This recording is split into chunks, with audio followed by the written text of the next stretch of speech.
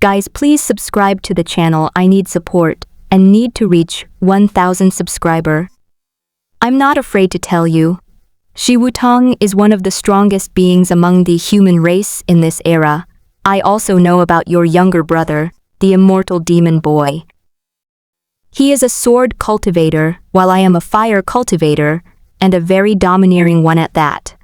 The fire element technique is the finest among fire-based cultivation methods in terms of item rating in the illusionary realm. It's classified as legendary. This is a rare sight, even after hundreds of years. So that's why you lost control of your temper just now?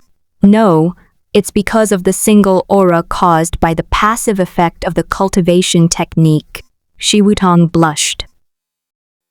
So that's how it is, the anger of single people? This makes it much easier to understand. Isn't there a way to deal with this? People who have worked with you in the past should be able to understand you once they know the reason, right? I understand, but it can't withstand the erosion of time. Shi Wutong never minded confiding these things to others in private. Luo Huai was by no means the first, but the initial understanding inevitably turned into anger stirred up by the power of fire. There is also rejection. Then why don't you find someone who can cultivate your technique? Then you two will be like furnaces, and neither of you will have to look down on the other. Luo Huai came up with a terrible idea. Shi Wutong rolled her eyes at him. If you can think of it right away, how could I not? But there's only one cultivation technique, and it's unique. Once someone cultivates it, it's gone unless I die. Then go die. You'll be a single dog for life anyway. Luo Huai had just slipped out his mouth when Shi Wutong glared at him fiercely and shut him up. The purpose of spiritual cultivation is to seek immortality.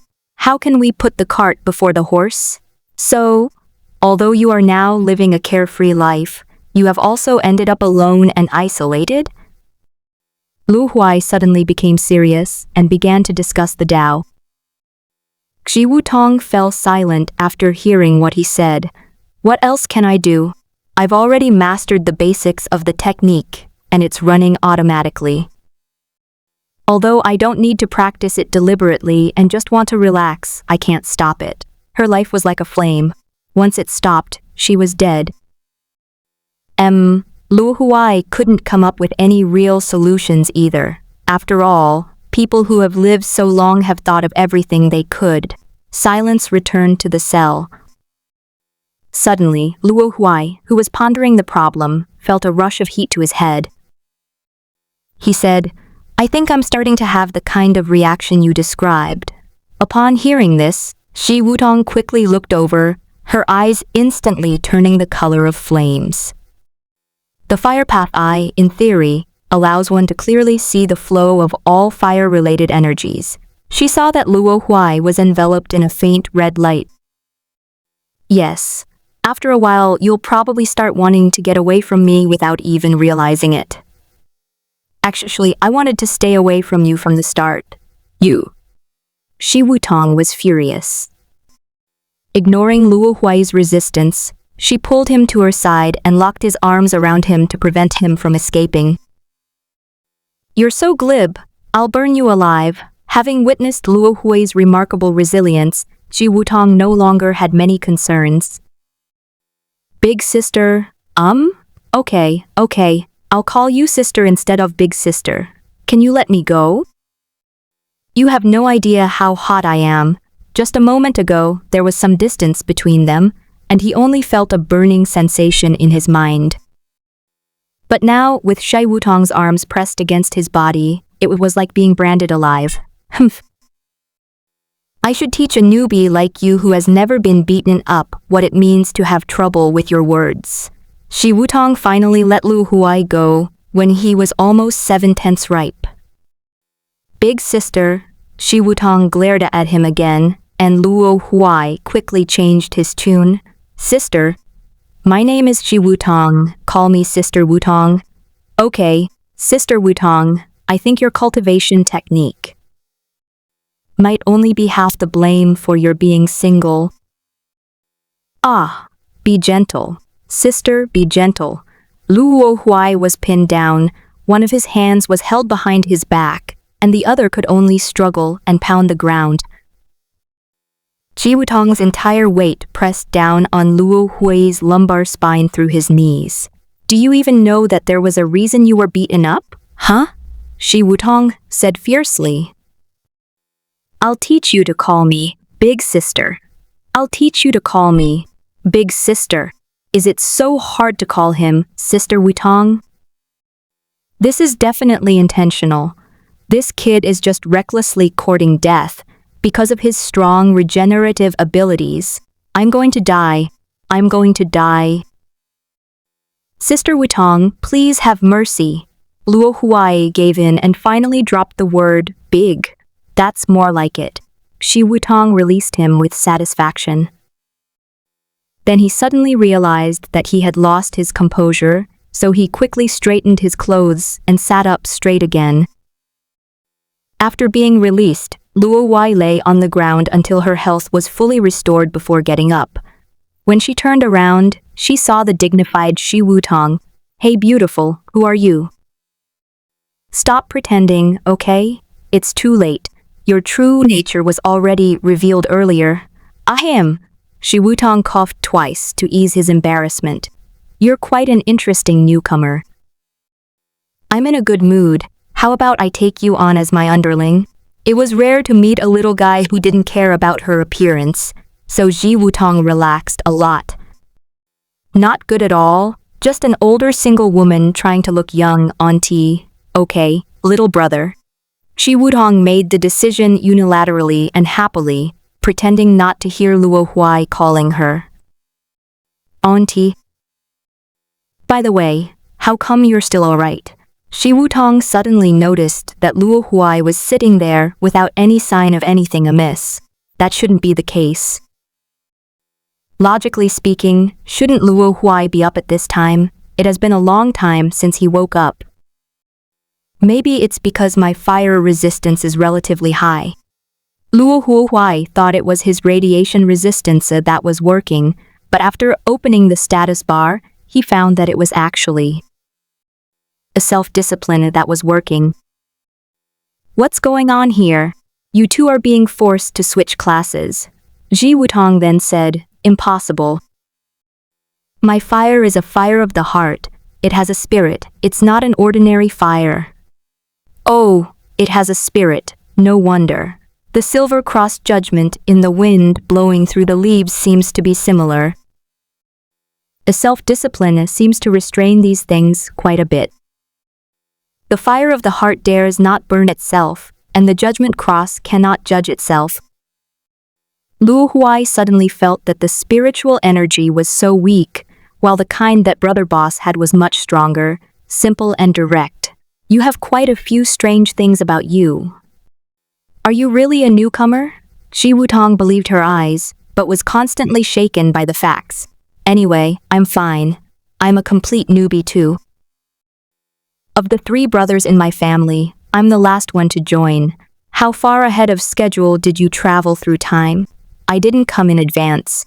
I came in right on time the night I turned 18 as per the procedure. It's only been less than a month. Ji Wutong muttered softly. How many extraordinary encounters has this kid had? His luck value is too high. However, Ji Wutong grasped another key point. She narrowed her eyes, making them long and alluring, and glanced at Luo Huai with a subtle look in her eyes. So, you're completely unafraid of my fire then? Sister, what do you want to do? Luo Huai asked fearfully. Ji Wutong's gaze towards him was a little ominous. Don't look at me like that, I'm scared. It's nothing, just checking.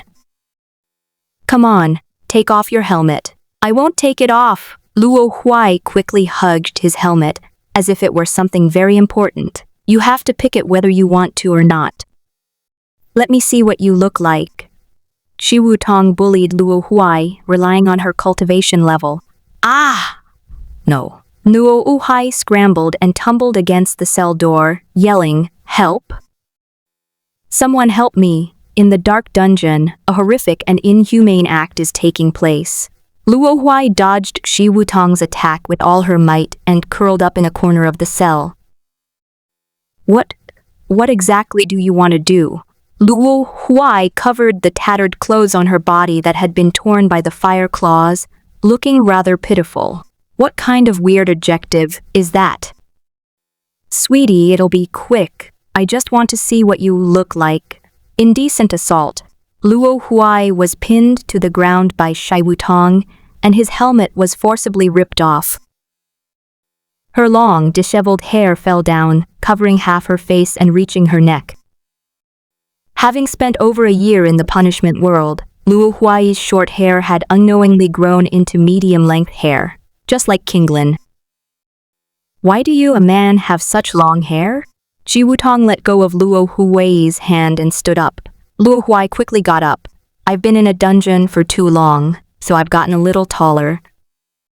What's wrong? He tugged at his hair in disgust. He had tried to cut it with a sword before, but it grew back in no time. It seemed that his hair was also affected by the recovery of the wheat block. With hair that long, how long have you been staying here? None of your business. I'm your sister, so I'm just asking what's wrong. Ha! When did I admit that? You said it yourself. Call me sister. I won't call out. Take this. Behold my brand new armor. Luo Huai was pinned to the ground, and his newly donned armor was stripped off. A moment later, You beast. Luo Huai knelt on the ground, looking at the fragments of armor on the ground with heartache. So why don't you just show me your face honestly? Shi Wutong said nonchalantly, still a little unsatisfied. But you're not bad looking, even though your face is dirty and I can't see clearly, you should still be pretty much my type. This is bad. If cultivators like you know my face and name, what's the difference between that and having a tracker implanted on my body? Tch, I'm not going to do anything to you. What have you done to me? Luo Huai pointed to the iron fragments on the ground. Those were 24 iron ingots. Even if I still have several thousand iron ingots in my backpack, I can't just waste them like this. You really are a newbie. Look at how stingy you are. Shi Wutong casually tossed out a handful of gold bars. Here, take this, your allowance from your older sister. Luo Huai performed a smooth forward roll and collected the gold bars. You can't buy me with a measly little money. Okay, you money grubber. Shi Wutong stood up and took a step. What are you going to do? There was nothing left to strip off Luo Huai. His fearful look amused Shi Wutong. What are you thinking? I just feel there's no need to stay here any longer. It's too boring here. It's more interesting to go back to the guild. While we're at it, let's give a good beating to that guy who spread the truth. Want me to take you out with me? Since you're my little brother, I can carry you around, Shi Wutong said, spreading her slender arms to Luo Huai, as if to hug him. Let me tell you, there are lots of lovely ladies in my guild. No, thank you, please go quickly. Luo Huai glanced at Shi Wutong and decisively refused, completely unmoved by Shi Wutong's words. But this was mainly to prevent a chest-killing incident from happening. He plopped down on the ground, hugging the iron bar next to him, as if this were some kind of blissful place. If you don't want to leave, then don't. Your sister is already tired of carrying you while flying. Shi Wutong didn't intend to force him to stay. She had never tried flying while carrying a boy before. What if the little guy started struggling and waving his arms around along the way? He'd eat all the tofu. Even though I'm a bit older, I'm still a pure young girl. By the way, little brother, what's your name again? Wooden Ghost. Since you have so much money, I'll mercifully tell you. Wooden Ghost, huh? He really is a little devil. Shi Wutong repeated to herself, then suddenly flicked her finger lightly on Luo Huai's forehead, and then transformed into a firebird and disappeared. Yes, Luo Huai swears, she really only flicked it lightly. Could someone please pry me off the wall? I would be extremely grateful. But the old lady finally left. It's really inconvenient when there are outsiders around. You always have to hide it. Luo Huai took out a pickaxe and used his only movable hand to grab the end of it and bang it against the wall behind him. After knocking a few times, the wall cracked open, turning into several iron ingots that fell to the ground. He fell down as well and picked up the iron ingots. I didn't expect the metal content in the wall to be so high. Then there's work to be done. You kicked me down twice, trying to stop me from leaving, huh? I'll rip out your foundation. Luo Huai used both hands simultaneously, wielding a pair of iron pickaxes with great force, clearing every cell from the ceiling to the floor, and then to the iron bars in the middle. After demolishing each cell, Luo Huai would place a stone pillar to support it, to prevent a collapse while the cell was being dismantled.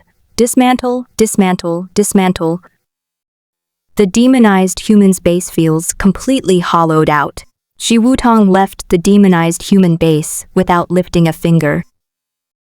Strange, I can't feel the mark I left behind anymore. Before leaving, she deliberately flicked Luo Huai's forehead, which wasn't just to show her affection for her younger brother. For so long, he's the only person who can ignore her legendary fire element technique, and he's a man. As for the purpose, just consider it a backup plan for myself. For now, let him be the older sister. It seems he really is completely immune to my influence, not even leaving a mark. Luckily, I asked for his name. Shi Wutong smiled slyly. But if he really is King Lin's ugly fortune-teller brother, then it would be easier for me to just ask directly. Oh, and when we get back, we'll have to find him a cultivation method, the kind that can grant him immortality. And so, carrying the impure thoughts of the phoenix tree, it flew back to the soft water pavilion. In the mountains, under the clear moon, amidst swirling clouds and mist, houses are nestled among the trees. Shi Wutong landed on one of the mountain peaks. A little below this peak, along the plank road, was King Lin's house. She jumped down, light as a fairy, and landed directly in front of King Lin's door. She landed silently and was about to push the door open when she heard King Lin's voice coming from inside. She didn't pay attention at first, but then she suddenly heard her name in the voice, so she stopped pushing the door open. What is that damn fortune teller saying about me behind my back again? Meanwhile, inside the house, King Lin was gossiping to the three girls, each of them holding a pillow, listening intently and with great interest. Let me tell you, the three of you have only recently joined the guild, and there are many things you don't know. To be honest, King Lin wasn't a gossipy person before, but ever since she learned fortune-telling. Stop talking. If you don't tell the secret, is it still a secret? As long as it's not excessive, he is the biggest gossip king in the world. Let me tell you. As if announcing lottery results, King Lin leaned forward, creating a mysterious and tense atmosphere, and the three girls followed suit, leaning over the table. Tell me, the kite girl urged King Lin, finding it all too interesting to listen to secrets and gossip. His breathing became a little rapid. Seeing that the atmosphere was right, King Lin finally spoke up. Do you know why I was specially recruited into Rushui Pavilion by the president? Because you're a top student? Of course not. King Lin sat up to deny it, then immediately slumped back onto the table. You know what? The day after I was recruited into the guild leader came to find me. Before they could even get to the point, the three girls slammed their fists on the table as if they'd heard the biggest news in the world, exclaiming in unison, What does the student council president want with you? Calm down, calm down.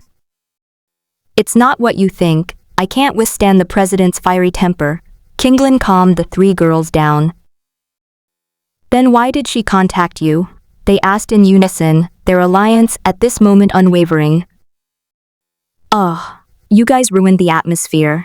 Kinglin scolded them, but seeing that they were just staring at him without saying anything, he had no choice but blurt out the bombshell. The president came to me to tell her about her marriage prospects. The girls seemed to have heard even more bombshell news, as if the president's desire for a marriage partner was even more unbelievable. The president's search for Kinglin. They quickly leaned back over the table, returning to their gossipy, secretive state. The president is over 100 years old. Has she never been in a relationship? No way. These words came from Cotton Candy, her voice soft but unusually sharp. Xi Wutong, standing outside the door, felt as if she had been shot in the chest, gritting her teeth inwardly. This little girl needs a good beating. Is she itching for a beating? And then what? The girls asked impatiently. What did they finally find out? Those who were the same age as the president either ascended to heaven or died of old age. The girls suddenly stopped. Then a very exciting possibility occurred to them.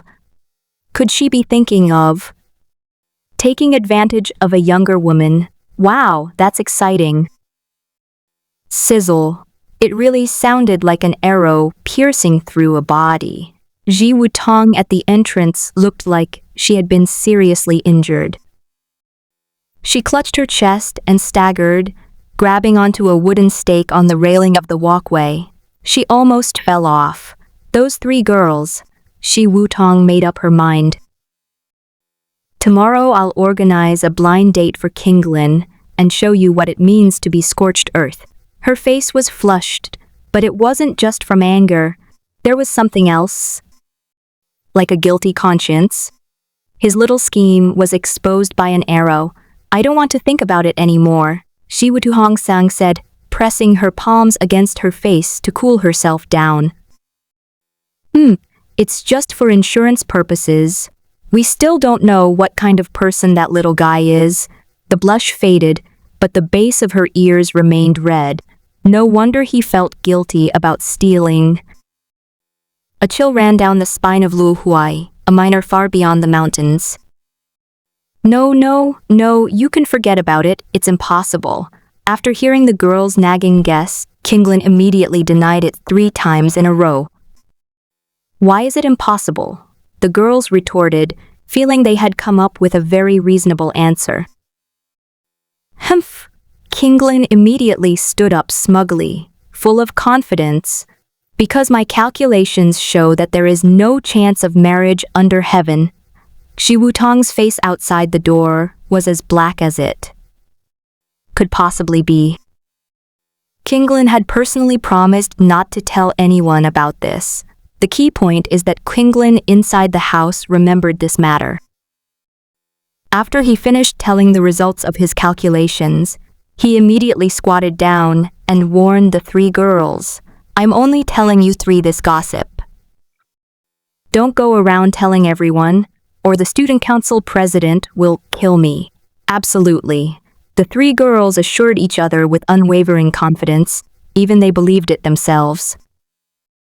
Little did they know that in this soft water pavilion filled with women, gossip was something that, in the eyes of those who knew, was always limited to one person or all of them. But if that's really the case, then the student council president is so pitiful. Didn't she try to go and see her before? No, the president is so beautiful. Why would she need to look for someone? She must have a swarm of suitors chasing after her. Well, Kinglin, who was good at history, gave a fairly accurate answer. The guild leader was young. I mean young in age. It seems that at that time, it just so happened that we encountered the most recent cataclysmic disaster of the undead. The entire human race was in dire straits. The guild leader was also a prodigy. He had a fortuitous encounter in the illusionary realm and was single-mindedly focused on improving his strength to resist the undead. Then he became obsessed with cultivation. The important thing is that the president's cultivation technique has a built-in heart-burning domain, which is a natural nemesis of the soul fire of the dead and has made many contributions. However, later, when the technique was fully developed and no longer needed to be deliberately cultivated, others could no longer get close to her, although I think the fact that others can't get close to her is partly due to her temper. That damned fortune teller must be that little Mugi's brother. Upon hearing the last sentence, Xi Wutong immediately believed Luo Huai's words. She was about to push the door open. No, smash the door open and enter, but a single sentence from the girl made her stop. Then can you calculate for the president again to see if there's any chance of a turnaround? Impossible. Kinglin shook his head. My algorithm is very accurate. If I can't calculate it, I can't calculate it. If I can calculate it, it's correct, unless there's something wrong with the way of heaven. To make his point more convincing, he made a series of gestures. No one knows more about fortune-telling than me. It's very visually appealing. Xi Wutong had already raised her foot to kick the door. Let's count it. We haven't seen each other much. The three girls actually started to act coquettishly together. Wow, the competition is fierce. You reading www.uq.net. Alright. I can't resist you guys. Kinglin couldn't stand the three whining monsters anymore, so she flicked out a wisp of immortal energy. But as he was calculating, he didn't even get to Xi Wutong. He started calculating about himself first. I'm about to face a tribulation. What the heck? Never mind, let's figure out what kind of tribulation it is, since I don't remember when it's time to face it yet. Kinglin was just about to continue calculating when, with a loud bang, the door to the room shattered into pieces. He looked over and saw Xi Wutong gracefully walking in, a smile on her face, though a hint of anger flickered in the corner of her eyes.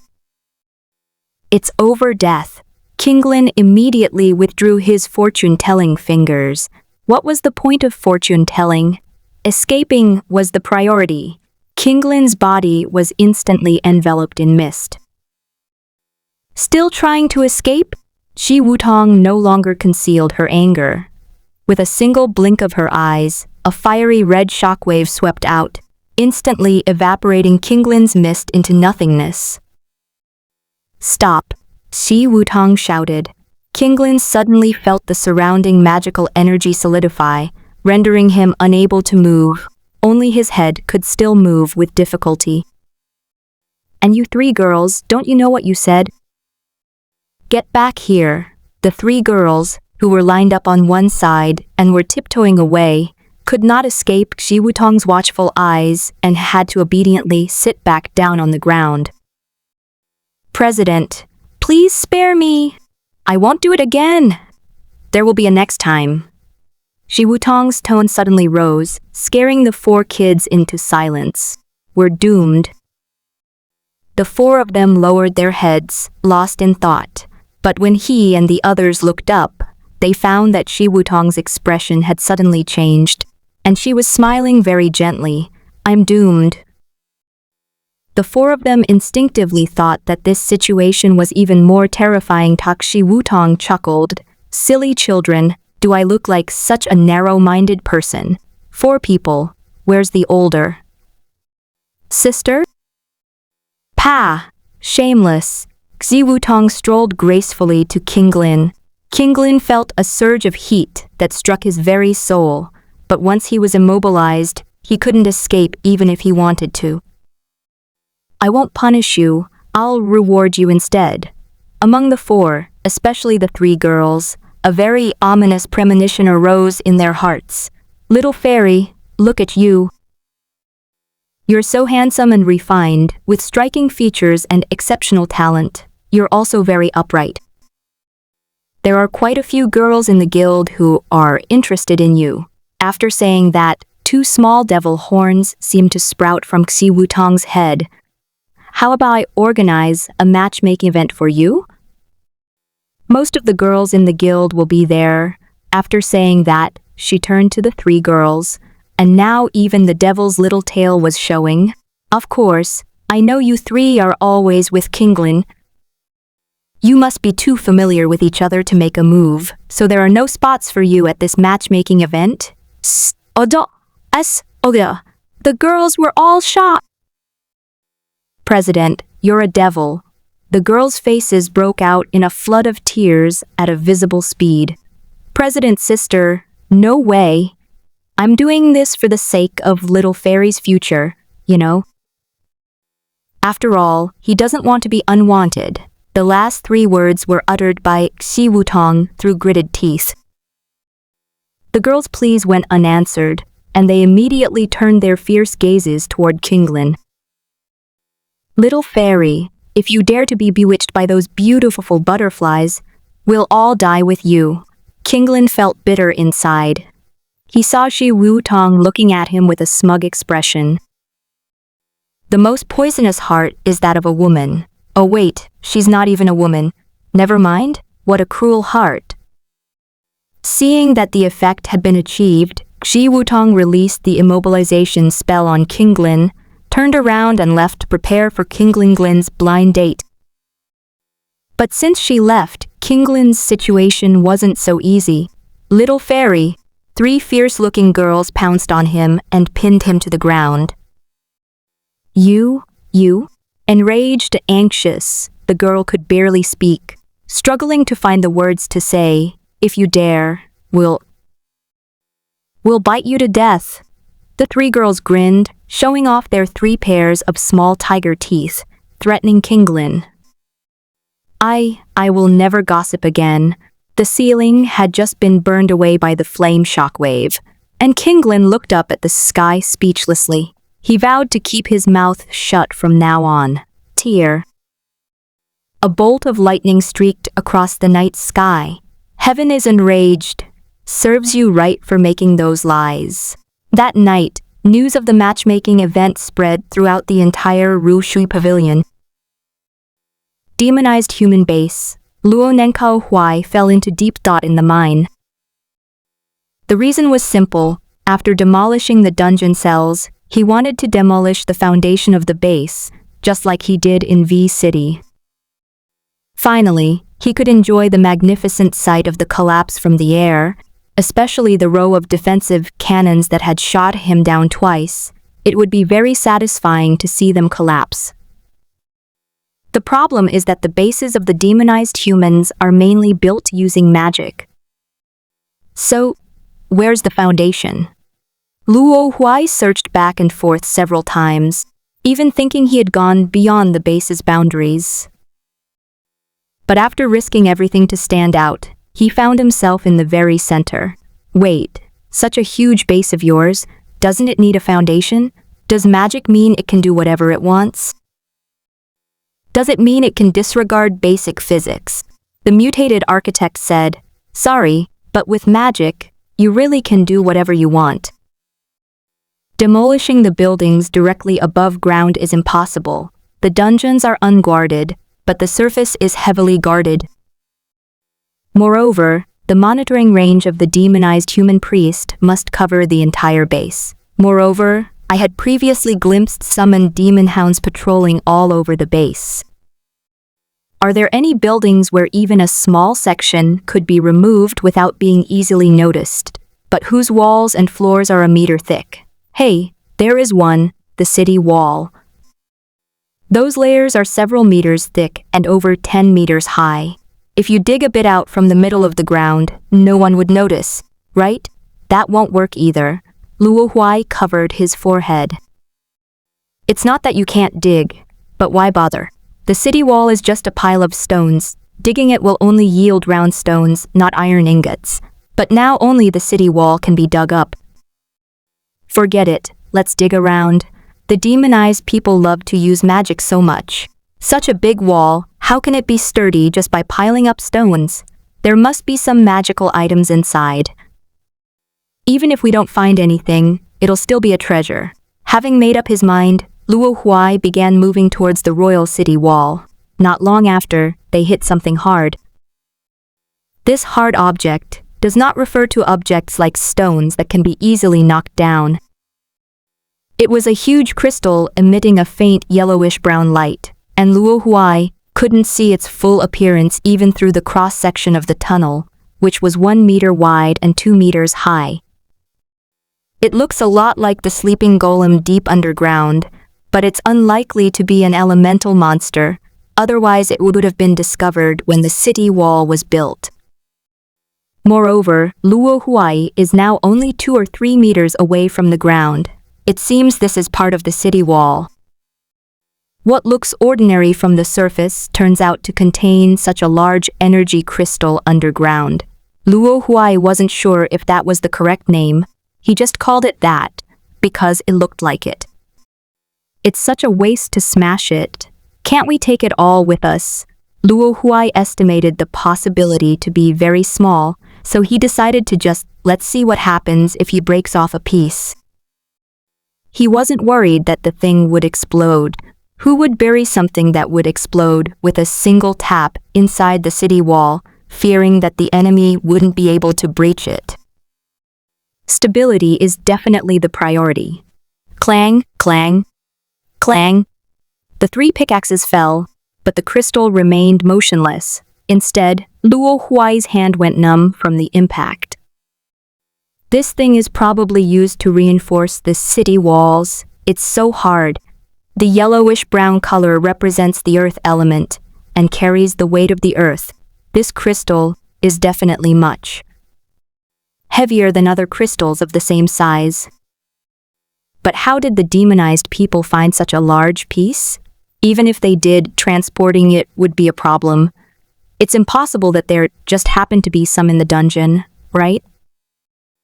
What are the chances? Luo Huai lay down on the crystal, trying to get a better look at it, but the dim light made it difficult to see clearly. Yang Ai. Instantly, the faint light on the crystal became the best aid to vision.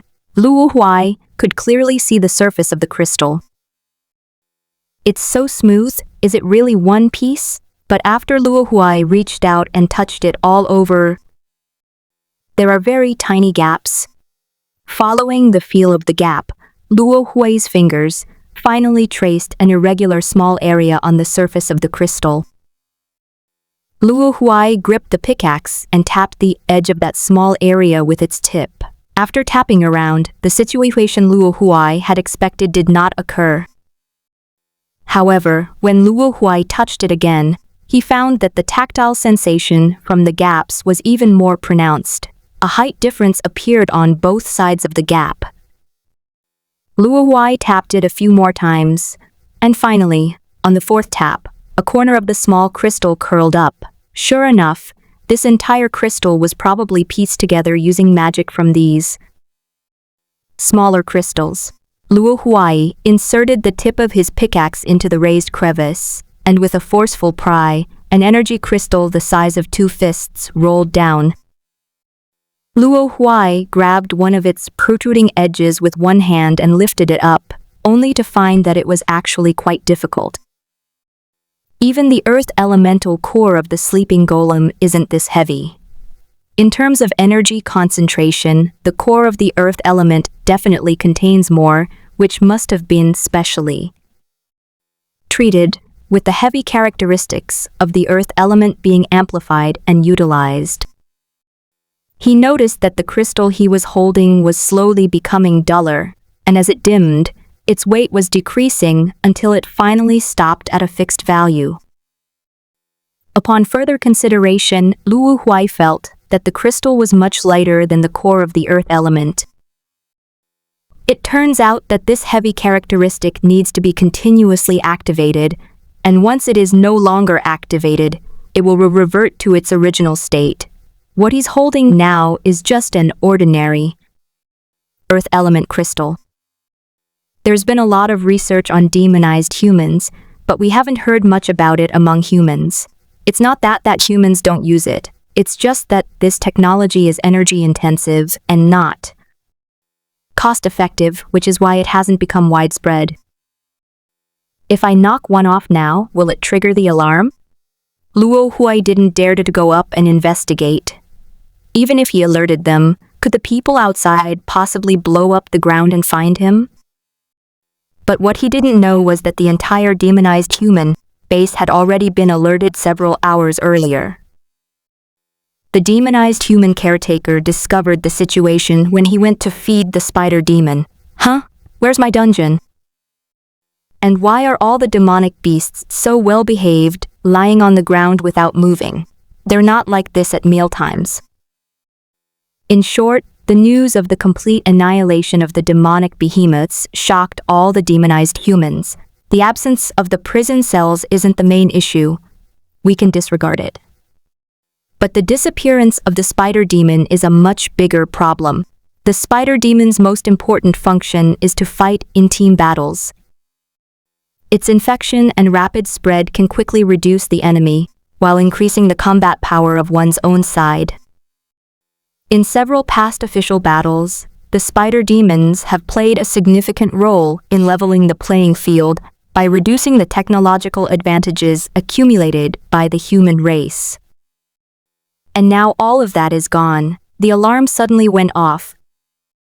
The priest stood on the high platform and gave the order, "Everyone, conduct a thorough search. As for why the priests are in charge, it's because the city lord has taken his troops out to have some fun." That's the tradition of demonized humans. The most powerful ones are usually at the forefront, always riding the waves. The guards were a second in command, the priest, and a group of assistants. However, generally speaking, if the enemy has already reached the city gates, their main force should have been wiped out, so whether the city resists or not is of little significance. This kind of personnel deployment is seen as abnormal by the Terrans, who can easily raid their base. The problem is that they've been trying to steal for months without success. The mission that Night Madness's team was to carry out was a sneak attack, but they were intercepted in the middle of the mountains. The demon's sensitivity and perception of the soul made infiltration virtually impossible. This also led to the demonized soldiers who stayed at the base being bored.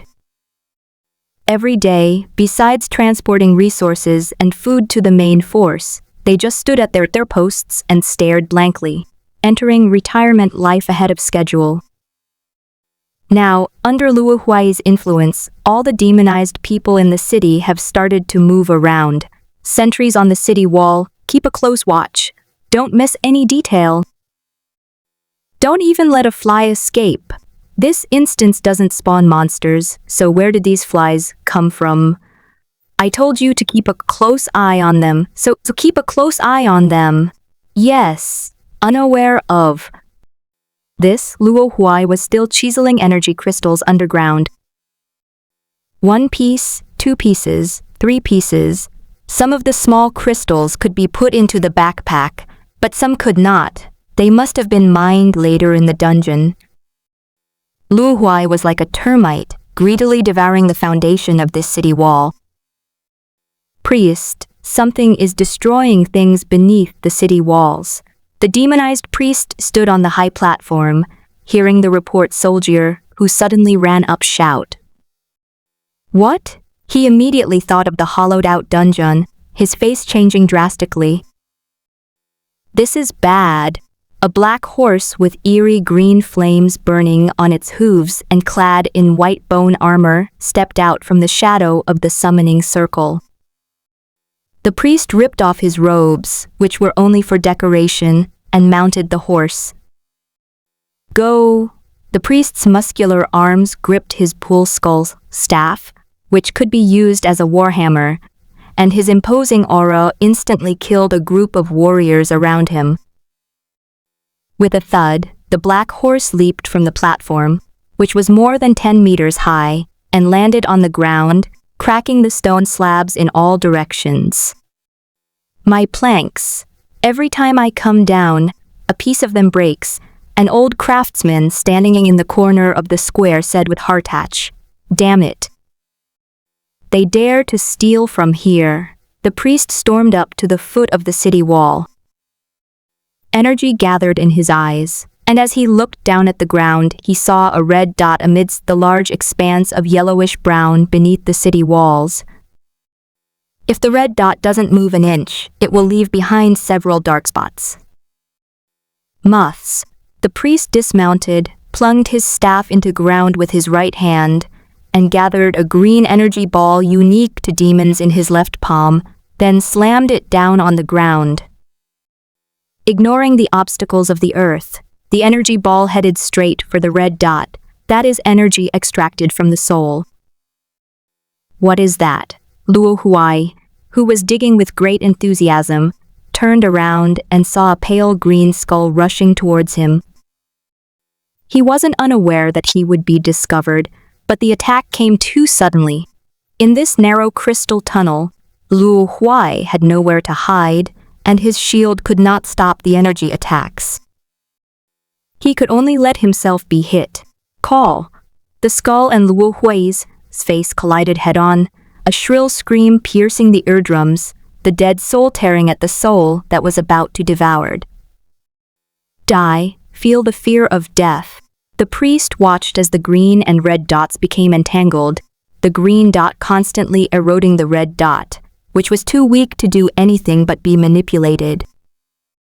Suddenly, purplish-black dot appeared, covering both the red and green dots. When it retracted, only the red dot remained, while the green dot vanished without a trace. My soul impact was eaten? The priest was surprised, and then angrily slammed his fist on the ground. Energy attacks are useless. Then we'll have to go down into the fields. Open the secret passage for repairing the city wall. Upon hearing the order, the guards on the city wall immediately pulled a lever, opening a secret passage beneath the wall. The priest, accompanied by a group of smaller guards, slipped inside. That scared me to death. Luo Huai leaned against the crystal wall, the eye of destiny on his forehead just closing. He subconsciously tried to open his yang eye, but the eye of destiny opened on its own and beat up the skull, had entered his brain. With a snap, the skull was smashed into nothingness. It was utterly unreasonable. The eye of fate acted as an unbreakable protective net, safeguarding his head, both soul and skull. Now that we've been discovered, we can't stay in the crystal any longer. It takes quite a while to dig out even a small piece of crystal here, and if the exit is blocked, it'll be too difficult to escape. We need to go back into the tunnel. After quickly stuffing the crystals he had just knocked off into his backpack, Luo Huai slipped back into the Fang tunnel. Fortunately, Luo Huai made a decisive enough decision. Just as he emerged from the crystal and jumped into the tunnel, a gap suddenly appeared in the earth and rocks on one side of the tunnel. A huge claw grabbed the edge of the gap and pulled out the demonized priest behind it. "Intruder!" he roared as soon as he saw Luo Huai standing in front of the crystal. His burly figure, which was more than 2 meters tall, was very inconvenient to move around in the tunnel, which was 2 meters high and 1 meter wide. Hellfire! The staff was too cumbersome, so the priest threw it on the doorway. Suddenly, a tattoo on his arm emitted a black and green light, and flames of the same color rose and gathered on it. Punish the wicked, accompanied by the sacrificial incantation. The flames roared toward Luo Huai. Luo Huai reacted the moment he saw the priest unleash his spell. He used his pickaxe as a throwing weapon and smashed it into the priest's face. At the same time, he blocked the tunnel with 2 blocks, and then immediately took out 2 more pickaxes to dig a tunnel from the side to escape. Every short distance he dug, he would block up the tunnel behind it to prevent the enemy from catching up with him along the path. The iron pickaxe flying towards the priest had already melted in mid-air, and the hellfire struck the cobblestone block, melting most of it into lava. This is enough to show how high the temperature is. The priest broke open the round stone and crawled inside. He saw the extra passage on the side, but when he looked further inside, it was blocked. The red dot in his field of vision was getting smaller and smaller. The priest slammed his fist into the stone wall in anger, and the hand that had unleashed the hellfire was still scorching hot. It immediately used the spell with the highest single-target attack power, because it knew that its mobility was too weak underground. However, it did not expect that the intruder could instantly release a stone wall several meters thick. No, the priest didn't give up. Want to leave? Not so easy. He ran onto the ground, whistled, and the bone-armored warhorse the black horse ran over. He mounted the horse, took the staff handed to him by his subordinate, and then pointed to a small squad that was resting nearby. You follow me, and we'll pursue the infiltrators. Yes. The demonized cavalry immediately mounted their horses and followed the priest out of the city gate. Found you. After rushing towards Gupan's direction for a while, a red dot finally appeared on the ground in the priest's eyes. Shadow of the abyss, with a sweep of the bull-headed staff across the ground, a spatial rift containing endless darkness appeared in its path, as if countless eyes were struggling to emerge from it. The priest, seizing the opportune moment, pointed his staff, and the black crack disappeared into the earth, heading towards its target. Everything that the black space-time rift sweeps across will be devoured. Underground, Luo Huai dug for a long time in one go.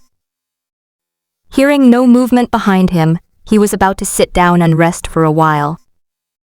But before I could even sit down and warm my bottom, a black line suddenly appeared from the top of my head, without a sound. Luo Huai, panting with his head down, hadn't noticed yet. Fortunately, the Eye of Destiny detected the attack immediately and activated, granting Luo Huai the view that he would normally have to look up to get. The scene of dodging bullets repeated itself. Luo Huai subconsciously rolled to the side, avoiding the head and body, which were vital organs. However, the black rift attacks from a slightly downward angle, covering a large area. As Luo Huai rolled to his feet, he suddenly felt a loss of sensation in his left hand. Looking sideways, he saw a smooth cut surface on his shoulder, and his entire arm had vanished. He belatedly felt the pain, but the Eye of Fate flashed instantly, forcibly suppressing the pain even faster than Luo Huai's innate 3-second calm passive ability. A cool sensation spread through Luo Huai's mind, allowing him to calmly analyze the battle situation. He immediately took out a piece of bread and stuffed it into his mouth to fill his stomach. Then he tore off his tattered clothes and, without caring about the dirt, roughly bandaged the wound on his left arm to stop the bleeding. With the combined restorative power provided by his physical constitution and the properties of the wheat block, Luo Huai stabilized his physical condition. Then he immediately changed into a suit of iron armor, because the Eye of Destiny had been keeping a close eye on the threats around him from beginning to end. Just now, in the Eye of Destiny's vision, the black line that fell to the ground and cut off Luo Huai's arm not only did not disappear, but was also stretched open like the mouth of a bag with frenzied dark tentacles and claws trying to break free from it. Luo Huai's arm fell right there and was caught by a thin tentacle, only a little over a centimeter thick, and was forcibly pulled into the darkness, where it was cruelly torn to pieces. As the original body, Luo Huai couldn't help but feel a dull ache in her wounds and a chill run down her spine. Within that dark rift, countless eyes opened, their species indistinguishable. Luo Huai suddenly felt the pain in her wound again. Although it was quickly suppressed by the Eye of Destiny, she still felt it again. Dark smoke seeped from the armor covering the wound, even though there wasn't a single gap in the armor. Luo Huai had a premonition that the black smoke must have some purpose. Sure enough, the next moment he saw all the eyes in the dark rift looking over. Is it similar to a tag? Having caught the scent of life, the indescribable thing from the crack began its formal invasion of this world. The surging dark matter churned and flowed out like a grotesque reproductive process, and one after another, limb-bound monsters covered in slime broke off. Apart from their fixed-shaped eyes, mouths, and claws, they have no other fixed organs. The entire style exudes a kind of madness and inexplicable fear. Just looking at it shakes one's rationality. The torchlight on the rock face was so bright that you couldn't even see their shadows, because they were the shadows themselves. This is disgusting. Why does this thing have such a Cthulhu vibe? It's making me lose sanity, unsure if ordinary physical attacks would be effective. Luo Huai looked at the monster's churning body, feeling uncertain. This monster doesn't even have a monster panel. It's just a polymer of dark energy properties and doesn't even have a soul, but Luo Huai still drew his iron sword.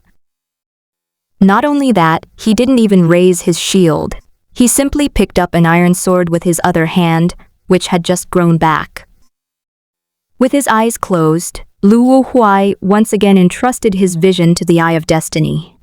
Madness is something best left to professionals. Eye of Destiny, buckle up, I'm taking you for a ride. On the ground, the demonized priest stood there with his eyes closed. The shadow of the abyss cannot be released and then ignored. The dark monsters that follow also require continuous control from the enforcers. Otherwise, madness and chaos cannot be brought together. It's as if the priest is manipulating a group of puppets to fight Luo Huai, and has no energy left to unleash other attacks. The demonized human squad stayed by his side. What exactly is that vertical pupil? The mental disturbance field released by Huai's shadow of the Abyssid is completely useless. Through the monster's eyes, the priest saw the Eye of Destiny shining brightly on Luo Huai's forehead. He knew he had met his nemesis this time. More than half of the energy consumed by the Hellfire Tide had been wasted. Since that's the case, let's just kill them. The priest began to focus his spiritual energy on controlling the actions of the dark monster. They're here, Luo Huai thought to himself. The dark monster's raging body suddenly stopped, and then its movements became more orderly as it crawled towards Luo Huai. One of them rushed out of the crowd and quickly reached Luo Huai.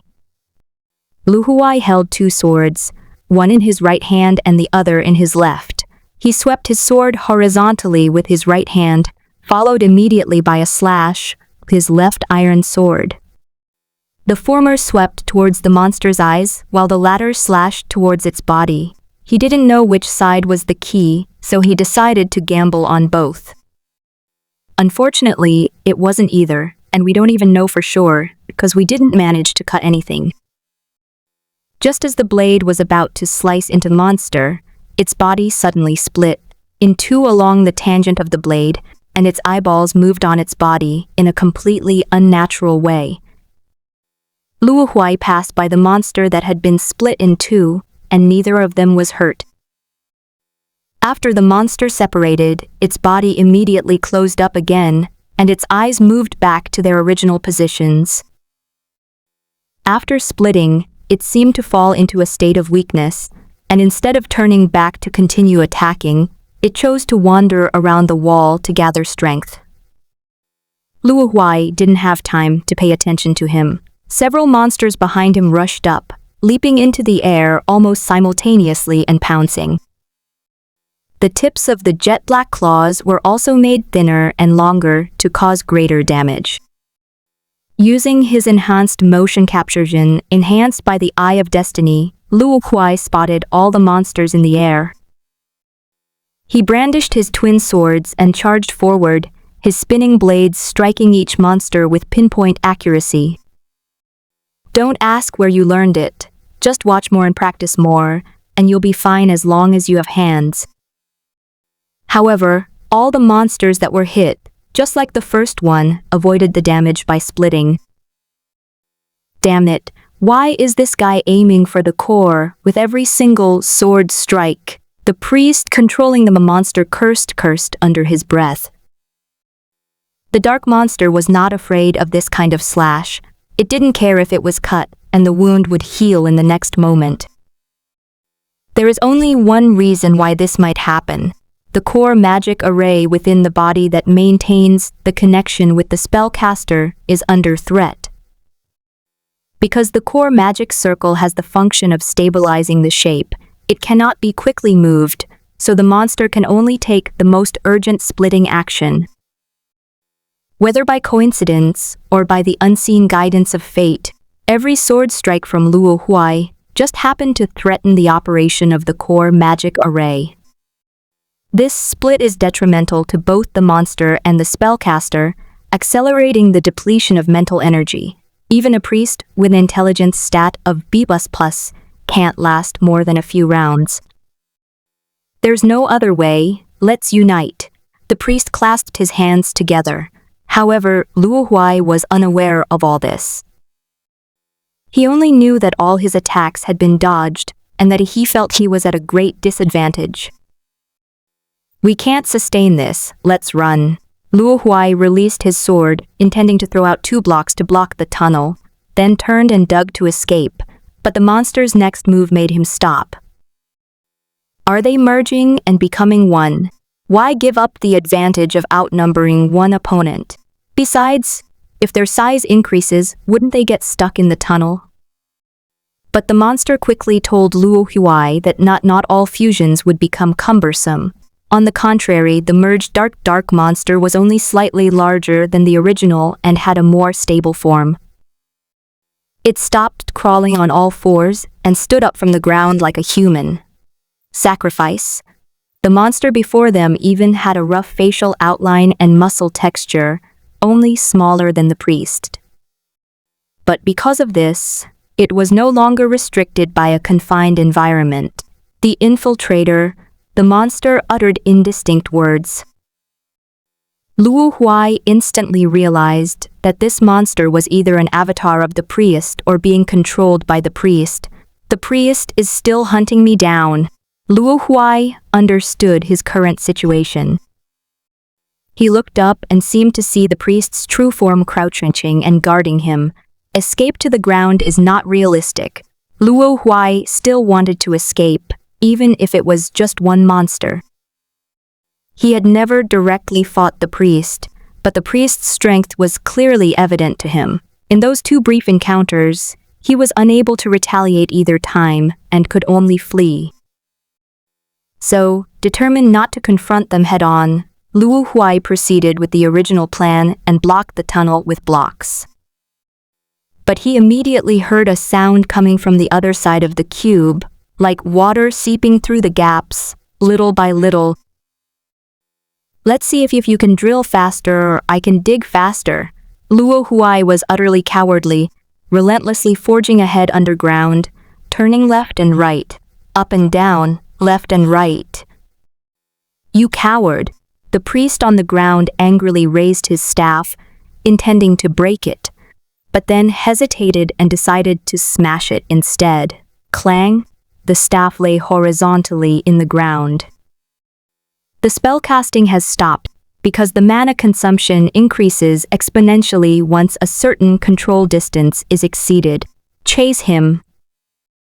I am going to catch this coward who dares to do something but not fight back today. Enraged, the priest mounted his horse and continued his pursuit of Luo Huai. The chase continues under the night sky. I don't know how far we chased after them. I only know that the outline of the mountains has appeared in front of us. This guy. Will he ever stop? Once again, Luo Huai blocked the magic behind him with blocks, leaving him physically and mentally exhausted. It's just a few pieces of crystal from your house. Why does it have to fall this far? Little did he know that he was being hunted down because he dared not fight back. Never mind. Let's go up and face him head-on. The worst that can happen is we die. Luo Huai wasn't sure if he could go directly back to the dungeon after dying and returning to the punishment world, since last time it might have been because of the privilege of the miracle. But he didn't want to be chased like this anymore. The other party could clearly track him across the ground. Then, let's borrow the tiger's power this time. A plan came to mind. He took out the Doomsday Summoning Stone and activated it. Based on observation, when I and other creatures are present at the same time, the Minecraft monster seems to prioritize eliminating the other creatures. On the ground, Luo Huai stopped again, preparing to dismount and cast another spell. But he saw the red dot begin to approach the ground. He knew that the other side was probably going to fight to the death. A cowardly infiltrator, huh? He's desperate. He didn't dismount. He just waited. Finally, he saw a pit appear in the ground, and a human with a still somewhat childish face crawled out of the ground. Unlike his previous hasty encounters, this time he clearly saw his opponent. A child? A look of doubt crossed the priest's brow. He didn't sense any aura or magic from the other person. Yet this very child, in their eyes, smiled at them under these circumstances. Undead scourge. Hear my command! A clear command echoed across the wilderness. The cataclysm of the undead. The priest instinctively shrank his neck, recalling the sea of the dead that had engulfed the city. Of Purple Star, the finite realm where the demonized humans resided, decades ago. Cities had no spare capacity to support each other, and each city had to fight alone, with the entire population mobilized. In that battle, most of their warriors, who were known for their exceptional endurance in combat, were killed or wounded. At that time, he was just a priest responsible for escorting the wounded to the hospital. He had witnessed the cruelty of the front lines many times, where isolated and helpless warriors were directly overwhelmed by waves of undead. Magic that struck only caused a few splashes, and the gaps were quickly filled by endless bones and rotting flesh. That was something he would never forget, and now he heard that taboo word again here. The demonized soldiers around them also trembled and hurriedly looked around in a panic, but they did not see any undead. Is it just a bluff? The priest immediately felt deceived, and he pointed his finger at Luo Huai. You're not only a coward, you're a fraud. The demonized soldiers also looked at Luo Huai with disdain. Yeah? Luo Huai gently countered with a question, which was exceptionally clear in the tranquil wilderness. Roar! The first sound to rise and fall, a series of hoarse roars, echoed in the endless darkness. Undead? The demonized people were instantly jolted. When they looked again, they saw figures appearing out of thin air around them. Although they were as thin as humans, they were absolutely certain what they were. This kid. The priest couldn't understand how Luo Huai had done all this. Could it be some kind of powerful tool? Or perhaps a preset magic array? He guessed half right. No matter what. Let's take this guy down first. Most items will stop functioning once the user dies. Hellfire. With a wave of his hand, the priest sent 3 eerie green sparks flying from the eye sockets of the oxbone skull at the top of his staff. The sparks rapidly expanded in the air, eventually transforming into 3 meteorites, each 2 meters in diameter, that hurtled toward Luo Huai. Having already equipped himself with iron armor, an iron sword, and a shield, Luo Huai immediately assumed a horse stance, steadied his stance, and raised his shield high. Clang, clang. First came 2 heavy hammer blows, and the shield's knockback property was instantly triggered, sending the 2 meteorites flying to the side and creating 2 fiery craters on the ground. there was another meteorite. Luo Huai continued to hold up his shield, but just as the meteorite was about to hit him, he suddenly let go of his shield and chose to roll to the side. Click! The meteorite struck the shield, but instead of bouncing off, it shattered the shield into pieces. That was close. Luo Huai suddenly felt the shield handle loosen slightly and immediately realized that the first two meteorites had probably worn down the shield's durability.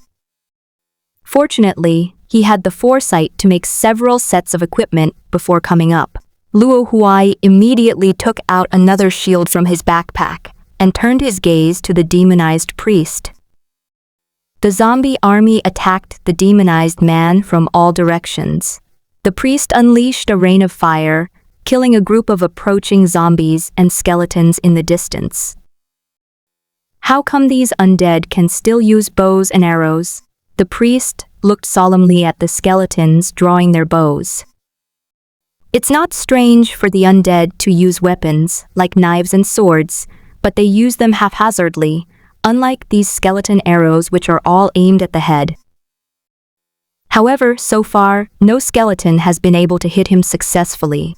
His attack range is slightly longer than that of an unmutated skeleton. He glanced at Luo Huai during the break in his spellcasting, wanting to see if his attack had been effective, and so his eyes met Luo Huai's. Elemental Spirit, the priest, seeing that Luo Huai was unharmed, acted with hesitation. 3 beams of green light appeared from his hands and flew into the 3 fire pits in front of Luo Huai. Suddenly, 3 stone figures engulfed in flames stood up. They were not fast, but their thick limbs looked full of power. Unlike the monsters spawned from the shadow of the abyss, this time Luo Huai can see the stats of these 3 monsters. El Rock Statuist, Normal, Erase Elemental, Demon Introduction Hell, such a familiar yet strange place. Luo Huai immediately retreated, ready for battle.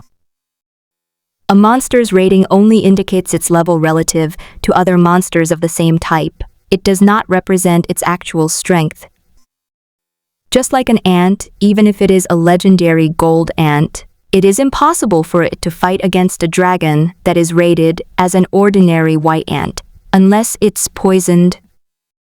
Hearthstone reference.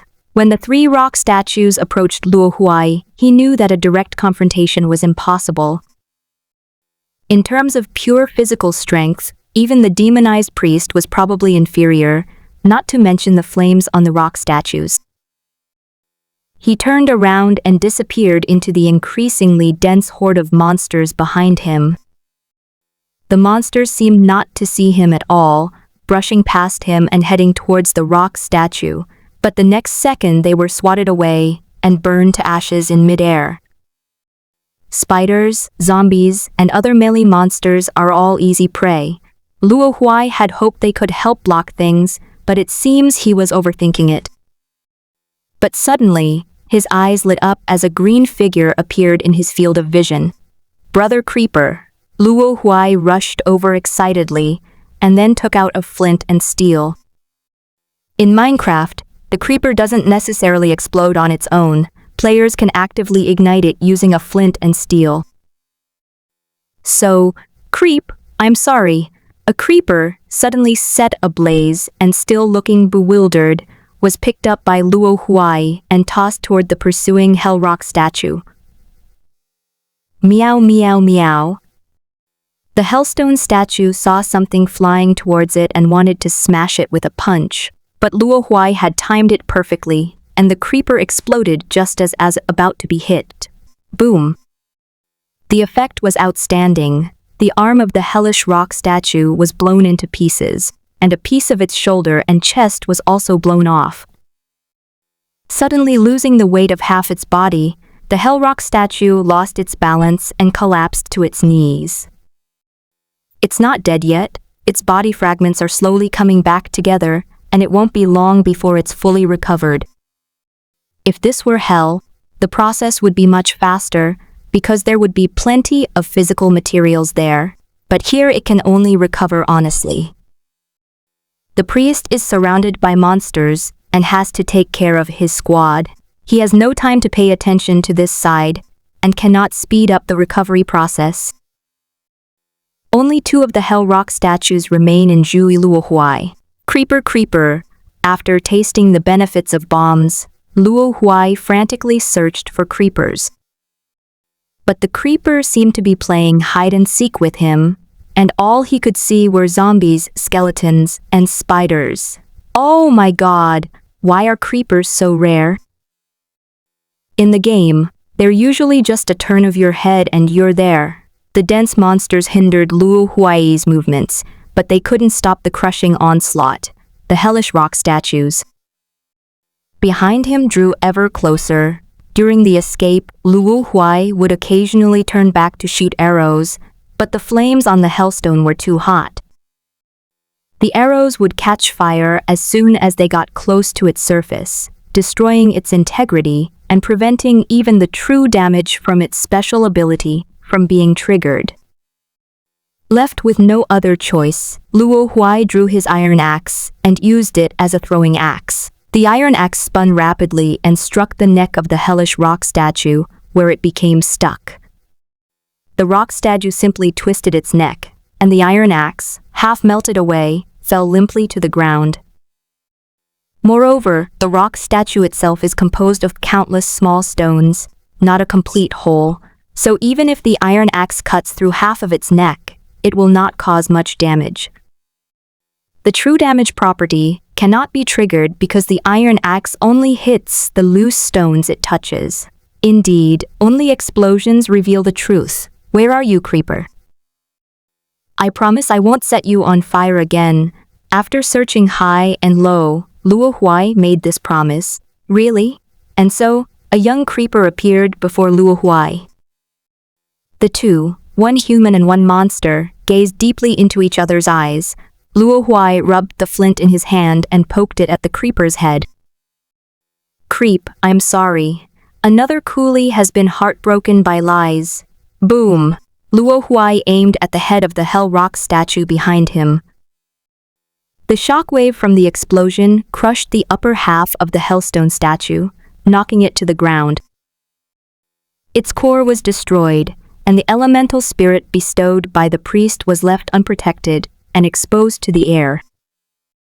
Luo Huai seized the opportunity and immediately took out his bow again, intending to finish it off. But there are monsters that are faster than Luo Huai. Luo Huai had just drawn his bowstring when an arrow grazed his neck and shot towards the core of the rock statue. The core, now unprotected by its outer shell, was extremely fragile and couldn't even withstand a single arrow before it went out. Startled, Luo Huai turned around and saw a skeleton still holding a bow, the bowstring still vibrating. Do monsters also have human-headed dogs? But what happened next was even more shocking. Whoosh! A ghostly green flame ignited on the skull's bow, and a point of light appeared in the empty eye sockets on its head. Luo Huai recognized the light spot. Wasn't that the elemental spirit that had just extinguished at the core of the rock statue? This isn't a mutation. This is practically stealing abilities. The mutated skeleton now has its own panel. Enemy skull, rar, erase a demon, elemental a description slaughter, then take. It looks really impressive. The mutated skeleton didn't even glance at Luo Huai. Its eyes, filled with the light of the elemental spirit, sharply swept towards the 2 hellish rock statues chasing after Luo Huai. This distance is well beyond the range of a normal skeleton. 2 arrows, burning with eerie green flames, shot out from the mutated skeleton and headed towards one of the hellish rock statues, both aiming at the same spot. The arrows, no longer afraid of the flames, struck the chest of the hellish rock statue one after the other. The first arrow knocked down a pile of pebbles, while the second arrow successfully broke through the defenses and became embedded in the statue. 2 arrows were equivalent to a volley of bullets from a group of ordinary skeletons. The Hearthstone statue, its defenses breached, immediately realized the threat posed by the mutated skeleton and raised its hand to protect its wound. However, compared to the mutated skeleton, its movements were far too clumsy. The mutated skeleton leaped several meters into the air, then fired another arrow, which dodged the rock statue's arm and pierced the wound. The hell rock statue's eyes dimmed, and it collapsed helplessly to the ground, its body shattering into pieces. The flames on the bow in the mutated skeleton's hand were even stronger, the color was even deeper and darker, and the light in its eye sockets was even more intense. Having gained even greater power, it set its sights on the last hell statue. Just one arrow. The arrow pierced the chest of the hell rock golem, its speed undiminished, and slammed into the ground behind it. The mutated skeleton's stats have been revamped again. Anami mutant skeleton, gold rare, erased demon elemental introduction, my lord, times haven't changed. It suddenly looked at Luo Huai, who had been staring at it, and began to rub its finger bones against the bowstring. Luo Huai was immediately terrified. The moment he was stared at by the skeleton, he felt there was no way to escape. Use a block to block. Too late. Luo Huai was certain that the moment he took the block out of his backpack, he would be shot in the head by an arrow. So he raised his shield, but then pointed with his finger toward the demonized priest. Brother, there are outsiders over there. We shouldn't air our dirty laundry in public. Let's put aside the matter of beating me for now. Luo Huai didn't know if the skeleton could understand, but he thought that after the skeleton mutated, its intelligence should be able to comprehend things. Hiding behind the shield for a while without feeling any impact, Luo Huai guessed that he was safe for the time being. When he peeked out, he saw that the mutated skeleton had indeed gone to cause trouble for the priest. Luo Huai decisively built a 3-meter-high stone pillar for himself, and then lay on top of it to eat melon seeds. There was no other way. He couldn't take the opportunity to escape. If he, as the source of the monsters, left, the number of monsters would decrease. Here, the demonized human squad formed a circle, protecting the priest, the main damage dealer, in the middle. The priest raised one hand, a curtain of fire blooming from his palm, and circled around, clearing a safe zone. Endless. The ritual gave him a sense of returning to the past, though his spirit was somewhat weary. He was originally an explosive combat priest, theoretically unsuitable for prolonged battles, but the racial characteristics of demons made up for this deficiency. What's absurd is that after killing so many undead, there wasn't a single drop of soul energy. The density of the undead has become constant. The priest discovered that the monster density in the wasteland had finally stopped increasing. Just as I was about to breathe a sigh of relief, I suddenly sensed a familiar energy rapidly approaching. He quickly locked onto the target and discovered that a skeleton engulfed in hellfire was striding towards him, the aura of hell. How could this skeleton possess an elemental spirit unique to my mark? A storm raged within the priest's heart. He immediately suspected Luo Huai, that infiltrator. The mutated skeleton didn't give him a chance to think about cause and effect. After running into the most suitable shooting range, it stepped on a zombie's head, jumped up, and shot an arrow directly. One of the demonized soldiers felt a flash of fire beside him, and a gap appeared in the protective circle. Such a fast rate of fire! The priest was so frightened he almost jumped off his horse. His frail body, full of muscles, couldn't withstand such burst damage, especially considering the soldier who was instantly killed was wearing magical armor. Retreat. We've fallen into a trap. Now, it all looks like a trap. Such a large monster teleportation, he thought, couldn't have been set up without any preparation. This intruder must have been planning this for a long time. What a despicable fellow. The demonized people tried to escape, and their formation changed from a circular array to a shuttle-shaped cube. However, the mutated skeleton wouldn't let the experience points slip away. It transformed into the most agile hunter, swiftly weaving through the monster horde. 3 rockets trailing flames chased after the demonized soldiers, catching up in an instant and piercing the back of their heads. Only a handful of the demonized soldiers remained. Lava Gullies, the priest, seated on his horse, roared angrily, and with a sweep of his staff, a river of lava suddenly appeared on the ground behind him. Click! The mutated skeleton stopped abruptly, its momentum nearly causing it to step into lava. It took a half step back in fear. As a Minecraft monster, it had an instinctive fear of lava. But it's no longer an ordinary skeleton. It has learned to think and has successfully come up with a solution from the past. It grabbed a spider that ran past it, threw it into the air above the magma tiger, and then nimbly leaped up to catch up with the spider in an instant. Then, using the spider as a stepping stone, it performed a double jump in midair. Squeak, squeak, the spider screamed as it was submerged in the lava, while the mutated skeleton narrowly stepped onto the other side of the lava river. With a stride, it continued its pursuit of the demonized human squad. Damn it, is this undead a monster? Why does it seem to have intelligence? Skeleton, are you going to curse me again? An arrow flashed past, and the demonic soldier who had just been spouting nonsense tumbled off his horse.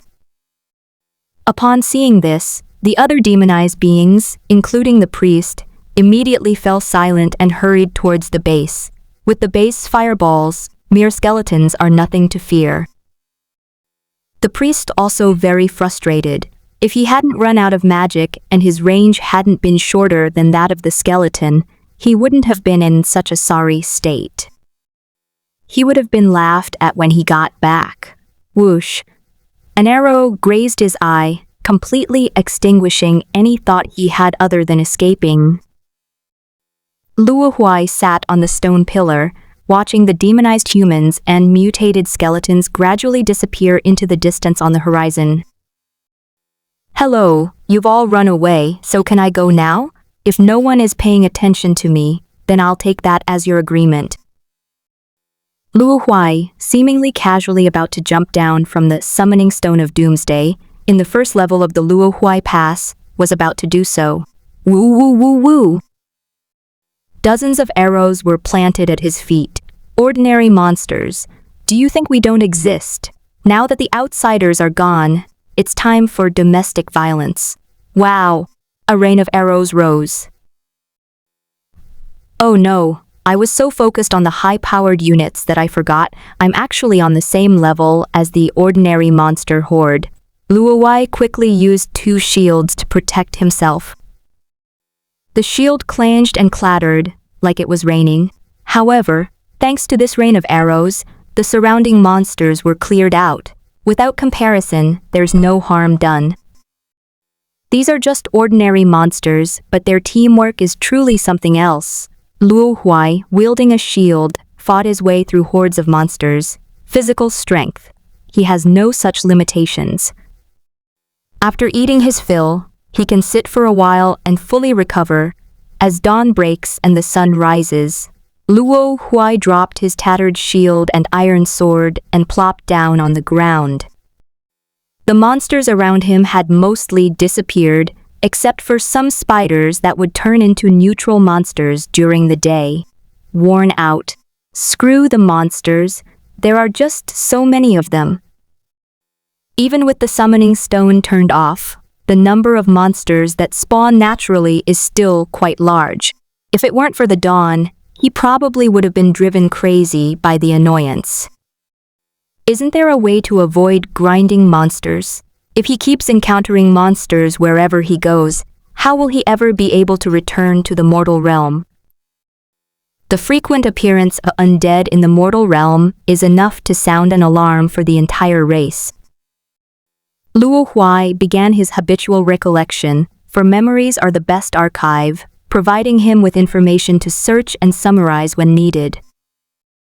Based on the frequency of those naturally occurring monsters last night, I should encounter monsters all the time in a dark environment, or at least the frequency shouldn't be so low. Luo Huai clearly remembered that before he obtained the summoning stone, he had encountered the wheat block monster very few times. Most of the fish I encountered that time, which were various kinds of fish floating in the sea, were non-hostile creatures, the triggering of special abilities, and the spawning of monsters, item, characteristics. Luo Huai gradually recalled his initial understanding of the characteristics of the Minecraft. Using tools would trigger corresponding characteristics. Use tools, or rather, use items from the wheat block. Luo Huai grasped that key point amidst his chaotic thoughts. However, he did not verify it immediately. Instead, he stood up and observed his surroundings to make sure there was no danger. Then he put away all the Minecraft items, not even holding the cube in his hand. All Minecraft items have been put away. Suddenly, Luo Huai felt a sense of emptiness in his body, as if something had been removed, making him feel much lighter. Looking around again, the remaining spiders had disappeared. It seems my deduction was correct. Luo Huai let out a long sigh and lay back on the ground with his limbs outstretched. It feels so good not to be chased by monsters. If that's the case, will the mutated skeleton also disappear? Oh my god! A skeleton is fighting 4 of them. Good heavens! The skeleton is as fast as a horse. The demonized human squad fled, howling and screaming. This is their lost youth. The Ru Shui Pavilion is located nestled among the mountains. Kinglin noticed that the atmosphere today was a bit strange. He rarely gets up so early to go for a walk. Usually, at this time, everyone else is still asleep. But today, the moment he stepped outside, 3 little girls began to sneakily follow him. That's fine after all. It's common for these 3 to have abnormal thought processes. But every girl he met today gave him flirtatious glances, which is a big problem. Moreover, every time he received a flirtatious glance, he would feel the 3 gazes behind him sharpen, subtly stinging his back. Is that old hag president serious? Kinglin felt a cold sweat break out on his forehead as he recalled Xi Wutong's words from last night. It's decided. I'll go apply for an outing now. Let's make a run for it. Who knows what tricks the chairman might pull? It's too dangerous. The old woman's revenge is no ordinary danger. On his way to the mission site, Kinglin casually performed a divination for himself. The calamity continues. Oh no, this is bad. I'd better just run away. He drew a small sword from behind his back and threw it off a cliff, then jumped down as well. Flying sword, let's go. Suddenly, clouds and mist gathered, as if to take Kinglin away. But at that moment, a charming voice reached his ears. Little fairy, where are you going? You haven't even attended the blind date I arranged for you yet. Why are you leaving? Kinglin quickly increased his cultivation speed, trying to escape, but just like last night, he was immediately frozen in place. President, please don't do this. Someone could die. What kind of death could possibly occur? Xi Wutong snorted and appeared from the void. I notified all the girls in the instance last night, and the response was overwhelming. Even if I wanted to let you go, they wouldn't agree. Kinglin was caught by Xi Wutong and brought back to a room. The girls will be coming in one by one later. You have to treat them all well and don't be perfunctory, understand? Yes, yes, yes, Kinglin replied ambiguously, secretly activating the mind-clearing technique. Xi Wutong saw through him at a glance and slapped Kinglin on the head, saying, "Put away your set of techniques. Don't think I don't know what that thing is for." Kinglin had no choice but to sit down, looking rather miserable. Seeing that King Lin had finally behaved himself, Xi Wutong nodded in satisfaction, turned around and walked out of the small house. Outside, birdsong filled the air. Sister Wutong. Is little fairy inside? Of course he's here. This kid is trying to escape. That was close. We can't let him get away with this rare opportunity. Can we go in now? What's the rush? Take them one at a time. The little fairy can't escape anyway, but we can't let the other sisters get ahead of us. Look at you all. Xi Wutong rolled her eyes at the group of unreserved, infatuated girls. Is that fortune teller in The Immortal Demon Boy handsome? So, Mugigi is much better looking. Thinking of Mugi, Xi Wutong couldn't help but wonder where this little brother she had just recognized was now. Last night, she had spent the entire night searching through the cultivation manual library, and finally found a cultivation manual that could strengthen the physique and prolong life, and the cultivation requirements were not high. She wanted to let Mugi try it. Right, why don't we just add him as a friend? Xi Wutong searched for Wood Ghost on the panel and sent a friend request. After waiting for a while, no one agreed. Could he have been killed by the demonized humans? Xi Wutong suddenly realized that he was confused. Mugi's physical stats were obviously those of a newbie. Leaving him alone in the demonized human's dungeon was just sending him to his death. Sigh. It's all because of that abnormal recovery ability that made her forget about it. I need to go back to the demonized people and get my little brother out. I didn't see him with a near-death teleport on him. What if he's dead? Concern breeds anxiety, and Xi Wutong became even more anxious when she thought about the fear she had experienced during her first death. This is my safety net. She quickly told the guild leaders around her not to let King Lin escape. Then a pair of fire feathers shot out from behind her and flew away. What's wrong with the president? Why are you in such a hurry? A young woman in line asked her friend. Her best friend wasn't a simple person.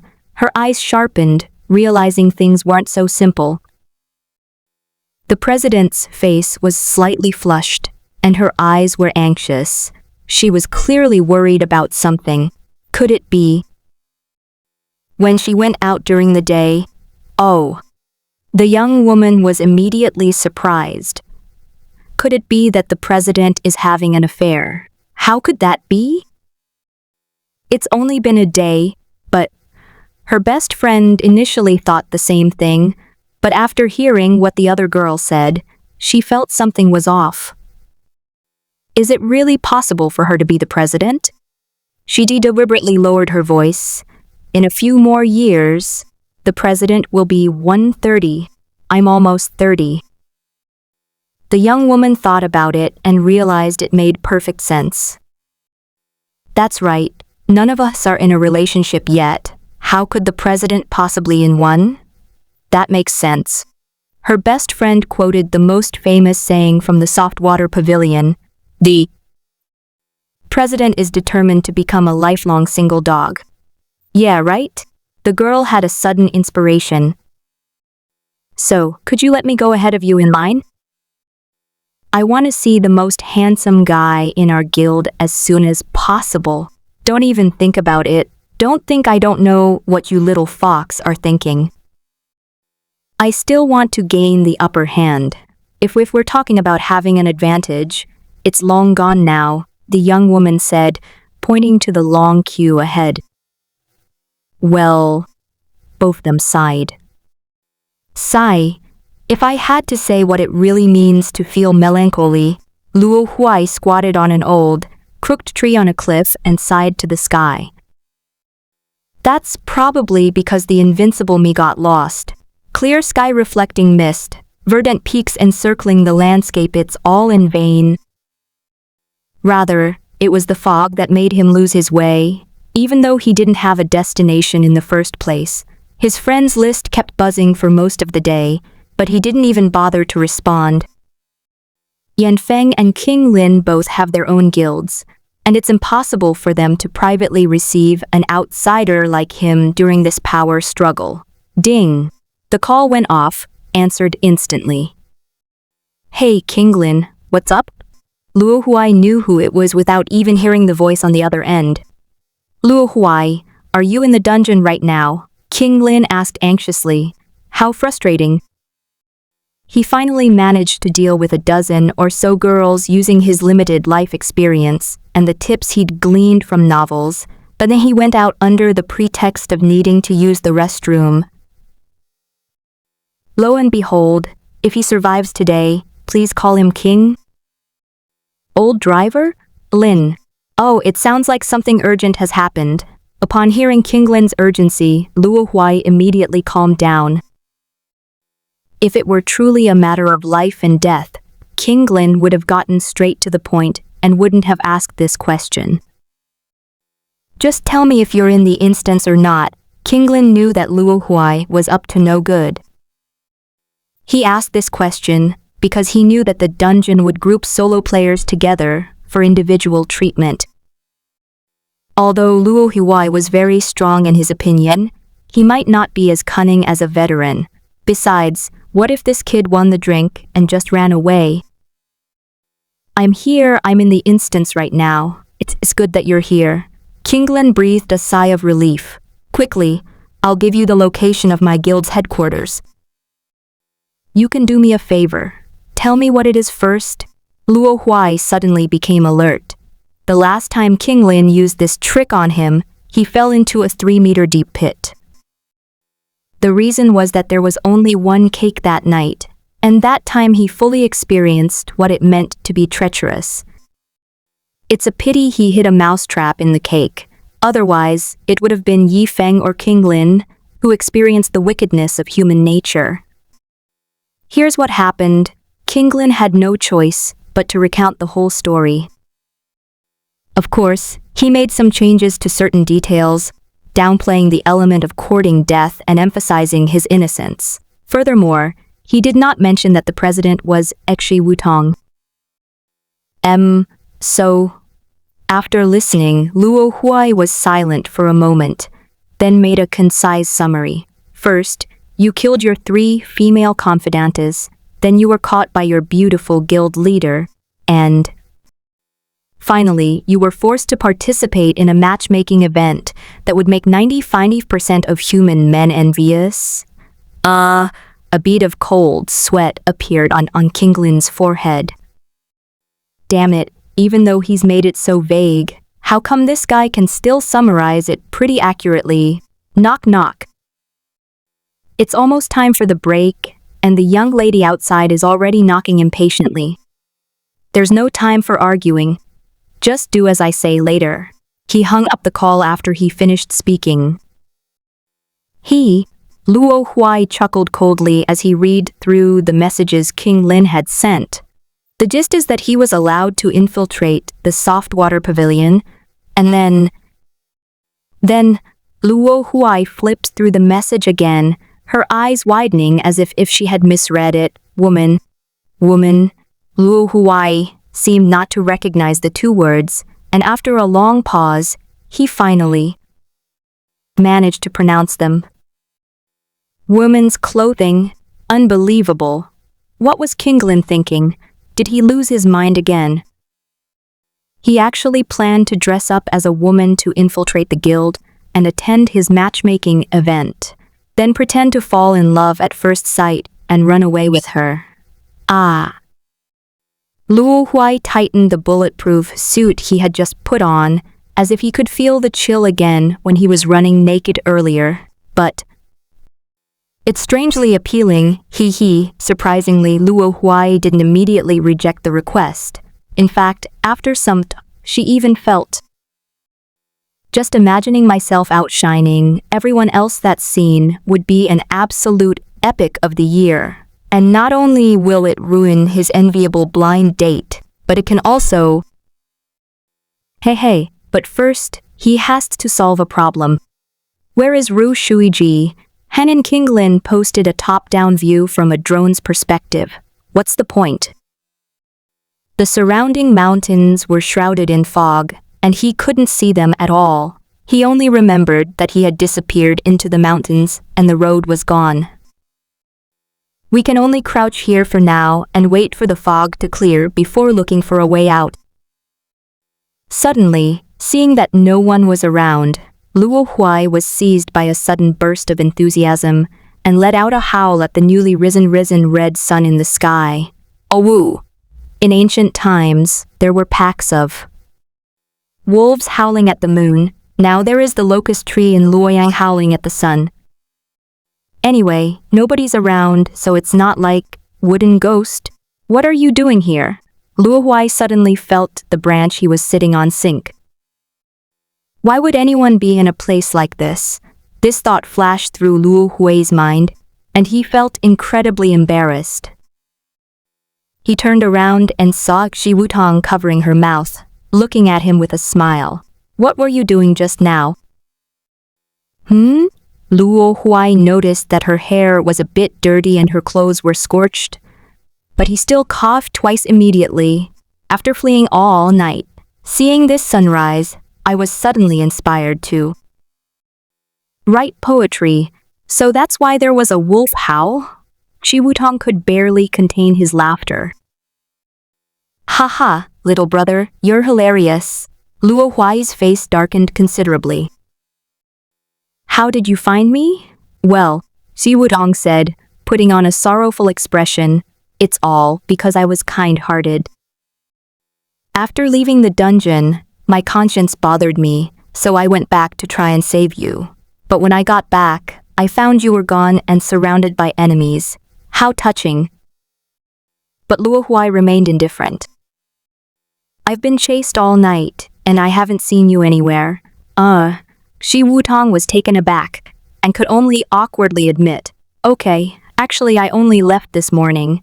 So you said you couldn't live with yourself all night? Doesn't your conscience hurt? Even so, it's true that I went to save you. Look here and here, these are all from being hit by fireballs. Xi Wutong pointed to her head, then to her clothes and the hem of her skirt. These are all rare treasures. It breaks my heart to see them so precious. Hearing her explanation, Luo Huai felt a little embarrassed, though she still stubbornly insisted, why didn't you go at night, but had to choose the morning? Isn't it because you didn't accept my friend request? I thought you were dead. As she said this, a hint of worry shot across Xi Wutong's face. Big sister, we've only met twice in prison. You're being so nice to me, I'm a little scared. You don't have ulterior motives, do you? Luo Huai felt that Xi Wutong was being too nice to him, so nice that it reminded him of online scammers. My cultivation is unparalleled. Why would I covet your newbie's worthless junk? Besides, we've been in jail together. That's a strong bond. Xi Wutong didn't know where this twisted logic came from. The key point is that Luo Huai thought it made sense. It seems so.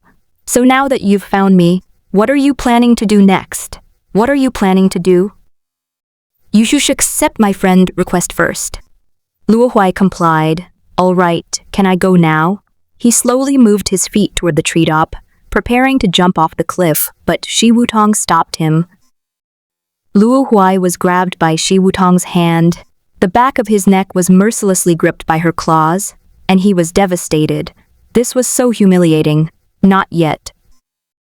First, put me in your special contact list. You need to receive my messages as soon as possible. All right. Luo Huai moved Xi Wutong's friend tag to the side next to Yi Feng and King Lin. Is it okay now? Sis, set me free. It seems that Luo Huai now wishes he could fly away as soon as Xi Wutong lets go. Xi Wutong noticed this too, and immediately said with dissatisfaction, What? Am I that annoying to you?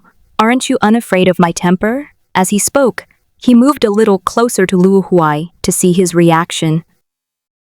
Sister, have some self-respect. Luo Huai tried his best to turn his head to the side, otherwise his vision would be obscured. I just instinctively wanted to stay away from big shots whose strength far surpasses mine. The shadow of the zombie old man never dissipates. He was the big boss who took his first few lives. Xi Wutong, then why are you staying away from me? I'm not that great. Do you think this is convincing? You dared to trespass into the enemy base all by yourself, and now I'm being held in your arms. Humph. Xi Wutong snorted and did not answer. Which guild are you in now? She asked. Hey, my guild is pretty powerful, Luo Huai started boasting. It's one of the strongest human guilds in the entire illusionary realm. The strongest. Xi Wutong frowned immediately, thinking of several possible guilds. If Luo Huai is from one of those guilds, then digging him up will be inconvenient and will take some effort. And if those guys find out I did it I'll be laughed to death. Wait, none of these guilds participated in this dungeon. Could it be that they sent newcomers here for training? No wonder Luo Huai, this newcomer, has so many peculiar qualities. Alright, let me ask you this first. What's the name of your guild? I'm not afraid of scaring you if I tell you. A bunch of famous guilds flashed through Luo Huai's mind, and the last one that stuck in his head was a smug face. So he blurted out, "The Cross Tribunal, Judgment of the Cross." Xi Wutong was startled, but she wouldn't believe it so easily. Let me see your guild's insignia first. Luo Huai suddenly fell silent, pretending to be dead. Ha, I knew you dishonest kid would lie to me. Xi Wutong's slightly narrowed eyes seemed to see through everything. Who said that? Luo Huai, like a student caught cheating by the teacher, made a last-ditch effort and finally shouted in desperation, "Judgment of the Cross! Stop pretending!" Xi Wutong flicked Luo Huai's cheek. She knew perfectly well that the Cross Tribunal didn't act like that when summoning the symbol, but she noticed that Luo Huai ignored her and even closed his eyes. Hey, stop playing dead. Seeing that Luo Huai was still ignoring her, Xi Wutong was about to reach out and pinch his cheek when an unusual scene suddenly occurred. Luo Huai suddenly opened his eyes, and a red cross appeared in them.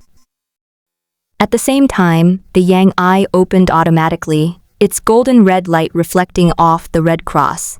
The golden red eye membrane was quite eerie, and now a purer scarlet cross has been added to the center, making the whole eye even more flamboyant. These changes manifested in Luo Huai's senses as a sudden pain in his eyes, as if a small knife had drawn a cross in his eye. Pain. Ah! He covered his eyes, the intense pain causing him to curl up involuntarily. Wooden ghost? What's wrong with you? Startled, Xi Wutong quickly carried him to the nearest cliff, put him on the ground, and massaged his head. The celestial energy flowed along her fingers and settled on Luo Huai's scalp, relieving Luo Huai's pain. However, the effect was minimal. The pain in Luo Huai's eyes was increasing, almost as intense as the scorching sun she experienced when she first opened her eyes. Why does it hurt so much every time I open my eyes? Luo Huai complained inwardly, suppressing the urge to roll around on the ground. Eye of fate. Say that again. Who felt the most pain when they opened it? With a thud, the eye of destiny opened and began its work of suppressing pain. Luo Huai's headache was quickly subsided, and he was able to stand up with difficulty. How many more strange things are on you? Xi Wutong curiously poked Luo Huai's eye and carefully rubbed the eye of destiny with the back of her finger, as if touching a cool crystal. Luo Huai held up a finger to push her hand away, then pointed to his eyes. Look, I really am a member of the Cross Tribunal. He didn't know what the extra pattern on his eyes meant, but a new passive ability appeared in his status bar. A blood crossed ignores more of a player's defense if their sin value is higher. But I've never seen the guild mark in the eyes. How else can I show my strength?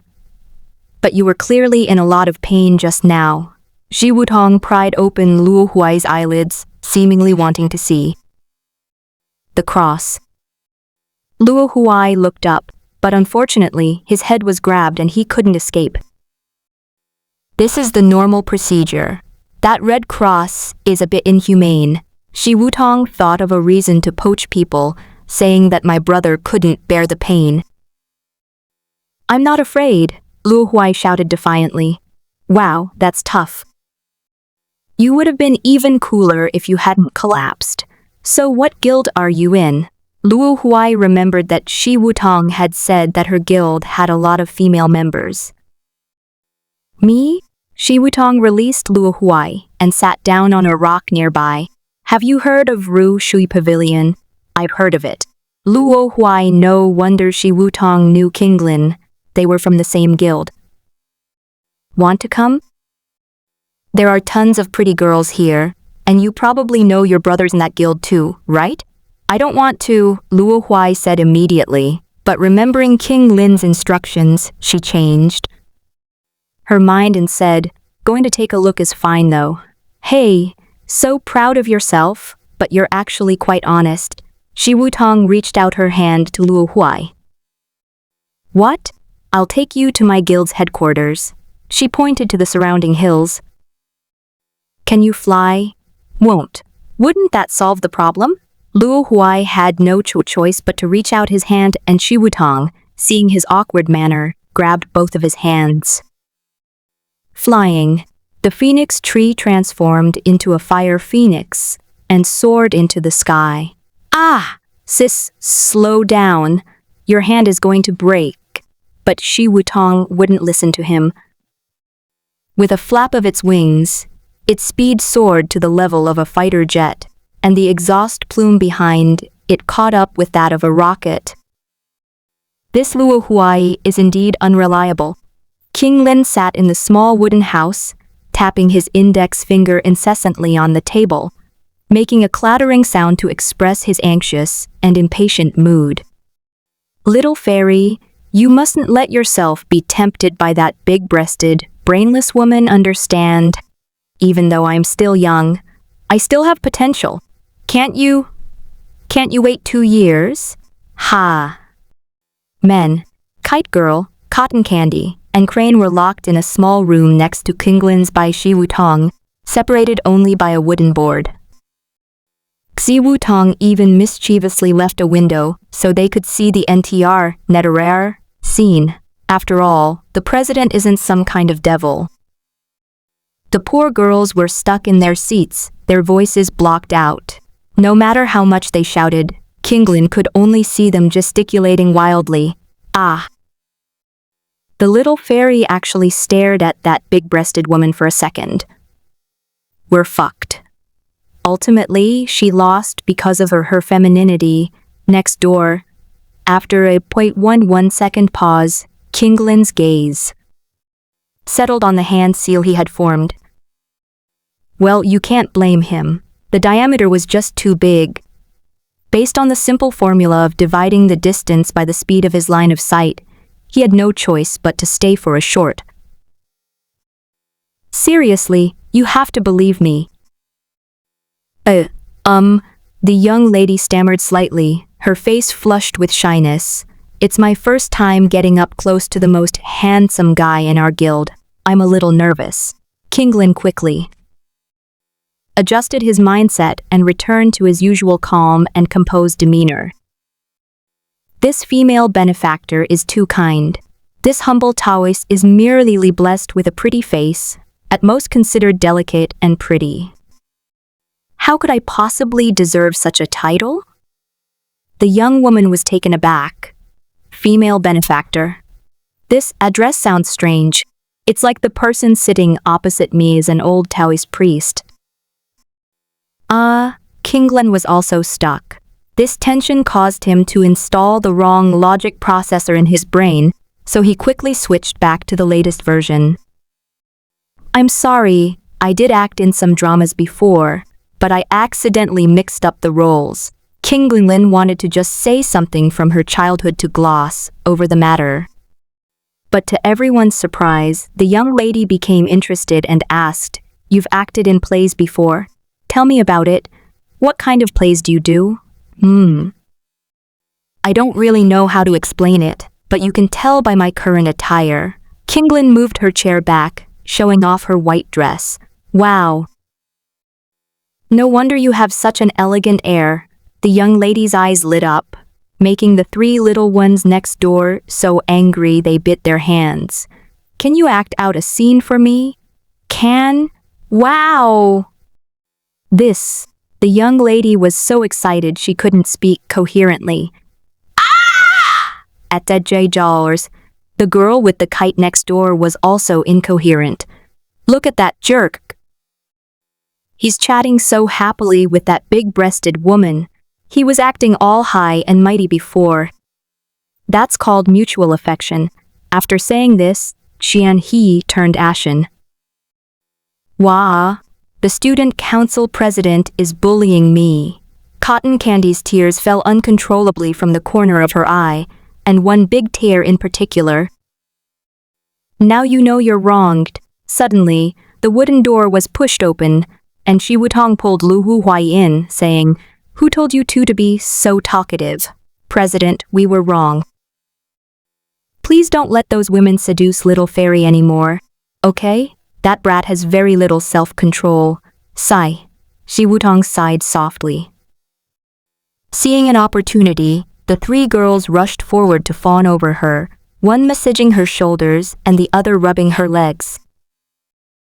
But Shi Wutong's next words were completely contrary to their expectations. Actually, after I released the news yesterday, I couldn't control the situation. You guys still underestimated the charm of your fairy demon boy. The three girls were immediately terrified. President, although we are happy that you referred to the little fairies as our family, we are now in despair. What should we do if this continues? The girls are on the verge of a mental breakdown. Just then, Luo Huai, who had been standing behind Shi Wutong and had been ignored, suddenly stepped forward and interjected, "You don't actually need to worry, huh? Who are you?" The girls were so anxious that they ignored even the person their guild leader had brought. They asked Shi Wutong, "Sister Wutong, who is she? Is she a new recruit you brought back?" Wait a minute. The crane noticed something amiss and pointed at Luo Huai.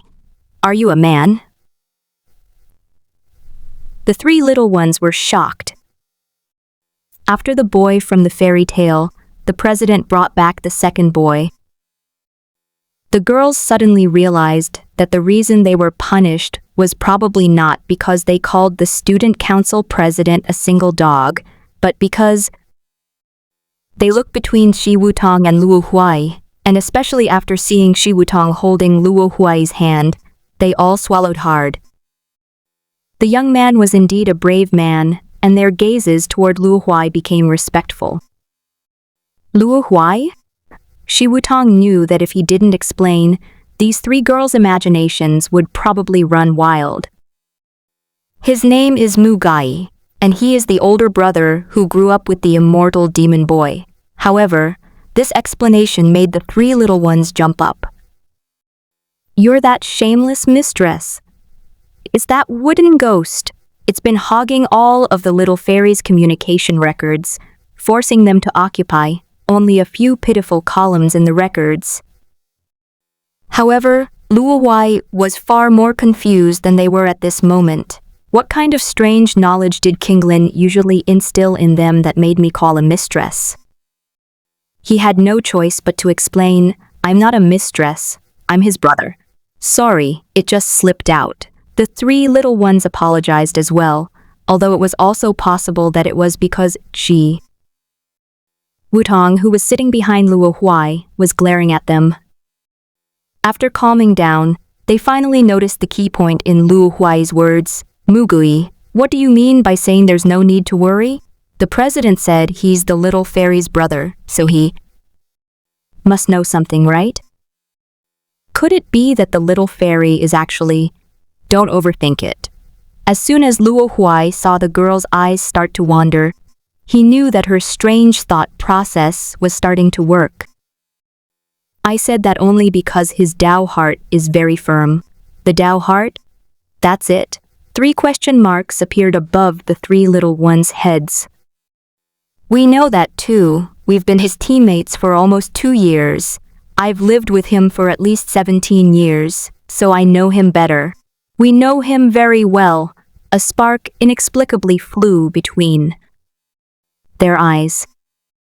Xi Wutong was speechless. One of you is driven by family ties, and the other by lust. How can you take this so seriously?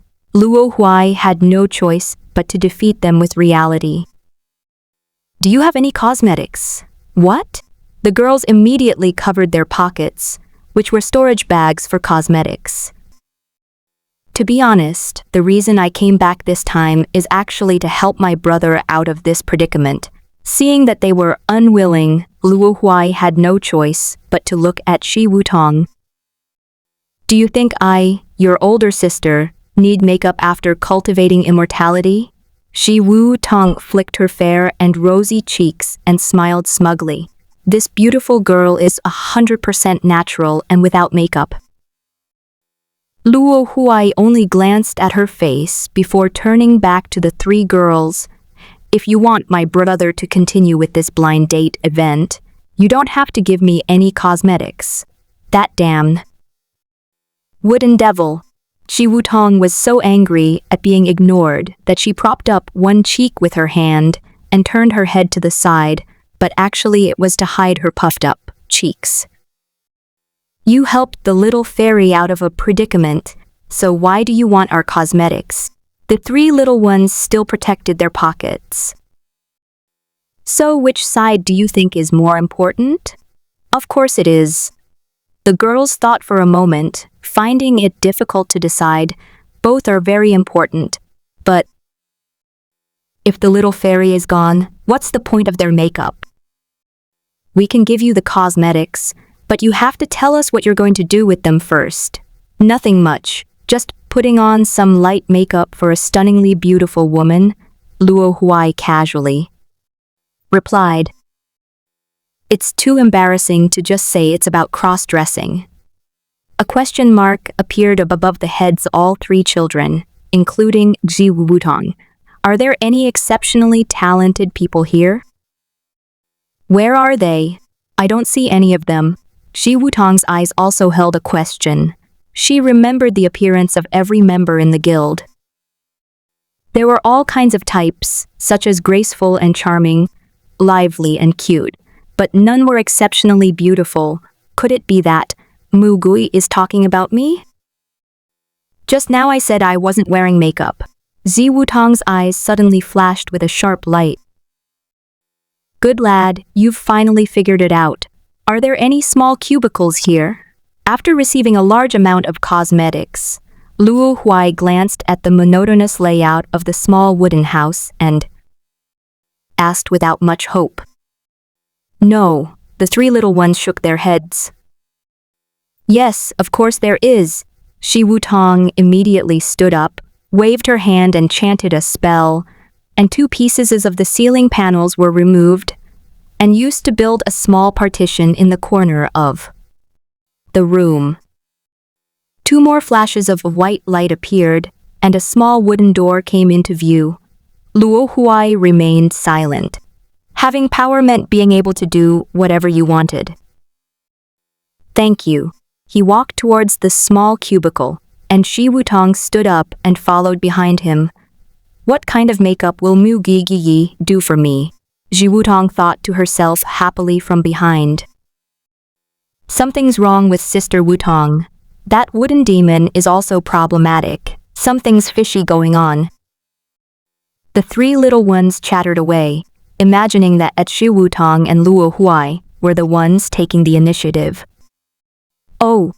Luo Huai walked into the small cubicle, and without waiting, shut the door on Xi Wutong, nearly flattening Xi Wutong's nose.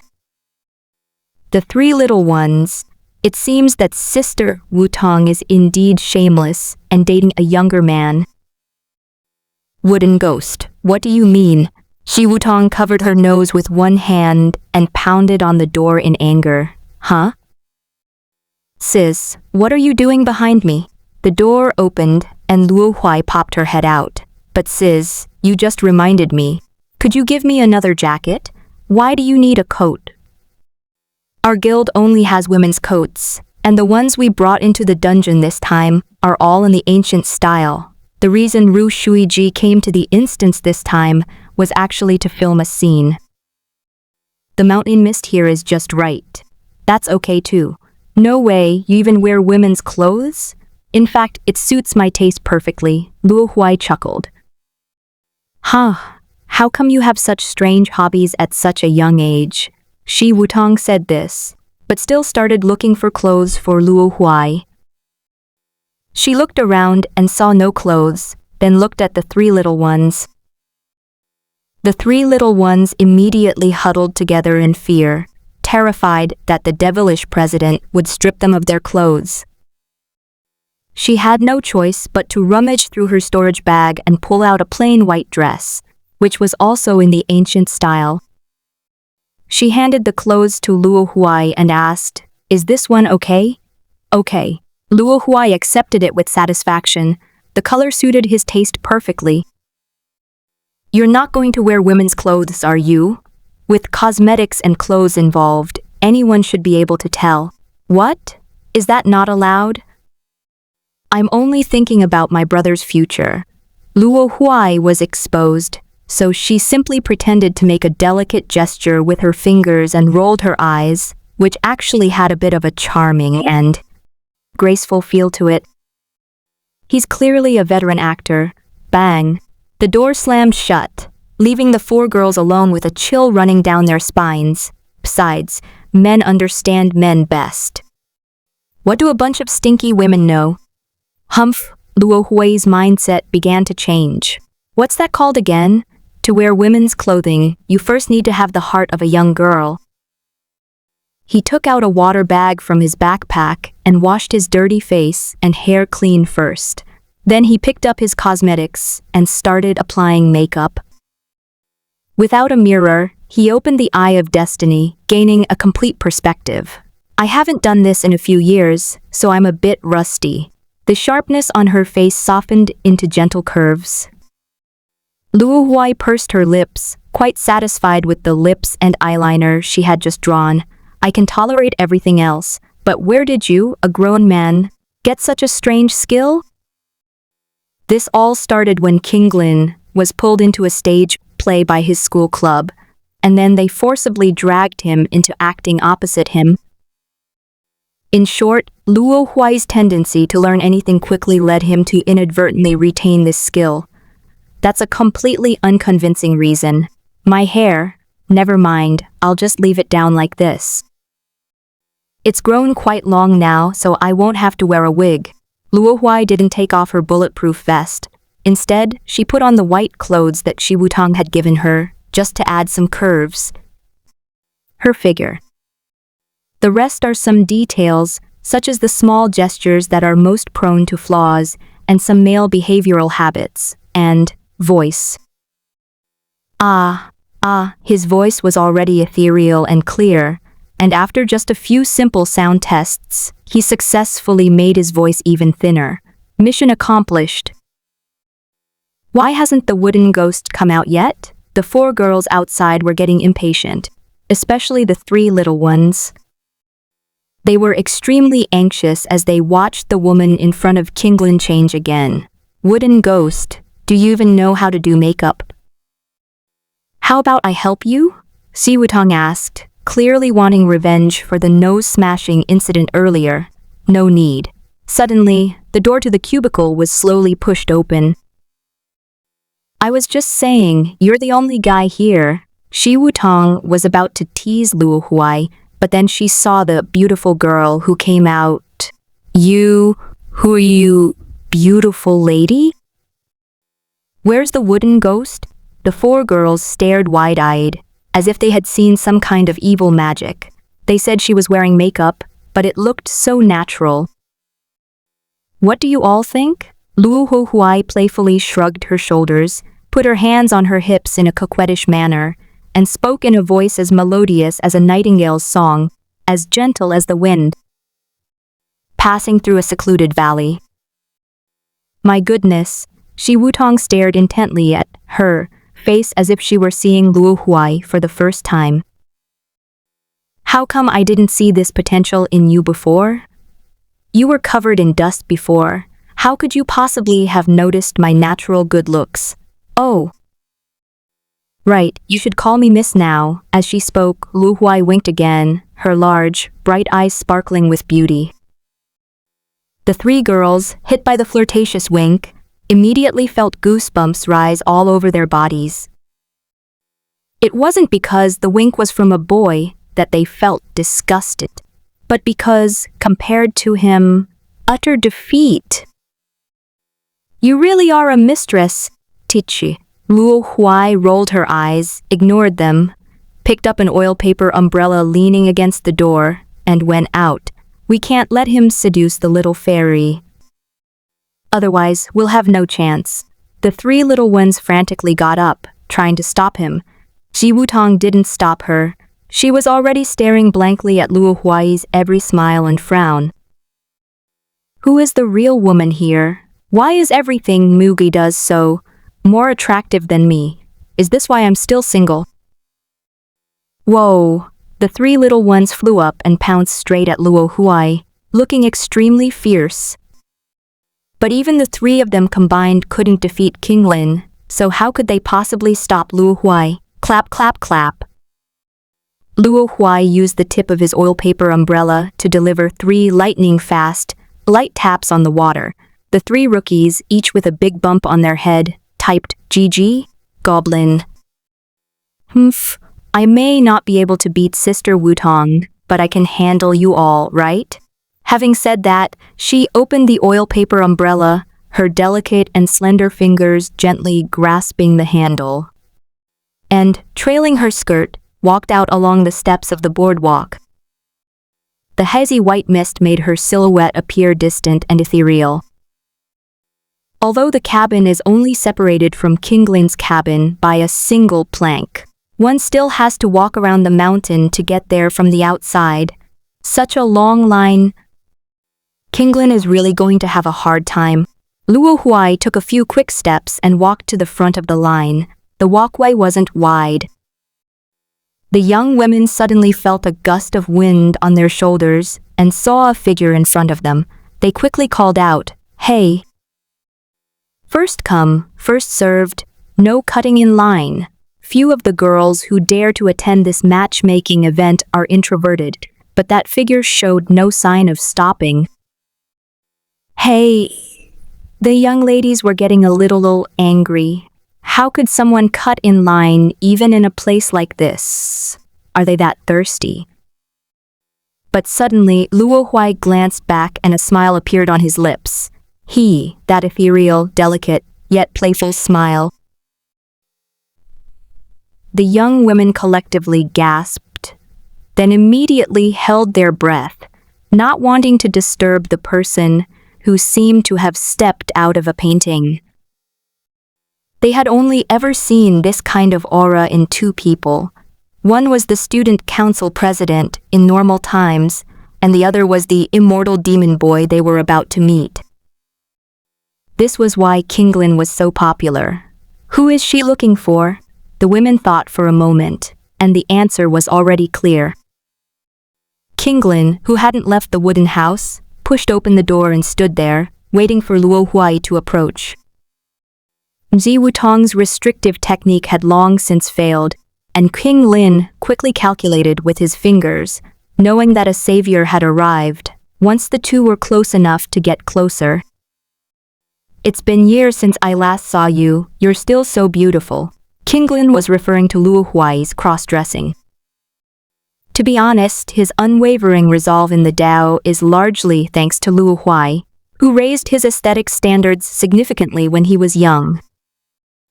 Of course, Luo Huai's voice was so pleasant, coupled with that faint smile. To onlookers, the eye contact between the two, normal eye contact, seemed to reveal an unspoken understanding, like brothers for many years, and a deep connection, like having the same opinion. Everything around them dimmed and turned gray, leaving only the two of them standing out, dressed in pure white, detached from worldly affairs. Take me to see the scenery, okay? Luo Huai brushed the strands of hair that had fallen across her forehead behind her ear. When acting, you have to go all the way. Kinglin tossed out his flying sword, took Luo Huai's hand, and they sat down side by side. Their clothes fluttered in the wind, disappearing into the distance on the horizon. The women stood frozen in place. Compared to him, they were merely ordinary women.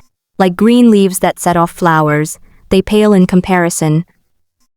In the air, Kinglin and Luo Huai gave each other a high five. Yes. Operation successful. Ha ha ha. I knew you hadn't wasted your years. Kinglin grabbed Luo Huai's arm, wondering how this arm, which was all brute force, didn't have much muscle. That's right. This young lady.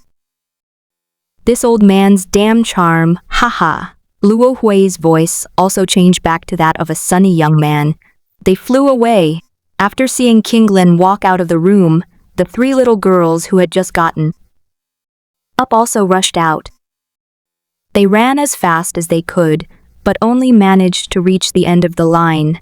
They could only watch in despair as their little fairy flew away with that mistress. They stood there frozen with the other young women. What kind of mess is this? It's all Sister Wutong's fault for insisting on organizing this matchmaking event. Sigh, it's all our fault for talking too much.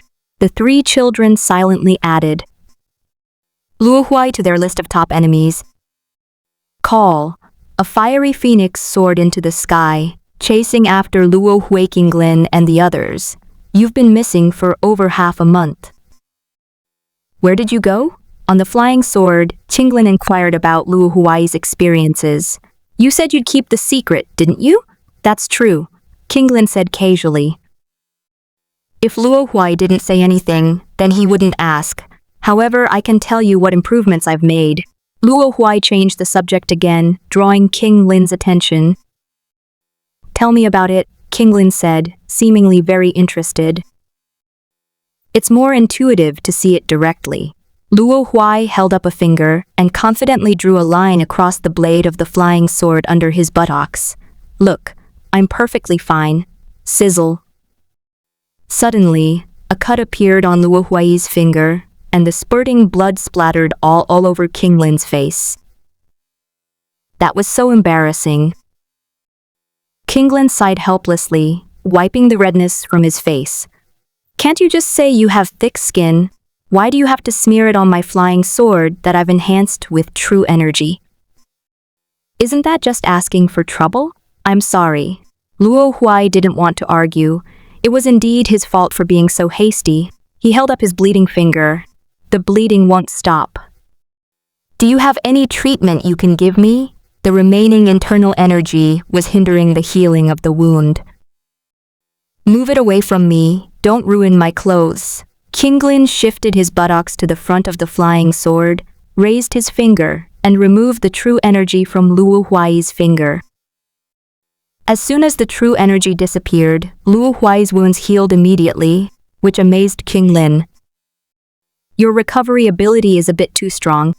Luo Huai denied it, saying, it's not strong at all. In fact, it's completely useless in normal times. In front of the big shots, he had no chance to recover. His health bar was always either full or zero.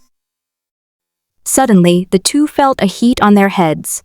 When they looked up, they saw Chi Wutong looking at them from the phantom of the fire phoenix. You too. How far do you plan to fly? Not good. Kinglin immediately pointed his sword downwards, and the flying sword instantly plummeted vertically. Unfortunately, the fire phoenix was much faster than them. X2, the two fugitives were apprehended. Chi Wutong led them back to her private room, which was much more exquisite than the small, dilapidated house. Although it was a hastily built room, it still had a large bed, a dressing table, a wardrobe, and everything else. That's how big the storage backpack is. Young immortal demon, Since you and your brother helped you out of this predicament, I won't hold it against you and will let you go for now. Thank you for your great kindness, Chairman Luo. Huai, what kind of show is this? Wooden demon. Shi Wutong pointed his spear at Luo Huai. Exist. You're not allowed to cross-dress anymore. Shi Wutong's expression was very serious. Why? This is my personal freedom, isn't it? Because Shi Wutong carefully considered her words. She couldn't very well say that she was no match for him, could she? Because that could easily cause riots. That's also the truth. All right, I can accept this reason for now. Luo Huai switched back to her female voice, making Wutong feel uncomfortable all over. Speak properly to me. Don't think I'm reluctant to hit you. I don't care if you're willing to give in or not. I'm tough. I'm not afraid. Boom! From the outside, only a sliver of light could be seen coming from inside. Are you still afraid now? Shi Wutong extinguished the flames in her palm and sat back on her bed like a queen. Why did you do this? Qinglin helped Luo Huai, who was charred black from the fire, and smiled sadly. Luo Huai hesitated and didn't say much. Perhaps this was just her nature. His clothes were torn to shreds, and his makeup was gone, turning him back into a boy. Shi Wutong suddenly found him much more pleasing to the eye, and that inexplicable sense of crisis disappeared. Knock, knock, knock. There was a knock on the door. Come in. The three little ones had actually been eavesdropping at the door for a long time. When they were given permission, they immediately rushed to push the door open and try to come in from the outside. However, because they were not considerate, they tripped up over the threshold and ended up falling in. Splat! He got covered in dust and scrambled to his feet. Sister Wutong, we know we were wrong, and we will never dare to speak ill of you behind your back again. You've come at the right time. I've already spoken with the immortal demon youth, and this matter is over. I'm too lazy to bother with you anymore. Really? That's great. The three little ones were overjoyed and immediately turned their attention to Qinglin, but what they saw was Qinglin supporting a large piece of charcoal. Oh, it's a person. Why are they charred? The three children leaned closer for a look. Isn't that the vixen? Little fairy, why are you supporting him? Let go of him right now. The three little ones each grabbed a corner of the clothes and dragged Qinglin away from Luo Huai, then formed a human wall to protect Qinglin behind them. They looked just like small animals that guard their food. Amitabha Buddha, infinite heavenly venerable, Qinglin gave Luo Huai an apologetic look. All right, that's all settled. You can leave now. Shi Wutong issued the imperial decree, and the three little ones quickly bowed in gratitude before running away with Qinglin. Only Shi Wutong and Luo Huai remained in the room. But just as the door behind them was about to close, Luo Huai on the ground suddenly sprang up and flew towards the door. In just a short while, his burns had almost completely healed. If we don't leave now, when will we? Ouch! Luo suddenly felt something grab his ankle. His forward momentum stopped, and his face slammed to the ground. I told them they could leave. Why are you running? I only came to help my brother out of a predicament. Now that everything is all right, of course I'm leaving. Back to the crucifixion's encampment? Yes. Luo Huai opened his mouth and said, Who are you trying to fool? Shi Wutong snorted irritably. I've already surveyed the entire area, from the sky to the ground, on my very first day here, and there's not a trace of the tribunal for the cross. Can't I just do it myself? Just you alone? Shi. Wutong mocked in disbelief. Luo Huai was so angry that she was trembling all over. She didn't even know what season it was in the dungeon, but her hands and feet were ice cold. Who gave you the right to laugh at a Minecraft player for not being able to build a settlement? Give me enough worlds and materials, and I can build a sky city, believe it or not. Seeing his humiliated expression, Zi Wutong chuckled. Look how angry you are, but I'll believe you this once. A light shone in Luo Huai's eyes. He felt the trust between people. Yeah, right? Ah, trust. You can leave if you want, but I happen to have a good friend who is the president of the cross tribunal. Let me ask him. Shi Wutong dialed the number. Luo Huai's face lit up with joy at the beginning, but he became nervous and sweating as he listened to the later parts. What kind of feeling is this? This is like lying to your homeroom teacher, and then the teacher immediately calls your parents. More importantly, the phone number of the parent you gave was fake. And it actually went through. Ah, Luo Huai clutched his head, resignedly waiting for his lie to be exposed. Over there, Shi Wutong's communication was established. Hello? Sister Wutong, why did you suddenly think of calling me? The person on the other end of the line was a rather young-sounding man, the current president of the cross tribunal, Light Paradised. But immediately, Luo Huai concluded that this guy wasn't a normal person and definitely loved to court death. He could tell from his next sentence. It seems like the last time I saw you was when you turned 140. Oh, hiya. Heaven, after all these years, you're still as annoying as ever, even though you're not a kid anymore. That's not true. How can I compare to you? Guangdu Paradise, sitting in his office across the street, picked his nose without any restraint as his assistant was not there. Sigh, it's so tiring to maintain a glamorous image all the time, so when it's time to relax, you have to indulge yourself a little. Try saying that again? If Shi Wutong were holding a cell phone at this moment, she probably would have crushed it. Luo Huai took a step back in fear. My child got into an argument with their parents and homeroom teacher because they don't know each other. What should I do? I need help. It's not urgent. It's fine to just watch the drama unfold. Everyone dies eventually anyway, so take it easy. Alright, Sister Wutong, let's stop arguing and get to the point. Let's talk about what you wanted to see me about. Business is important. Guangdu Paradise knew when to stop, and just as Shi Wutong was about to get angry, he suddenly became serious. You were the one who started it, okay?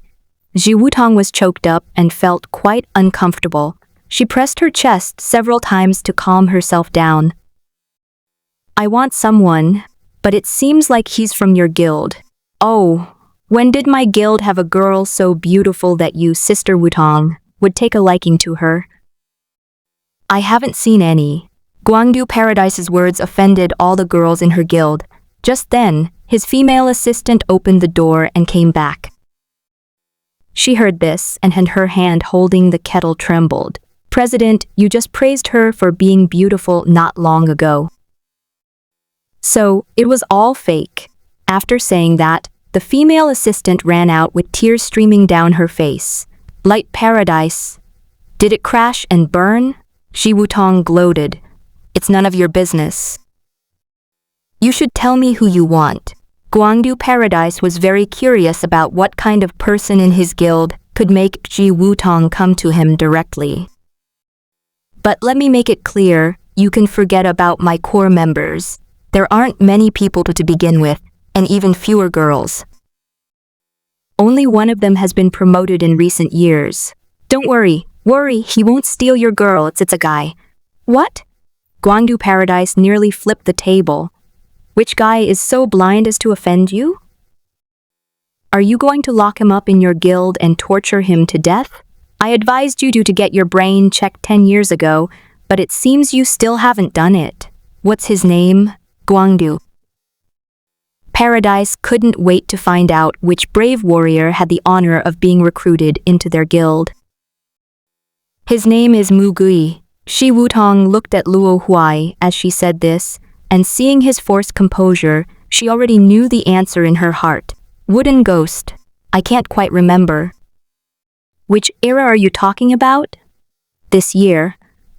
I personally recruited this year's members, but I don't remember having this person in my guild. Guangdu Paradise exclaimed in alarm. This is an impersonation, a serious incident. Oh, never mind then. Xu Wutong's mood improved instantly. She prepared to hang up, muttering to herself, I thought he was one of yours because of the 2 crosses in his eyes. Just then, the Paradise of Light heard it. Wait! He suddenly roared.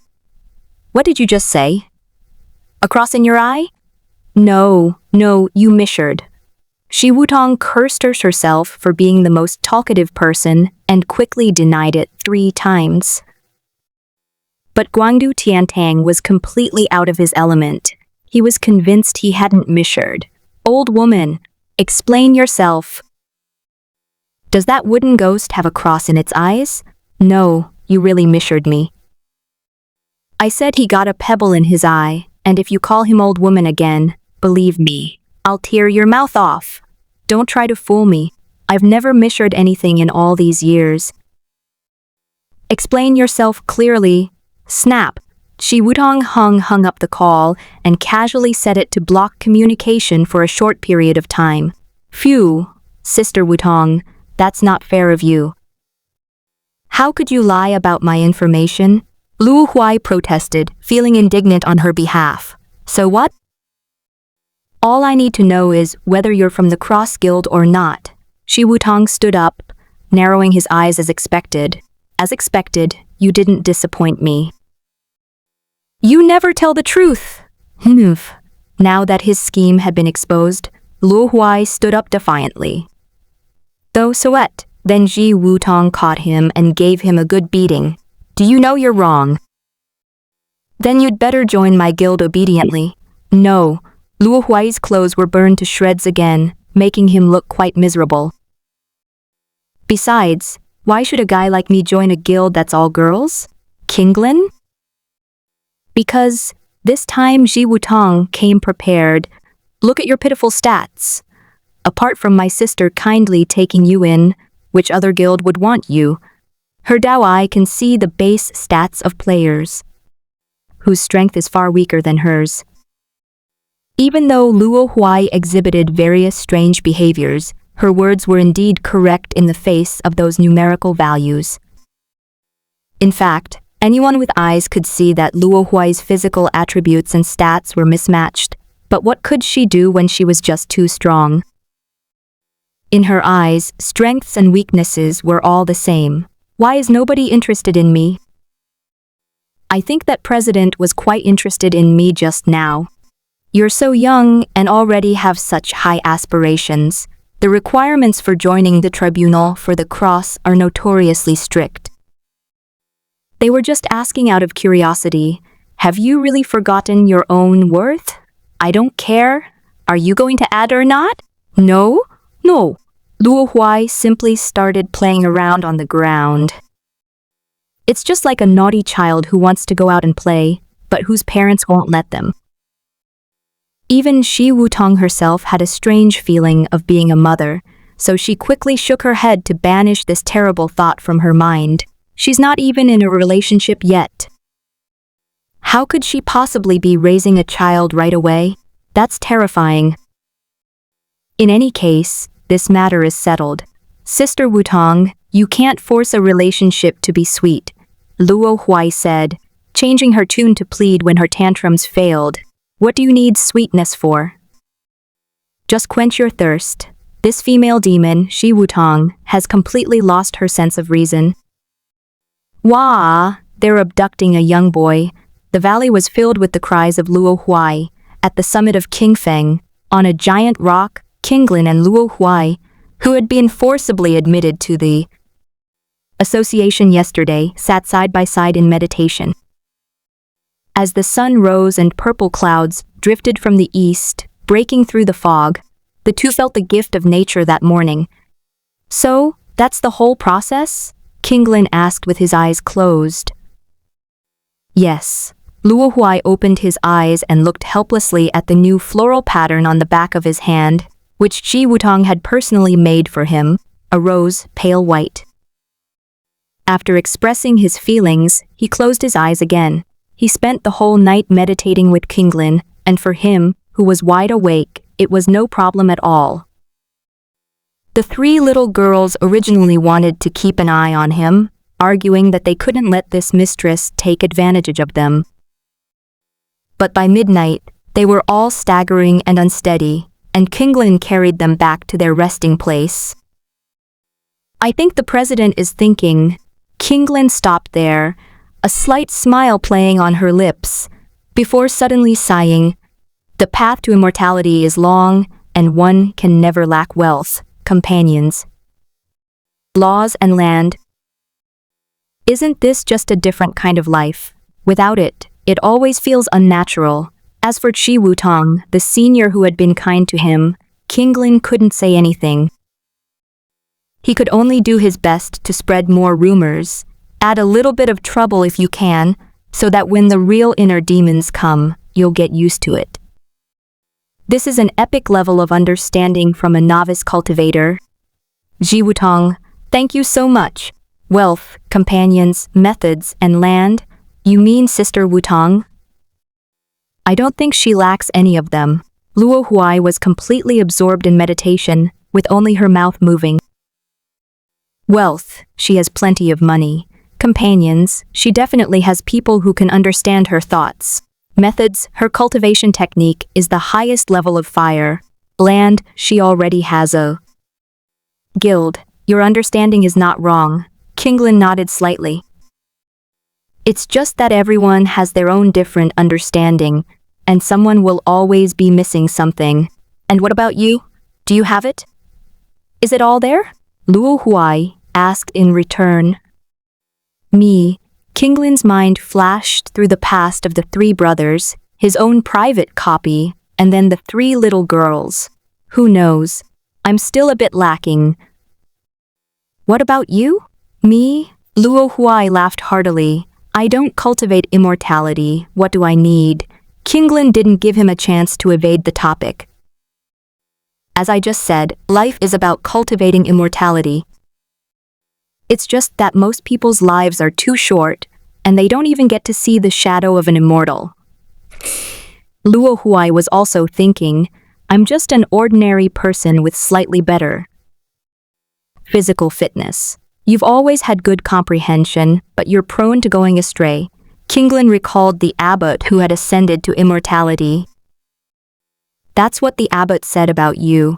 The old man, Luo Huai, fell into reminiscence when he mentioned the director who raised them.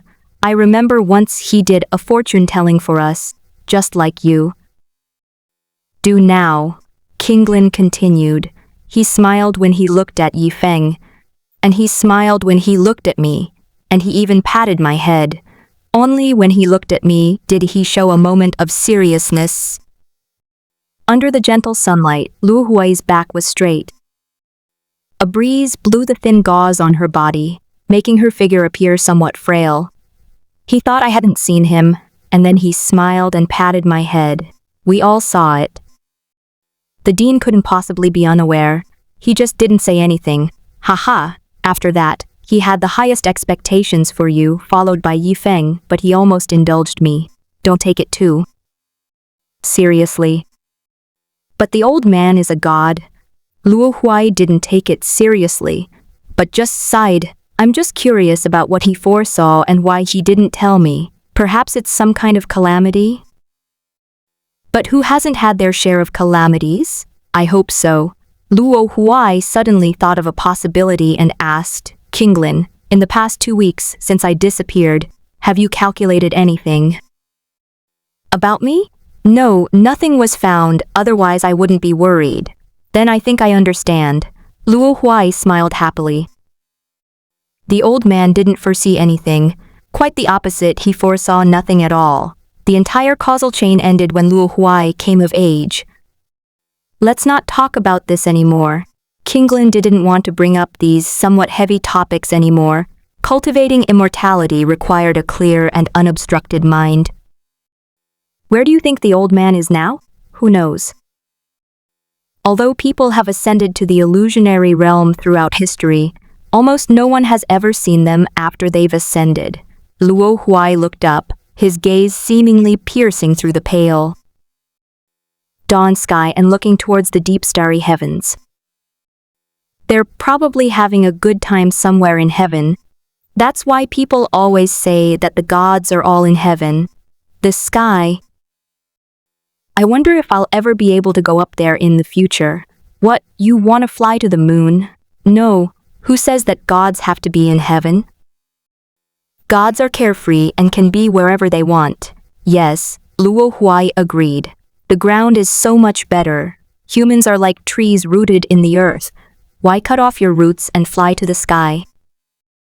Without the earth, no matter how much sunlight you have or how strong your limbs are, it's meaningless. You will eventually disappear from castle in the sky. But staying on the ground isn't what I want either. Where do you want to stay? Stay on the mountain, so you're both in the air and on the ground, just like now. Yeah, then why bother cultivating immortality? We've already achieved it, haven't we? Not yet. King Lin laughed loudly. How can one appreciate the beauty of being grounded without having experienced the vastness of the sky? He took a deep breath. What's the use of just having the appearance if you're not in the right mindset? All right then. Luo Huai lay down and stretched. Speaking of which, Sister Wutong threw me a cultivation manual yesterday and told me to practice it. Can you show me what it's for? He tossed a book to King Lin, who pinched it between two fingers, flipped it open with one hand, glanced at it briefly, and then returned the book to Luo Huai. It's a rare cultivation method that can be practiced by non-cultivators, and its effect on longevity alone is rated as epic. The guild leader probably only has this one copy available. It's amazing that she was willing to part with it.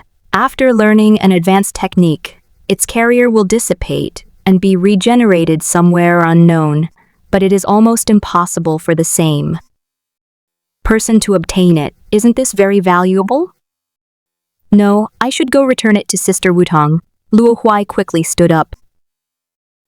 But King Lin raised her hand and pressed down on his shoulder.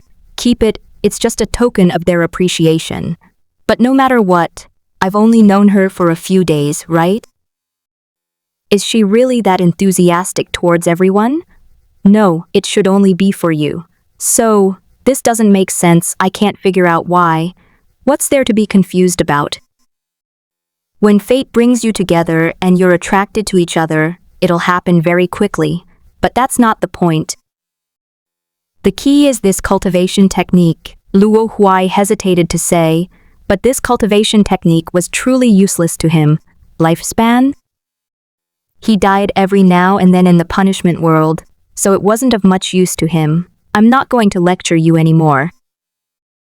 Go cultivate your immortality on your own. Luo Huai finally jumped off the boulder and went to find Tong to return the cultivation technique. To reach Shi Wutong's house, you have to walk along a long boardwalk, passing by almost every guild member's hut along the way.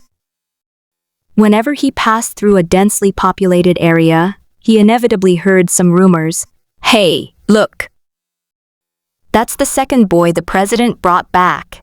I heard that's the chairman's younger brother. Huh? Isn't he my boyfriend? Why did I hear it was a son? A grandson is also a very possible candidate. It can't be a boyfriend, anyway. Boys are hot-tempered and can't withstand the president's temper. Breaking news. It could be a great-grandson. Luo Huai was speechless, his upper face almost completely black. Which bastard spread such a ridiculous rumor? King Lin, you're welcome. Just call me Lei Hong. Ru Shuiji is practically a superconductor for gossip, transmitting it without any resistance. Fortunately, King Lin had some integrity and didn't reveal that Luo Huai was the stunning woman who had captivated everyone.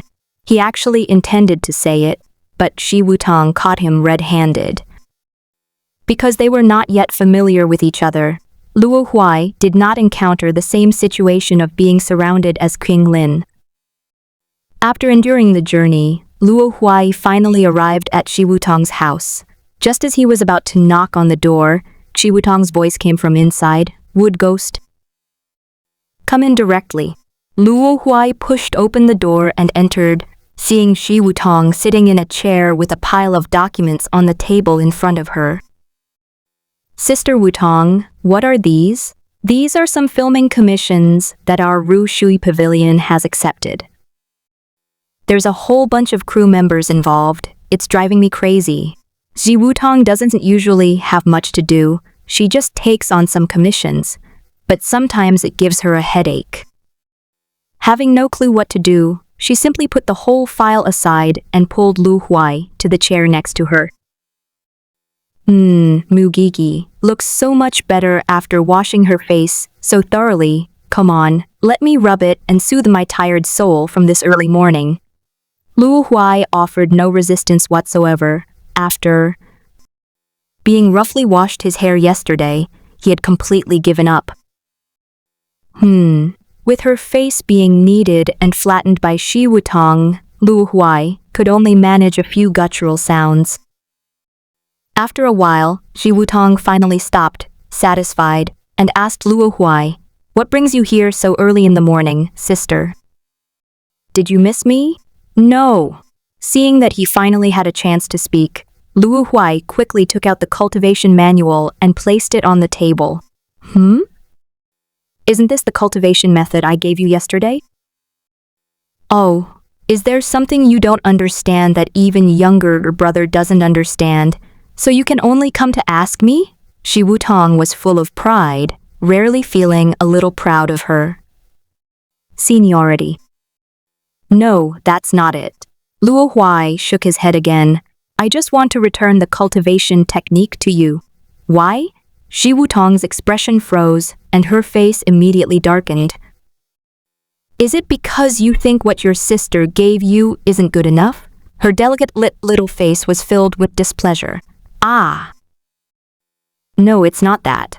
Luo Huai quickly explained, "It's just that I feel I don't need it much. It would be a waste to give me this technique." "How could it be a waste?"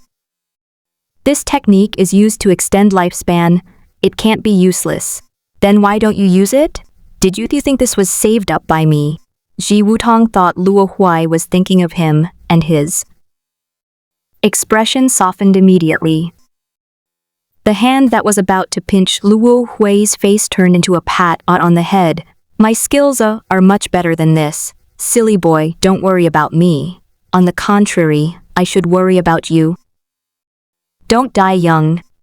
Otherwise, I've wasted my time recognizing you as my little brother." "Sister, that's not what I meant." "So what do you mean?" "It means exactly what it says. I don't really need this technique much. Look at my recovery ability. Do you think I'm an ordinary person? Nonsense. I get worried just looking at your recovery rate. You're probably just draining your life force. You're not allowed to take serious injuries so easily in the future. Understand? Enough with the nonsense. You take this cultivation manual with you. If you dare not practice it properly, see how I deal with you." Oh, Luo Huai was a little annoyed that she hadn't returned the book and had even gotten a scolding. However, he gradually got used to the addition of this older sister and no longer had the rebellious attitude he had before. "Then I'll be going now." "Wait a minute." Shi Wutong called out to him. "I doubt you'd cultivate properly even if you went back. So why don't you stay and keep me company?" So Luo Huai was forced to stay again. While organizing the documents, Shi Wutong chatted with him about random things. Finally, the conversation turned to home. "Sister, are your family still around?" It was a bit presumptuous of her to ask this, but after so many years, Shi Wutong had long since come to terms with it. "I have a happy and fulfilling family. My father works hard, but also takes good care of the family. My mother is a good homemaker and a virtuous wife and mother. She is also understanding of my father's occasional busyness. She was looking at the documents as she spoke, but he suddenly looked up and stared at Luo Huai. You know what? I actually have a younger brother. My parents were afraid that I would reject him when I was little, so they didn't dare to tell me when I got pregnant. And then, Luo Huai rested his elbows on the table and held his chin in his hands. He only has 3 family members in mind, his brothers and his grandfather. He doesn't know much about the others. Then, Shi Wutong stopped what she was doing. The undead calamity came, and then I was all alone. Why did she dedicate herself so desperately to cultivation when she was young? The loss of her family was a huge shock to her. You ring doting www.you-can-shoot-net. Feel sorry, it's alright. Shi Wutong touched Luo Huai's face and head again. I have another younger brother now, don't I?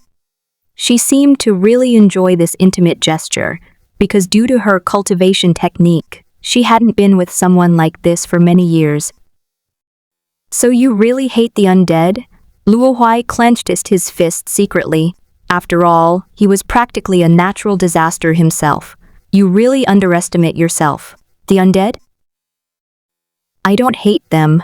Shi Wutong surprisingly showed no hatred. Because the people who killed my family were all human, just like you and me. In the end, they also died at the hands of the undead. In fact, I should thank the undead. At least they avenged me when I was weak. A hint of bitterness seemed to spread in Shi Wutong's mouth, and she withdrew her hand from Luo Huai's face. Luo Huai's heart stirred, and he suddenly reached out and pinched Shi Wutong's cheek. Ah, what are you doing? Shi Wutong was startled. Nothing. Luo Huai withdrew her hand, reverting to her obedient demeanor as if nothing had happened. Shi Wutong suddenly understood Luo Huai's intention and felt a sweet warmth in her heart, but pretended to be angry. Oh, you've gone too far. You dare pinch your older sister's cheek now? You'll only get more arrogant if you keep doing this.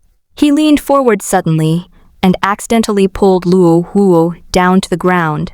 Just then, a young girl suddenly walked in. Seeing this wild scene, she blushed and ran out, thinking as she ran, has the president become this thirsty? That's terrifying. Another night of meditation until morning. I heard you were pinned to the ground by the guild leader. Kinglin finally couldn't contain her gossip and asked Luo Huai about this rumor that had just spread throughout the guild yesterday.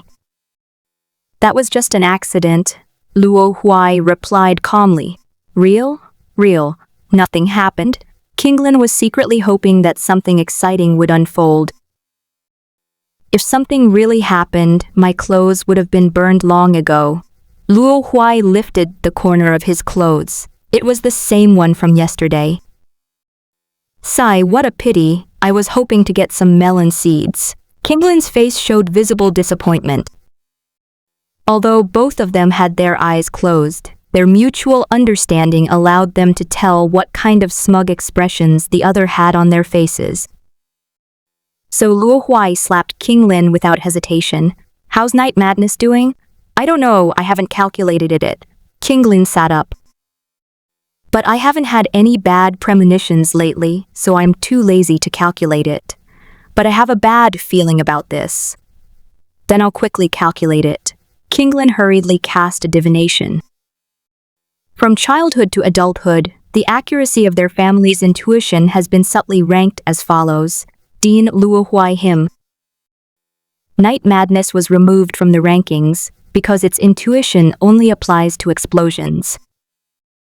Luo Huai's intuition usually very accurate when it comes to bad things, which is the exact opposite of the Dean's. He himself is more of a holistic individual.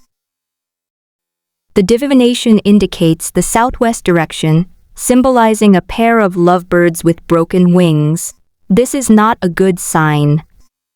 It's likely that something has happened to Yifeng or his partner. Now we have a reason to go out. Luo Huai immediately stood up, and seeing that Kinglin was still meditating, he pulled him up as Well, come on, let's go together and rescue people. Then you'll have to get past the guild leader first. Even if I go out to help Yifeng, it'll be under the pretext of a mission to sneak out. She should agree, right?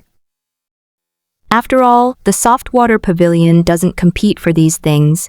In this kind of faction war in the instance, helping members of other guilds is a big taboo. Even if Ru Shuiji does not intend to participate in the fight, it will inevitably be criticized by other guilds. So you're not going to save him? No, what I mean is, it's better not to do anything unnecessary and just slip out. Kinglin didn't get up to follow Luo Huai because she saw him walking towards the president's room. Great idea. Luo Huai jumped onto the flying sword that Kinglin threw out. Kinglin jumped on as well. Run! Just like the previous 2 days, the two went away. The little fairy and the wooden ghost eloped. The 3 little ones, who rarely get up early to look for Kinglin, happened to walk to the foot of the boulder. They didn't hear what the 2 said, only the word run away. By the time they climbed up the boulder, they could only see the backs of the 2. Go tell the president quickly that her boyfriend eloped with the fairy? Wait, don't use rumors. You should say it's her brother. Right. The 3 little ones discussed their plan and then ran excitedly toward Ji Wutong's house. To the southwest, the place where Yifeng had the accident should be on the edge of the mountains. We tried to contact him, but we can't get in touch. Kinglin controlled the flying sword, constantly calculating and calibrating Yifeng's position with one hand. Southwest. I remember the demonized human's base is in the northeast of the mountains. Shouldn't the southwest be human territory? Besides, there are several human guilds hiding in the mountains now. It's unlikely that the demonized humans could get here, right? Not necessarily. Right now, the various guilds are also enemies, and there's a high chance they'll hide from each other and not make a move. Moreover, I heard that the city lord of the demonized people has been wandering in the mountains. Some small guilds are now living in fear, and even some large guilds have to be careful. Otherwise, they will suffer heavy losses if they encounter him. Wouldn't it be too dangerous for us to be flying in the sky right now? Luo Huai asked worriedly.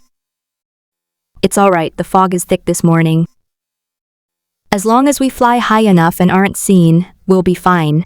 But after saying that, Kinglin was a little worried, so she raised the flying sword's altitude even higher. That should be enough. Watch out. Luo Huai suddenly shouted, grabbing Kinglin and pulling him off the flying sword. Luo Huai was not worried that Kinglin had no other means of flight. After pulling Kinglin off, he immediately looked at a churning sea of clouds in the distance, where the waves of clouds were rolling violently. A crescent-shaped blade, glowing with a deep, eerie green light, pierced through the air. The shield appeared in front of Luo Huai instantly, and the flying blade struck it in a flash. Bang!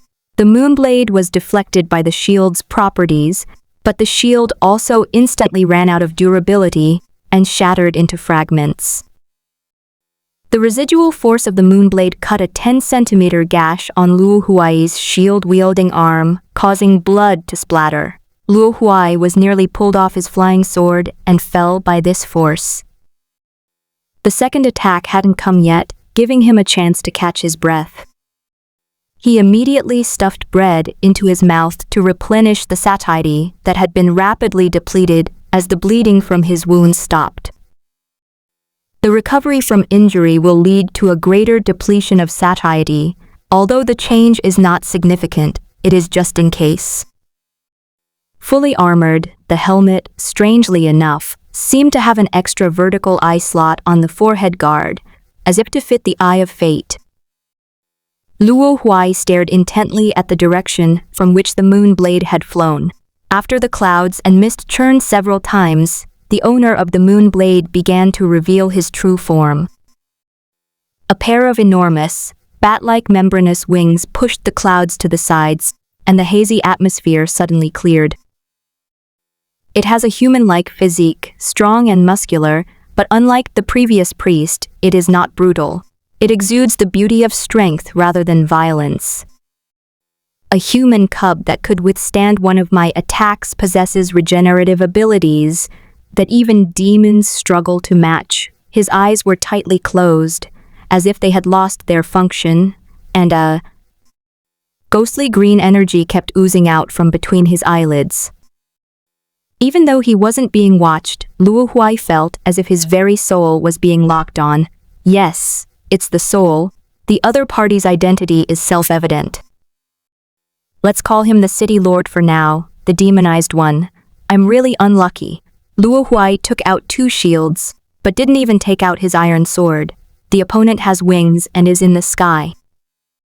How could someone who can't even fly possibly attack it?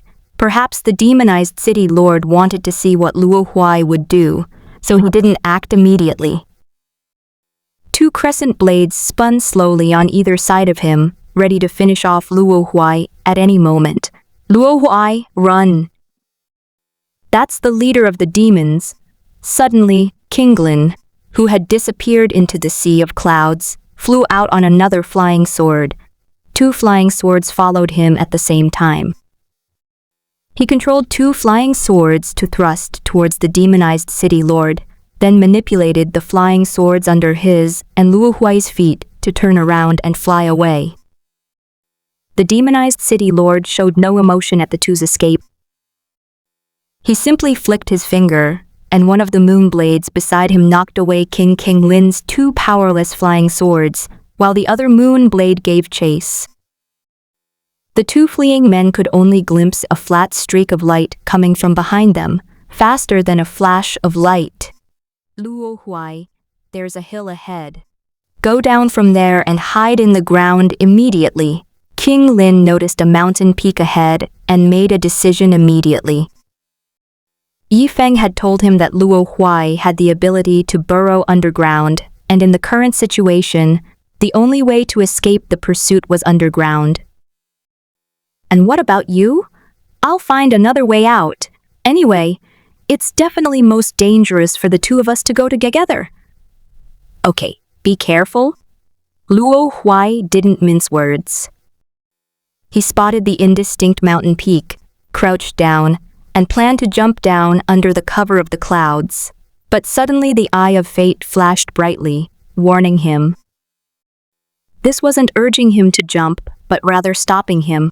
What's going on? Luo Huai didn't understand, but he still believed in the eye of fate. In that very moment of hesitation, the pursuing moon blade overtook them and struck the mountain peak. There was no explosion. Luo Huai only saw a flash of green light in the white expanse, followed by the deafening roar of a boulder falling into the mountains. Could it be? Kinglin and Luo Huai quickly flew past the location of that mountain peak, but there was no longer a mountain peak there. Instead, there was a smooth cut. The mountain has been cut off. It seems we can't escape, Luo Huai said with a wry smile to Kinglin on the flying sword beside him. Yeah, looks like there's no escape. We're still far from the guild headquarters. Kinglin slowed down his flying sword. There was no point in running away. Enemies of this caliber are beyond the capabilities of anyone but the guild leader to save them. If Yi Feng's accident happened nearby, I'm afraid. Take it easy, at least the 3 of us brothers are lucky to die on the same day. There's nothing to be happy about at all. The 2 closed their eyes, waiting for the moon blade to decapitate them or cut them in half at the waist. But after waiting for a long time, the day of death did not come. Luo Huai opened his eyes slightly and glanced at the scene, but that one glance startled him. The demonized city lord hovered less than 2 meters away from him. He could even feel the temperature emanating from the demonized city lord's body, originating from the eerie green patterns that covered his entire body and constantly emitted sparks. The bat wings that had been spread out, almost completely enveloped the space around the two of them. "Kinglin, what's going on?" Luo Huai asked Kinglin in a low voice, trying to hide his embarrassment. "Have no idea." The demonized city lord overheard their conversation but paid no attention. Instead, he moved closer to Luo Huai and sniffed at something, as if he wanted to confirm something. The two dared not move an inch. They were as if they were being held in someone's palm. "Boy, you smell of a demon on you," the city lord suddenly said. "I was once attacked by demonic magic." Luo Huai wasn't sure if his reply was appropriate, but it seemed like he had no other choice but to say it. "I know you do have the aura of our race's magic on you, but that's not what I'm talking about." The city lord's tightly closed eyes suddenly opened. "I'm talking about the scent of your soul." Suddenly, before they could escape, Luo Huai and the city lord's eyes met. In an instant, his gaze was drawn into the city lord's eyes, where countless flames, rolling lava, and a hellish realm filled with ghostly green filled his mind. "It seems your soul is well adapted to this environment," the city lord's whisper suddenly rang in his ear. Luo Huai then realized that this hellish realm only gave him a shock, but no discomfort whatsoever. "I am not a demon." Luo Huai has a very clear understanding of his racial classification. Suddenly, the eye of destiny locked onto a figure standing tall in the sea of flames. "Damn it." The city lord quickly closed his eyes, reverting to his original appearance. His tone was filled with lingering fear. "You could actually see into my soul."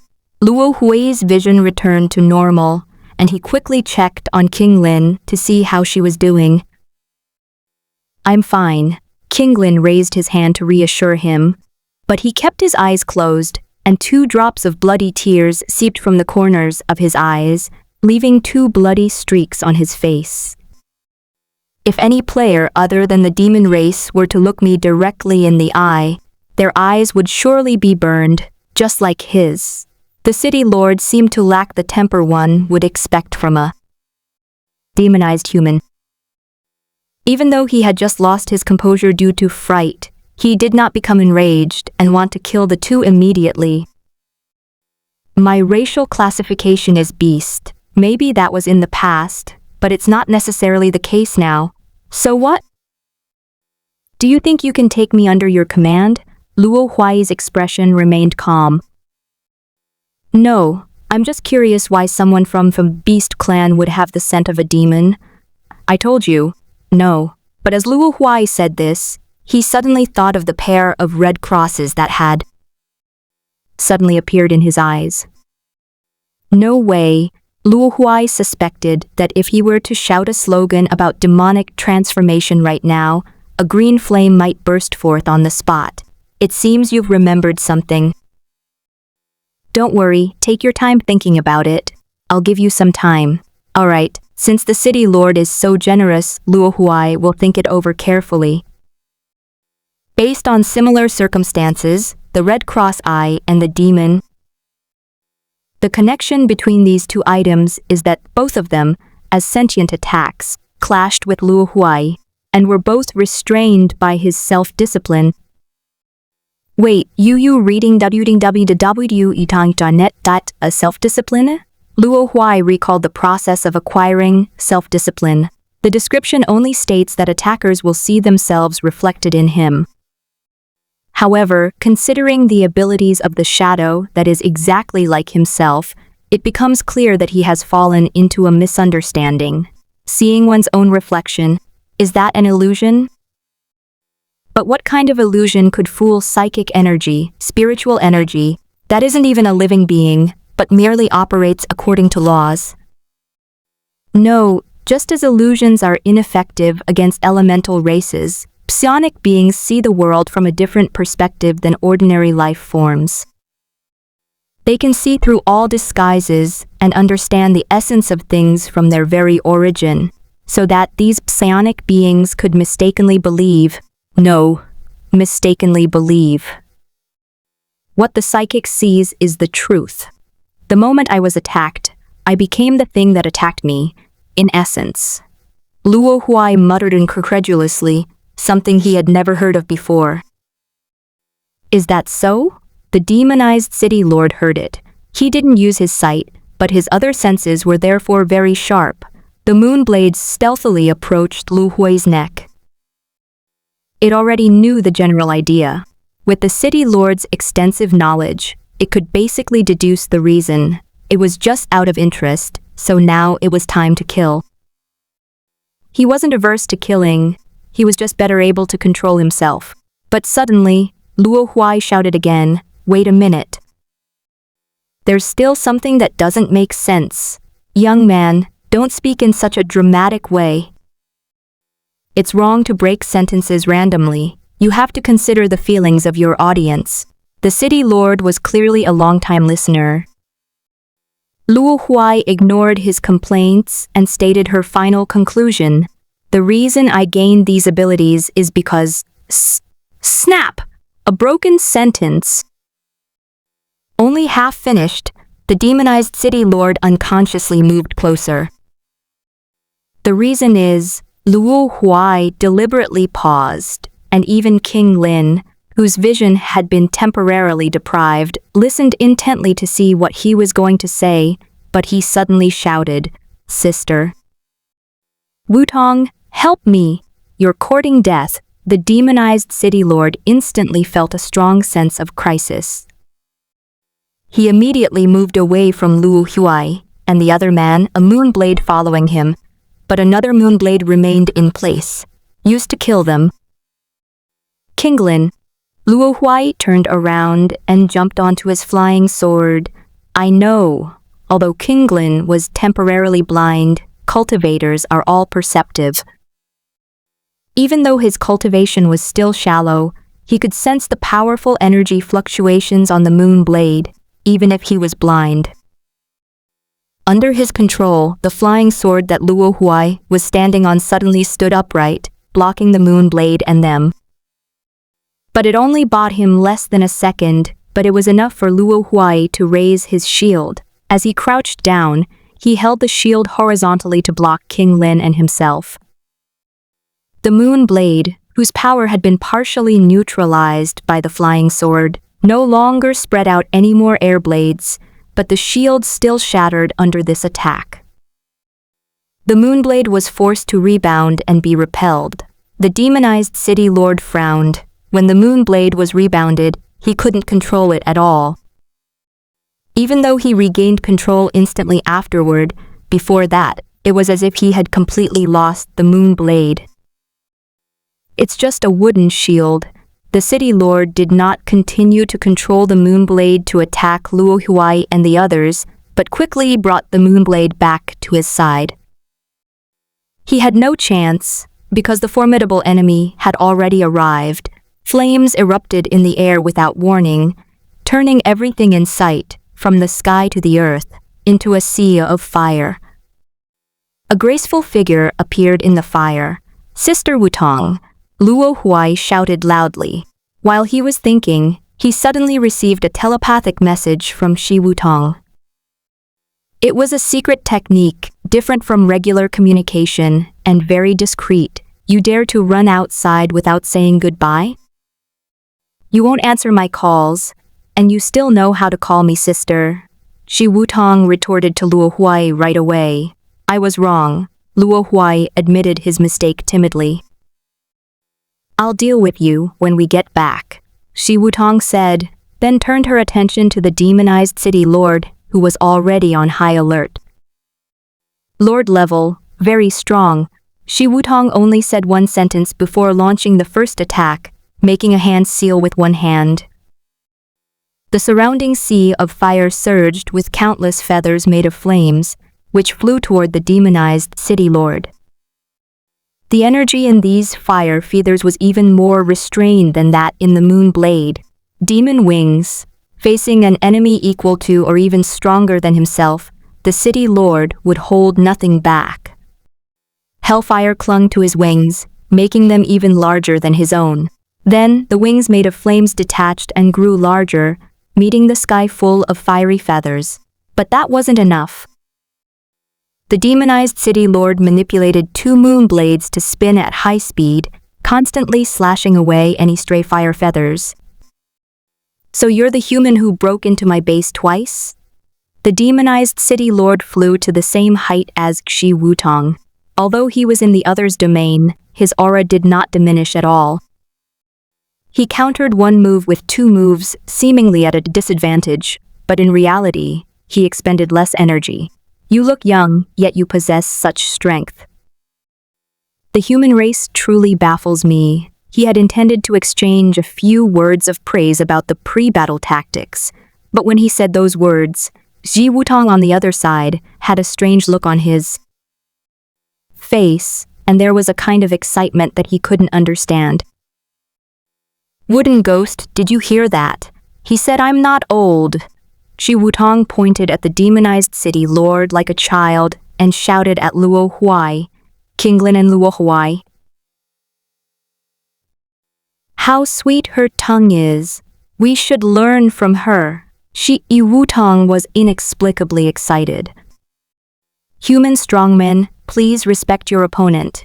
With Huo Yu almost completely whittled down, the demonized city lord unleashed a moon blade, aiming it at Xi Wutong.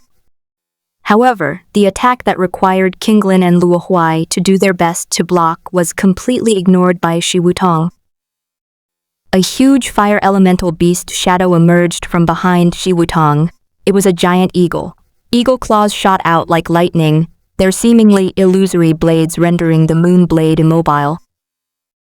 Xi Wutong leaped onto the fire eagle and said to the demonized city lord, I'm in a good mood right now. How about I let you off the hook? Why?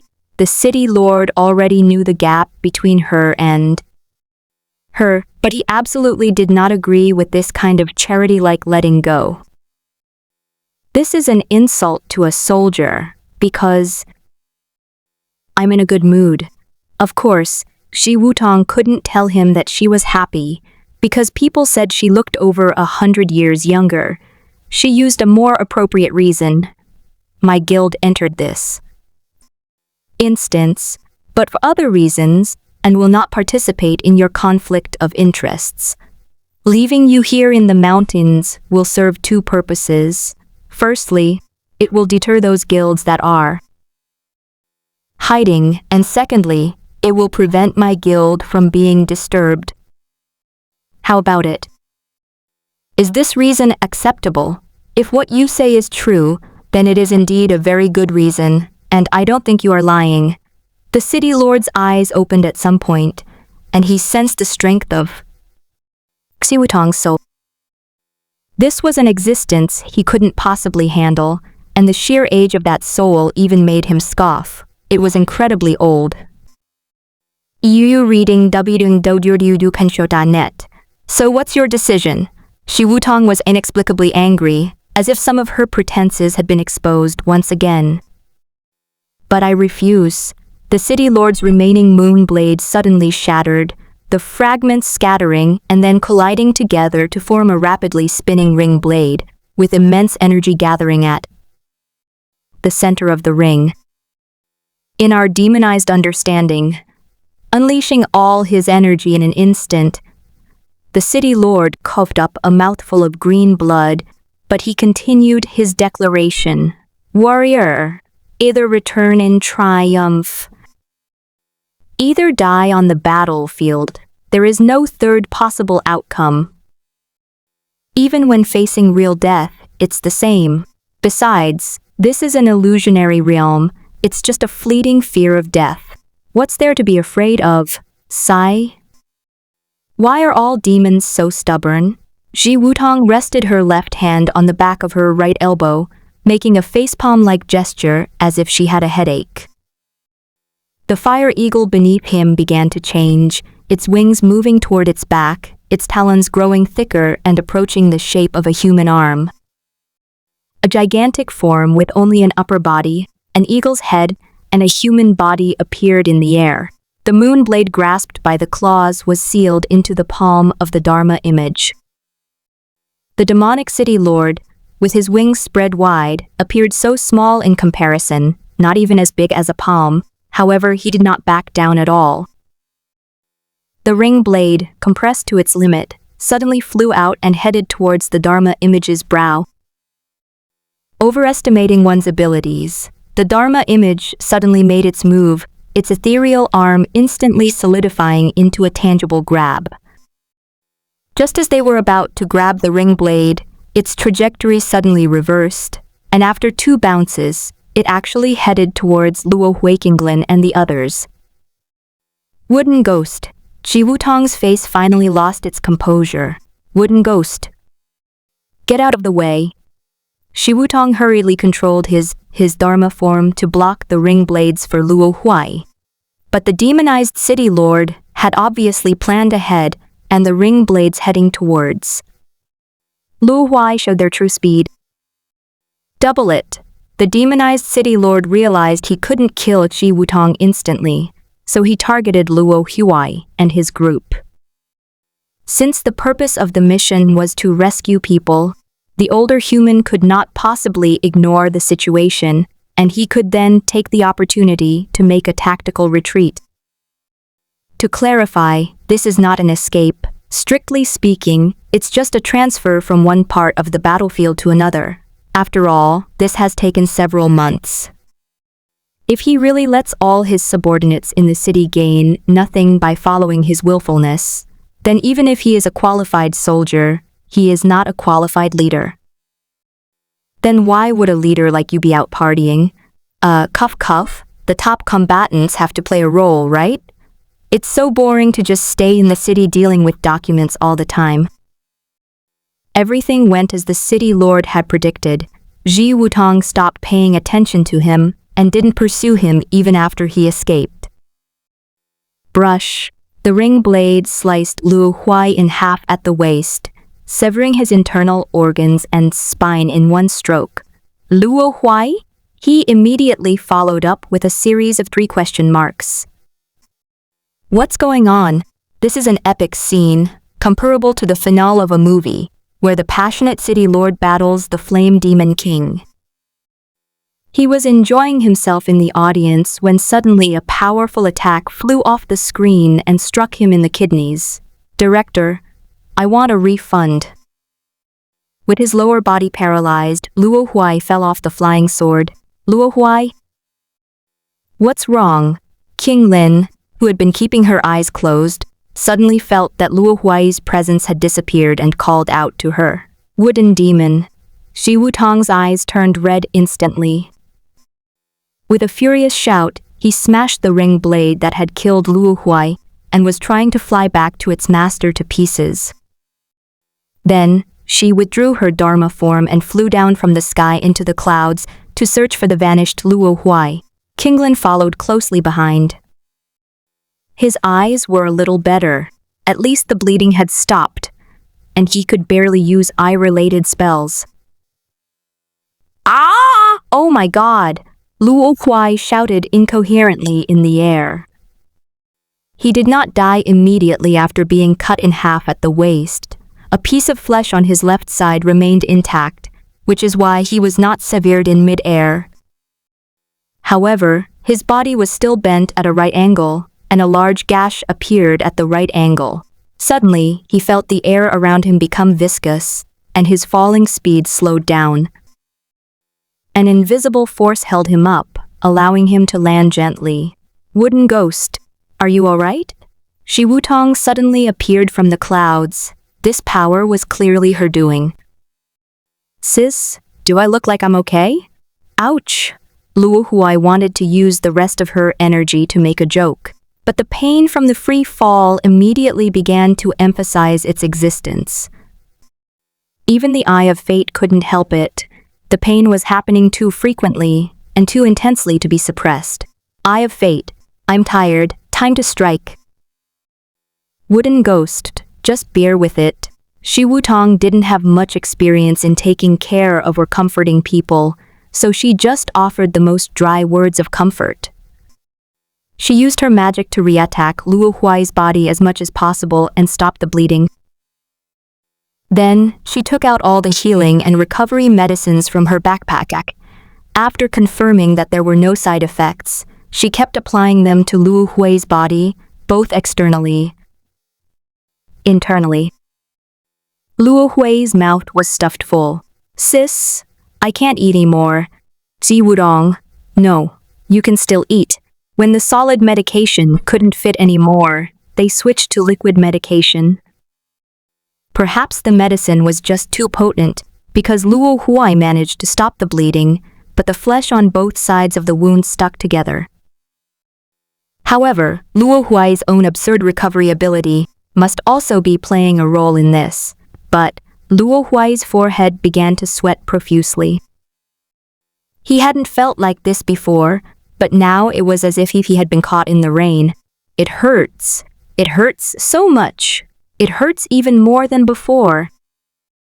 It's not that the injury got worse, but that as the two sides of the wound connected, the pain nerves also reconnected. The pain in my lower body was also transmitted to my brain.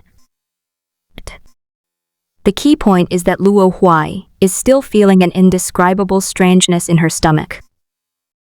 Internal organs, Luo Huai tried to say, but he had no strength left to speak, so he simply closed his eyes. Now let me go in peace. When I log back in, I'll be a hero again. Luo Huai was naturally relieved to be able to be resurrected, but Shi Wutong didn't want to know. Wooden Ghost, hold on. Don't give up. I have another pill here called the life-saving pill. It can definitely save your life. Too many newcomers are traumatized by their first experience of death and bid farewell to the illusionary realm forever. Zhai Wutong fears that this farewell may be forever. Even if she finds the wood demon in the mortal realm, her frail physical body there cannot withstand the burning of her inner fire, as it did in the illusionary realm. In that case, the two of them would probably have to part ways, their lives diverging and never intersecting again. The wood demon is someone she is destined to meet. There are many people destined to be on the path of cultivation, but this one might be the only one. As the saying goes, concern leads to confusion. Ji Wutong's heart was in turmoil, and her thoughts followed suit. She only had one life-saving pill on her, and she stuffed it into Luo Huai's mouth, where it melted instantly. Ugh! Luo Huai groaned as a terrifying surge of life force pierced his body, causing his separated flesh and bones to begin healing frantically. Even the broken bones were forcibly rejoined by the attached muscles. Luo Huai could almost hear a commander inside her head, called Brain, screaming wildly, "Oh no! Stop! That piece of entrails over there isn't your original one. You two aren't even in the same department." Right now, Luo Huai's stomach can be described like this. The severed internal organs, like if they've been injected with chicken blood, are frantically sticking to any gaps or wounds they touch, and are beginning to heal haphazardly. If he had the strength, Luo Huai would have loved to raise his sword and slit his own throat. Wooden Ghost, just then, Kinglin Li found their location and flew down from the sky. He did not call Luo Huai by his real name. Lin, do it! Seeing that Shi Wutong was somewhat possessed and completely disobeying him, acting like a heartless drug-suppressing machine, Luo Huai had no choice but to place his hopes on King Lin. Kinglin, who had just landed, wanted to go forward and take a look, but Shi Wutong was shrouded in a reddish aura. As soon as Kinglin took a step, he felt his eyes start to burn, and then his heart started to burn as well. He quickly jumped out. The president has lost his mind. Is this the obsession of older single women? It's terrifying. Suddenly, he saw Luo Huai, who was lying on the ground, give him a coded hand gesture. The movement was very subtle, but Kinglin recognized it at a glance. It was something Luo Huai had figured out when he was a child, meaning, let's get started.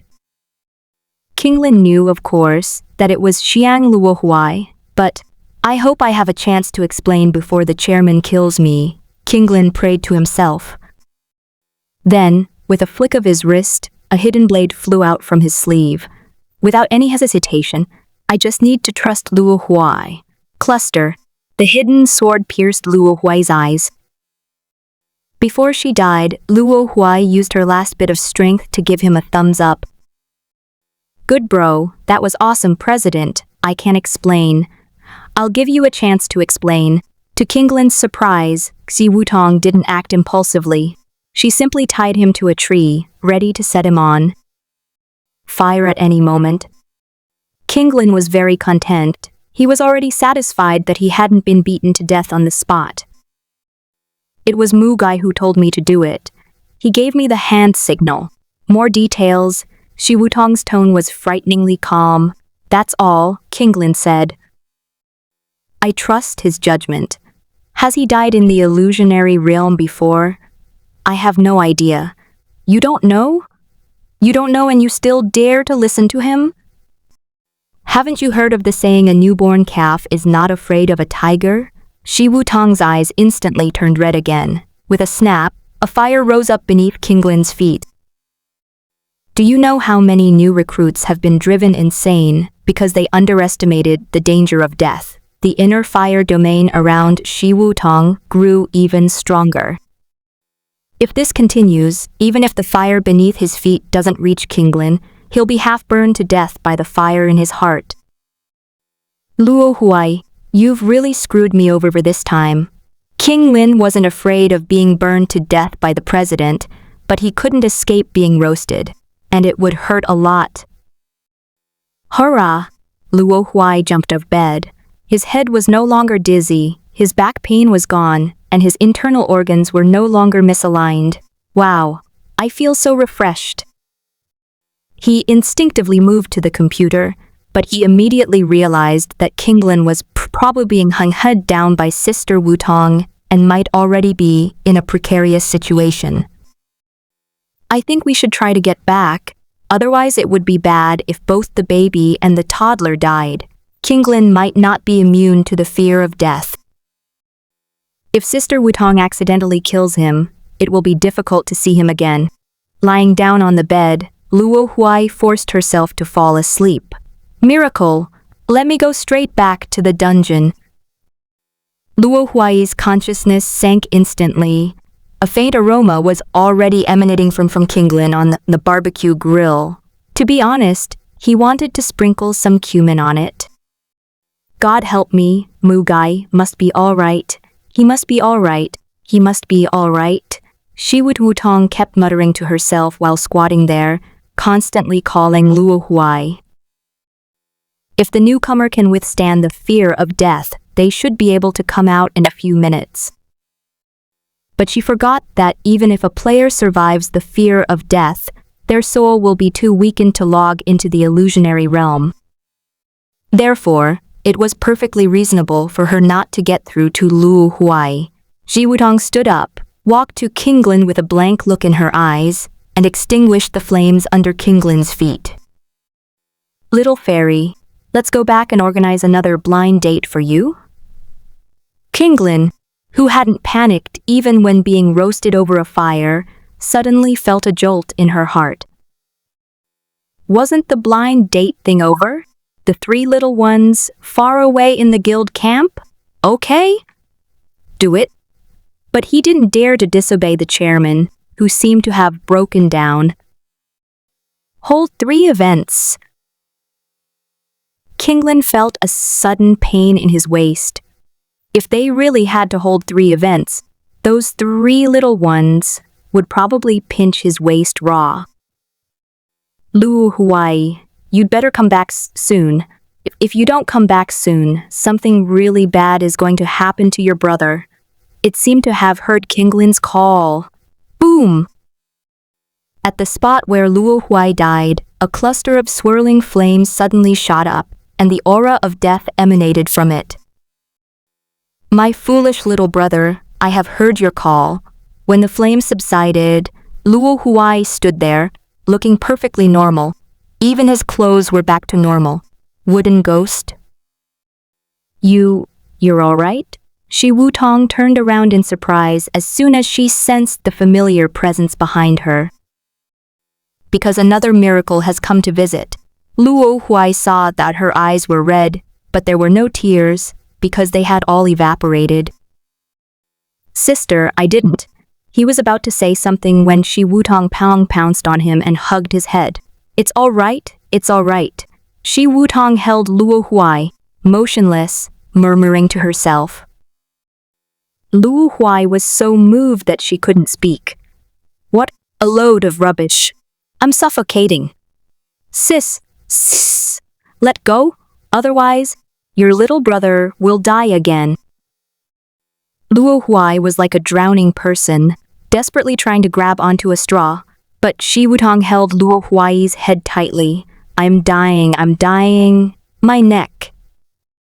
He felt that the strength in Shi Wutong's arms was also increasing. Kinglin, brother, I can't save you this time. Finally, Shi Wutong realized that Luo Huai in her arms was gradually losing consciousness, and only then did she belatedly release him.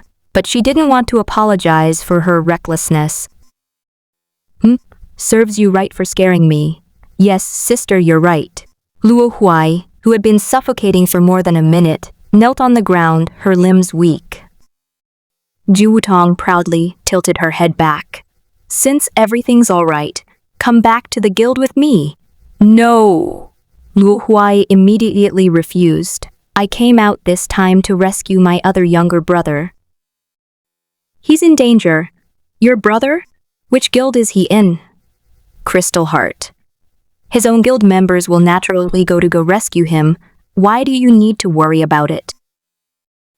You just need to go back and stay there obediently. But by the time his guild's search and rescue team arrives, it will definitely be too late. How did you know? The immortal demon boy calculated it. Luo Huai pointed at King Lin, who was tied up. I knew it. Shi Wutong cast an unfriendly glance at King Lin.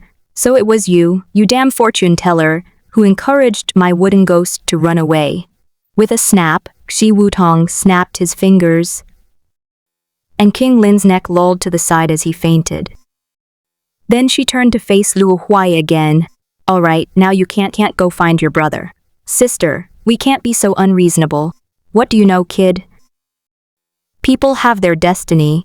Their fate is predetermined. Even if you escape one calamity, another will surely come. Interfering too much will only lead to trouble. You know that? Luo Huai was speechless. Then, all right, if you encounter a city lord who has been corrupted by demons, the chances of survival are indeed slim. Be good, listen to me. Shi Wutong saw Luo Huai's unwilling face and softened her voice. You have to believe in your brother. Only through experience can you grow. Oh!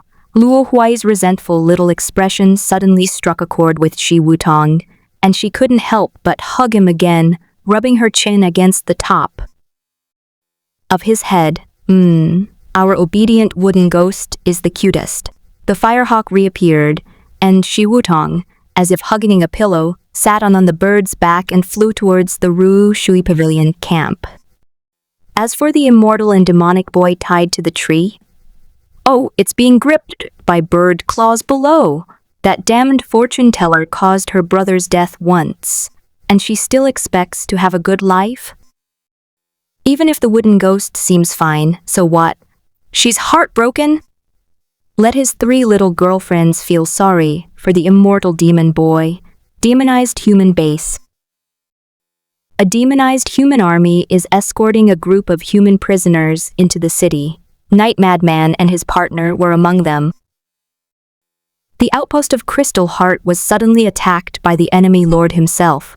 Yifeng and his partner, Sister Yu, supported each other. Sister Yu's abdominal injury has healed well after a few days of treatment with special medicine. This time, it was Night Madman who was injured. His right hand was severed, and the wound was only bandaged with a few layers of gauze to stop the bleeding. This is a good haul. We've captured several near-core members of rival guilds, which we can use for negotiations, a demonized soldier escorting the prisoners said to his companion. The city lord is still the best. The demonized soldier, who was being talked to, kicked Yi Feng next to him and said viciously, "It's this guy. He sniped more than a dozen of our brothers last time. Every bullet had his soul aura on it.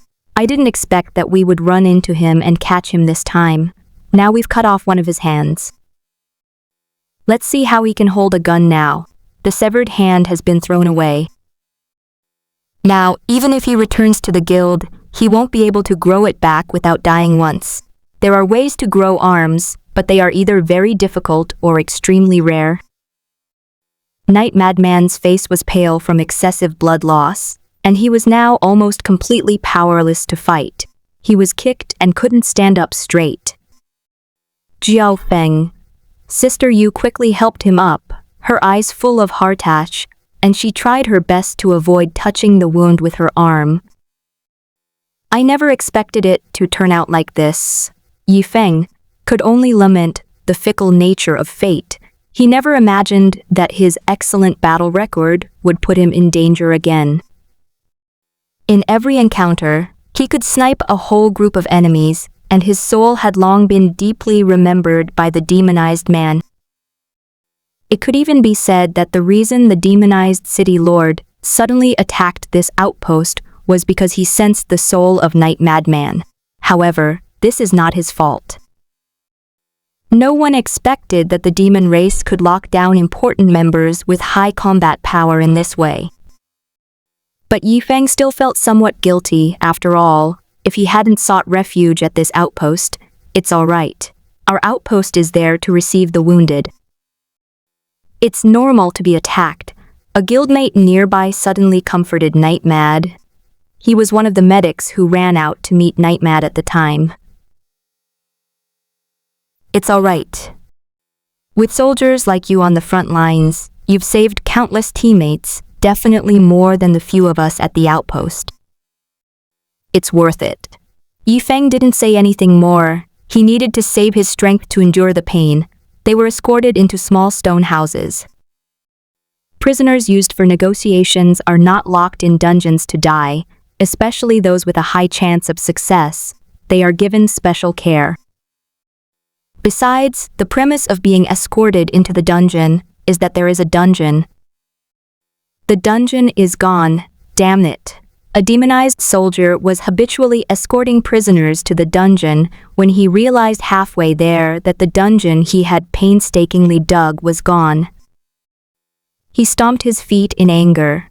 Night Madness and Sister Rain were escorted to the front of the small stone house. A demonized soldier tried to pull away Rainy Morning and lock Night Madness up alone. Unexpectedly, Yi Feng, who had been quiet all along, suddenly raised his head, stared at him with fierce eyes, and threatened, "If you dare to separate us, I'll kill myself right now." The demon scoffed and continued to pull at Sister Yu, saying, "Tch, who do you think you are? You can commit suicide if you want. Are you suggesting we lock up prisoners indiscriminately to give you a chance to escape? Do you know why our dungeon is empty? It's because a few idiots threw 2 bombs into a cell." The demonized man pinned the blame for the mystery of the disappearing dungeon on this person. But his teammates immediately stopped him, saying, "The city lord said that this human is a core seed of their guild and is highly valued. Why don't we just let him have his way? Anyway, they are both injured, so we can just assign 2 more people to watch over them.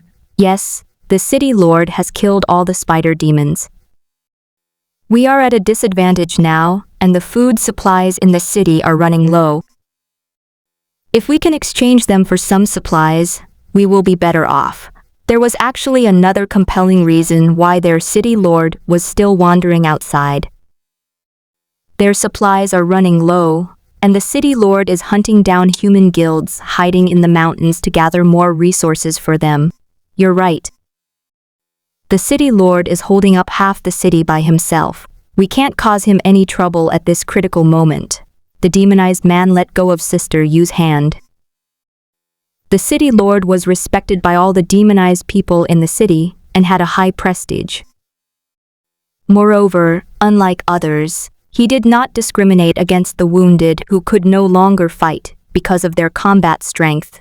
He will assign everyone a suitable position and look them in the eye. Out of respect for the city lord, the demonized man imprisoned night madmen and the mature woman in the same cell. Of course, the number of guards has also doubled. Sister Yu, this time we really have to be a pair of doomed lovers. Yifeng sat on the ground, leaning against the wall, and said with a wry smile. Even if the guild were willing to exchange supplies for them, the demonized people would definitely set up an ambush on their way back. It's probably still a death sentence. Stop talking. Sister Yu wasn't as heartless as Yifeng. But she immediately noticed another keyword in Yifeng's words, and blushed as she spat at him. Pa, who said we're a couple? Haha. Yifeng chuckled softly.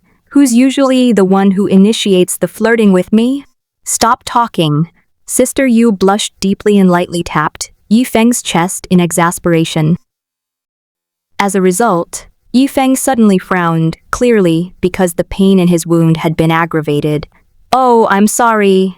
Sister Yu panicked and didn't know what to do. She could only watch helplessly as Yifeng broke out in a cold sweat. I'm fine. Yifeng used his remaining hand to press down on Yu Jai's uneasy little hand, calming her down. Under his guidance, Sister Yu finally calmed down. She sat down next to Yifeng with her legs slightly bent, and a little light emanated from her hand as she treated his wounds. I'm sorry, Sister Yu suddenly apologized again. Although you always say that I'm the one taking care of you, actually, a few tears streamed uncontrollably from her eyes. It's always me who's dragging you down in battle. Yifeng didn't know why Sister Yu suddenly felt guilty about this, and he didn't know what to say. Comfort seems rather inadequate. He suddenly moved, bringing his face close to Sister Xian Yu. Ah, Sister Yu seemed to be stunned, not even knowing to tilt her head back to avoid him, letting Yifeng approach. She nervously closed her eyes, only opening them slightly when she felt a touch on her forehead, her breathing quickening instantly. Yifeng gently pressed his forehead against hers. Silly girl, don't overthink it. The tone was unmistakably indulgent, especially considering how close their faces were. Ah. That Yu Jai's heart was pounding so hard she was practically jumping out of her chest. Her face turned bright red all the way to her ears. Ah! Where did this kid Xiao Feng learn this kind of thing? I'm completely powerless against it. My already chaotic thoughts exploded, and I could almost see a small mushroom cloud rising above Sister Yu's head. The motherboard overheated and burned out. She stumbled and staggered back to the farthest corner of the wall, using all 4 limbs to support herself. She covered her face, which was hidden by her long hair, and Yifeng could only see her red ears. Yifeng sighed. Thankfully, the wound had been treated. Seriously. Who's always complaining that he's a blockhead? Sigh. Women's minds are so hard to fathom. The following is the main text, already exceeding 2,000 words. With additional characters, this is not for padding. A PS. I got hungry halfway through writing, so I'm writing some dog food to fill my stomach. By the way, I find writing dog food so easy. Is it because I'm enjoying eating it? I'm supposed to be a single dog, bursts into tears, cries uncontrollably. Preview, outside the city. A skeleton stands on the wilderness. The city walls were guarded by demonized priests who stayed up all night. If you spot a skeleton with a bow, notify them immediately. Remember, don't provoke him. He instructed the guards on duty one by one on the city wall. 2 days ago, he escaped from the mutated skeleton's pursuit, but he was the only one who managed to escape. The soldiers of the other squads all perished in the wilderness, and some even fell in front of the city gate. He acted impulsively. The destruction of the dungeon and the city wall foundations had a significant impact on him. The mutated skeleton originally wanted to storm the city, but it was outnumbered and lacked a high vantage point to shoot, so it was defeated. But it's definitely not dead. The priest could not be mistaken. That encounter only injured a few bones in the skeleton. In the end, once the flames from the skeleton's wounds went out, it hid under the cover of night. The city lord's relatives escorted back a group of prisoners during the day, and he specially increased the guard, fearing that the mutated skeletons would attack again. The demon warriors entering the city thought they were about to be annihilated. Hopefully nothing will happen tonight. The soldiers are still resting in the city. A large banner was erected for the sacrificial ceremony. Click. Not far outside the city, a few hundred meters away, a bony hand suddenly burst out of the ground. The mutated skeleton crawled out of the ground. After being injured that night, it buried itself in the soil, using the energy accumulated from hunting demonized humans to heal its wounds. Damn it. Who stepped on it several times during the day? It happened to be lying on the road that the demonized human escort team would inevitably pass through. Damn it, such a big piece of land, and they just have to step over it. I can't stand it.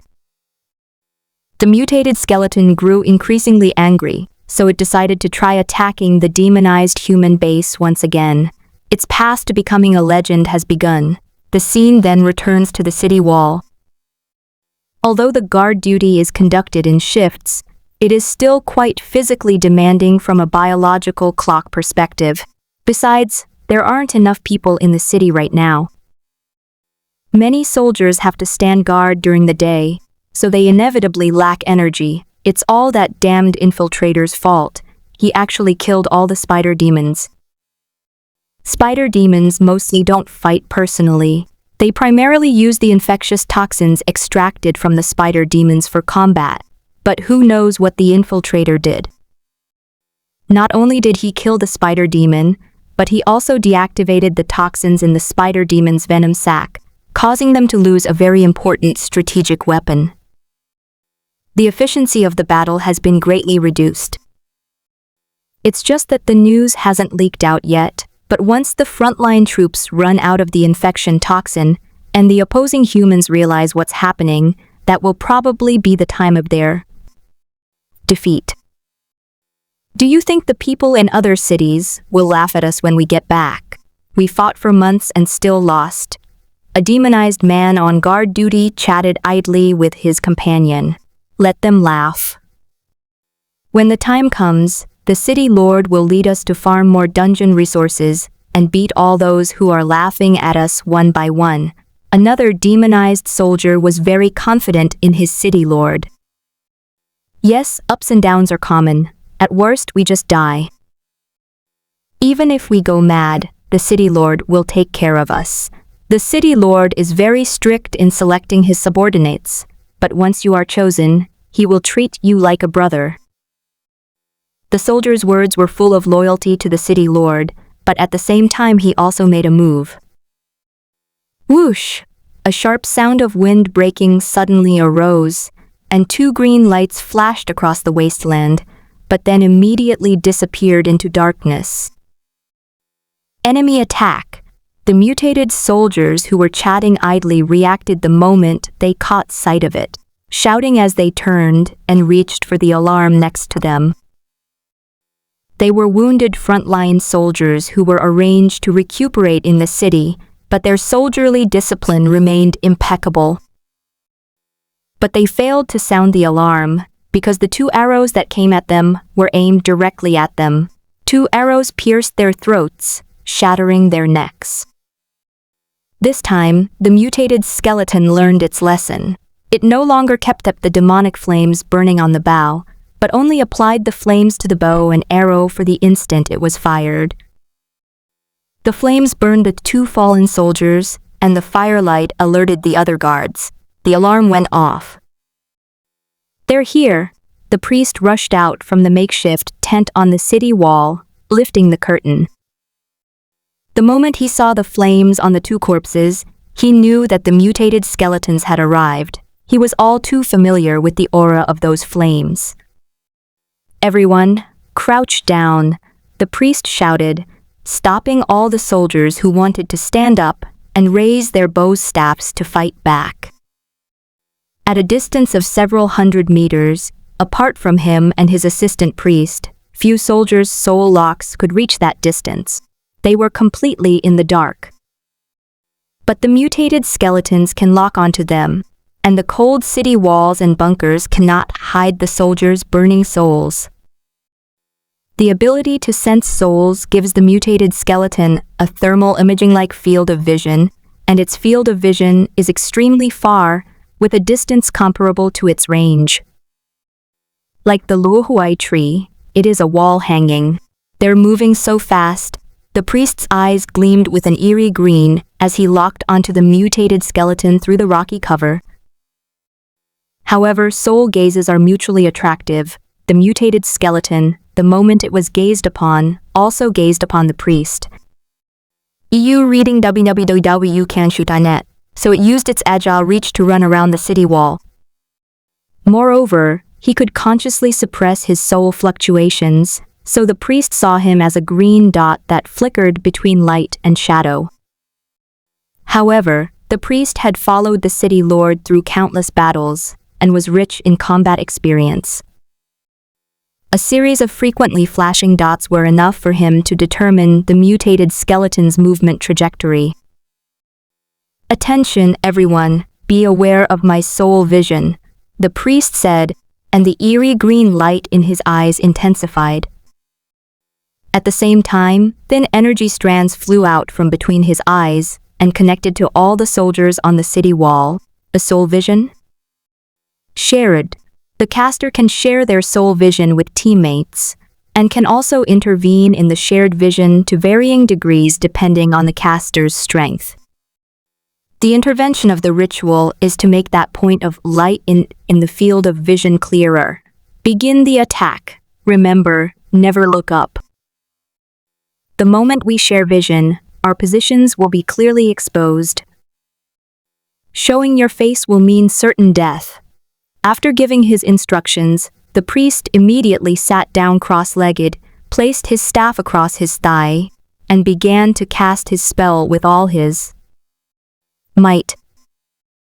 The attack was left to the soldiers. At this distance, they were far more professional than the priests. Wow! Fireballs, magic missiles, and eerie green arrows rose from the city walls. Knowing it was being targeted, the mutated skeleton immediately changed its monotonous and predictable movement pattern and began to move in various back-and-forth patterns. However, with attacks raining down, even agility is meaningless. After dodging the first arrow, the mutated skeleton lunged into a crater. It dug this hole itself. There are several others like it in this area. It perfectly inherited the traditional skills of the old father. This kind of wisdom. The priest was not only shocked, but also terrified. The priest was in charge of all matters, big and small, in the city, and he knew exactly whether there were any pits outside the city walls. It couldn't have been left behind by the intruder when he dug the tunnel to escape. That guy only showed his face once from beginning to end. Coward. The priest couldn't help but curse under his breath when he thought of Luo Huai. As a result, these words reached the soldier's ears through the sharing system. The priest immediately realized he had spoken nonsense and quickly explained, "I wasn't talking about you. Soldiers, sir, you don't need to explain. We don't mind. Anyway, you've scolded us quite a bit before." With more people around, they became more assertive. Taking advantage of the fact that the priest couldn't tell who was speaking, the soldiers loudly voiced the complaints they had been keeping to themselves. Sacrificial ceremony. You've gone too far. Go back and do extra group training. The soldiers all shuddered. Stop arguing and focus on aiming. The enemy isn't dead yet. The priest's voice cleared, and he switched back to his cold-faced commander persona. The soldiers quickly recovered. Below the city, the mutated skeleton was still lying in the pit, but the bow in its hand was not idle. The bow was placed horizontally on the edge of the pit, supported by its arm like a crossbow. The soldiers on the city wall knew it had hidden in the pit and began to adjust the trajectory of their attack. This is a sniper duel between a cheater using wall hacks and a group of cheaters using wall hacks. Now that it has been completely exposed, there is no point in the mutated skeleton hiding and suppressing its flames anymore. Full power, flames several meters high erupted. The power added to the bowstring became terrifying, and jets of flame erupted from the arrow. At a distance of several hundred meters, arrows shot like this don't even have a proper parabolic trajectory. They just hit the fortifications on the city wall. However, the mutated skeleton never intended to shoot in a parabolic trajectory.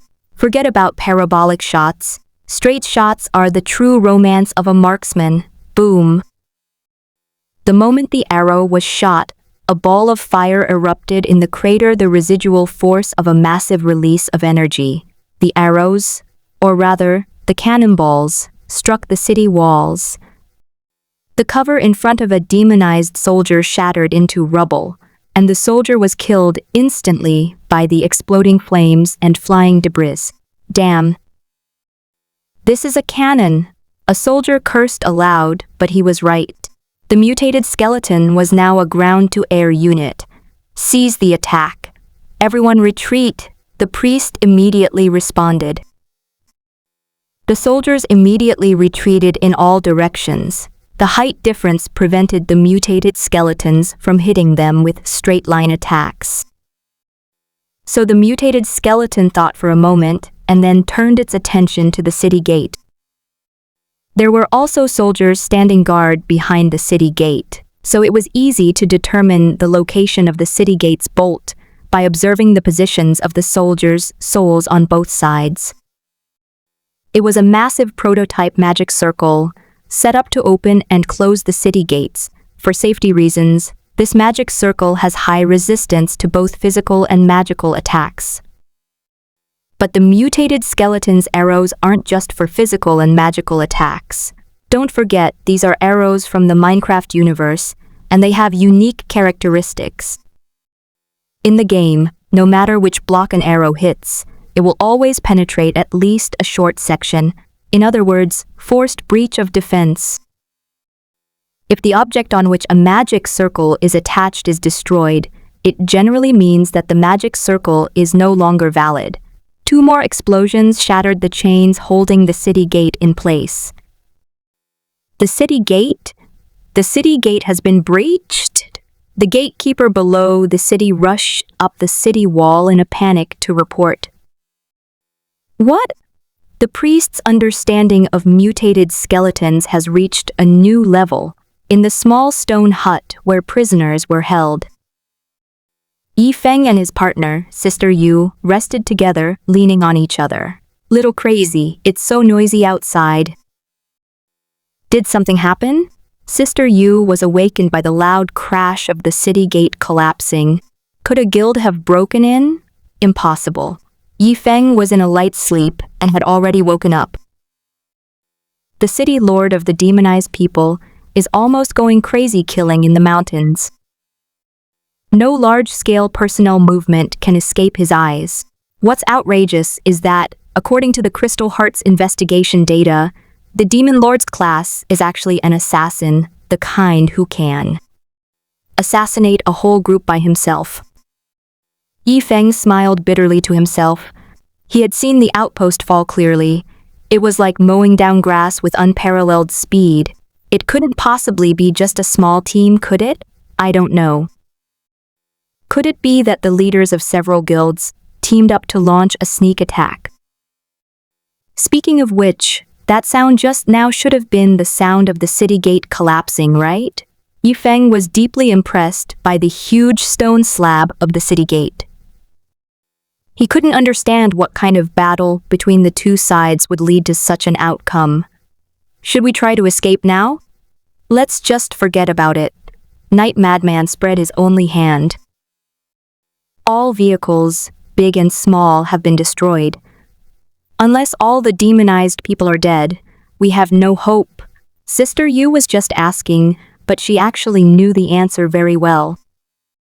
But what the two didn't know was that this idea might actually become a reality. Boom! As the city gate collapsed, all the demonized people inside the city were alarmed. Especially those demonized people in the square behind the city gate were surprised to think, why did the city gates suddenly open? And even if they were to open, shouldn't the gates face outwards? Why are they tilting inwards? That's all they could think about, because several explosions followed the collapsed city gate. Boom! Boom! Boom!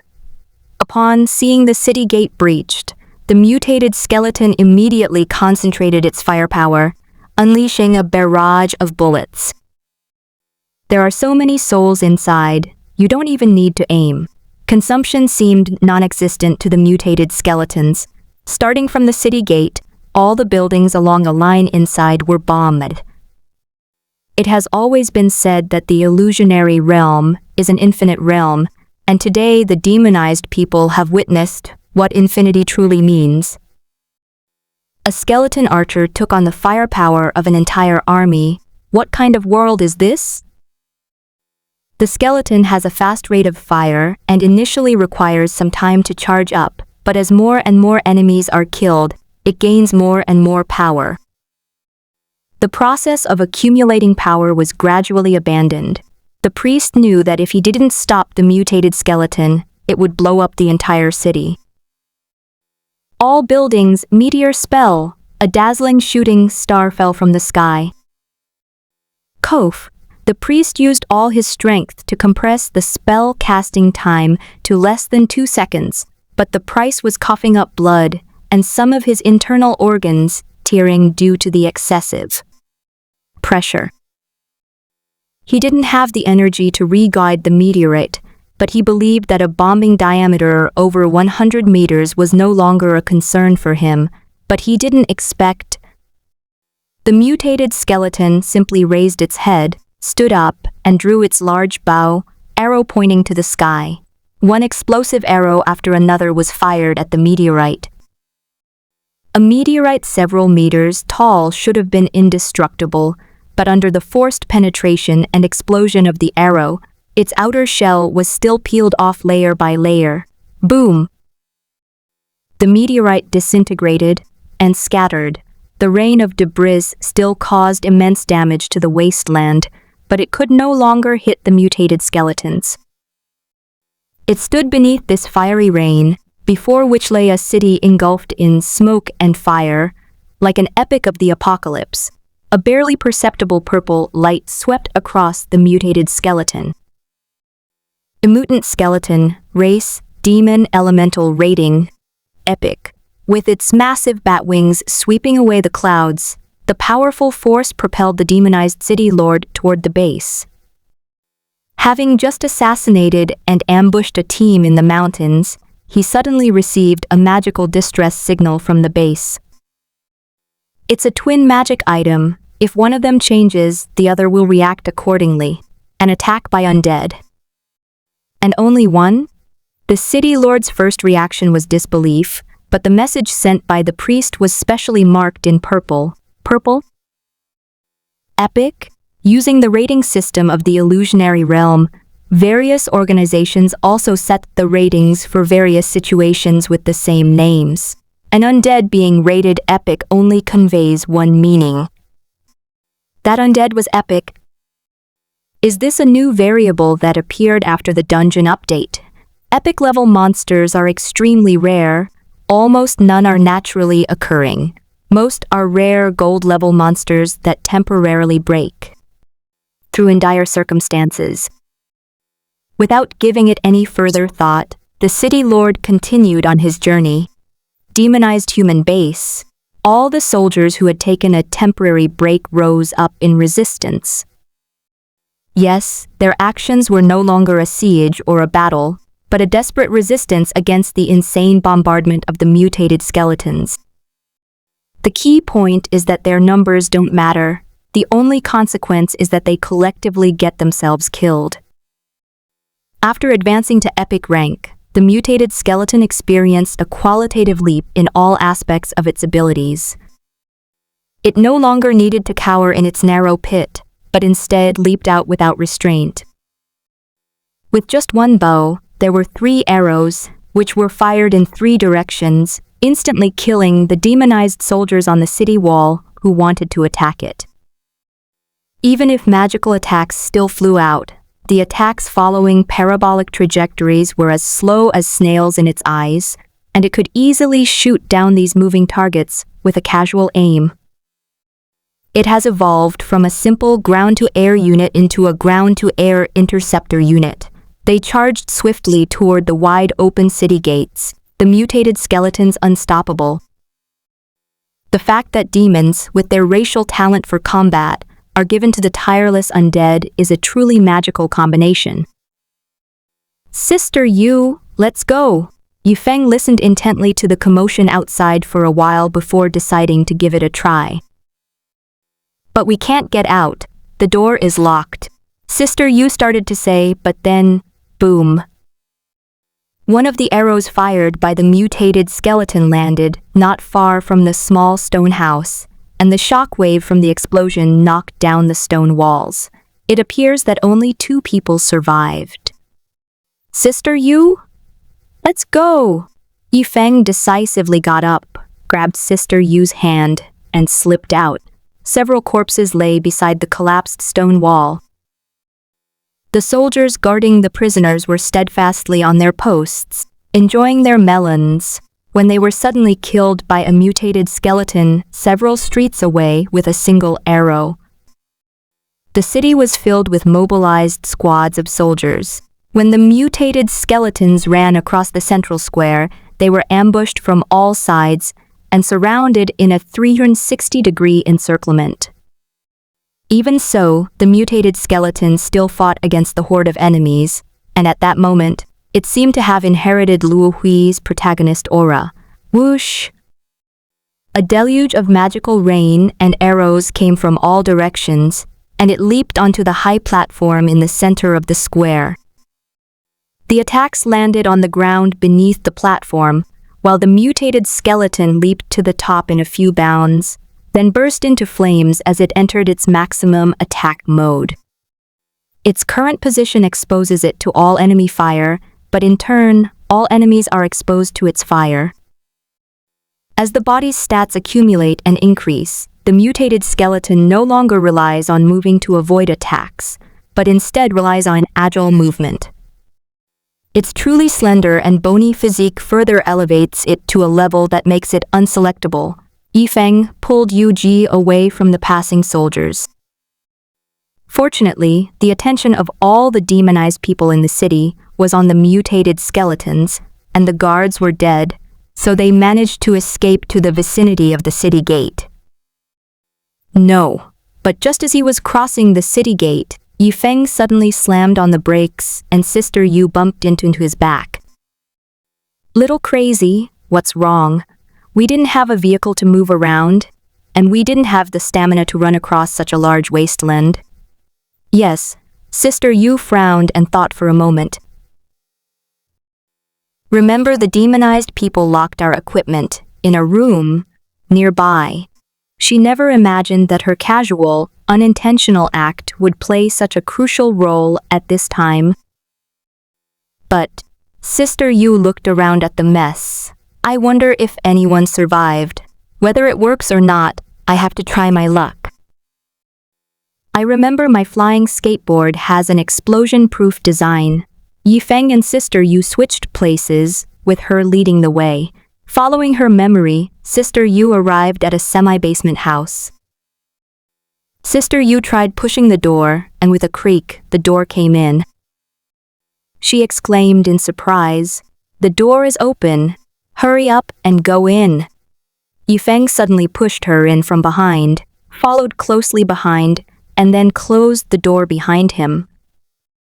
Someone passed by, he explained, peering through the crack in the door. A squad of demonized soldiers hurriedly ran past. The frontline squad that was fighting against that freakish undead was defeated again, and they were almost unable to mobilize their forces. This is terrifying. What on earth has breached the city? Has the city lord betrayed us? As Yifeng ran through a street, he vaguely caught a glimpse of demonic flames flickering on a distant high platform. That's why he thought that way, but it could also be a ritual. In popular perception, the priest class is always able to summon beings far beyond their own level through various strange rituals and sacrifices. Of course, whether or not it can be controlled is another matter entirely. Little crazy. I found your flying board. Sister Yu rummaged through a pile of clutter and found Night Crazy's flying board, then proudly carried it over. This is saving us. Yifeng's eyes lit up as he caught the flying board with one hand. The moment he touched the skateboard, the flyboard automatically activated, emitting a faint, deep blue light. I let go, and the flyboard hovered at knee height. I jumped on, and the flyboard only dipped slightly before stabilizing my balance. Sister Yu, come on up! Yifeng took Sister Yu's hand and pulled her onto the flyboard, asking as he did so, "By the way, did you try to lose weight last time?" What's the flyboard's strength limit? When Sister Yu took Yifeng's hand, her face was still slightly flushed, but upon hearing this question, her face immediately froze. She said guiltily, I've already lost weight, by quite a few pounds. That's good. Hearing this, Yifeng felt reassured and pulled Yuji up, however.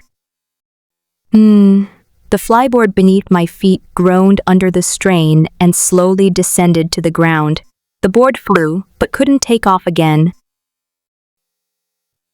The two looked down at the stalled flyboard, each trying to figure out how to break the awkward silence. Suddenly, Yifeng looked up and stared straight at Sister Yu. Yuji blushed with embarrassment and turned her head to avoid his gaze, but she couldn't escape it no matter what she did. So she had no choice but to squat down and cover her face, just like when she was shy before. This time, however, she really wanted to crawl into a hole in the ground. Why are you staring at me like that? Sister Yu covered her face for a while, then tentatively looked up at Yifeng to see if he was still staring at her. And that brat was still watching.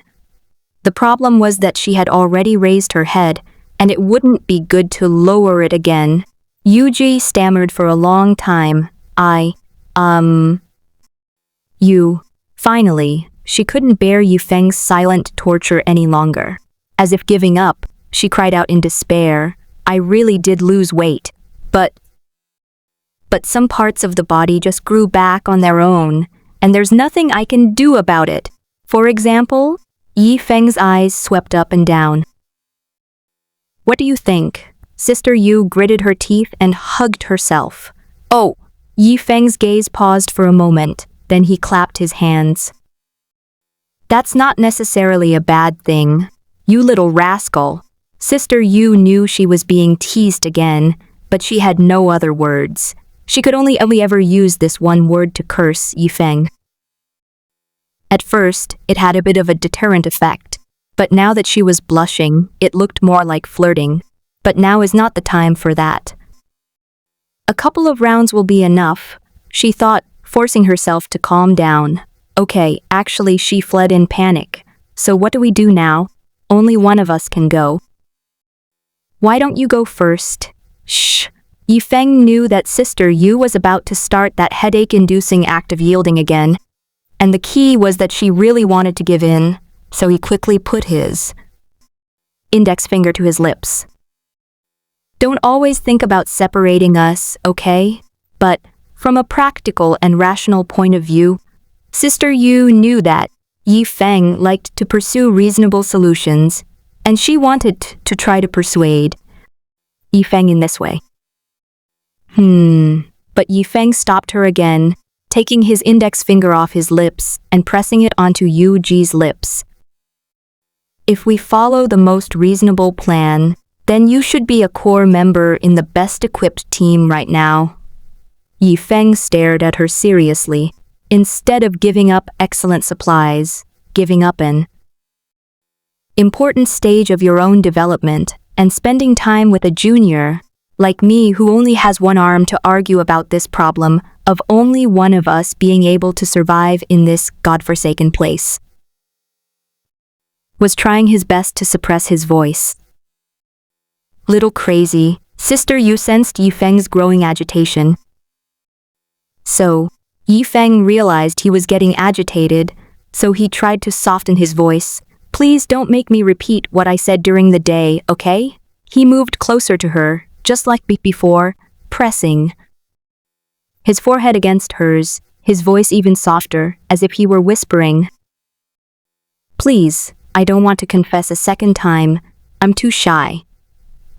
Sister Yu's brain completely shut down. Confess? Confess. Was that line a confession?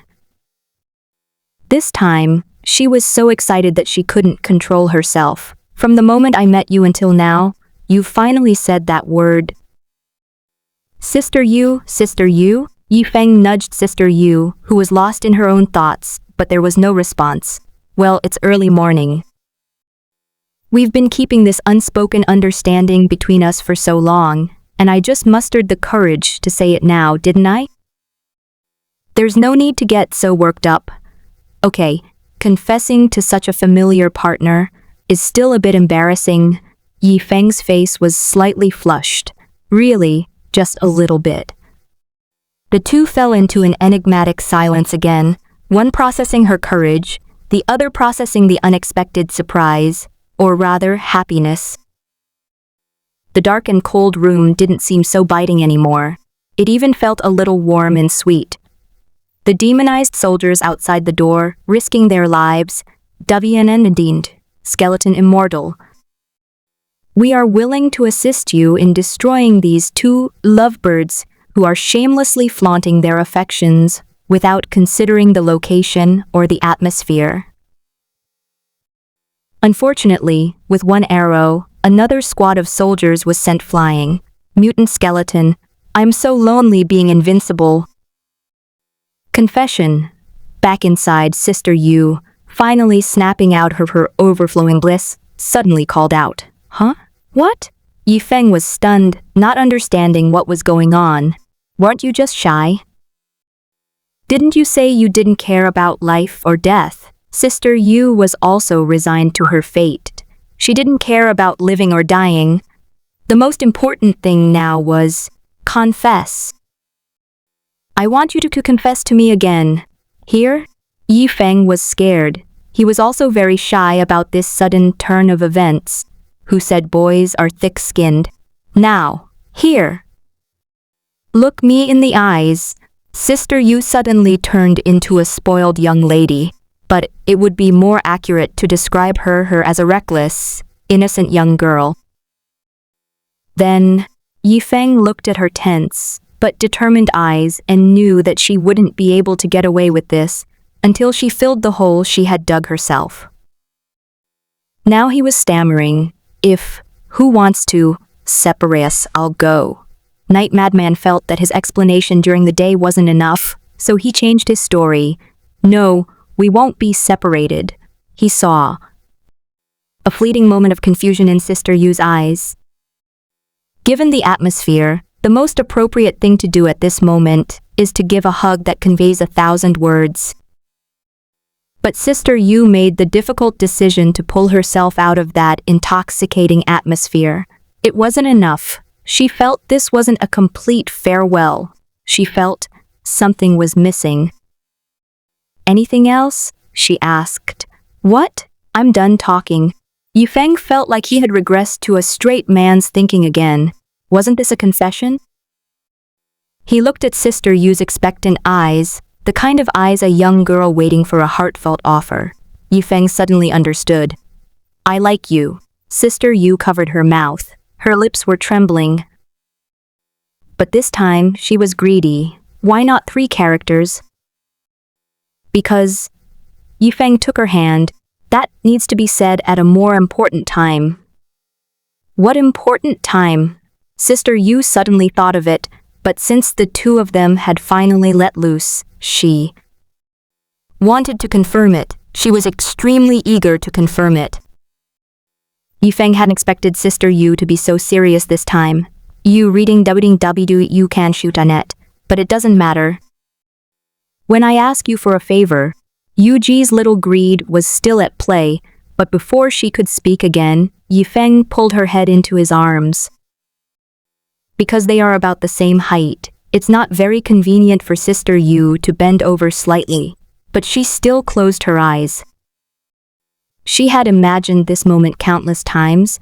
How could she possibly hate it? However, this moment is not forever, and we must return to the most real reality. So, Sister Yu, I'll let you go first this time. Yifeng suddenly let go of her. The flying board had somehow been moved to her feet, and she couldn't get off. She was locked in place. Sister Yu hadn't yet recovered from this sudden change. Little crazy, what's going on?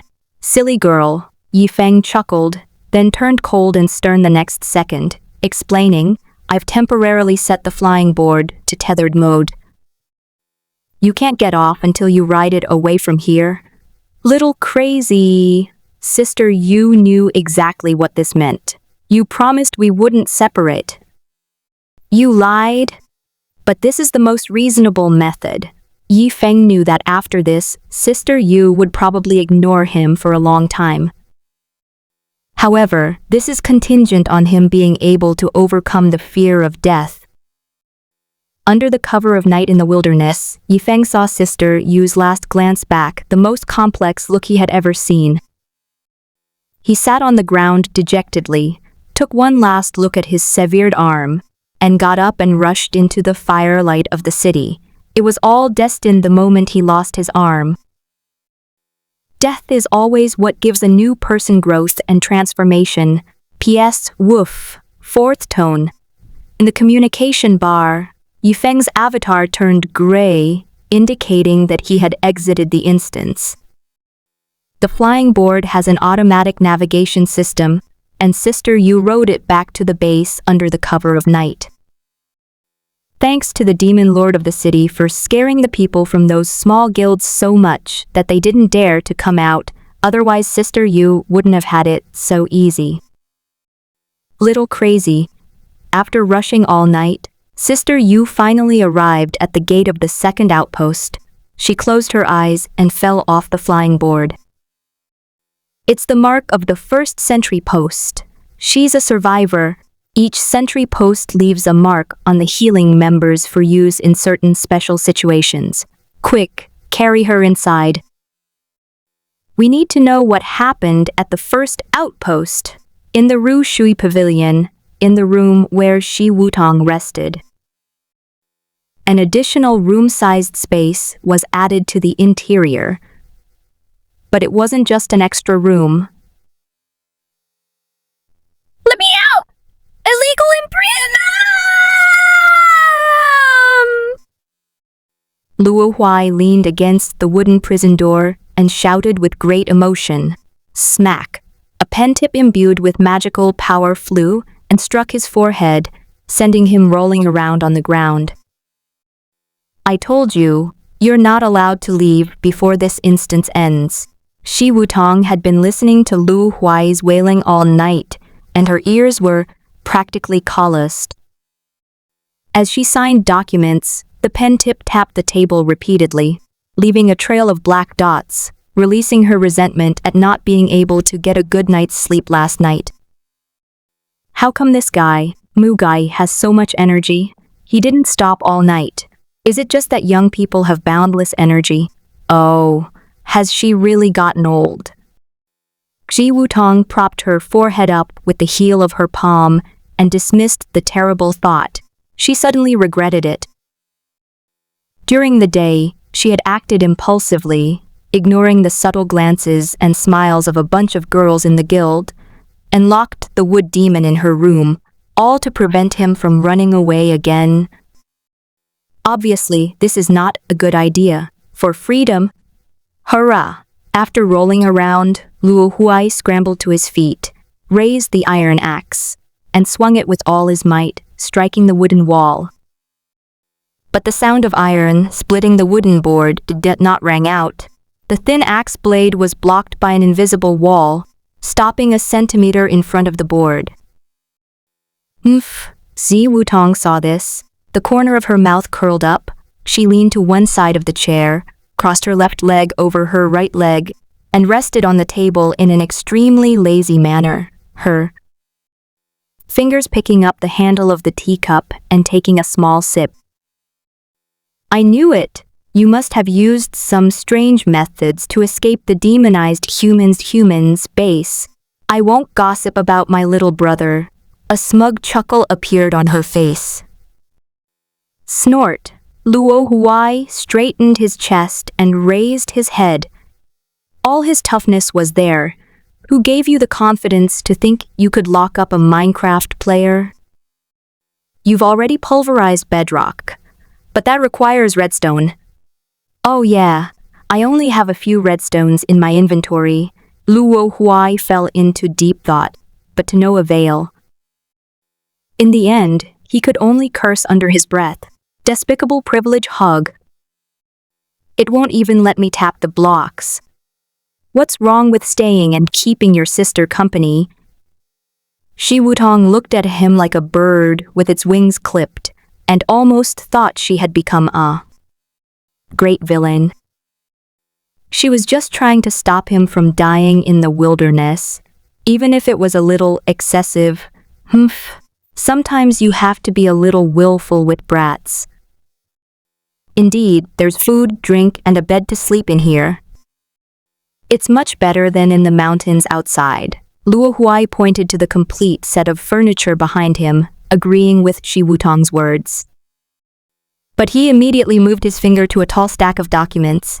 A big sign appeared on his forehead, angry, JPG. I can go with you, but do you dare to take this pile of documents back and do them yourself? Locking me in the room is bad enough, but what's worse? Shamelessly dumping the files on me to deal with, while he just lay on the bed and slept like a log. That's not all, but he was also snoring loudly, talking in his sleep. And his sleeping posture was so bad that he kicked off the covers.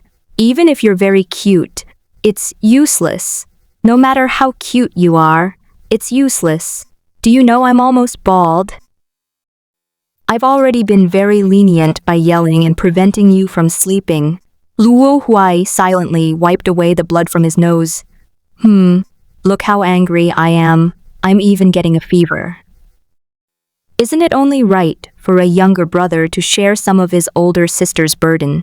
Shi Wutong changed her position, leaning on the table, her snow-white arm supporting her head, and turned her face to look at him with a smile.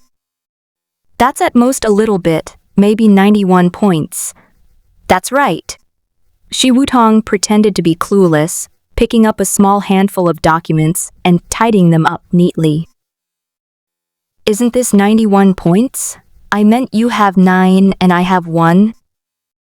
Not that I have 9 and you have 1.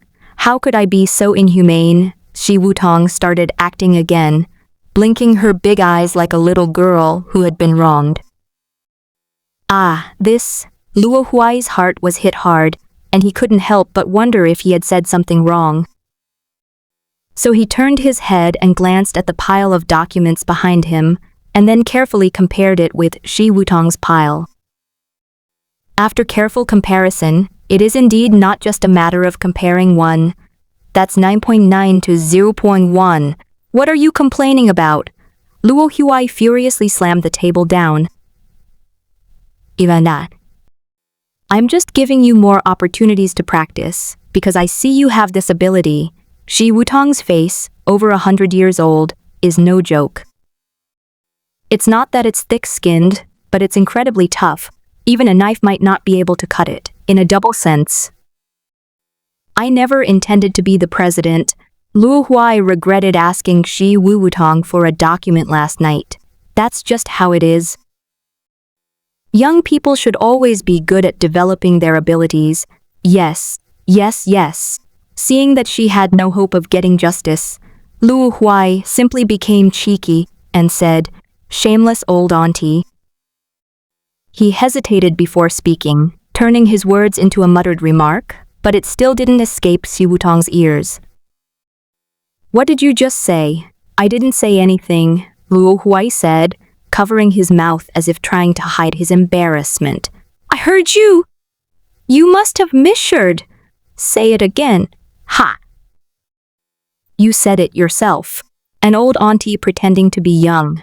However, after saying that Luo Huai suddenly realized that it was a mistake and that she had repeated the wrong thing. "Ah! You brat!" Luo Huai was beaten into the status of a younger brother again. "Aren't you tired of watching over me all night?" Qinglin lay on the recliner, her whole body wrapped in bandages.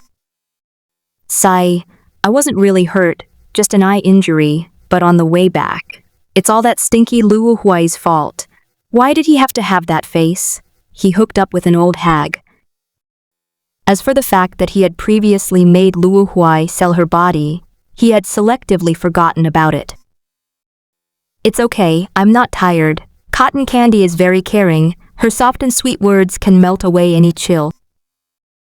However, the kite girl was much more direct. "If I don't keep an eye on you, do you expect me to just watch you go out and fool around with that mistress? Take good care of your injuries." The crane tightened the ropes binding Qinglin's limbs and the chair legs. Qinglin closed her eyes. Was I being too tactful? Did I have to say, "Aren't you tired of keeping me tied up all night?" for you to understand? And even if you don't untie me, at least tie me up lightly. Are you trying to strangle me? Seeing his expression, the three children understood and thoughtfully added 2 more bundles for him. The news is confirmed. Yifeng is dead. Qinglin and Luo Huai sat down on the boulder again. This time, however, Qinglin was using a cane and Luo Huai had bumps all over his head. "What are you laughing at? This freedom was won through struggle, although our movements are still limited to our base area." Getting back to the main point, are you sure? The communication has been down all night, and it still hasn't connected. If it was just that the attack wasn't initiated during combat, it wouldn't have taken this long. There should only be one possibility. Night madness has left the instance. There is a time difference between inside and outside the instance, and except for a few players with special communication privileges, other ordinary players cannot make calls across the time difference. Even I can only try to call him. If Yifeng doesn't answer, there's nothing I can do. Qinglin and Yifeng can communicate in this way for various reasons, but only if they can connect with each other. Then my communication.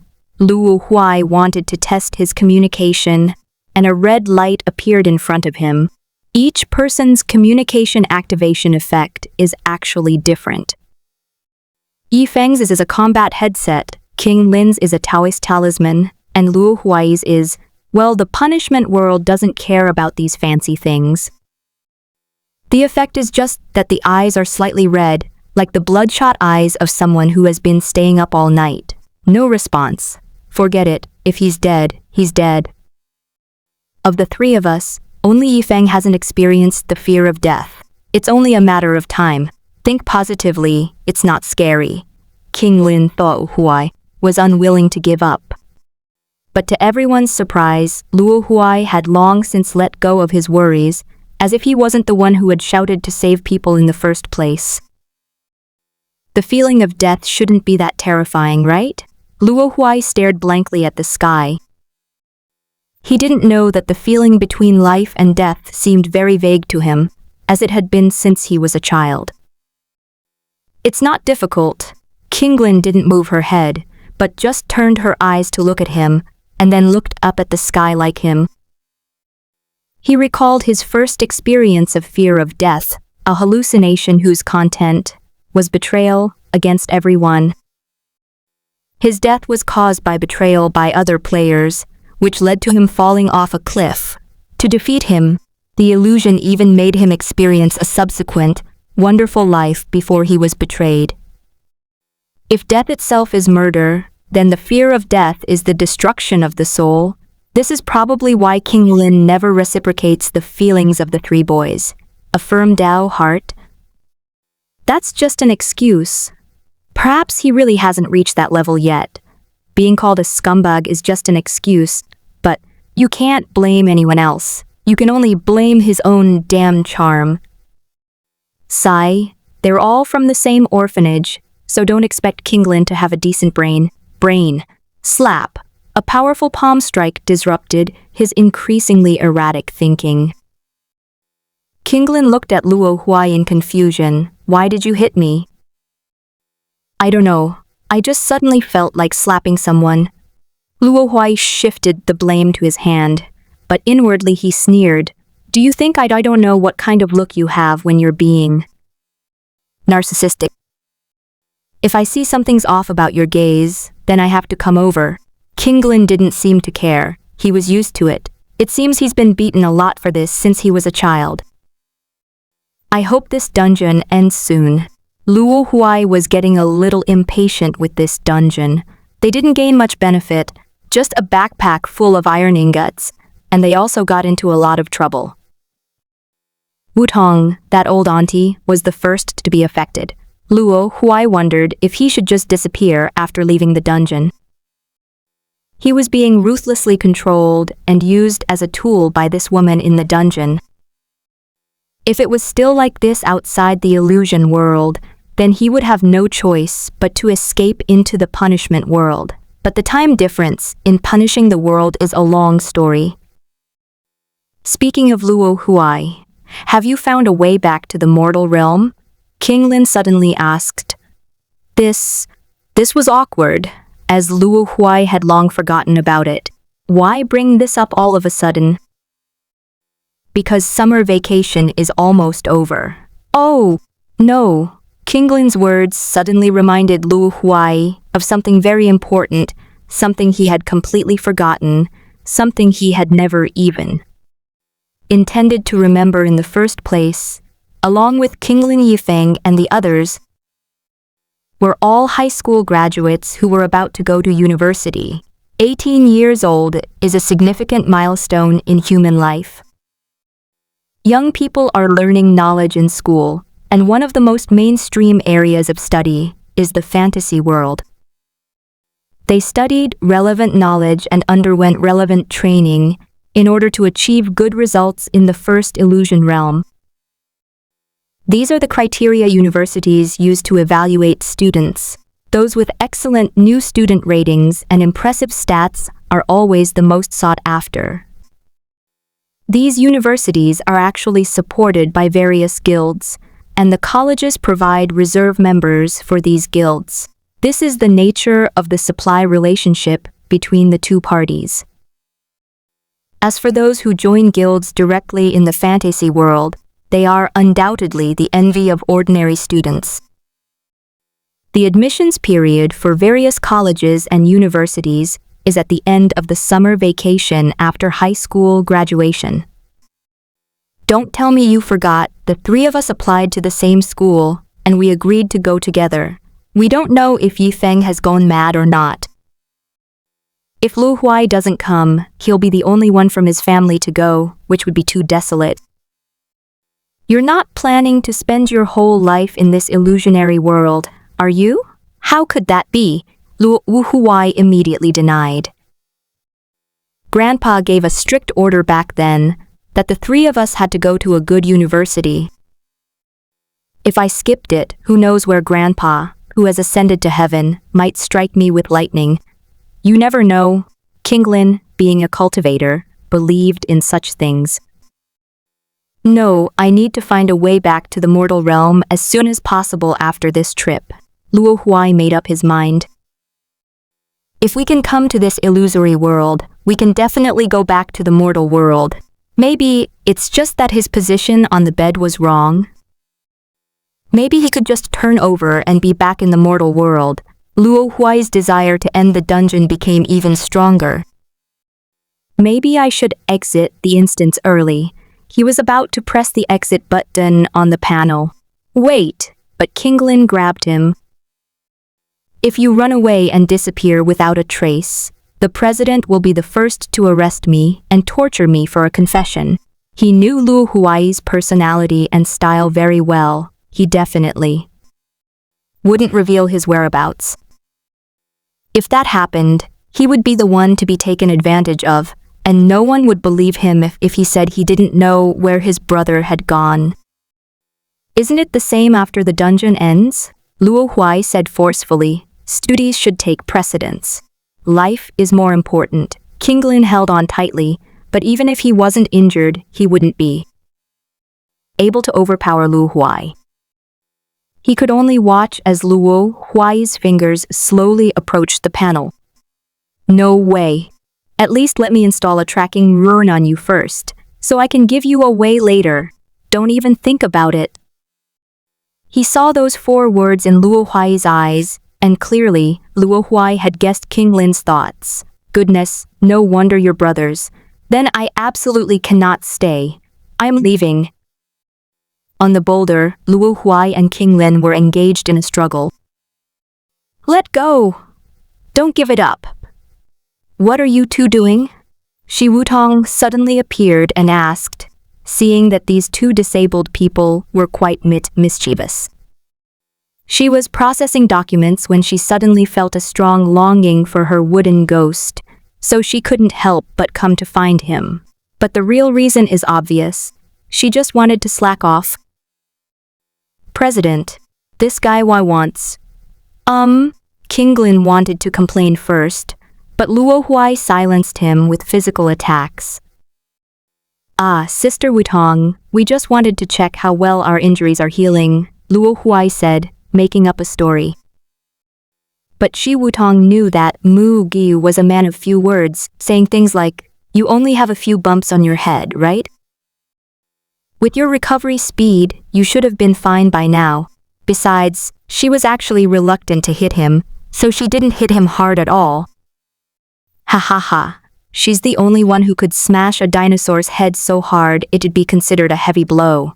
Let go and let the immortal demon boy speak, Shi Wutong commanded.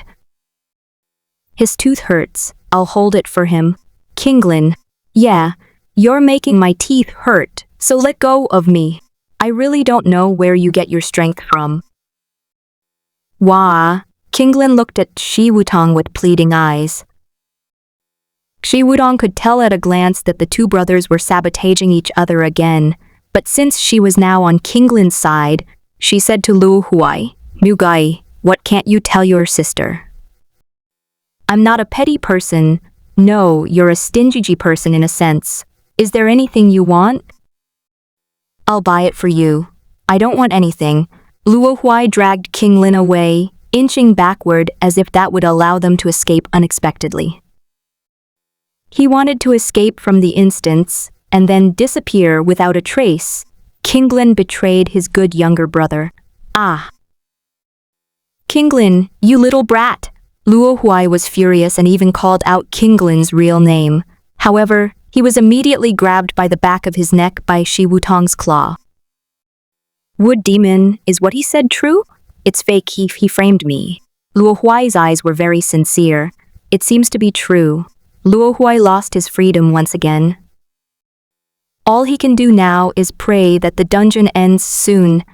Dead, Knight Madman lay, sprawled in the ruins, an arrow lodged in his chest. The mutated skeleton in the distance, after wiping out all the besieging demons, delivered the final blow. There was no so-called counterattack or any plot involving taking several people with him before he died. His weak body couldn't even get close to the enemy. The demon's flames consumed him. The mutated skeleton stood atop the platform and finally lowered the bow in its hand. The massacre of the city is over. They were just a group of soldiers left to guard the city. Few of them even knew how to control magic. Just as everything calmed down, the city lord finally returned, but unfortunately his city was already in ruins. He hovered in the air, letting out a helpless sigh. He had long anticipated defeat, but he hadn't expected it to happen in this way. Undead skeleton soldiers.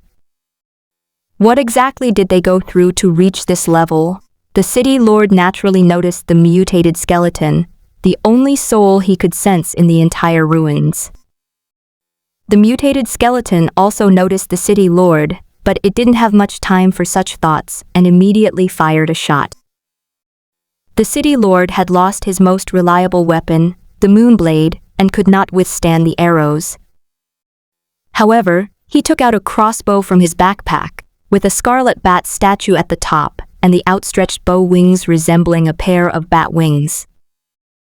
A bloodthirsty fanged, gold rare, race required demon trait attacks deal an additional 0.5 times magic damage to the target, and upon attacking the target, 1 unit of soul energy is directly absorbed, which the holder can choose to convert into the next arrow.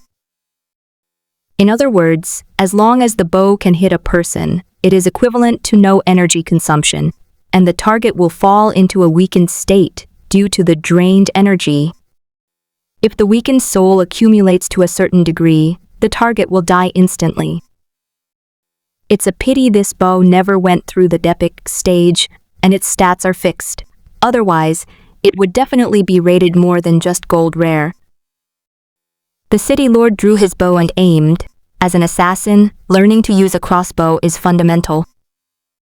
If the arrows of the mutated skeleton are flamboyant, then the arrows shot by the bloodthirsty fangs are ruthless and insidious.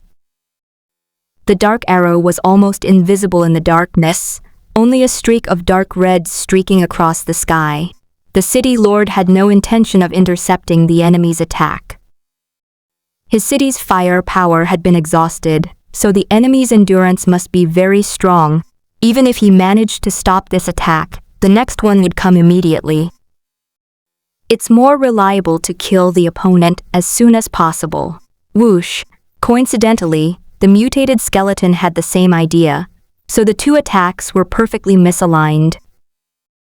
The city lord dodged to the side, and the mutated skeleton also crouched down to avoid it. The battle continued. The city lord pulled a bolt on his crossbow, and an arrow was immediately chambered. It was quick and convenient, but no matter how fast he was, he couldn't beat the mutated skeleton pulling the bowstring. Troublesome. Having dodged 2 more arrows from the mutated skeleton, the city lord finally had a chance to fire another arrow. But just like with the first arrow, the skeleton easily dodged his attack. As expected, ordinary attacks are ineffective. The city lord began to infuse his magic into the crossbow. The arrows shot from the bloodthirsty fangs were no longer silent. The dark red color began to intensify, surpassing even the darkness. The mutated skull raised its head, sensing the power within. It was not something that could be easily dodged. The hand that had just drawn the bowstring immediately retracted, and it turned and jumped off the high platform. Boom! Half of the platform was blown off and fell to the ground, smashing to pieces. The city lord's explosive arrows are far more powerful than the skeleton's explosive arrows, even surpassing them. Moreover, the shock wave from the explosion swept across the mutated skeleton in the air, and a wisp of soul power was immediately forcibly withdrawn from its head. This is another powerful aspect of the bloodthirsty fang. Its properties can still be triggered, even when arrows cause additional damage. Pulled like that, the mutated skeleton staggered when it landed, but fortunately, what was pulled out was only the soul energy stored in its brain, and it did not affect its own will. It rolled over and hid in a low bunker. While cover cannot completely block an attack, it can mitigate some of the explosion. The mutated skeleton is now at a complete disadvantage against the city lord. It has no health packs, its arrows are less powerful, and its physical attributes are inferior. At most, it has a slight advantage in attack speed, but the mutated skeleton opened its bony mouth, but only let out a sinister shriek. It really started to think. It even tried talking to itself. Screaming sound, that one advantage is enough. The rest, I'll rely on myself. The green soul energy within the mutated skull transformed into extremely fine threads, coiling around the spine and spreading downwards until it covered every bone. Anyone who has studied biology would recognize what those were. That's a nerve. Then, even thicker energy veins began to spread, and the energy transformed into muscles that protected its entire body like armor. Flames became its skin. The remaining energy all gathered in its eye sockets, transforming into pupils. How could a mere epic be its end? Its destiny is ultimately to become a legend. Unprecedented, the city lord's face showed a mixture of surprise and astonishment. But regardless of the reason, it was all because of this scene he had never heard of before. The scholars would go mad if they knew that a spirit possessed intelligence and used energy to reshape its own body. Whoosh! The mutated skeleton, at the cost of this enormous expenditure, made itself even more mobile. It darted swiftly across the collapsed ruins, arrows shooting into the air from all directions. In order to evade, the city lord also began to move in the air, making both of them moving targets. In the darkness, only a green and a red light could be seen flashing back and forth. The mutated skeleton was locked in a fierce battle with the city lord. However, the mutated skeleton was under tremendous strain, and before long, the flames on its body began to wane. It then chose to slow down its energy output. However, the city lord's arrows were running low, and continuously adding energy to the arrows was also costly, so he began to seek more precise attacks. Whoosh! He no longer pursued the range of the explosion, but instead used the energy to change the direction of the arrow, just as he controlled the moon blade. However, the arrows don't have the same high energy compatibility with his moon blade, so the energy consumption of this operation is also quite high. The boring and tedious shooting and dodging continued until, click! An unexpected turn of events brought the situation to a close. The city lord's tracking arrow struck the mutated skeleton's feet, shattering its foot bones. The soul energy attached to the foot bones once was forcibly pulled and sucked away. The mutated skeleton's leg instantly regained its original agility. The sudden loss of coordination between left and right agility led to a fatal mistake. It fell down and failed to get up immediately. Seeing this, the city lord immediately lunged down, flames erupting from his enormous bat wings. He had just run out of arrows. The mutated skeleton fell to the ground, knowing its end was near. Without a moment's hesitation, it prepared to fire its final arrow. However, the city lord would not let him succeed. Suddenly, the bat wings folded together and then immediately spread open. A magical gust of wind descended from the sky, pressing the mutated skeleton's raised hand firmly to the ground. It's not that the city lord is cowardly, and don't assume that strong people can withstand bullets like in the movies, or even arrows. The mutated skeleton's energy body was disrupted and dissipated with a bang, the wind blowing it to a corner. The city lord leaped down, energy gathering at his heels, and instantly assumed a knight's kick stance, like a shooting star, ending it. The sound of a skull shattering rang out, marking the end of the mutated skeleton's short but glorious life. The city lord sat on the rubble to the side, looking at the broken bones on the ground, lost in thought. After a long while, he decided to rub his feet. Flying kicks are cool, but they're a bit tiring on the feet. I wonder what an epic-level undead monster will drop. The city lord searched through the pile of broken bones, and finally found 2 large bones emitting a white light.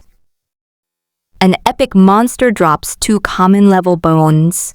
Do you have any shame? But the city lord still kept it as a memento. He brought up his interface and simultaneously called out to all members outside the guild channel. This event has failed. Everyone, prepare to exit the instance. What? City Lord, why did you suddenly admit defeat? Some people couldn't accept it, and there was a chorus of questions. The base is gone. What's the point of fighting? The City Lord looked around sadly. The troops, who hadn't been back to the city recently, were completely dumbfounded. What's going on, City Lord? Didn't you say last time that one dungeon was gone? The dungeon incident happened a few days ago. The base was just destroyed. It's still fresh in our minds.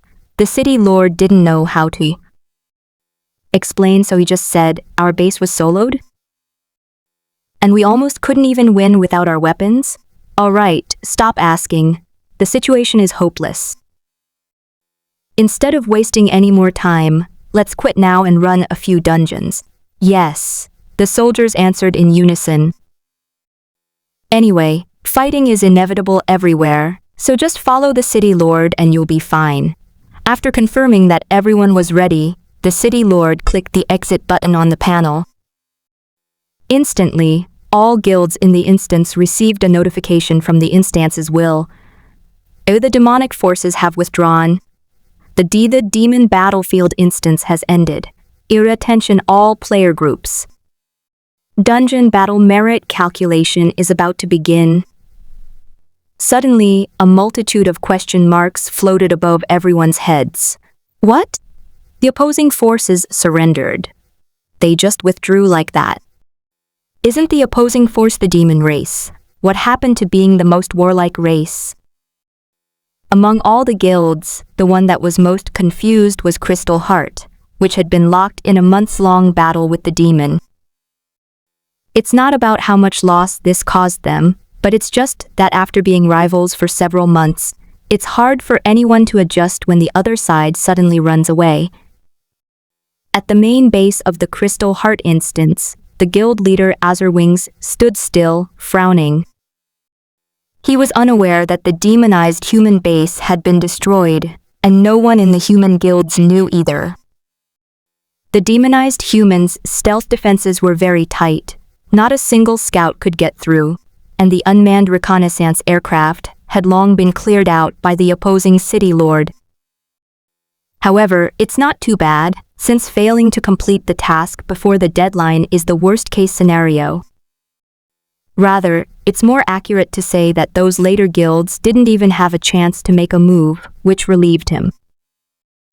In this way, all the rewards distributed in the dungeon should go to Crystal Heart.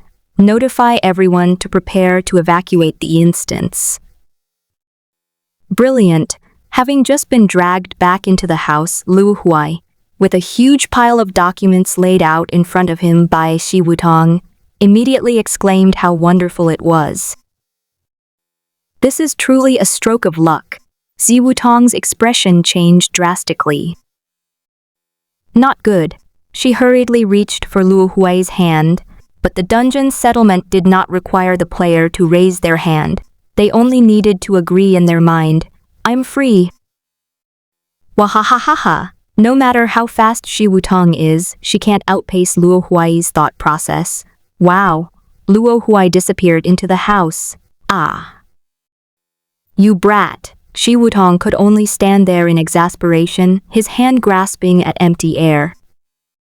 She quickly opened her contacts, but could only see that Luo Huai's profile picture was in an unanswered state, along with a message. The world is so big, I want to see it. P.S. Sis, you have to take care of your own things. This kid has been planning this for a long time. They had gotten along so well that day. Shi Wutong suddenly felt very frustrated. Luo Huai, think about that pile of documents you just handed me. Do you know why I ran away? Who wouldn't want a beautiful older sister? Plus, you can cling to her coattails. But if this older sister is also carrying a bunch of homework files, then I'm sorry, I love the vast sky. Having finally graduated from high school, Luo Huai would never want to relive the fear of being dominated by homework.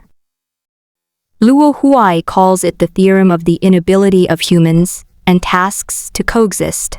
Please confirm whether you wish to claim the dungeon rewards. Please confirm as soon as possible. In the void. The dungeon notification sound had already rang several times, and towards the end, even the dungeon's will was getting impatient. Hurry up and collect it. Luo Huai finally snapped out of her surprise. As for why he was in a daze, it was because he was shocked by the rewards the dungeon had given him. Complete military supplies X10. That's it, just this one item, but who would dare underestimate these 10 tons of military supplies? Nobody. Because each piece of military equipment is allocated to a small-scale army. These 10 portions combined are enough to power several battles for some small guilds. Then I noticed that this reward accounted for 20% of the total rewards. Meow meow meow. What have I done since I arrived at this main battlefield? Apart from digging holes in the ground, I got my kidney chopped off by the enemy bosses, and then I was locked in a dark room doing my homework. I really haven't done anything earth-shattering. So what if we dig a dungeon or build a city wall? That's not a big deal. No matter how much Luo Huai felt, the reward was already his. All he had to do was nod. What else can we do? We can only hold on to this hot potato for now. Receive. Luo Huai opened his backpack again, and there was already 10 military supplies inside, in unfolded mode. The unfolded mode, as the name suggests, refers to the detailed list of military supplies after they have been unfolded. Each gun and each ammunition must occupy one slot. My backpack is really big. Luo Huai had noticed long ago that his backpack seemed impossible to fully unpack. Normally, players have limited inventory space, and guilds usually prepare special storage devices for these rewards, such as transport vehicles or large containers. In other words, this hot potato isn't actually that hot. Who would have thought that a person could carry an entire arsenal? Then wouldn't I be able to? Several dangerous thoughts flashed through Luo Huai's mind, but were immediately extinguished. Forget it, I'd better not do any more immoral things, or the old man in heaven will kill me. After exiting the instance, Luo Huai immediately opened the communication interface. Sure enough, there were more than a dozen missed calls from Shi Wutong, but none of them were blocked by his Do Not Disturb mode. Never mind, it's unlikely I'll get caught anytime soon. I'll have to wait until Sister Wutong finishes processing that pile of documents. For now, I'll just make my escape. It's nighttime in the illusionary realm, which means it's daytime in the mortal realm. Kinglin and the others went back to the mortal realm to rest as soon as they left the instance. Night madness. Oh well, Kinglin will handle it. Luo Huai is still on the vast grassland. Sister Wutongtong knows I'm a newcomer. She'll definitely come to the holy city to find me. I think I'll just go to Maple Leaf Town instead. Luo Huai started running eastward. Soon, a herd of beasts set their sights on him. They were ferocious monsters called ostriches. Terror bird. Normal. A race of beast introduction. Unlike their relatives, they don't bury their heads when they're scared. The terror bird beast was very fast, almost as fast as Luo Huai, and its endurance was also excellent. However, Luo Huai only clashed with them a few times along the way, and then the herd of beasts lived peacefully with him. Whoosh!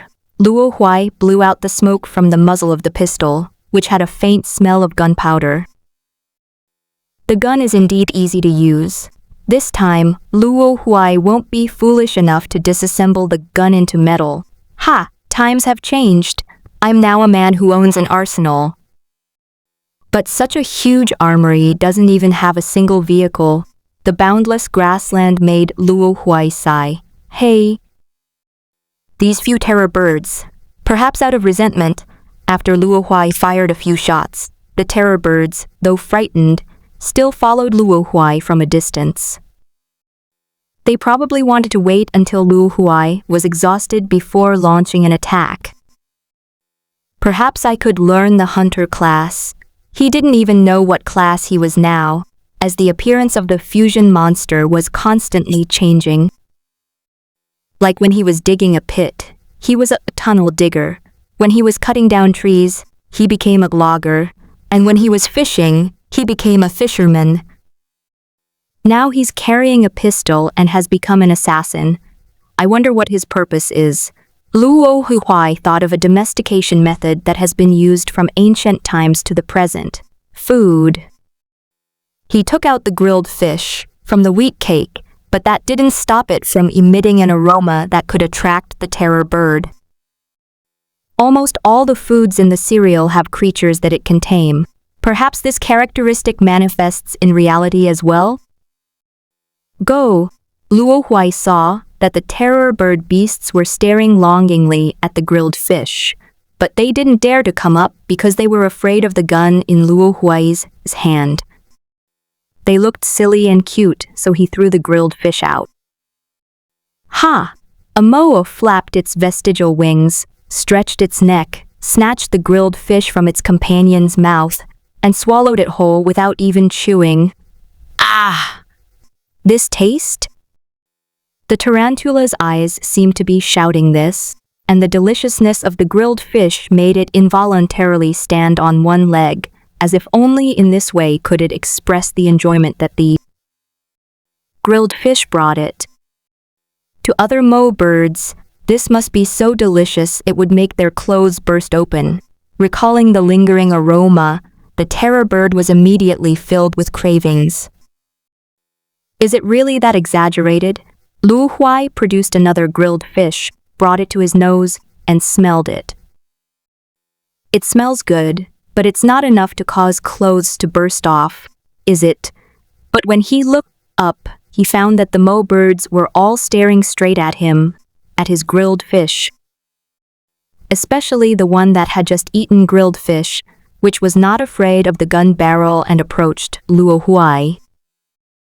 The other terror birds were infected by its courage and gradually approached as well, and then Luo Huai was surrounded by them. Luo Huai raised the grilled fish, and their heads followed suit. When he lowered them, their heads followed suit, as if they were tied with ropes. Throw! Luo Huai threw the grilled fish toward the most adorable-looking mo bird. The mo bird immediately opened its beak, grabbed the grilled fish, and was quite particular about it, taking a couple of bites before swallowing it. The other mo birds became even more hungry, and in their eagerness for food, they even resorted to being cute, making cooing sounds.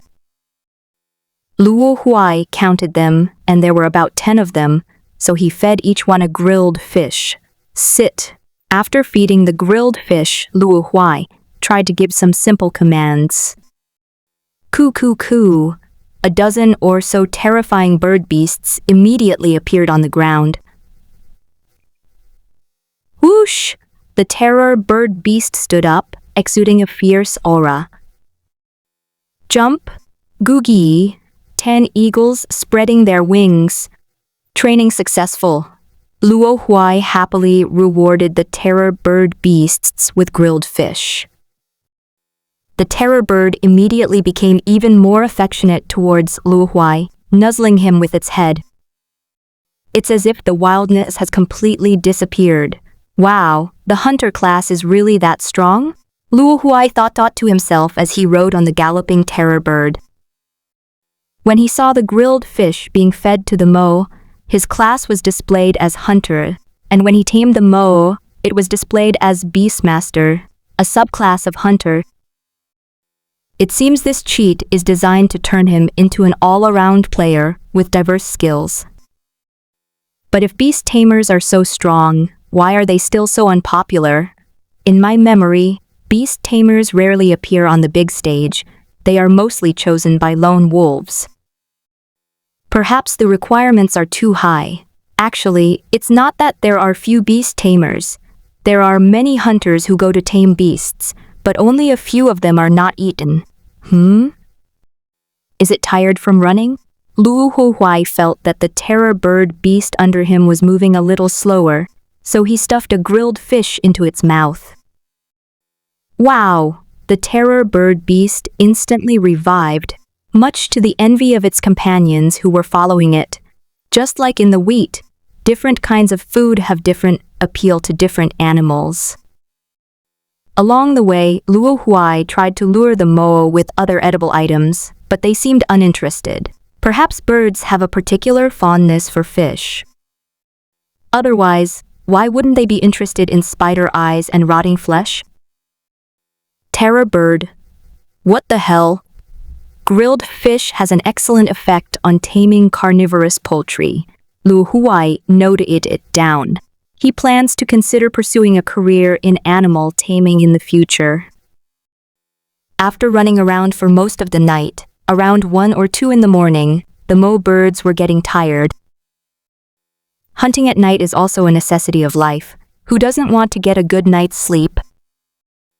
Boom! The deep blue night sky was suddenly dyed black by dark, heavy clouds, accompanied by rumbling thunder. It's going to rain. Coo coo coo. The terror birds began to stir. The thunder had a natural deterrent effect on the beasts. Don't move around, I'll set up a tent for you.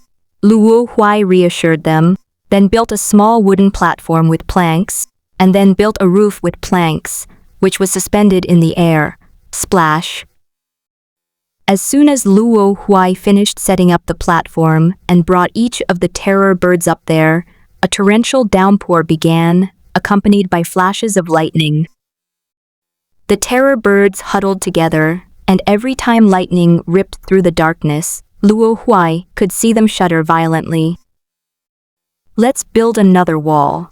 Luo Huai built 4 more walls, turning the platform into a matchbox. With the last block placed, most of the outside sounds were immediately shut out. Luo Huai leaned against the corner, showing no signs of fatigue. When your blood is full and your satiety level is high, you won't feel tired or sleepy. Not feeling tired is tiring in itself. Luo Huai closed his eyes and quietly waited for the terror birds to rest enough. Coo coo coo. After an unknown amount of time, Luo Huai felt something hard rubbing against his face. When he opened his eyes, he saw that the terror bird beast, which had regained its energy, couldn't stand the small space and was gently rubbing against him with its beak.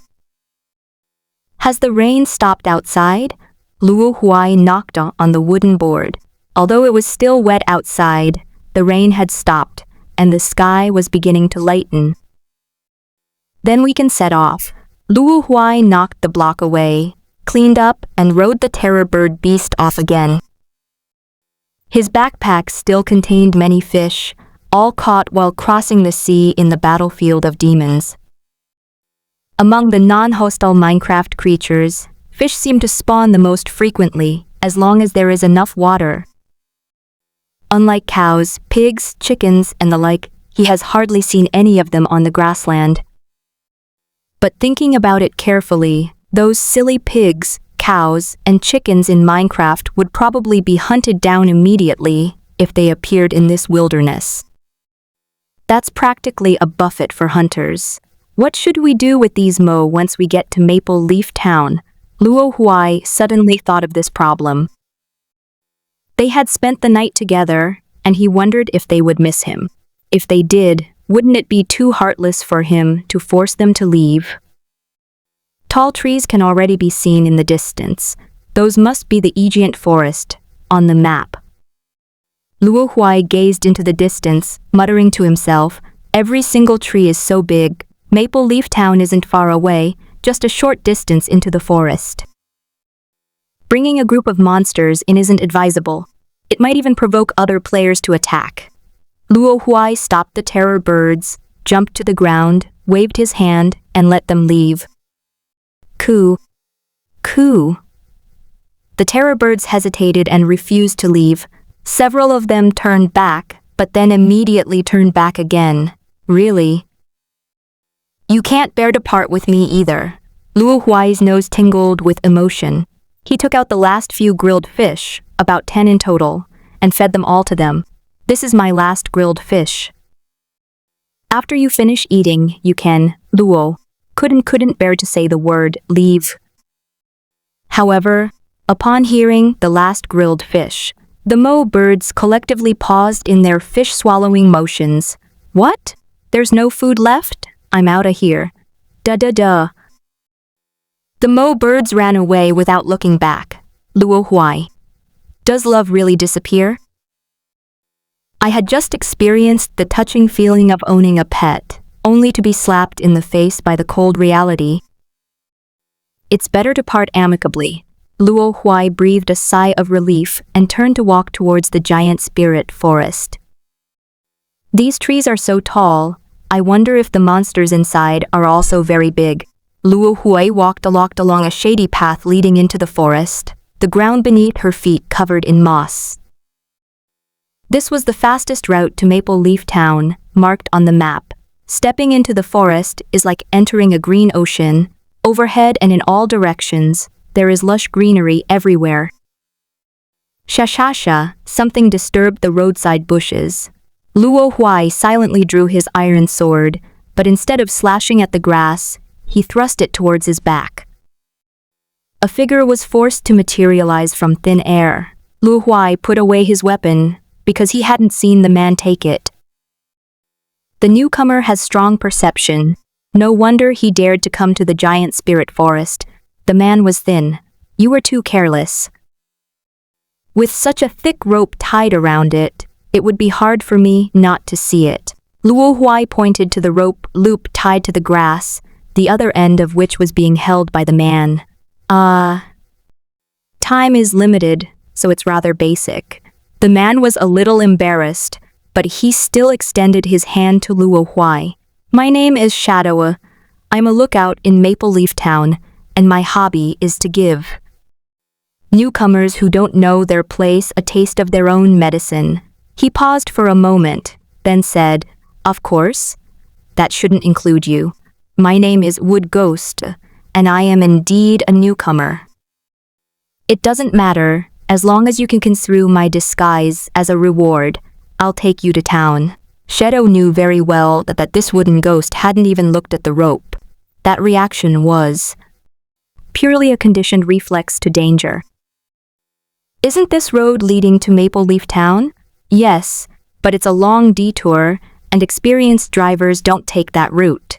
The person who drew the map didn't even bother to revise it.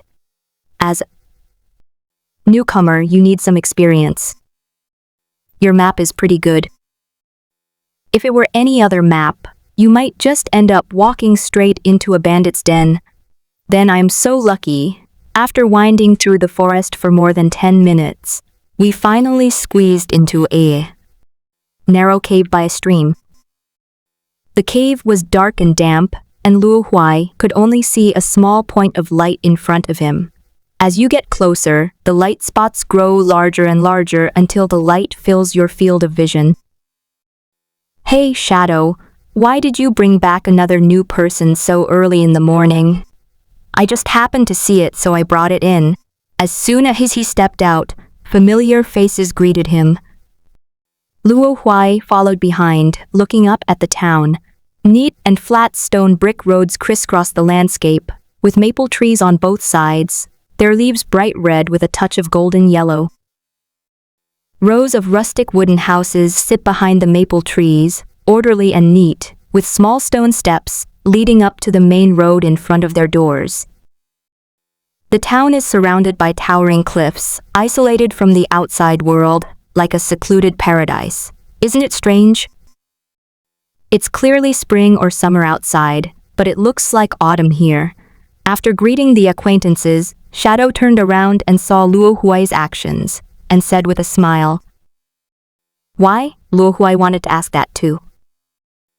Because maple forests are most beautiful in autumn. I didn't understand.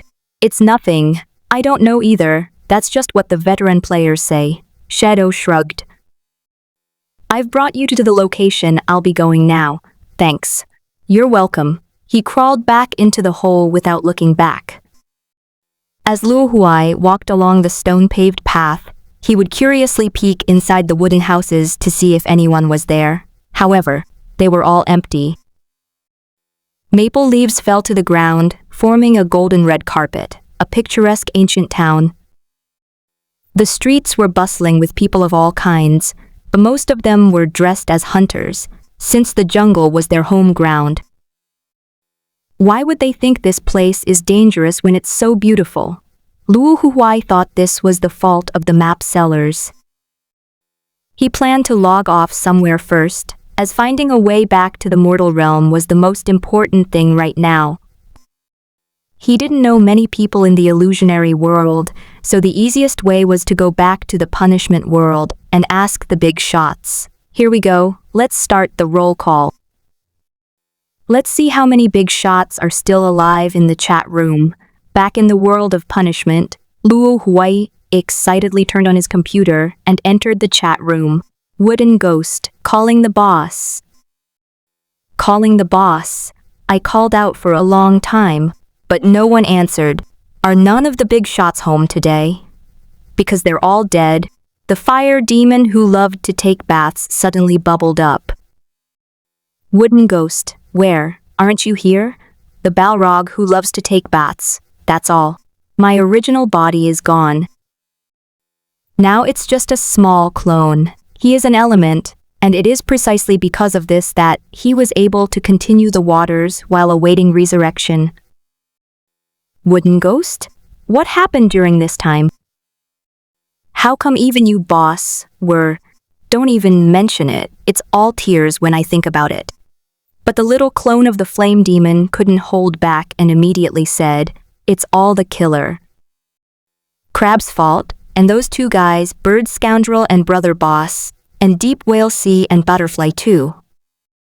All four of them were useless, which caused the Killer Crab Clan to expand their strength and invade the land, causing widespread devastation. Wood Ghost? How terrifying!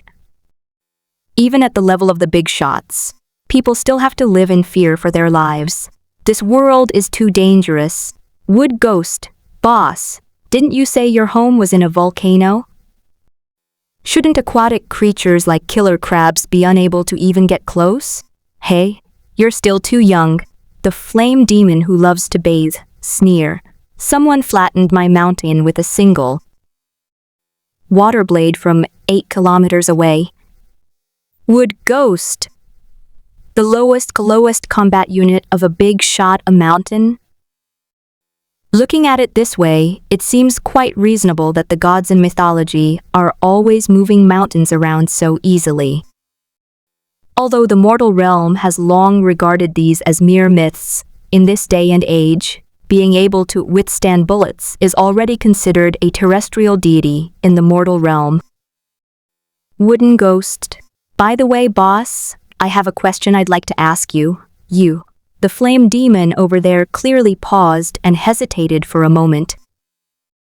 Aside from the bird-like idiot, the other few slackers were all taken down after giving pointers to this newbie, Wood Ghost. Sigh, whatever, my original body is already dead anyway, so I'm not afraid. Ask me any questions you have. You're so kind, boss. Luo Huai genuinely felt that these big shots were very friendly, so he patiently answered them and took care of them in various ways. If the flame demon knew what he was thinking, he would definitely complain. If you're not friendly to newbies, why bother showing up in this newbie group, boss? I want to go back to the mortal realm. Sss. The flame demon's miniature clone spat out a mouthful of liquid. Young man, this is the world of punishment. Once you're here, don't even think about leaving, Wooden Ghost. Why? The fire demon who loved to bathe didn't explain immediately, but asked instead, why do you want to return to the mortal realm, or What makes you think you can return to the mortal realm? Aside from the few natural ways that exist in the world, it is extremely difficult to cross the world using any other means. Even intelligent beings who are players can only cross worlds because of the rules of the fantasy world. Soul travel. The world rule that punishes the world is only in, no out, because, see? If crossing the world were that easy, we would have gone out and had fun long ago. The flame demon was about to comfort the newbie named Wood Ghost. I can travel to the fantasy world. The consciousness of the flame demon clone was stuck, and it took a long time to recover. Are you sure? Wooden Ghost, that's right. I can freely travel to the illusionary realm, so that there's no reason why I can't cross over to the mortal realm. This newcomer is extraordinary. The flame demon instantly realized the seriousness of the problem. If there were someone else in the group right now, it would probably explode. It can travel to a fantasy world. These are the world's stowaways. A natural disaster that has been silent ever since their last expedition. However, these were all the flame demon's thoughts, which Luo Huai was unaware of. Boss, do you think there's still a chance for me? The other party's silence made Luo Huai feel uneasy. Yes, of course I can, the flame demon clone suddenly replied. However, I can't help you. So, does this mean there are other powerful figures who can help me, but all the other powerful figures in this group are dead? Does this mean I have to face those powerful figures I've never met before? Wooden Ghost, boss, I'm a bit shy. Don't worry, I want you to find a place left behind by a guy who disappeared many years ago. Oh! I know. Luo Huai's eyes lit up. Could this be the legendary protagonist's usual plot of inheriting the legacy of a powerful figure? Balrog, if that's how you see it, then that guy is the only one in nearly 1,000 years who has managed to escape. Where are his ruins? Luo Huai couldn't wait to find out. Balrog, not far, in the Badlands. Wood Demon, where is the Badlands? Wait, didn't brother mention last time that this continent of mine is a Badlands? Balrog, yes, that's right. It's right there on the land beneath your feet. The name Badlands was originally given by that guy, Wooden Ghost. The exact location, Flame Demon, I don't know. When that guy was around, he made that land barren, and everyone disliked it. Even after he left, it's still the same. Only little zombie likes to wander around there. Wooden Ghost, Grandpa Zombie, Balrog. Yeah, that guy loves messing with the undead the most. Undead? Luo Huai's typing hand suddenly froze. He thought of something. The cataclysmic disaster of the dead that occurred in various mortal realms 100 years ago, calculating the time difference. Although the punishment world is always different from other worlds, taking a rough average, it's about 10 to 1. The nearly 1,000 years of punishment on the world, taking into account some time differences, can be completely connected with the time of that undead calamity. In addition, the flame demon boss also said that the guy likes to mess with the undead. My God. I've discovered another historical truth. Luo Huai immediately put the matter of returning to the mortal realm out of his mind and asked about other things. Why did that missing big shot go on the expedition in the first place? Of course, it's for the pursuit. The flame demon clone paused. To be honest, with your current combat power, you can't reach that level. I'm just curious. To tell you the truth, Big Shot who went on the expedition may have invaded the mortal realm where all intelligent beings reside. Impossible. To everyone's surprise, the flame demon denied it outright. It's true. All of the mortal world's history records that countless undead overwhelmed the cities. That couldn't have been something that guy did on purpose. The flame demon didn't like this guy, but he still spoke up for him. The only possibility is that your world was unintentionally affected by the aftermath of his battle. Because he, like us, is a being that punishes the world is a place of punishment. Execution ground, and these beings, regardless of their previous titles, now have only one identity: executioners. We will not invade any ordinary world without cause, the flame demon said with certainty, but he did not intend to explain directly. This wood demon was too weak, so weak that even the world's consciousness had not told him these things. When he grows to a certain point, the will of this world will naturally tell him that at that time, he will be him. Go find it. If you find it, you might find what you're looking for. The flame demon boss said this and logged off. Luo Huai kicked the board under the computer desk and fell onto the bed. Whoa, punishing the world is indeed not as simple as he thought. My mind is a jumble of thoughts. This feeling of suddenly encountering a historical event. Once we find the ruins, we should be able to learn something. With Sister Wutong flashing through his mind, Luo Huai suddenly felt it necessary to dig into the truth and find out what had caused Sister Wutong's family to be destroyed. But where can we find such a large piece of land? Luo Huai leaned against the window. Outside, all he could see was scorched, black earth, and the lava lake had already cooled. There is nothing recognizable about it, but it's not like there's no way to deal with it. The boss said that the zombie grandpa often goes there to wander around. Every day, the old zombie disappears without a trace. Maybe he's gone into the ruins. If I just follow him, I should be able to find him. But Luo Huai looked at the lava lake below and was troubled again. Ever since the last time Brother Cheng gave us a nuclear peace notice, the zombie has been missing. I'm afraid he's stuck at the lava lake and his respawn point is blocked. Luo Huai ran downstairs and stood on the edge of the only remaining piece of land outside the shelter, looking down in an attempt to find that staggering figure. And sure enough, he found it. The zombie grandpa is standing on a rock that has cooled down in the lava lake, lost in thought, or perhaps sunbathing. Luo Huai just lay there with his head peeking out, not daring to go down rashly. He first memorized the location where the zombie grandpa was. Does the zombie grandpa need to bask in the sun? Maybe it just wants to go somewhere, but is blocked by the rocks under its feet. Luo Huai was patient and squatted there for a whole morning until the zombie grandpa finally left. He quickly jumped off the shelter with a landing water move and ran towards the spot where the zombie grandpa was standing there, checking as he ran to see if the zombie grandpa had returned. Great, the zombie grandpa isn't here, so he immediately took out his pickaxe and started swinging it around.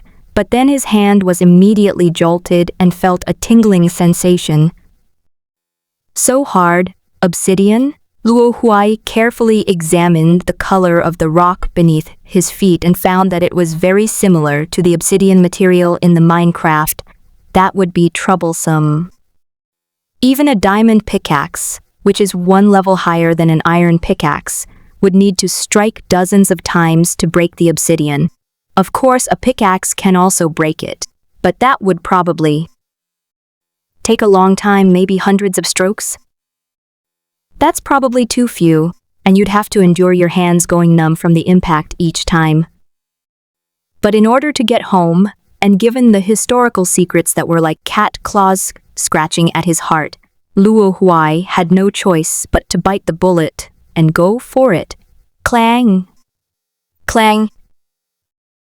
Each strike requires all your strength to even make a tiny pixel fragment of the rock beneath your feet.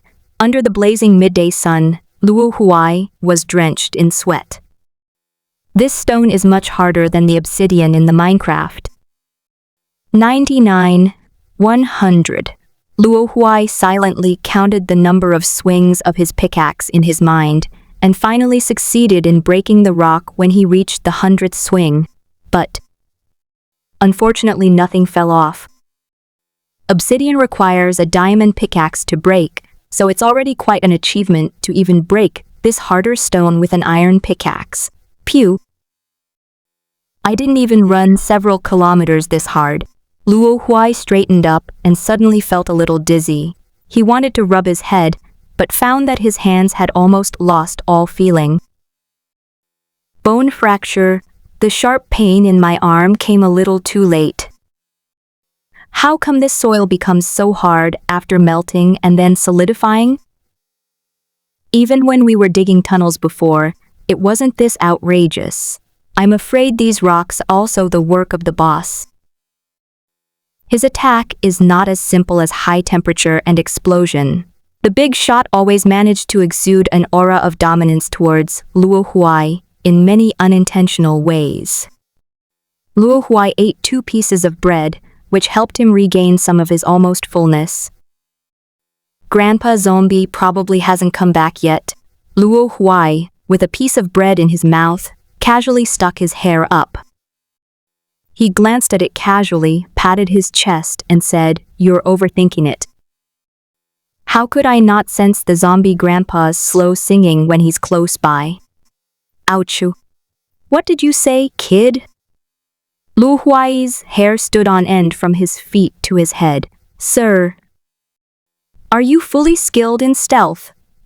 Sir, I'm leaving right away. Luo Huai picked up the tools and ran, but after running a short distance, he turned around and found that the zombie grandpa was still standing in the same spot without moving an inch. That's strange. They used to at least give it a little push. Since the zombie grandpa wasn't chasing him, Luo Huai simply stopped running too. Attacking was absolutely out of the question. Luo Huai could only try to decipher the zombie mage's intentions. The zombie grandpa is also able to log into the chat room, so he should have his own consciousness. However, without a chat room, the two cannot communicate. I wonder what methods you experts use to access the internet. Suddenly, Luo Huai saw the zombie old man wave at him. Kid, come here. This is what Luo Huai understood it to mean. It felt so familiar. Almost all the old men who stroll in the park like to call children that. Luo Huai walked over hesitantly, thinking as he went, surely the zombie grandpa wouldn't resort to such tricks to bully young man like me? After Luo Huai approached, the zombie old man pointed to the stone pit that Luo Huai had been knocking out for a long time. Does this mean I should keep digging? Luo Huai, afraid that the zombie grandpa wouldn't understand, raised his pickaxe and made a waving motion. Zombie grandpa. He opened a red panel, flung it in front of Luo Huai, and several large characters appeared on it. I'm not stupid. I understand my IQ is D, which is higher than yours. Luo Huai. The zombie grandpa continued typing. You already know about the missing natural disaster. Okay, I understand. The flame demon told me. Typing. Keep digging. Your sanctuary is in this location, destined to take over his position. The worlds should have arranged it this way as well. Luo Huai didn't know how to reply.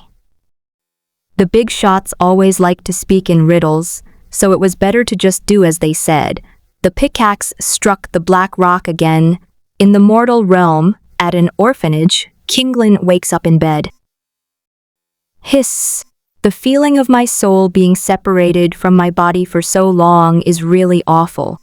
Kinglin tried to sit up, but was stopped by the tingling sensation all over her body. Even after taking special medication, if the soul has been out of the body for a long time, there will still be a feeling similar to numbness, just like when you have been squatting in the toilet for more than an hour and then come out. Moreover, this pricking sensation is even more profound and cannot be relieved no matter what you do.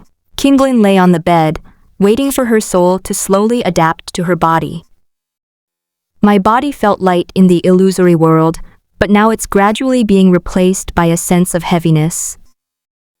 With the constraints of a physical body, players transformed from superhumans in the fantasy world back into ordinary mortals in the real world. Players often become addicted to the fantasy world because they cannot adapt to the disparity in strength. The end result is the death of their physical body, and their souls that have not severed their causal ties with their physical bodies also dissipate. This is one of the most common ways players die besides natural causes. Fortunately, cultivators' techniques can also strengthen the physical body. Kinglin picked up an empty test tube on the bedside table, which still contained a few traces of residual medicine. Otherwise, this cheap nutrient solution wouldn't be enough to sustain us. Generally speaking, guilds provide their members with nutritional supplements to ensure the smooth operation of guild activities. However, Kinglin gave his share to Yifeng. Yifeng's physique is the weakest among the three brothers, yet he often stays in the illusionary realm. Who can blame him when he has a partner he cares about deeply? Moreover, in order to compete for a spot among the core members, he has to frequently go to the illusionary realm. When Kinglin gave him the nutritional supplement, she asked him why he was working so hard. "I can't let her down," Yifeng said at the time, his eyes filled with a dark and self-reproachful look. What else could Kinglin say? He could only support him. "I wonder how that kid is doing." Kinglin habitually raised his finger, trying to calculate. But he immediately froze. "I forgot we're in the mortal realm." In the mortal realm, he was just an ordinary person with some mental power. With the discomfort subsiding, Kinglin got out of bed and headed towards Yifeng's room, feeling a little uneasy. People who are in love are most afraid of death, because their mental weakness is too obvious. "I hope nothing bad happens." Kinglin prayed one last time before entering the room. He pushed open the door and saw Yifeng sitting on the bed, hugging his knees. He was wearing a thin black short-sleeved shirt and shorts. His head was against the wall, and he seemed to be lost in thought. But at least there was still a spark in his eyes, which meant he had pulled through. Kinglin breathed a sigh of relief and was about to speak when Yifeng interrupted her. "Lin, I saw a lot." His voice was soft and hollow. "It's all just an illusion, don't take it seriously." Kinglin sat down on the edge of the bed. At this point, you absolutely must not ask what happened in the illusion. Recalling it will only make him fall back into it. If you're not careful, you might suffer psychological trauma. Yifeng's emaciated body didn't even have the strength to get up. "Stay put. I'll go get you something to eat." Kinglin quickly pressed him back down and then ran to the kitchen to cook porridge. Lin, watching Kinglin's departing figure, Yifeng suddenly felt a sense of relief and lay back down on the bed. No one knows what he saw, and he doesn't want to say it aloud. Having opened his mind, Yifeng rediscovered his composure. The memory of the fear of death is fading, leaving only a faint shadow. Having passed the final test, the shadow naturally faded away. "The porridge is here." Kinglin walked in from outside, carrying a pot of porridge and several side dishes. Both of them needed to replenish their energy, so they wolfed down the food. While eating, Yi smacked his lips and asked Kinglin, "Why does this porridge taste a little strange?" "I don't know. I saw it in the refrigerator, so I took it out and heated it up." Upon hearing this, Yifeng paused in his shoveling of porridge in his bowl. "Lin, how long have you been in the illusionary realm this time?" After the instance opened, the time flow returned to normal. Kinglin counted on his fingers. It should have been more than an week. After finishing his calculations, he picked up his bowl and continued eating. But Yifeng dared not take the bowl again. He finally understood why the porridge tasted strange. "You just ate porridge that's been sitting out for over a week." It's only been a week, Kinglin said nonchalantly as she ate her porridge. That guy Luo Huai once drank water that had been sitting for over 3 years, and he was still perfectly fine. He cultivates immortality and has excellent physical fitness, so he doesn't care at all. You're comparing me to that guy? Is that animal even human? Yifeng's brows furrowed visibly as he clutched his stomach, his expression pained. Really? It's already starting to hurt? Kinglin was startled by his words and put down her bowl to help him up. To everyone's surprise, Yifeng laughed and slapped him, saying, "I was just kidding.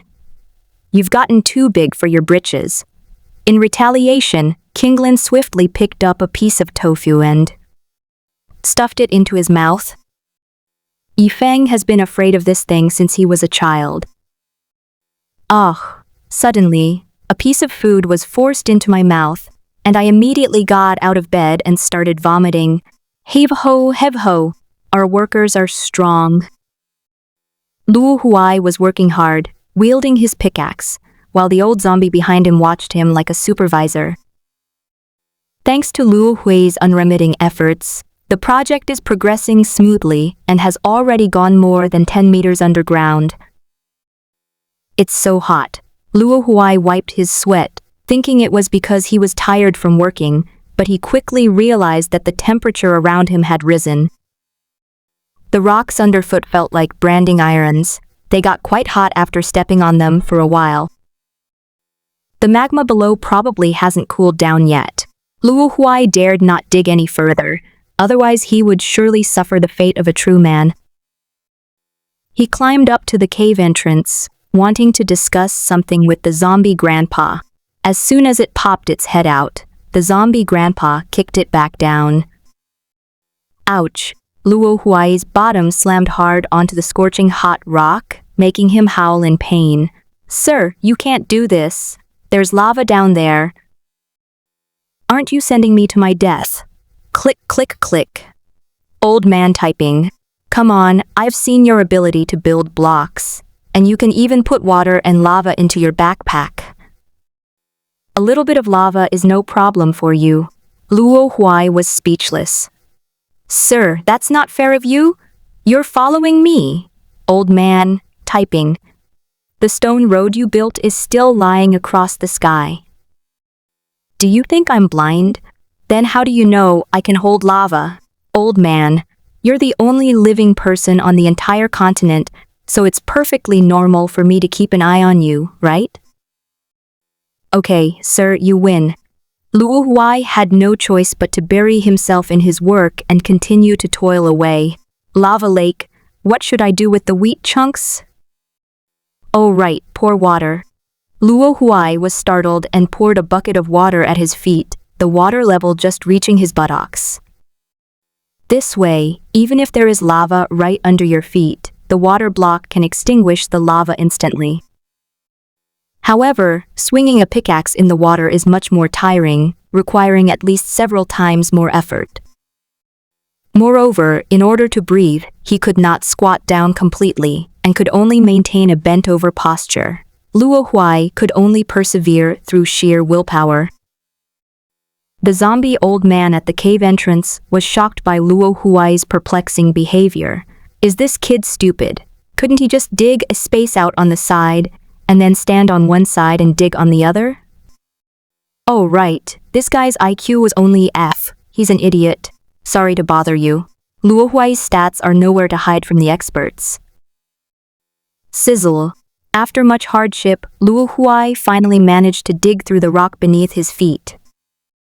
In the instant the rock broke, the red light of magma filled the cave, but it was extinguished by the cascading water and turned into stone in the next second.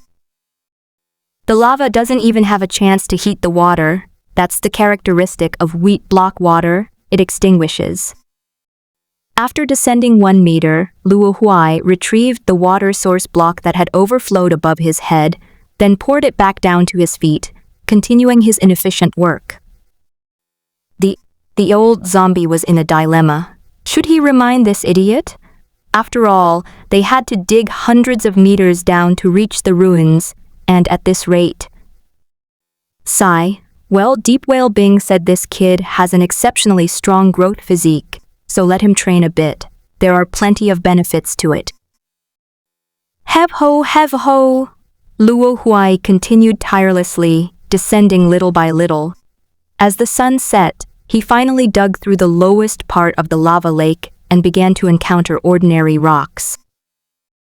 He then drained the water and his digging speed increased dramatically.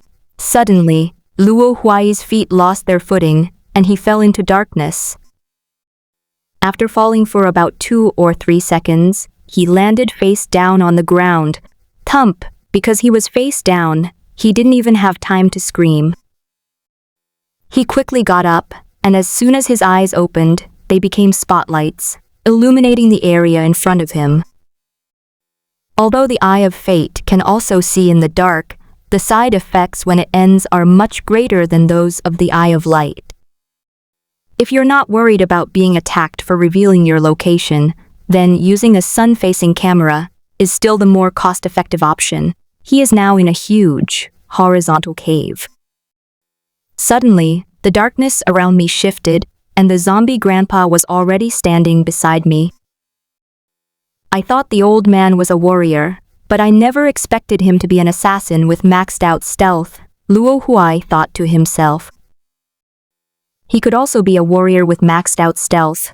Old man, typing. Let's go, that guy's lair is just ahead. The zombie grandpa meant for Luo Huai to go first. Luo Huai had no choice but to walk ahead, feeling his way along the rock face. A magnificent underground city, long and dark tunnels, an endless labyrinth. Luo Huai kept imagining what the ruins of that big shot would be like, but the cave soon came to an end, and Luo Huai's imagination was shattered. There were no wonders. There was nothing here except a small, cold stone house with a small door in front and a small window on the side. This isn't a ruin, it's practically a prison. It's as dilapidated and eerie as can be. Luo Huai walked over, and the extinguished light above the door suddenly turned on with a pale blue glow. What is this? Luo Huai turned around and looked at the zombie grandpa.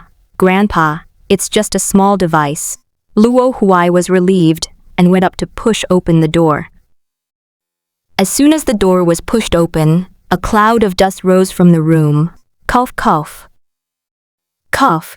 Luo Huai covered his nose, but there was just too much dust, so he had to go outside to avoid it for a while. Once the dust had settled, Luo Huai went inside. The room was simply furnished, with a desk and chair in the center, a lamp on top, and behind them a wall of bookshelves filled with books. You reading www can shoot net. There's not even a bed. Doesn't this big shot need to sleep? Or is he just too diligent? Old man typing. The dead don't need to sleep. All right.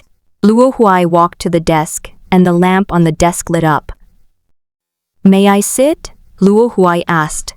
The old man nodded slightly. Anyone can sit on the lampstand as long as it's lit.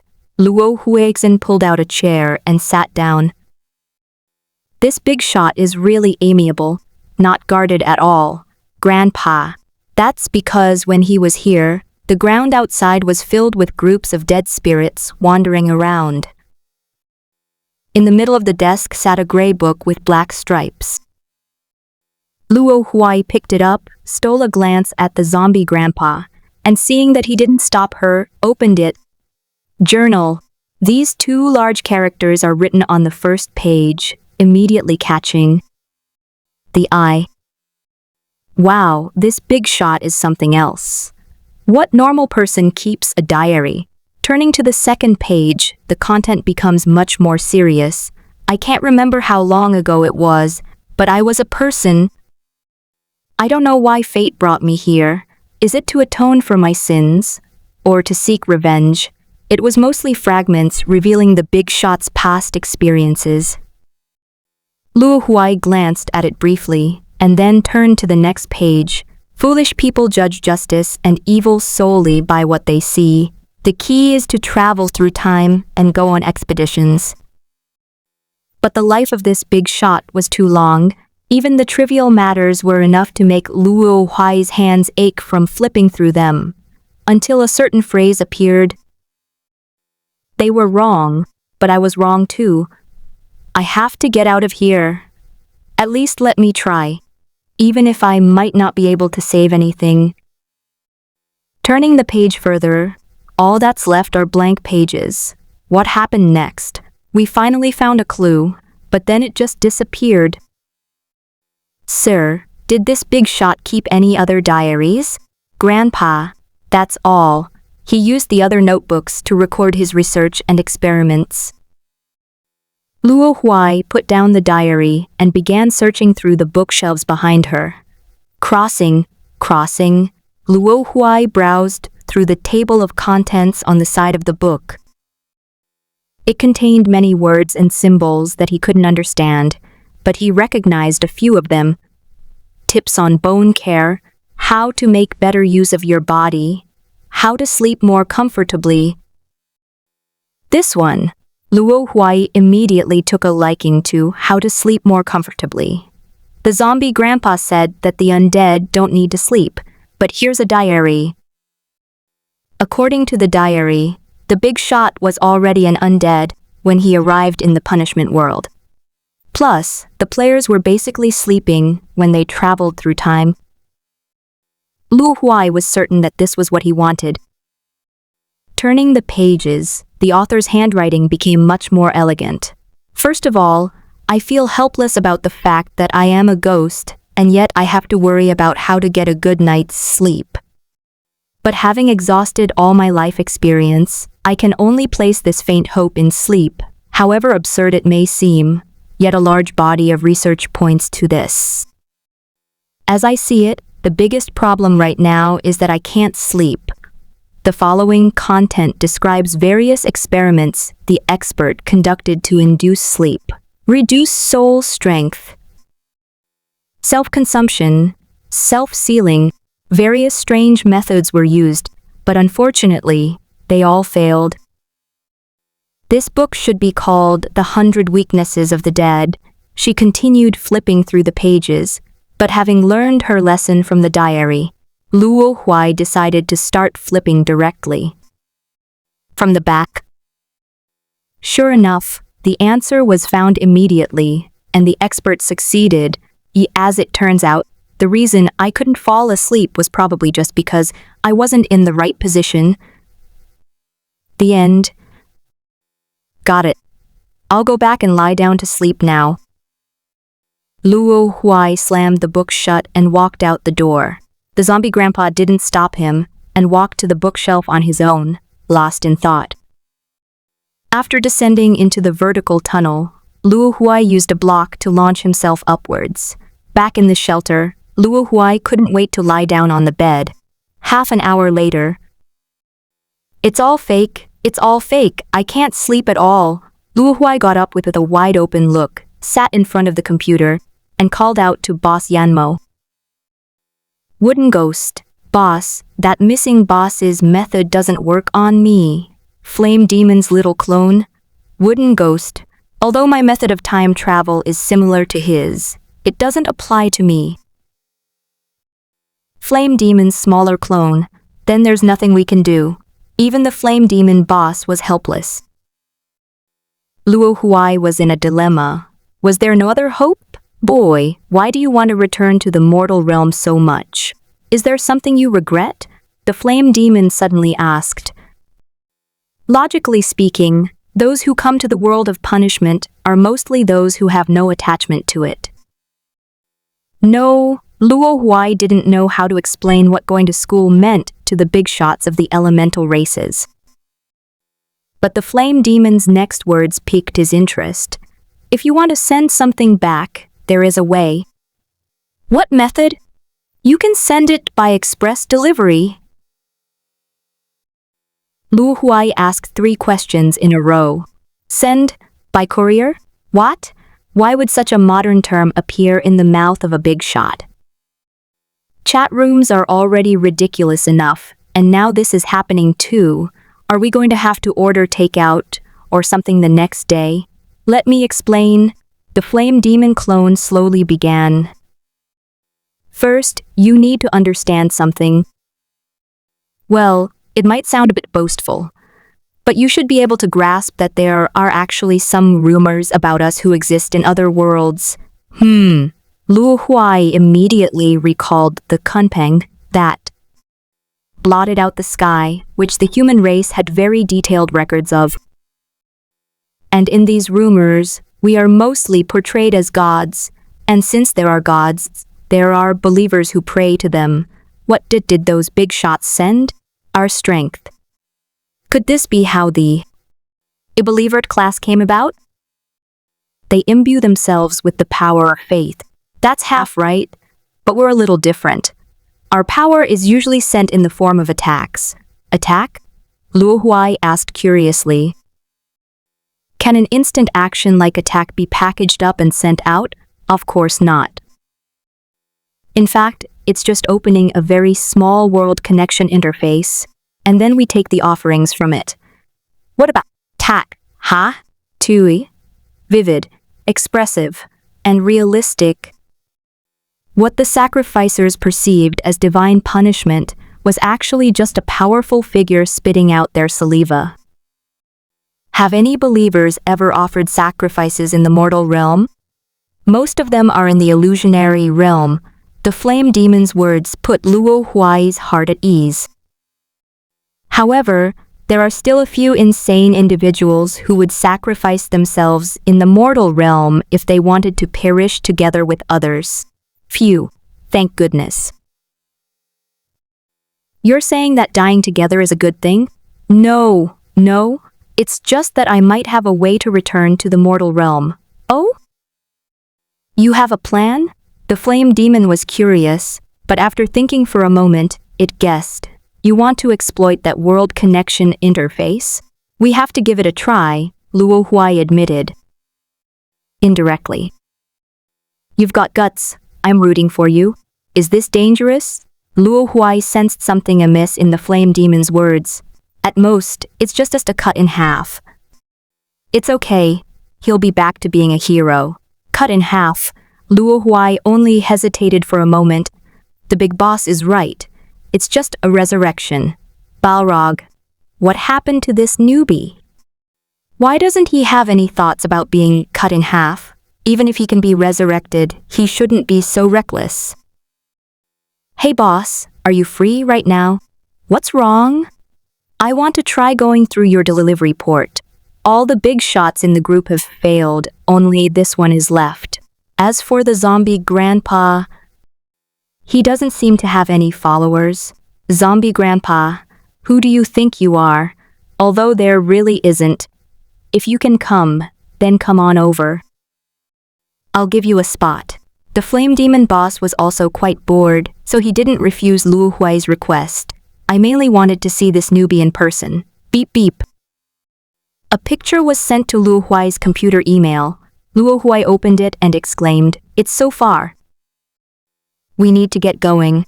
The flame demon's home is located inland on a continent separated by the sea to the east and west of the Badlands, seemingly even further away than when Luo Huai went out to train in the illusionary realm. After a quick packing, Luo Huai set off on his journey. But the flame demon lord didn't tell him that, because most of the rulers of several regions had died. Now, apart from the Badlands, both the sea and the land were overrun by killer crabs. Even his little clone was hiding in the lava lake at the bottom of the remaining volcanic ruins. It was downright humiliating. I've never felt so stifled before. This wooden demon must have been cut in half several times on its way here, he thought gleefully. By the way, its true form was cut in half at the waist, and its elemental core was shattered with a single blow, in the mortal realm, at an orphanage, early in the morning. Yi Feng, get up! King Lin rushed into the room and pulled Yi Feng out of bed. Oh dear, what are you doing so early in the morning? Yi Feng clung tightly to the blankets and sheets, refusing to come out. You're supposed to register at the university today, didn't you? Kinglin saw that the kid was just lazing in bed, so she used her telekinesis to lift him up. But the blanket remained wrapped around Yifeng. Ha! He yawned like a koala. Get up! Get up! Kinglin shook him vigorously before finally managing to free him from the blanket's confinement. But as soon as he let go, Yifeng, who had fallen to the edge of the bed, rolled over and curled up into a ball on the bed again. Registration doesn't end until the afternoon anyway. What's the rush? Are you really going to make me get up early after recovering from a major ordeal? You're recovering from a major ordeal and you stayed up all night? You're heartless. Get up now. Kinglin started pulling at his blanket again. Ah! Don't even think about it. Yifeng watched as the blanket was being pulled off him bit by bit, and had no choice but to resort to his trump card. Is Huai back? How can we set off if the three of us aren't all together? Luo Huai, Kinglin logged into the illusionary realm this morning, but couldn't get in touch with him, and his divination of the heavens failed again. He probably can't come for the time being. Let's go first. No. I won't leave until Huai comes back. He said it as if he was very sentimental, but he just wanted to sleep a little longer, so he pulled the blanket tighter around himself. After something like this happened, it's impossible for Huai to just come back anytime soon. Don't you want to see your sister Yu in person in the mortal realm? Kinglin also unleashed his trump card. If you tell me this, I won't be sleepy anymore. Yifeng poked his entire head out from under the covers. She's in the university town too? No, our current contact is only in the illusionary realm. We haven't considered the mortal realm yet. Kinglin sighed as she looked at his sometimes particularly dense head. You said your partner is only a year or two older than you, right? And you both traveled to the same newbie city, which means she lives in a city at least in the south. Didn't you ever think that she might be in the university town? Universities are clustered together in large areas, forming university towns. High schools are located in small areas, while universities are highly concentrated in one place. This is why long-distance relationships are so common after college graduation. Haha, let's go now. After listening to Kinglin's analysis, Yifeng was not only not sleepy, he was practically bursting with energy. Within a minute, she finished dressing, putting on her pants and shoes, and rushed to the bathroom to wash up. Hey, didn't you say you were waiting for Luo Huai? Huai tahui li jiwa di. Huai will understand me, Yifeng mumbled, his mouth full of toothbrush, unable to speak clearly. This kid is hopeless. Kinglin shook her head and went to the kitchen to take out the breakfast she had prepared. There was some simple food and a few pieces of meat brought out from the illusionary world. They weren't particularly valuable, but they were difficult to find. Fortunately, thanks to his reputation and good looks in the guild, he could always buy them from some enthusiastic ladies at very cheap prices. We clearly agreed that each person would be responsible for a week's worth of food. Kinglin sat at the dining table, waiting for Yifeng to come and eat. They're here. They're here. Night Madman continue reading. I hurriedly pulled out a chair, sat down, and ate breakfast.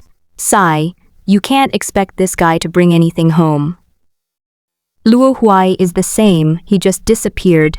Kinglin shook his head, deciding not to think about it anymore, and buried himself in his food. Finished eating. Let's go. Kinglin, hurry up.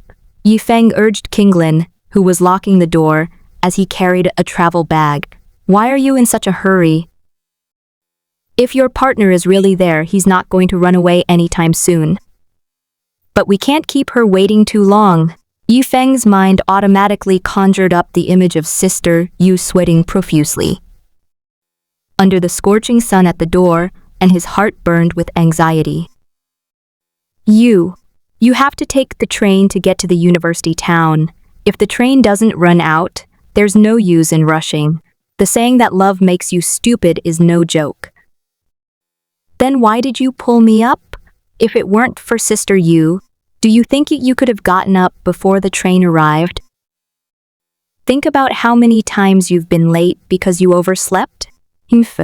Yifeng turned his head away, avoiding this topic that was not favorable to him. The orphanage is located in a small city called Wucheng, a small southern city with a less developed economy, but also with beautiful mountains and clear waters, making it a good place to live. The mountains surround the city, protecting it from the hustle and bustle of the big city. But because of the mountains, the only way to travel to other cities is by train. Otherwise, the winding back roads would waste at least 3 times the fare. When the two arrived at the station, the train was just about to arrive, so they busily bought tickets, went through security, and boarded the train. After that, we'll be living in the university town, and the orphanage house will be empty. Yifeng lay on the small table in front of his seat, watching the lush greenery outside the window recede into the distance, gradually fading away. Qinglin sat opposite him, her long backpack leaning against the window, her chin resting on one hand, also looking out the window. Even after spending several years in the illusionary world, I still feel a little disoriented. Huai still hasn't come back. It would be so nice if the 3 of them were together, Yifeng muttered. Yes, I remember the last time we went to a big city, it was the dean who took us there. We were only in junior high school then. That was a wonderful memory. How wonderful. My ass. Qinglin picked up the Coke cup with a straw on the table and took a big gulp.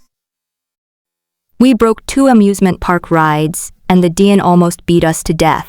Since that incident, the dean has never taken them with him whenever he goes to a big city. He always asks them what gifts they want. However, they didn't stop causing trouble at home either, and successfully got blacklisted by the neighborhood. They play too much, and adults don't dare let their children play with them. I took a nap in my seat, and around noon, the train arrived at University Town Station. The city where the University Town is located is called the University Town. Because of its large size, it was simply certified as an independent city. The University Town is divided into 2 parts, the outer residential area and the inner college area, which is separated by a ring-shaped lake. It's quite amazing that you have to cross a bridge of about 100 meters across the lake to enter the college area. Qinglin and Yifeng stood at the bridgehead, carrying 2 bags, looking up at the bustling city and the rows of college buildings ahead, and exclaimed, "Wow!" People came and went, parents from one family after another sending their children to the place where they would live for the next few years. Tich, never seen the world. I don't know, continue reading. Someone said something to Qinglin, Yifeng as they passed by. The 2 looked over at the same time, their gazes aligned. Just look at this idiot. You guys, the person with the foul mouth, felt humiliated when he was looked at like that.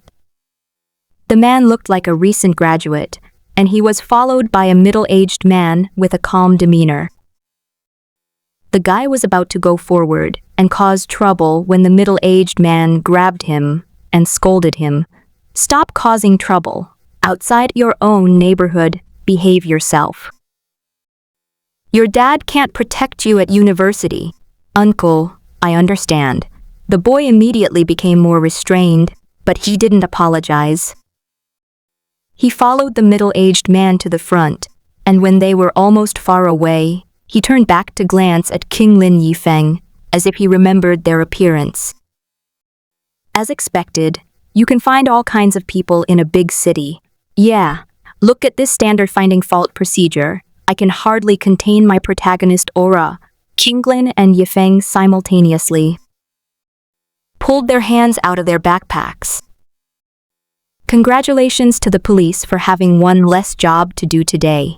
The incident was minor and not worth worrying about. The two then walked onto the bridge. All the parents and guardians seemed to have reached a tacit understanding. They would only take the children to the middle of the bridge, give them a few instructions, and then hand over their luggage to the children. No matter how pampered you are, you have to learn to live independently during your university years. This also led to the construction of a low wall for luggage in the middle of the bridge.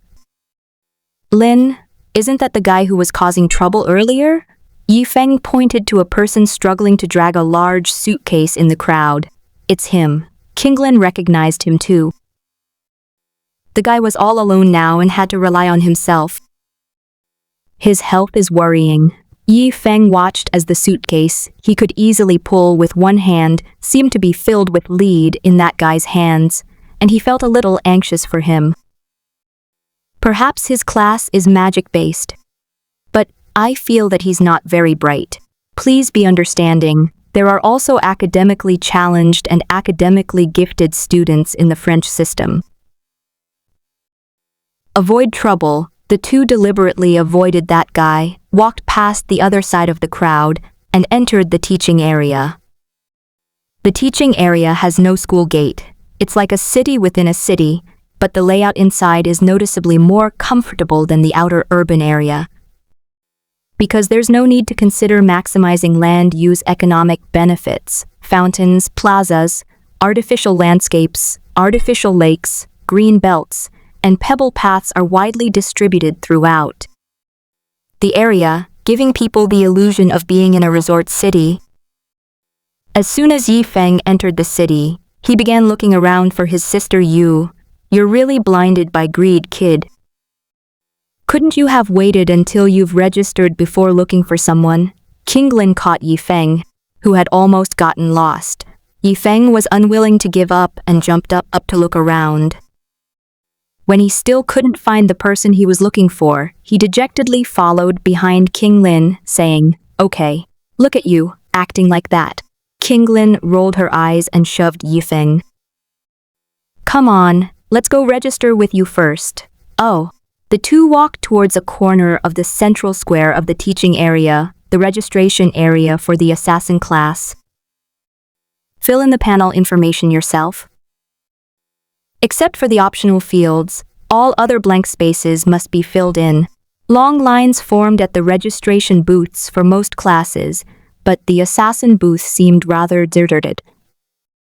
The teacher at the registration desk tossed over a registration form and a pen. Yifeng sat down to fill out the form, which mainly consisted of numerical values and some points he was good at. Another question is whether someone is a member of a guild or something, but very few students fill in this section. Most of the time, they only fill in small guilds or small organizations. Those geniuses who have already joined major guilds are basically already read on.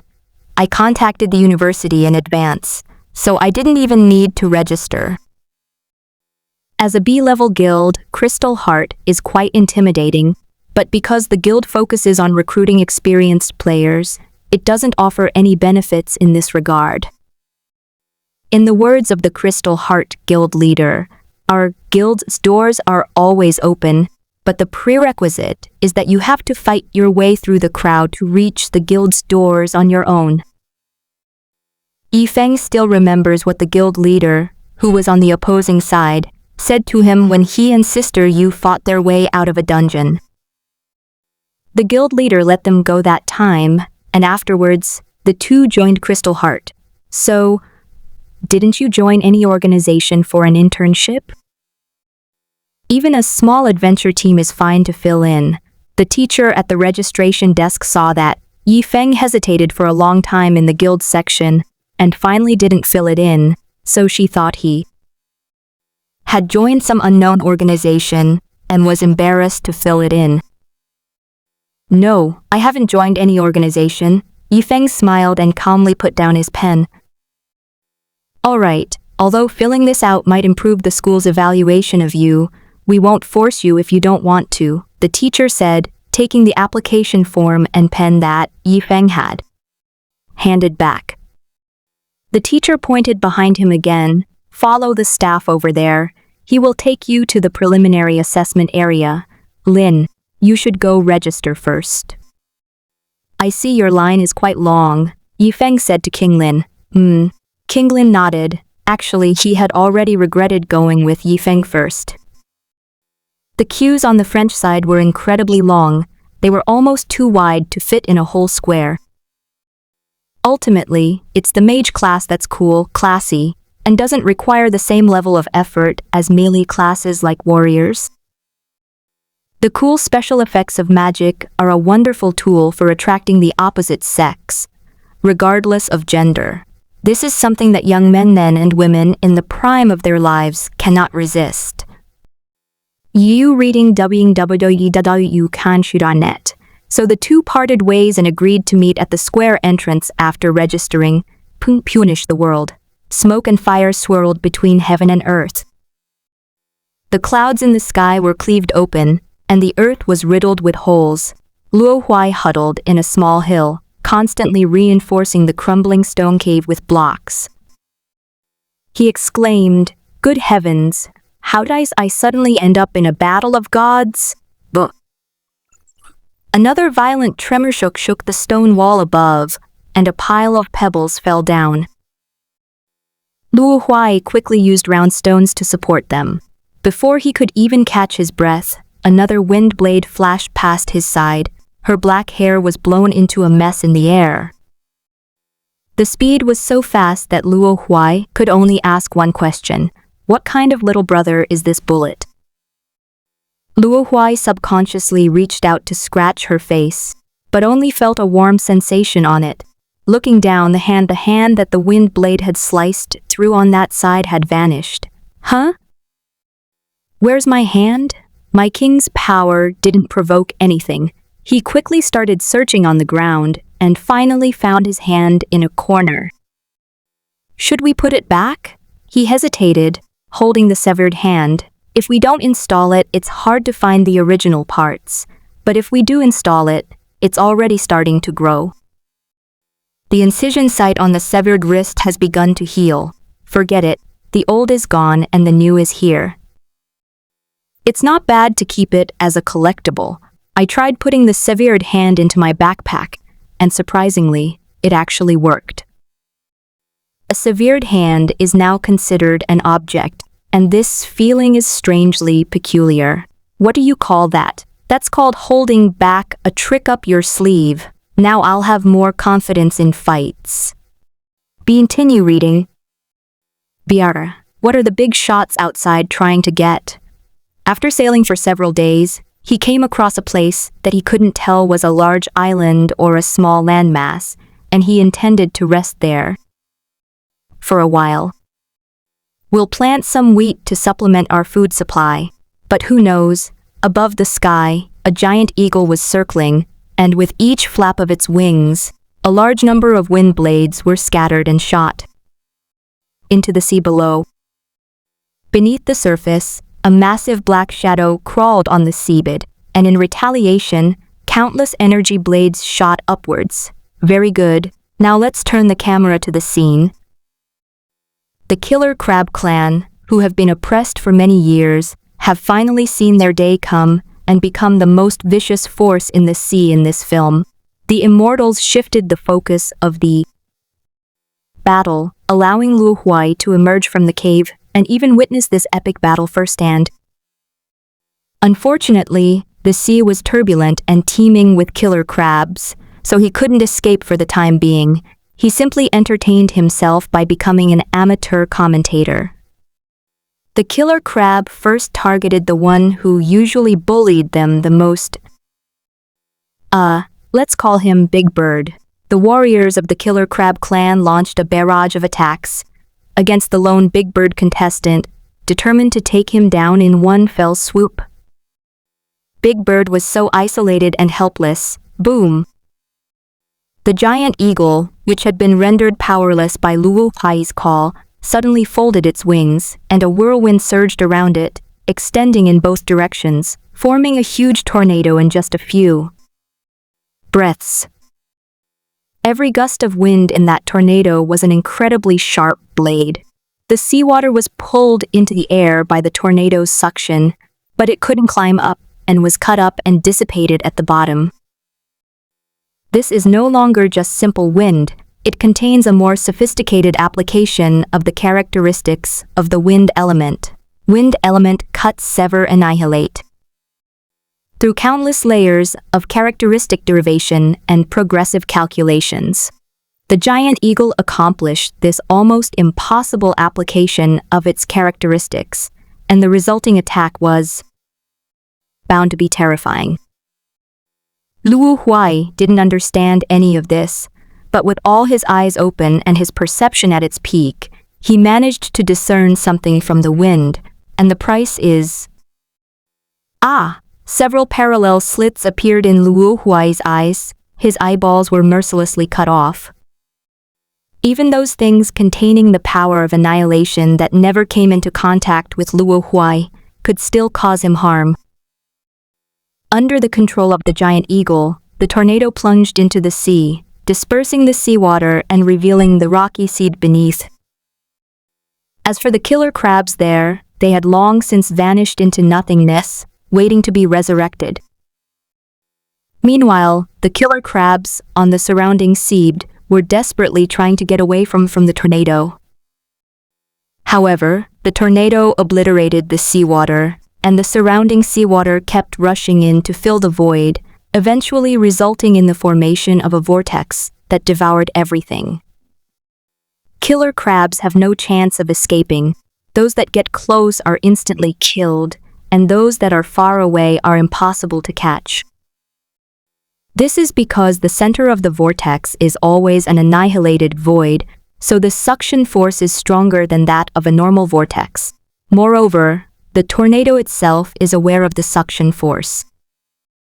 When Luo Huai's eyes recovered and he opened them again, he saw that the sea had returned to calm. The killer crabs have all been wiped out, leaving the area isolated and helpless. Forget it, being isolated and helpless is bullshit. The big shots don't need support, they're just playing around. What's the point of commentating? I thought the killer crab clan would finally prove themselves with a few big shots, but instead, a bunch of minions are just feeding the enemy. Indeed, those who dare to punish the world alone have the confidence to back it up. Watching the giant eagles cry, a declaration of sovereignty, resound through the heavens and shakes the 9 skies. Luo Huai's thoughts suddenly drifted away. What would happen if that Kunpeng also let out a cry? I dare not think about it, I dare not think about it. But then read on. Then, something even more unimaginable happened. The giant eagle, thousands of meters above the ground, noticed Luo Huai, a tiny insect that might only be the size of a pixel in its field of vision. Call! Luo Huai felt a storm descend, and everything around him became a clear, empty space. The giant eagle's flight was beyond the realm of ordinary understanding. With a flap of its wings, it seemed to vanish into some otherworldly realm, its figure fading and disappearing. Before Luo Huai could react, the giant eagle had already landed in front of him. Before the eagle takes flight, its momentum precedes it. The giant eagle's control over the wind is unparalleled. Luo Huai felt that those beings in movies and TV shows, who called themselves wind gods, were incredibly weak compared to this. They were like babies who had just learned to blow air. As they got closer, the giant eagle's features became clearer. The silver-gray feathers, seemingly withered and faded, reveal a silvery sheen the moment they refract light. A minor natural disaster. To Luo Huai's surprise, after the giant eagle lowered its head, it began to speak human language. However, calling it telepathic communication would be a more vivid description, as the voice resounded directly in Luo Huai's mind. Greetings, sir. This junior sends his greetings. It's best to be polite to an unfamiliar big shot, as their temperament is hard to fathom. No need for introductions, I know you. To everyone's surprise, the giant eagle's face revealed a casual, almost human-like expression. Boss, you know me? When did I become so famous? I only remember knowing a few big shots in chat rooms, right? I died rather early recently and have only recently been resurrected, so you probably don't know me, but you should know the brothers, right? Brother? Right. Could it be that you are... Yes! Call me bird scoundrel. I don't want to be like those guys who like to show off in front of newbies. No, you're too modest. Those moves you just made have already shocked me for a long time. Did you spot me from the very beginning? Yes, I spotted you when you were floating in the sea. You should know that eagles have good eyesight. Excuse me for asking, how good is it? 1,000-mile eye. Bird husband pondered for a moment, then added a hint. Just understand it literally. Luo Huai immediately sensed a pretentious air about him. When one's strength reaches a certain level, even simply telling the truth carries immense power and intimidation. Great boss, you're awesome. Luo Huai first expressed his admiration before asking, so, great boss, who are you looking for now? I checked the chat logs. You're going to the Balrog, right? Luo Huai nodded obediently. Let's go then, I'm going there too. I'll give you a ride if I'm in a good mood. Bird Hunzi lowered one wing so that Luo Huai could climb on. Would it be inappropriate for me to ride on the coattails of this big shot? In the general understanding of the human race, this seems a bit inappropriate. You're not much worse than the fleas on my body. Bird scoundrel glanced disdainfully at Luo Huai's ink. So I don't mind having another flea on me. I feel much better now that you say that, Luo. Huai no longer minded and climbed up with a clear conscience. He didn't think flea was a derogatory term. After all, a flea that could survive on a big shot should be able to take on 10 of him without any problem. But the bird actually didn't have any fleas, so Luo Huicheng continued reading. The first one, hey boss, I remember the other big shots said you're a fire enthusiast. Luo Huai felt that this big shot seemed easy to get along with, so he tried to chat with him casually. So you like fire? There was a hint of joy in the bird-like man's tone. Luo Huai saw flames starting to emerge from the feathers on his wings and quickly cried out, No, boss, that's not what I meant, but it was too late. The bird-like creature shuddered and instantly transformed into a fire eagle. Wow, boss, have mercy. You still have a flea on you. P.S. Not included in the word count. Here are some answers to questions from enthusiastic readers, namely that the main character sometimes gets too little screen time. Let me explain here as well. I believe everyone can see that Luo Huai's two brothers actually have a very significant role in the plot. My plot arrangement also leans towards this aspect.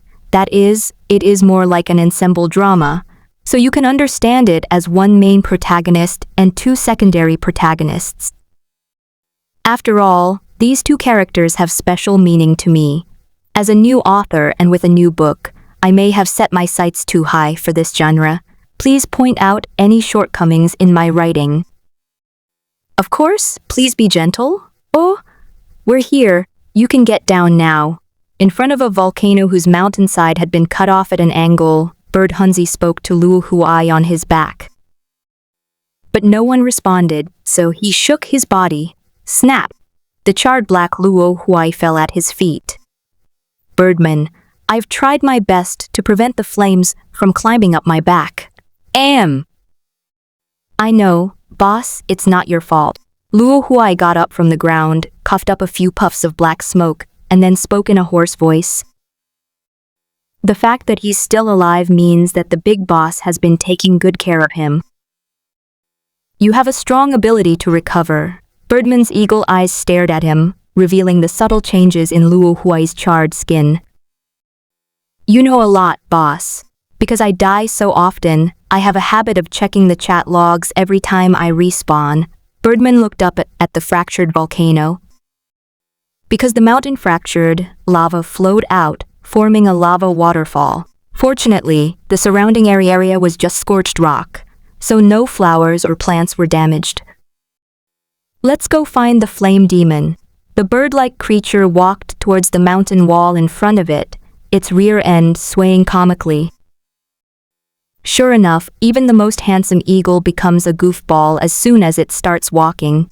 Luo Huai, who was lagging behind, saw everything clearly but dared not laugh. He could only ask, "Boss, such a high mountain, don't you need to fly up?" No need. The Balrog is now just a small clone. How could it dare to stay on the top of the volcano? He tapped the mountain wall in front of him with his mouth. The mountain suddenly began to flow and melt, revealing a cavity inside, where a miniature fireball looked over, completely bewildered. You little rascal. You've revived so quickly? The flame demon Kleemoon asked in surprise. It only took my brother a little over a year to revive. I've been dead for so long. Do you think I can just lie here doing nothing? That's true. After all, you always get pinned down and beaten. Shut up! How dare you spout such nonsense as a mere clone? Even your true form wouldn't dare say such a thing. The bird suddenly bristled. No matter how carefree it was, it wouldn't like to lose face in front of a newbie. The Balrog didn't want to get entangled with him over this well-known issue. Tell me, why are you coming to find me as soon as you're resurrected? Luo Huai, who was following behind, pricked up his ears, wanting to see what the big shots were like in their daily lives. Here you are. This is the wooden demon. I brought it to you. Oh? So this little guy is the wood demon? The flame demon floated in front of Luo Huai, circled him, looked him up and down, and said to Luo Huai, "No wonder you're in the Badlands. You look too much like that stowaway guy." Luo Huai's breath hitched. The intense heat emanating from the flame demon made him feel like his lungs were about to be burned through when he inhaled. Weren't you guys discussing something? Why did you drag me into this again? Birdman continued, I saw the chat logs. This wood demon can travel between worlds, right? Yes, the flame demon nodded, which was manifested by the flames on its head flickering. Even as a small clone, the flame demon was still slightly larger than Luo Huai, so there will be more salespeople in the future. This is why Bird Hunzi brought Luo Huai along. His intuition told him that the little guy floating over from the direction of the evil land was that newbie wood ghost. That's right. A glint of light flashed in the eyes of both the bird-like creature and the fire demon. Continue reading. Wait. Luo Huai mustered her courage, raised her hand to stop them, and asked, What salesperson? I don't know anything about this. Bird Hunzi and Flame Demon looked at Luo Huai together, their eyes gleaming with an almost tangible light that made Luo Huai see only two beams of light shining towards him. Boss, don't be like this. I was just asking. His tone suddenly softened. It's okay. You don't need to be afraid. We won't make any unreasonable demands. The two big shots approached Luo Huai little by little, while the latter retreated little by little until he was on the ground. 3 minutes later, that's how it is. The flame demon, relying on his dry voice, finally explained the whole story to Luo Huai. Oh, I see. Luo Huai sat on the ground with a look of sudden realization. The live streaming salesperson, mentioned by the bigwigs, doesn't actually have any special meaning. It's just the literal meaning of a live streaming salesperson, travel across the world and bring the big boss something he wants. It doesn't sound tiring at all, and the various rewards mentioned by the big boss are quite tempting. So I told you it wasn't anything scary, and you still chickened out like that. It's so embarrassing. Bird Thug added insult to injury from the side. With the way you two are staring at me, do you think I can decide whether I'm a coward or not? We had no choice, as you can see. The Balrog conjured a finger with flames and pointed to the stone ceiling above, where a large hole was blocked by a sloping waterfall of lava. This place is full of people who spread rumors and slander, so any good things they find can't be kept here. Birdman said helplessly. Finding a place to hide is useless. Who knows, the next day the place where we hid things might be gone too. So, someone like me who can travel through worlds needs to bring back things from time to time to relieve boredom. That's right, the Balrog replied confidently. At our level, we're not afraid of anything except boredom. Otherwise, would we be so destitute as to covet the offerings from those priests? It's all just so we might stumble upon something fun occasionally. But those guys just never get it. They always offer up trash like that. What they think are amazing gems are just pieces of rock to me. I can make them out of nothing. Bird Hunzi casually picked up a stone with its claws, infused it with the flames on its body, and the stone's surface glowed red. Finally, the outer shell cracked open with a crack, revealing the crystal core. Gulp, Luo Huai swallowed hard, looking at the tempting color. He casually tossed the fresh fire crystal into a pile of pebbles. Luo Huai's heart was breaking. The Balrog was unfazed and shared the same opinion. Elemental artifacts were far too weak, not even worth the scraps rubbed off his body. The key issue is that we can't communicate our will like the gods in other worlds, so the outside world perceives us as cold-blooded and tyrannical, disliking BB and only wanting to kill. Bird. Slacker. Moreover, the speed of time flow is making us very uncomfortable. The other side sacrifices themselves once a year, but on our side it might be once every few years. I remember how I would eagerly await the call of the sacrificial letter, then excitedly open door only to find that what I received was rubbish. Bird Hunzi couldn't help but burst into tears. If the flame demon boss hadn't been without tears, he probably would have cried along with him at this moment. Luo Huai. About a group of invincible big shots who have to do everyday read-on. He really couldn't comment on the idea of expecting a bunch of ants to provide toys to relieve boredom. This is truly something I've never seen before. The world is so big, there are always some bizarre things that, even if they are logically sound, just sound outrageous. However, he deeply understands what it feels like to have no games to play. Don't worry, everyone. As long as you can successfully help me travel to the mortal realm, I'll take care of everything from now on, all right? With you saying that, we'll definitely help you out. Luo Huai's words were very pleasing to the ears of the two big shots. Flame Demon, you go first. Bird Scoundrel's reputation is not as great as Flame Demon's, and he has more followers in other worlds. Wait a minute. The Flame Demon suddenly asked Luo Huai, Wood Ghost, what are your home's coordinates in the mortal realm? Coordinates? What coordinates? Luo Huai replied, confused. It's those coordinates used for positioning in the world. We need specific coordinates to deliver packages. A sense of foreboding immediately flashed through Luo Huai's mind. He tentatively asked, latitude and longitude coordinates, is that okay? Although this is not something that most people would know, he actually does know it. Damn it, this is difficult, the Flame Demon said with a troubled expression.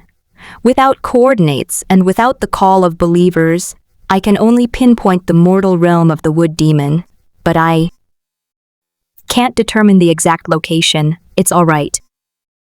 As long as I can get back to the mortal realm, I can walk home. Luo Huai didn't think too much about it, still believing that no matter which city he went to, he could always get back. But Birdman immediately showed Luo Huai how narrow-minded he was. Who told you a world only has one planet? Even if they threw you into the astral plane, outer space, could you walk back? What should we do then? Luo Huai squatted down on the ground in despair. The flame demon comforted him. Why don't you wait a while? Intelligent beings in a mortal realm usually gather together.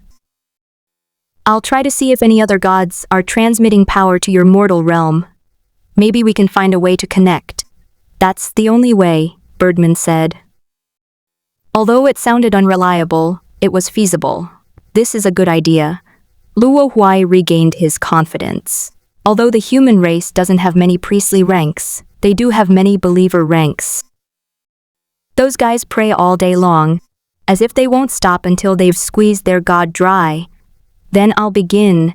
The flame demon's flame panel appeared, with runes flashing across it.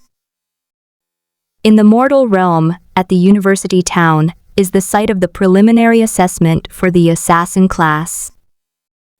This is a huge indoor simulated sports stadium, surrounded by tiered spectator seating, with a massive simulated battle arena in the center that can simulate various terrains and looks like a sand table from the outside.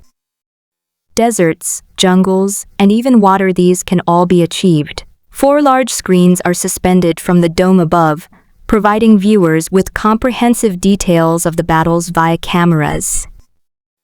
The battle arena is now simulating a jungle terrain, and new assassin class recruits are being brought here to join the fray. Yifeng was also taken to a device that resembled a health capsule. Universities are called universities because they have this device that allows students to travel to the simulated battle arena in the middle, as if they were in a fantasy world. In this battle arena, students can revert to their level in the fantasy world. This refers to the ability to use supernatural skills and weapons normally. Because the body's basic stats are preserved, the devices are primarily for preventing physical injury and providing suitable environment. The virtual world inside the battle arena is much larger than it appears from the outside, resembling a real jungle. The new students need to take turns to compete in this temporary dungeon for assessment. Whether the numbers entered are true or false, the examiners can see them clearly here, and they can also observe each new student. Continue reading. Record their actual skill level and fighting style so that the academy can make arrangements for the new students. Sigh, the number of students in our assassin department has been declining in recent years. Several instructors were sitting in the audience. One of the instructors, who looked very young, sighed and said to his colleague next to him, "It's good enough to have one, since assassins are so easily hated." The other assassin instructors who were watching the battle arena suddenly clicked their tongues in dissatisfaction. What's wrong? Do these freshmen have some kind of misunderstanding about assassins? They're all so reckless. Look at that one. The teacher clicked his tongue and pointed at the big screen. He simply circled around behind the enemy and launched an attack. The instructor thought that would be the end of it. But to his surprise, the freshman shouted as he attacked, "Take this backstab! You're going to shout God-slaying horse!" The instructor was so angry, he almost had a stroke. The key point is that the freshman actually succeeded. Tish! Someday I'll have to ask the dean for early retirement. The instructor covered his eyes and leaned back in his chair. In the arena, after the freshman backstabbed the person, he immediately hid in the low bushes nearby. New assassins, lacking skills like stealth, can only clumsily hide, but this actually puts an assassin's skills to the test. This kid's hiding it pretty well. Another instructor was quite satisfied with what he saw. With your flamboyant personality, You're definitely not cut out to be an assassin, the instructor, who was covering his eyes, said critically. Don't say that. The definition of an assassin is so broad. Anyone who can assassinate the enemy is a good assassin. Say what you want. So what kind of promising young talent do you consider to be? Well, at least, the instructor's eyes searched the screen. Suddenly, his gaze fixed on a spot in front of the camera where there was no one, and he narrowed his eyes. Hey, look over there. Isn't there a little guy hiding there? Where? The other instructor followed his gaze and squinted at him for a moment. Wow, this kid's got some nerve. The jungle terrain is covered with intertwined roots and fallen leaves, and a person lies prone beneath what appears to be a natural undulation in the ground. It was Yifeng. As soon as he entered the arena, he used his combat experience accumulated from previous battles to quickly hide himself. He and the guy who had just shouted, "Backstabbing," were now less than 2 meters apart. The other person's foot was practically on his head. Hurry. Now's the time, the instructors on the sidelines urged in their hearts. At this distance, if the attacker manages to make a sound, it will be a perfect assassination. As if he had heard this, Yifeng on the screen suddenly sprang to his feet. He stood up with great care, without scattering fallen leaves everywhere, leaving only a slight rustling sound behind him. The freshman turned around in confusion, and the next moment he saw a figure wearing a black hood fall down in front of him. Ah! He instinctively screamed, but his mouth was instantly covered as the figure stabbed a sharp metal blade into his throat. The sharp blade crushed any possibility of him making a sound. "Great!" the instructor exclaimed, slapping his thigh. "Excellent." Watching Yifeng quietly disappear immediately after his assassination attempt, the instructor's eyes couldn't hide his unease. Continue reading. The reader admired, "This kid is definitely a talent who entered the illusionary realm ahead of time.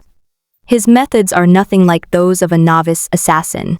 Hiss, "I understand the logic. But why?" "Don't you slap your own leg?" another instructor said through gritted teeth. "What's there to be sad about? We've got a promising talent in our yard. We should be happy. Dare you slap yourself and try not to cut your nails." Well, the assessment is still ongoing, and Yifeng is the last batch of new students to enter. He wondered if he had been targeted by some freshmen who were better at hiding their identities, so he chose to change locations. "Remember to give me that little guy's information later," Yanfeng, the instructor who had been frowning the whole time, said to his colleague Yan Lin. They are brothers. Feng is the elder brother and Lin is the younger brother, with completely opposite personalities. "I'm going to get this kid into my class." Yifeng's appearance and behavior were very much to Yanfeng's liking, and he liked him more and more the more he looked at him. This isn't quite right. Each student is assigned based on the actual data. After the data is consolidated, Yan Lin was in a dilemma. Although he managed the information of the new students, this information had to be submitted, and he couldn't make the decision himself. As they were talking, Yanfeng on the screen successfully eliminated another opponent hiding in the bushes, and also shook off his tail. "Stalker. I'm going to have this kid." Yanfeng was so excited, he almost pulled the handrail off, but he immediately let go and grabbed his younger brother, Yan Lin, instead. "Good brother, help me think of a way. I'll never bully you again when I'm fighting teachers." "Brother," Yan Lin was initially moved, but then he remembered some past events and his eyes darkened. "The last time I helped you pursue Teacher Sin, you said the same thing, and then the next day you pinned me to the ground in front of my whole class. Brother, your credit balance with me has long been zero." You had the nerve to say that last time. You promised to be my wingman and support, but why did you dress up so handsomely? Xiaoxin looked at me with disgust that time. Yan Feng snorted irritably. That's because you don't dress up. Yanlin exclaimed, getting agitated. Who the hell wears a full-class uniform on a date? And bro, you're an assassin. Did you want to stab Professor Sin? She's from the mage department. Don't you have any idea how many of your students stabbed her students during the last competition? It's good enough that a fight didn't break out. You dare to talk back? Don't think I don't know that teacher Sin asked you for her contact information last time. Yan Feng started to get physical. Can you blame me? It's a matter of personal charm. Besides, I never agreed to give it to you. I don't care. You're my rival in love now. The two brothers started fighting right there in their seats. The other instructors nearby were used to it and skillfully moved aside to make room for the two brothers. They secretly prayed for Ying on the screen, thinking that this freshman would probably have to deal with two idiots in the next few years. Achoo! Yifeng, who was hiding in the tree, suddenly sneezed and quickly held his breath, afraid of disturbing the prey he had just set his sights on below. He never took out the gun from his backpack, because it was provided by the guild. Since he had decided to rely on himself, he would only use the items and weapons he obtained. Of course, if you acquire the gun yourself, that's an exception, but unfortunately, King Lin and Luo Huai both had their extraordinary encounters, and so did I, Yifeng thought to himself. However, his extraordinary adventures haven't yet reached their full potential. For that, he must become a core member of the Crystal Heart, so that he can enter that place. He shook his head and launched his backstab attack. Brush. Attacked read on. The freshman only had time to turn his neck. On the other side, Kinglin was at the end of the long registration line for the Faculty of Law. The sun overhead was very bright, and there were long queues on both sides of the line, belonging to the neighboring Department of Nature Spirits and the Department of Believers. The densely packed crowd formed a natural oven. Fortunately, there's one consolation. There are many French girls, and they're all sweating profusely, especially since it's summer. Winking, ahem, I am a cultivator.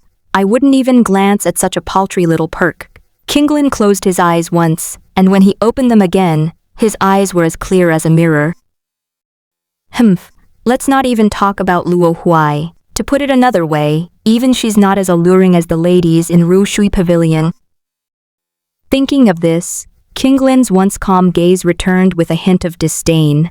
With his tall and upright figure and indifferent expression, he immediately stood out from the crowd. They are completely different in terms of temperament. So handsome, the freshman girls who caught a glimpse of Kinglin were instantly captivated. There's no way around it. Compared to the guys around me with their shifty eyes, whether they're creepy or just shy, it's like comparing apples and oranges. The contrast is too strong. Sigh, Kinglin felt the gazes around him and sighed inwardly. Why do all these girls only care about my superficial appearance? Who can understand the handsome guy's melancholy? No, you understand nothing except for the sense of identification. As the number of new students who had registered decreased, the line gradually shortened. Finally, in the afternoon, Kinglin arrived in front of the teacher at the registration desk.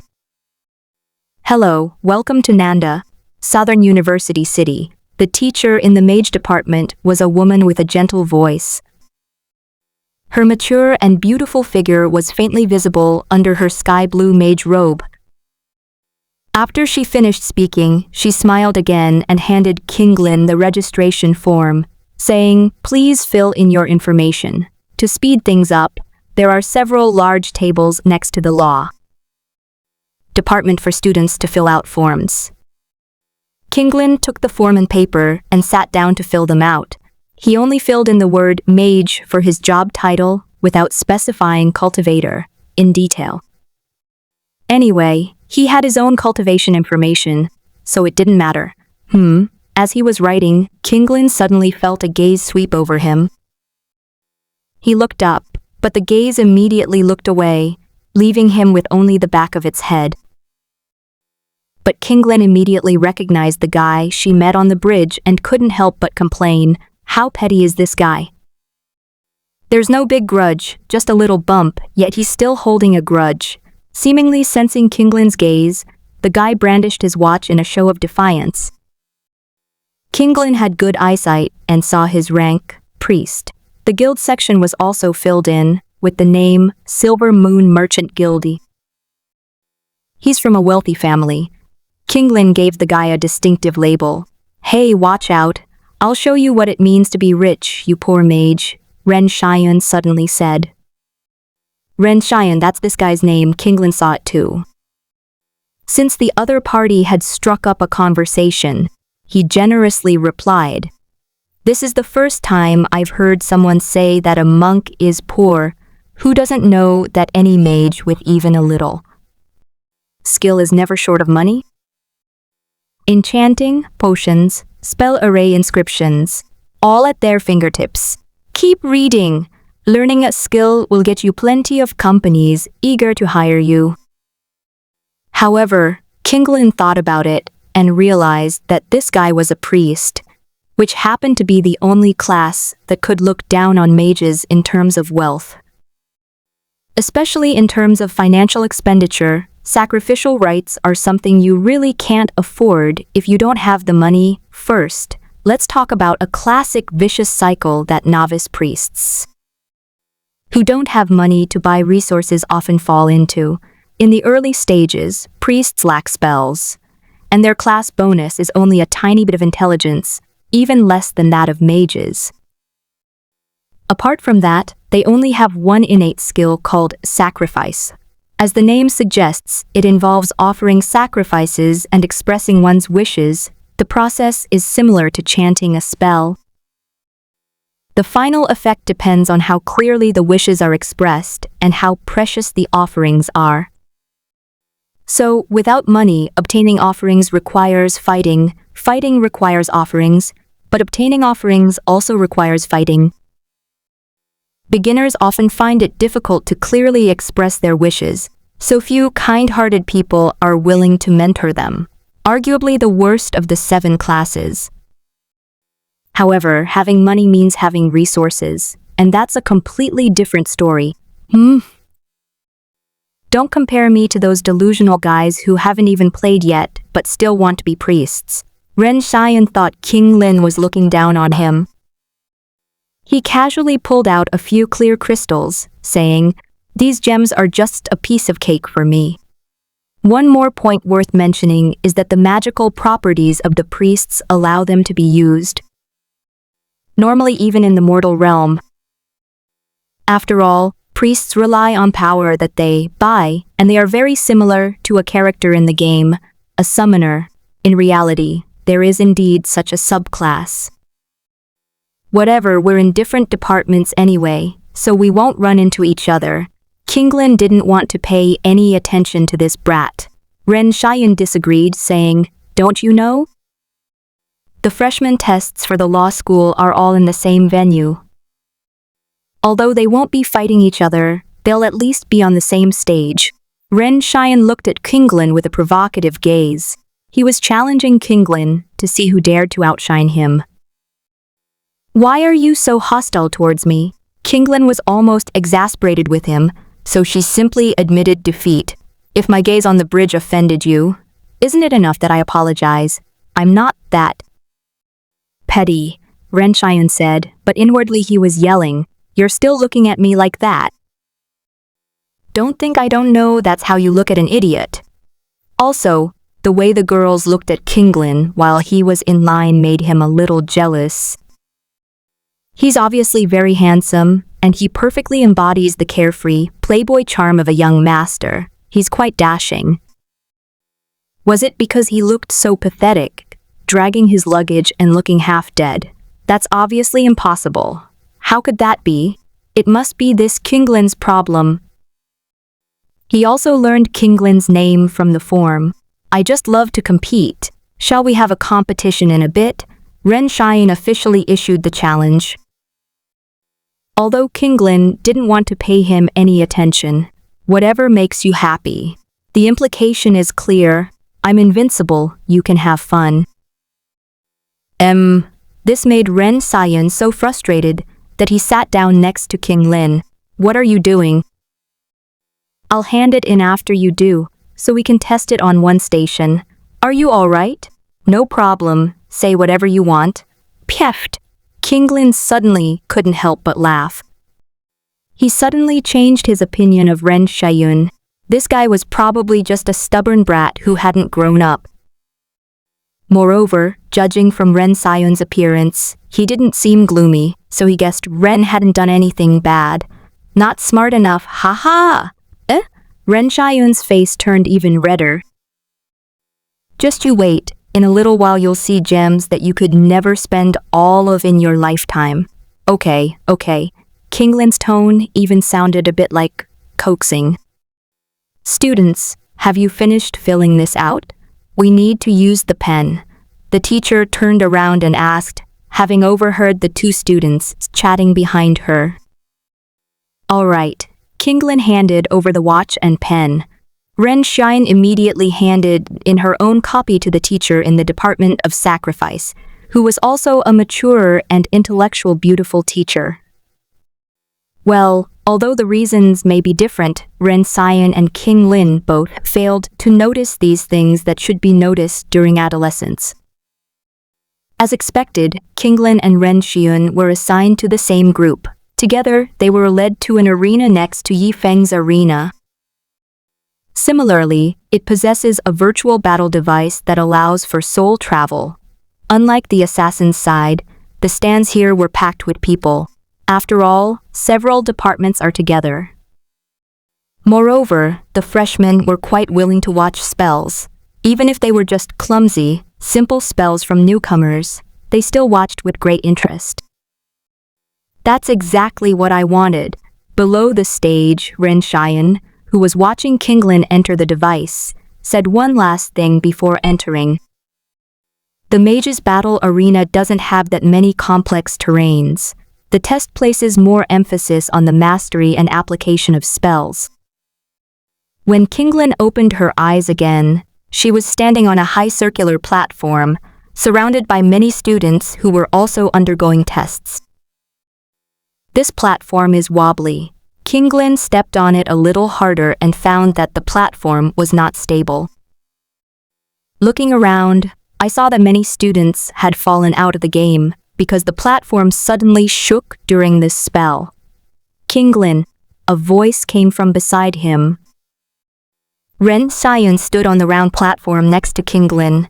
We're not on the same stage. Kinglin pointed to the ground beneath her feet. I know, but as long as we're in the same space, that's fine. Besides, the rules are that you have to defeat your opponent to be safe.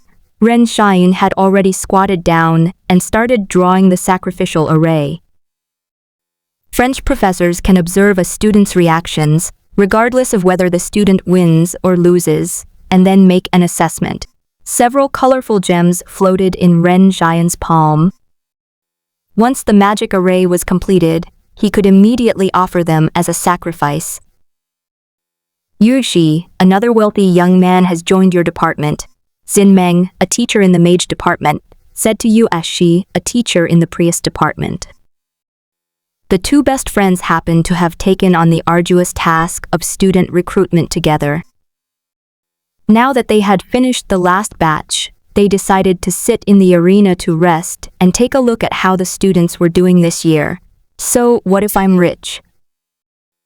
I'm not short of money. Yuji wasn't bothered at all. She knew her best friend was subtly criticizing her for not having a partner at her age. If I have money, of course I should enjoy it myself. Why should I let my future partner, who hasn't even been around yet, have it? You're just too picky. what a waste of your good looks. Simming suddenly reached out and tried to pull at Yuxi's purple priest's robe, but her hand was slapped. Ouch. You deserve a beating. You're usually so quiet, but you're a real rascal in private, Yuxi said, smoothing out the wrinkles in her priest's robe that had been pulled out. Suddenly, several astonishing arcs passed through and then disappeared. Well, the surrounding critics sighed with regret, lamenting that they hadn't seized the opportunity. Don't just talk about me, what about you? Yuxi retorted. Didn't you hear that there were 2 handsome professors from other departments on your last blind date? How come I didn't hear that you succeeded? Don't even mention it. One was a total straight man, and the other, Simming seemed to recall something terrifying. I didn't dare turn around, for fear that I would be stabbed in the back if I did. Who's mentally ill? Person got released? What's the meaning of bringing a dagger to a blind date? Moreover, mages have a special feeling towards assassins, like encountering their natural enemy, feeling uneasy all over. On the battle stage, Ren Xiayun finished drawing the sacrificial magic circle and began chanting something rapidly. The gems he placed around the magic circle suddenly shattered into fragments, then melted like ice into various colored liquids, flowing along the patterns of the magic circle towards the center. Within the magic circle, the phantom of a wolf-headed, human-bodied monster with a mouthful of fangs appeared, and as the liquid flowed in, the phantom became more and more solid. This knoll can easily remove the door of a car. It's more than enough to deal with you. Everything was ready, and Ren Xian stood up, smugly awaiting the magic to complete. This knoll was obtained for him by someone from his family. Priests can try to form contracts with monsters that have been summoned multiple times to establish a more stable summoning relationship. Knolls can only be encountered in dungeons in the fantasy realm. They do not spawn naturally in the wild, as their physical appearance clearly indicates that they are fictional creatures. Among the newborns, the gnolls unconsciously tore apart a large number of beings, but no matter how powerful it is, it hasn't been summoned yet, has it? Kinglin reacted quickly, and after switching back to his illusionary realm equipment, he carried Kingfeng on his back. With a flick of his wrist, the sword blade emerged from its shell. He leaped forward, grabbed the sword hilt, ignored the swaying platform, and jumped directly onto Ren Xian's platform, slicing the magic array with the tip of his sword. Roar. The gnoll phantom roared unwillingly, its claws reaching out to try and crush him, but it faded away so quickly that it couldn't even cut off a strand of hair at the corner of Kinglin's eye. Kinglin turned around, sheathed his sword, and swaggered away. To be honest, I was shocked when I saw you start drawing a magic circle in front of me. Priests are known for their long-casting animations. Are you looking down on me? Faced with his questioning gaze, Ren Xiayun, who had barely managed to stand firm and avoid being shaken off the platform, stared wide-eyed. He pointed incredulously at the sword hilt behind Kinglin's shoulder. Aren't you a mage? Why are you carrying such a melee weapon? In his mind, Kinglin should have struggled to begin constructing the spell array, only to be unexpectedly torn apart by his summoned monster. What's with the sudden appearance of a sword on his back? Have you been watching too much Lord of the Rings? Kinglin calmly explained, as a mage with a relatively weak constitution, it's quite normal for me to carry a sword for self-defense, isn't it? That's true. Compared to himself, his physique is indeed weaker. Only maximum 3+ signs. The average level for the general public is D. Besides, the sword is my staff. To Ren Xian's astonishment, Kinglin simply made a hand seal, and the sword on his back flew up into the air, then suddenly flew down vertically, embedding itself in front of Ren Xian's toes. Ah! The sword was too fast, and Ren Chuyun was so frightened that his heart trembled, and he stumbled and fell onto the table. You're not a mage at all. Someone, bring young Master Ren a new pair of pants. Say what you want. Kinglin changed his hand seals, and the sword stuck in the platform started moving again, this time showing no mercy. The sword's edge was aimed directly at Ren Zhiyun. Ren Xian quickly got up. The edge of the round platform was right behind him, but he remained calm. Being startled earlier doesn't count. You think I wouldn't have any backup plans? He allowed the sword to pierce his chest, but the sword could not advance any further. With a casual glance, Kinglin sensed that Ren Xian's seemingly ordinary gray clothes were not simple at all. It's enchanted, and the guaranteed reward includes a few amulets. Your dad really cares about you. He's afraid you'll be targeted by robbers and killed by monsters, so he prepared this set of unassuming, but good equipment for you. Himph, are you envious? Ren Xian really has no self-awareness. In his eyes, having a powerful father is something to be proud of. Go back and ask your father to make you a set too. It's just a pity that these things are not cheap. What does it mean to precisely step on a landmine? To be honest, I really can't ask my dad to make one for me. He spoke very casually, but Kinglin's eyes instantly changed, staring at Ren Zhiyun with icy coldness. Ren Zhiyun was startled, feeling the slight force pressing against his chest suddenly disappear. He looked down and found that the flying sword was gone. Just as he was about to turn his head to look for it, he felt a chill on his neck. Oh no, I was careless. With a flash of sword light, Ren Xiayun's head fell to the ground, blood splattering on the spot and staining half of the circular platform red. Instantly, the new students on the surrounding platforms all stopped what they were doing and looked in this direction with fear. Although everyone has had a preliminary experience of the fantasy world, not everyone has encountered such exciting scenes. Some freshmen with poor adaptability felt nauseous and wanted to vomit.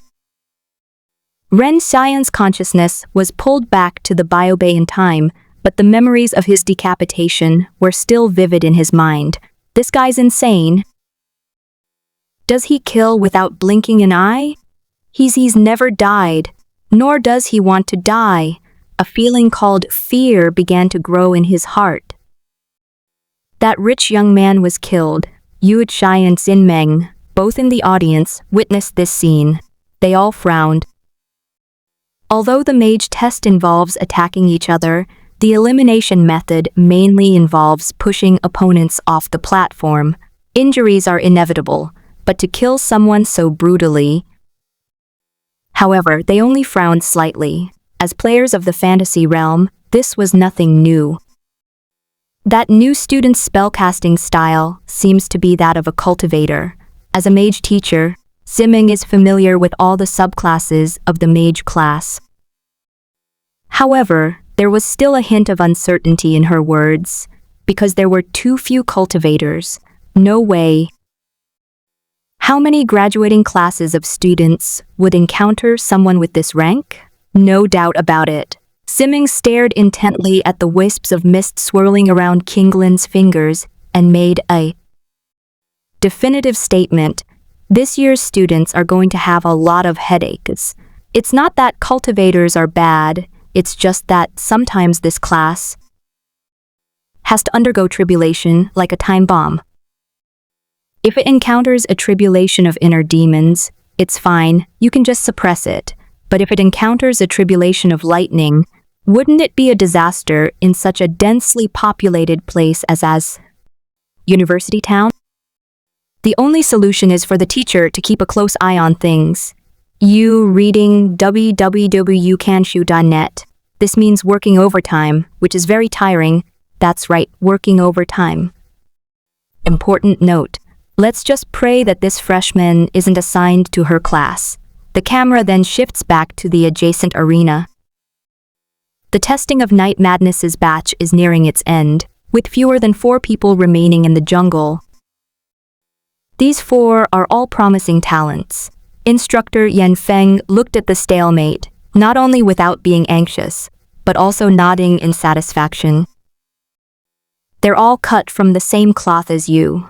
Yanlin was bored after being dragged along to watch Voldemort. He liked several of the freshmen who were eliminated. He was an assassin from the poison school who loved using poison, but unfortunately, he was always outmaneuvered and killed by his older brother, a cunning old fox from the Blade School. This is why the 2 brothers are always fighting and arguing. Sigh, fighting and killing is so tiring and squatting down is so boring. Nothing is as interesting as poison. Why doesn't my brother understand, even after being poisoned by him so many times, and he keeps hitting me? Look, another guy who has no idea why he got beaten up. As dusk approached, the sky turned a rosy red. Kinglin, I'm not convinced. Let's have another match. Ah. Kinglin covered his ears with a headache, walking ahead and impatiently saying to the sticky candy behind him, "Aren't you annoying? You've been nagging me about the tribulation test ever since, and don't you know the rule against unauthorized fighting?" "Offs, I know," Ren Xianyun said irritably. "I mean, after the new students officially enroll, they will be able to pay to use the arena." "I'll pay! Do you dare agree?" "That's fine," Kinglin agreed, and Ren Xianyun left satisfied. "Competitive spirit," Kinglin said, watching his retreating figure. Then he went to find his dormitory. Before the on-site registration, there is actually an online registration process, which takes place before students enter the fantasy realm. The Academy uses this to conduct preliminary statistics on the number of participants and to arrange dormitories in advance. The dormitory is located in the residential area on the outer edge of the college town. They're usually dormitories like high school dormitories, with 2 or 3 students per room. Don't worry about the actual population situation, it's not that crowded. Of course, if you're rich enough, you can even live in a villa, which is available for rent. When Kinglin came out, Yifeng hadn't come out yet, so he ran next door to take a look. Good grief, 4 Voldemorts are testing each other's patience. What are we waiting for? Let's go wander around the teaching area first, and then there's that thing from before. He got stuck with Ren Xianyun. He also paid special attention to Yifeng's long-awaited partner, but unfortunately, the senior student did not return to school today. Reflecting on everything that had happened that day, he walked to a small hut. The cabin is in a relatively secluded location, shaded by a grove of trees in the afternoon. It is situated right next to a lake park, with a villa area on the opposite side of the lake. The lake's water flows into the moat of the teaching area. Originally, this lake park was intended to serve the environment of the villa area, so it's a small benefit for them. I specifically paid to rent this place when I registered online. Thankfully, it wasn't expensive. Kinglin pushed open the door and went in. After passing the entrance hall, there was a small living room, and further in were 3 small rooms and a bathroom. It was fairly clean, just a little dusty. I'm used to living in an orphanage and don't want to squeeze into a crowded dormitory building again. Besides, given their troublemaking nature, it's best for them to stop causing harm to the people and instead live in seclusion. Kinglin rolled up his sleeves and started cleaning, thinking that Yifeng would be arriving soon.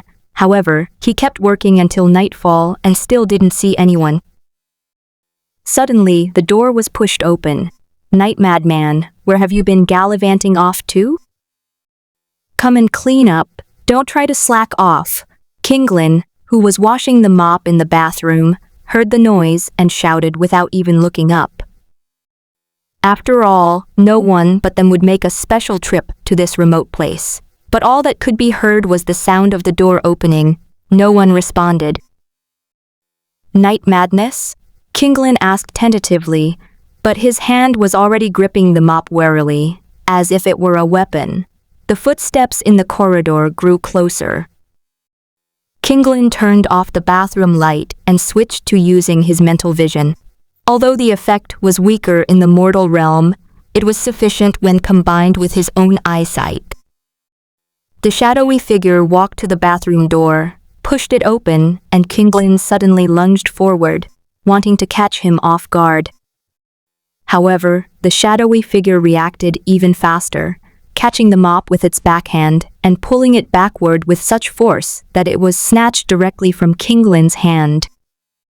Kinglin inwardly cried out in alarm, realizing that the opponent's strength was superior to his own, and quickly retreated to avoid being caught.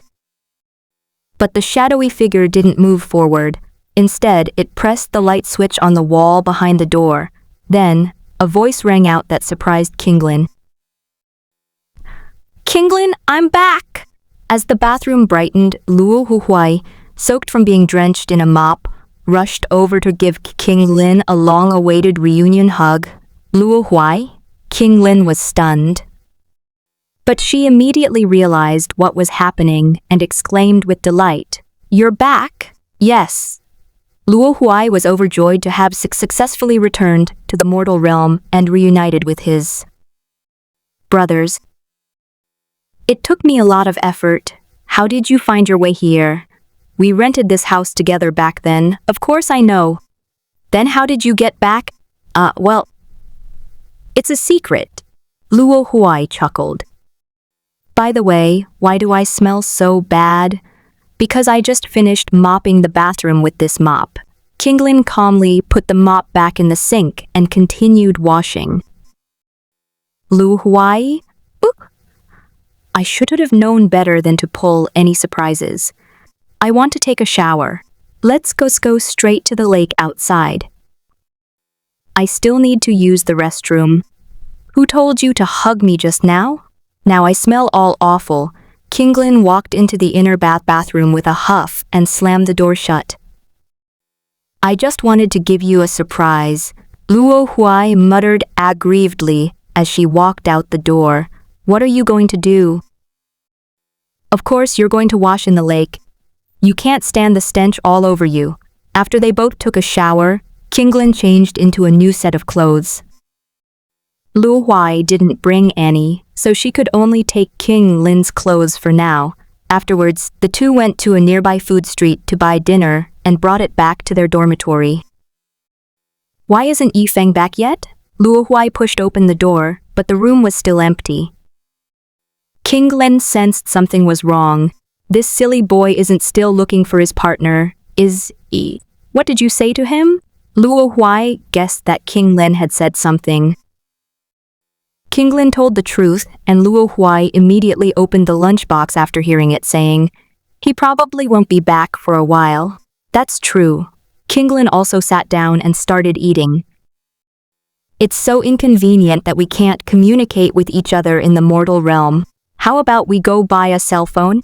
Luo Huai suddenly suggested. My dad always refused to let me buy it when I was in high school, but now that I'm in college, surely I can. We should buy one. It'll be inconvenient to keep in touch since we'll be taking classes separately. By the way, Kinglin suddenly realized that Luo Huai had only returned that evening when classes were mentioned. Have you registered yet? No. What should we do then? Let's talk about it tomorrow, Luo Huai said, eating his rice. Kinglin ate her rice. An important matter was thus overlooked. Meanwhile, across the lake from the house lies a villa district. The place was brightly lit, with almost every villa having its lights on. Inside one of the villas, Yifeng sat at the dining table. Just as Luo Huai had expected, he did indeed go to find Sister Yu, and he actually found her. The two met on a pedestrian street. Perhaps it was a meeting of minds, or perhaps it was destiny. Without any warning, the two people on opposite sides of the street turned around at the same time, looked at each other, and confirmed each other's identities. Little crazy, Sister Yu. The two called out to each other affectionately and ran towards one another. Ah, what a touching scene. So many passers-by on the street stopped to watch. Snap. You liar, you bastard. The recollection ends abruptly here, unfortunately concluding with a clean and decisive slap. Ouch, that hurts so much. Yi Feng touched the red handprint on his face and grimaced. It's midnight, and Yi Feng still hasn't come back. Luo Huai sat on the living room sofa and looked up at the clock on the wall. Yeah, it's midnight. How come you're still so energetic? You're a grown man, you can't get lost, Qinglin said weakly, her eyes tired as she lay on the sofa. Luo Huai pulled him out of bed while he was sleeping soundly, and he stared at the clock, sensing that he would have dark circles under his eyes tomorrow. Are you even a cultivator? You're a disgrace. Even cultivating immortality requires proper sleep, and I haven't even reached the point of fasting, Qinglin yawned. Why don't you go out and look for some? No, I have a feeling this kid is spending the night out.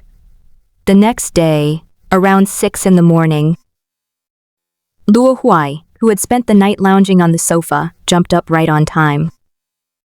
He was able to return yesterday thanks to the freshman test for the law department, where a group of freshmen from the priest and believer departments were constantly summoning and calling out to each other.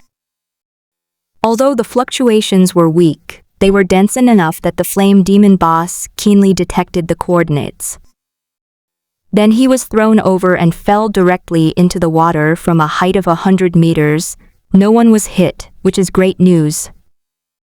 However, he still missed the registration deadline, so he has to go and register early today.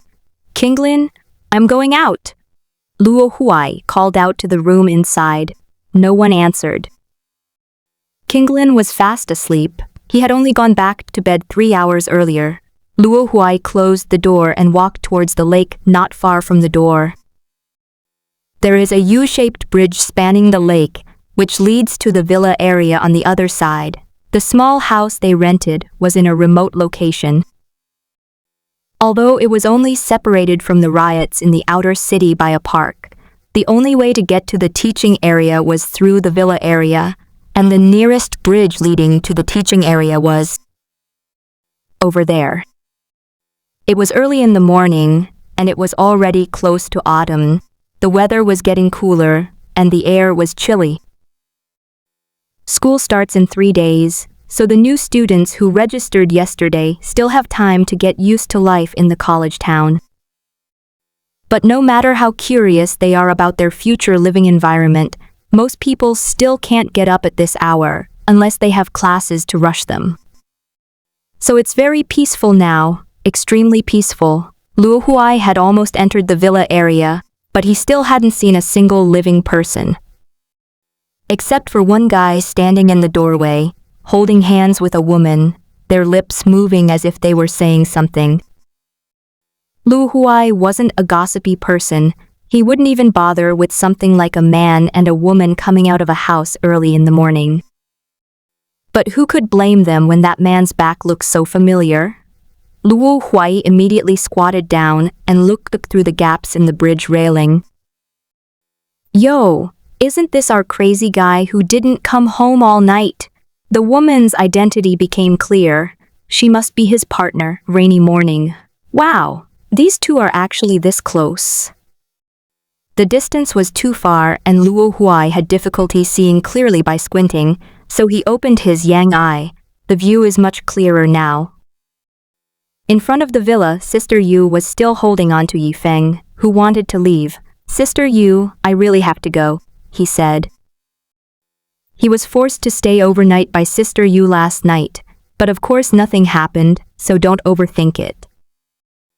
I live right across the lake, so we'll have plenty of opportunities to meet in the future. What a liar's mouth. Sister Yu knew that Yi Feng wouldn't lie to her about this, but she was still angry. How could she easily go along with this big liar? Finally, Yi Feng used the excuse that his brothers were worried about him, and Yu Ji let him go. On the way back, Yi Feng recalled everything that had happened last night, and his face felt a little hot. Wow, I was punished by having to shout "I like you" to Sister Yu 100 times. Sizzle. Night Madman's face was practically steaming. He was so ashamed. He walked onto the bridge.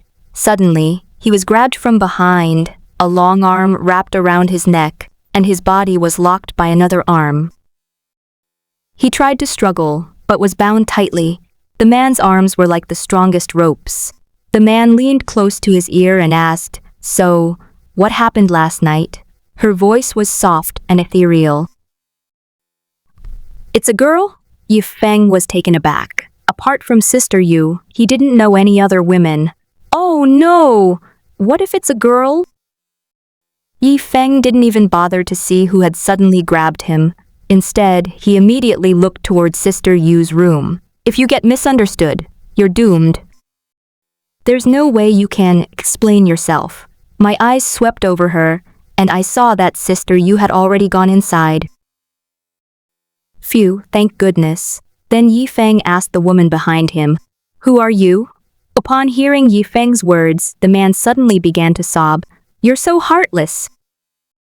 It's only been a short time since we last met, and you've already forgotten me. You jerk!" Yi Feng searched his memory and his mind, but found nothing.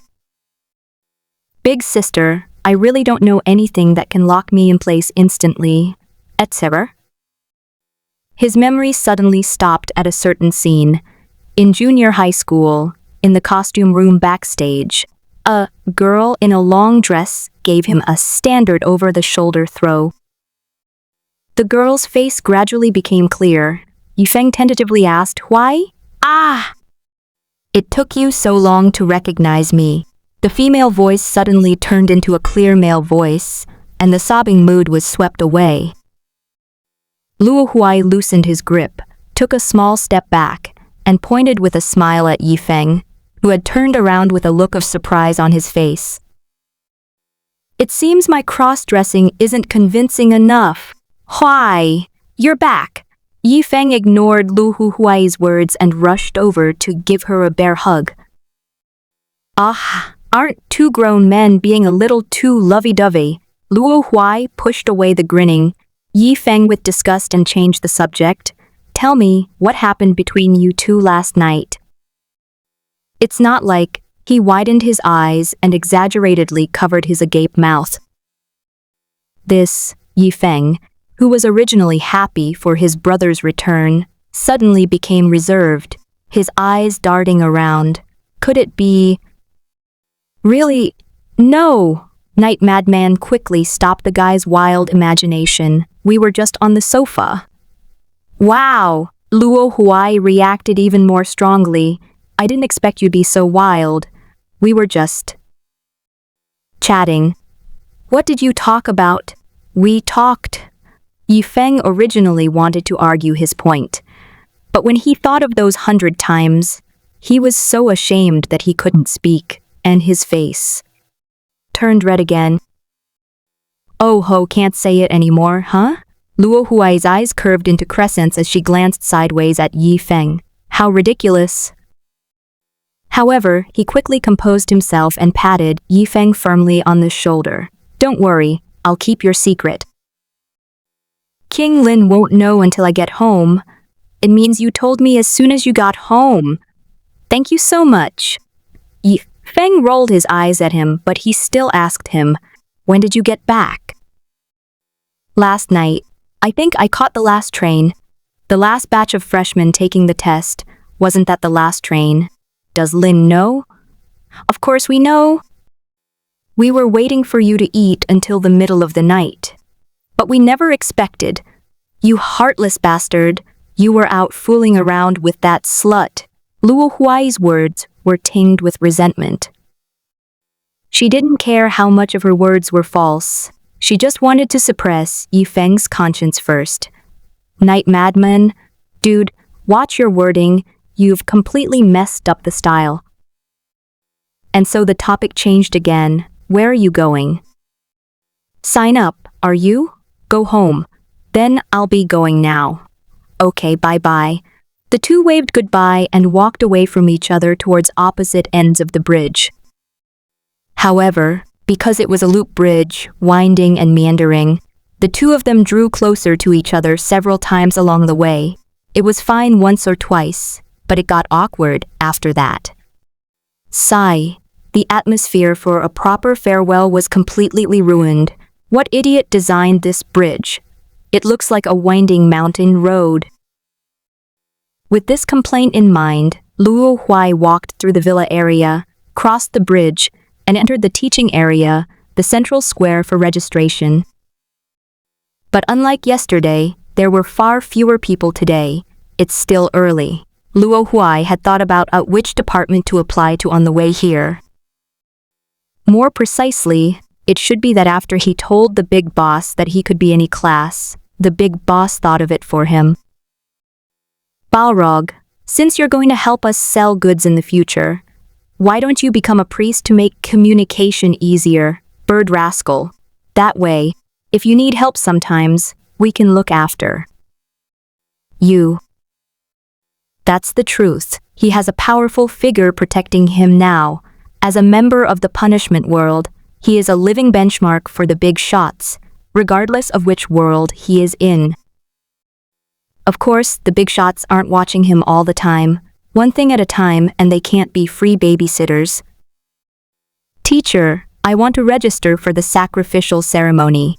Luo Huai walked to the registration table with the sacrificial ceremony sign hanging on it. Registration for the professional classes ended yesterday. Today is for regular students. The registration teacher, who had just arrived, said somewhat sleepily. The term ordinary student refers to a student who does not intend to focus on developing in the fantasy world. After all, not every parent is comfortable with their child pursuing a career in the fantasy world, especially some parents who were deterred by the fear of death when they were young. They often want their children to live a peaceful life. The proportion of such students is not small. But the symbols of the sacrificial academy are still here. Luo Huai pointed to the sign standing on the registration table, the pattern of which was the sacrifice magic circle that every priest would use. This was forgotten by the priest yesterday. If you missed the registration, you'll have to find your own way to get it. The teacher waved his hand, indicating that he shouldn't stand there any longer, as new students were already registering. This is a real headache, Luo Huai said, sitting down on a chair by the square with a worried expression. Never mind, let's eat something. Luo Huai subconsciously made a movement to take something out of his backpack. Then, a loaf of bread appeared in his hand. He remained silent for a moment before speaking to himself, his heart pounding and his voice trembling with excitement. Can I use a backpack in the mortal realm? Yesterday, he fell into the lake on his way back to the mortal realm and was slapped so hard he was completely disoriented, but he recovered quickly and is still here. This is normal, after all, he also passed through the body. However, this backpack has always been locked in the mortal realm. The spells are slightly better, but their power is weakened by 80 or 90%. Because the spiritual energy, magic, and other extraordinary energies in the mortal realm are extremely scarce. In other words, Luo Huai's mind stirred, and a red panel appeared in the corner of his field of vision. That's settled. It seems his abilities are unaffected by the world. Then am I invincible? For a moment, Luo Huai had this thought again.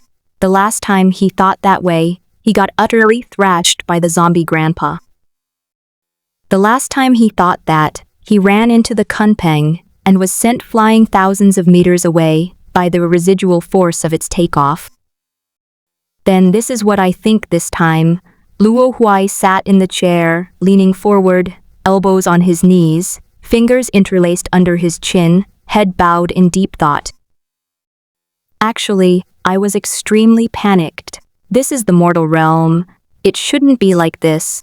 The light overhead suddenly dimmed. Luo Huai was startled and immediately shouted, "Boss, spare my life!" Came the plea for mercy. "Big boss? What big boss?" the newcomer asked, puzzled.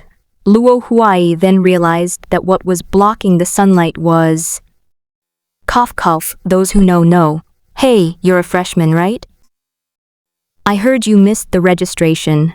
Yuichi, a teacher from the Department of Sacrifice, had her hair tied in a single ponytail and was wearing a white sports vest and light blue sports shorts. She has a daily routine of going for a morning run, partly to maintain her figure and partly for her health. Priests are physically demanding due to the many spells they perform, and sacrifices can sometimes lead to accidents. Therefore, among magic-based classes, priests have the highest physical requirements. As for why she's in front of Luo now, she just happened to be passing by and remembered that she forgot to collect the department sign yesterday, so she came over on her way. As a result, she learned from the teacher on duty that Luo Huai was a late applicant, so she came to check on him. Meanwhile, Luo Huai was relieved. I was terrified. I thought some big shot from another field had come to lecture him. I was delayed yesterday due to some unforeseen circumstances, Luo Huai said, looking into Yuixi's eyes, and then asked, "May I ask who you are?" "Wow, he's a handsome young man." Yuixi's heart stirred as she met Luo Huai's gaze. However, she didn't lose her composure. She replied, "I am an admissions officer for the Department of Sacrifice." "Really?" Luo Huai's eyes lit up, and she stood up. "Teacher, no need to say anything. It's no use coming to me. I can't make the decision." Yu Qi was of course in charge. This was her responsibility. But she didn't want a freshman's first mistake after entering university to just pass by like that. There had to be some punishment or consequences to make him fear it, and that's what a teacher should do. So she added, "But you could tell me what the accident was. Maybe I can put in a good word for you." "Does this count as traffic congestion?" "There's a real traffic jam, but it's the portal that's blocked. All the trains coming to the Academy City are high-speed trains." "Are you saying the high-speed trains are stuck in traffic?" Yuxi's eyes were a little unfriendly. She didn't expect this freshman, who looked so pretty, to like to lie. Luo Huai was speechless. Of course, high-speed trains can't get stuck. They're things that run on tracks. It's not a good time to lie now. If you can't come up with a plausible lie right away and get caught, the teacher's impression of you will probably plummet. Luo Huai thought to himself. "Teacher, I do have some personal reasons for this. Could you please name a punishment, and I'll do it. What's the point of trying?" "You can't possibly pursue my privacy, can you?" But to everyone's surprise, Yuxi had no intention of getting entangled with him. "You said it yourself." She walked onto the pedestrian path, waved for Luo Huai to come over, and then told him, "I won't lie to you anymore. I'm the one who made the decision about registration." Seeing Luo Huai's eyes gradually fill with hope as he looked at her, Yusi immediately added, "But you've made me work overtime for no reason. Teacher, please let me know. You don't need to do anything." Yuxi shook her head. "You know that a priest needs to be in good health, right?" She was very confident in her physical abilities, and her endurance was comparable to that of many soldiers. "I know." Luo Huai nodded, a good premonition forming in her heart. "I'm on vacation today and I'm planning to run a marathon." "Are you confident you can keep up?" Yuxe looked at Luo Huai's small frame, and his thighs under his shorts didn't seem very strong. "Is this the condition?" Luo Huai's eyes lit up this time. "Yes, it will also serve as your entrance test. Do you dare?" "Of course I dare. Why wouldn't I?"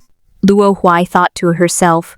"Bulbasaur, keep up." Yuxi called out and started jogging ahead. Luo Huai caught up with her and ran alongside her. "Teacher, how far do we need to run?" Luo Huai asked. "Didn't I already say it's a marathon?" "A little over 40 kilometers, but let me round it up. Let's run 50 kilometers, it's not much." "Your rounding isn't right," Luo Huai thought to himself, but it's not much. Seeing Luo Hui's expression, Yu Shi thought he was scared and warned. "Don't even think about running away, or we can forget about enrolling." She pointed to the timer on her wrist, which recorded the distance she had run, a few kilometers, but she had already cleared it. "First, see where your limit is. When you're exhausted and lying on the ground, pretend to be merciful. That way, you'll have another loyal student." A cunning thought arose in Yu Xi's mind. She's known as a devil among the students in her department, not only because of her amazing figure, but also because she can be a devil at times. To be honest, she had a tough time running a marathon on her own, and this added several kilometers. Oh well, anyway, she probably was already screaming for help before she even reached the finish line. Luo Huai, who was standing nearby, noticed that the female teacher had her head down and was lost in some kind of delusion. Seeing the obstacle getting closer and closer, he thought it best to warn the teacher. "Teacher, there's something ahead," but he was too late in reminding him. Ouch! Yu Xi's forehead bumped into a roadside billboard with a thud. Ouch! She cried out softly, clutching her forehead, a small bump rising on her fair skin. Luo Huai looked like she was in a lot of pain. "Teacher, should we get it treated?" "No need." Yu Xi stubbornly refused. "It's just a small bag. Why would a B-level player like me care about that?" Her expression was originally quite serious, but unfortunately, with the bag on her head, it looked rather comical, and her charming face even had a touch of cuteness. Maybe this is what they call gap mo, a cute contrast between a person's appearance and their personality, and Luo Huai got it. "Keep running."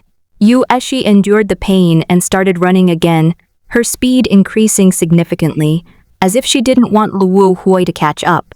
Meanwhile, her inner thoughts were, how incredibly embarrassing. Luo Huai had no choice but to take another step and follow. "Teacher." Up ahead, Yu Xi, who was sprinting with her head down, still hadn't learned her lesson and wasn't watching where she was going, so she crashed into a pillar again. Oh my God! There are so many more things on the road today, because you don't usually come here. Yu Xi squatted on the ground, her hand hanging in front of her head, looking like she wanted to cover it but didn't dare to touch it. A set package appeared. In the end, she chose to cover her face. What's wrong with me today? How did I become such a scatterbrain? She's perfectly normal except at home and in front of Zimeng. She's got the image of a goddess. She's practically turned into a crazy woman. "Teacher, school is about to start. There are probably a lot of shops opening on the roadside. Please be careful." Luo Huai stepped forward. It was unclear whether she was trying to comfort him. Okay, Yu Sai didn't care about saving face anymore. She stood up, not caring about her messy hair, and assumed a starting position again. Continue. Luo Huai had a premonition that this teacher's luck today might be bad for road signs, so he didn't start running but walked over slowly. Like a curse, a shop's billboard suddenly popped up. Oh, from afar, I saw Yu Xi squatting on the ground again. However, she stubbornly stood up, and Luo Huai happened to walk up to her at that moment. Before he could finish speaking, Yu Xi suddenly pulled him in front of her and pushed his back. "You run ahead, and I'll keep an eye on you from behind." She kept her head down, so her face was not visible. But Luo Huai could still hear a sob. It seemed to really hurt. When the race started again, it went much better with Luo Huai in front. Let's go over there. Yuxi pulled Luo Huai onto the rubberized pedestrian path along the moat of the teaching area. This is the place specifically for people to run. The real test is only just beginning, Yu Sai declared with great momentum. With 2 large bumps and 1 small bump on its head, it had no intimidating presence whatsoever. When Luo Huai looked at her, his gaze remained fixed on that spot. And with a smirk, his sarcasm reached its maximum. Yuxi immediately felt greatly slighted and was so angry and embarrassed that her cheeks turned bright red. Let's start running. Yes. Pieffed, Luo Huai couldn't help but laugh out loud. Yuchai didn't want to explain anything. Just you wait. I'll wear you out today. Don't be begging for mercy then. The two officially started running. However, Yuxi started by running fast and taking big strides, her B-level physique giving her the ability to do so. If I turn around and see you're far behind, you can forget about signing up. Frankly, this condition is already excessive, but Luo Huai doesn't mind. Yes, under the rising sun, the two figures were chasing each other. As time passed, more and more people appeared on the moat bridge, mostly students who came to familiarize themselves with the surroundings, and some teachers. Huh? Isn't that Yuxi? Why is she still running at this hour? What's wrong with her now? Xin Meng, who was walking on the bridge and preparing to go to the academy to handle some documents, saw Yuxi sweating profusely and wondered. Others may not know, but her roommate and best friend does.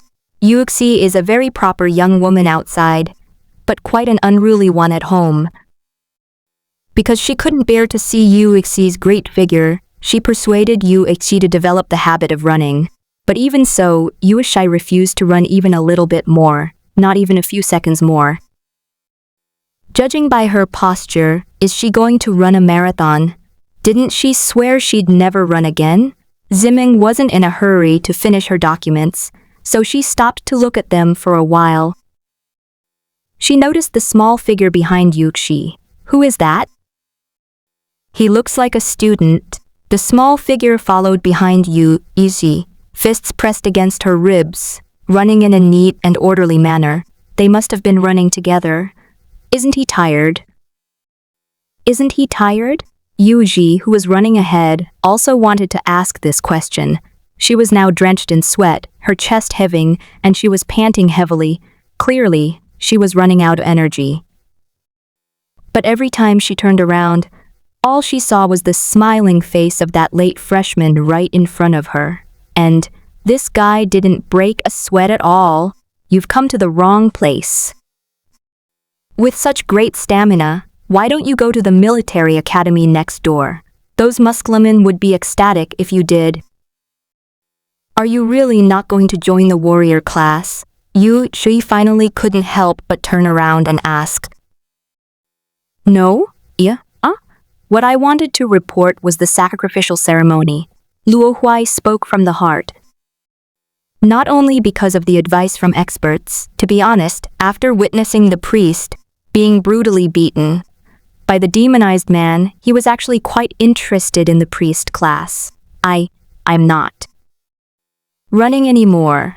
After running for another half hour, Yuxi finally couldn't hold on any longer.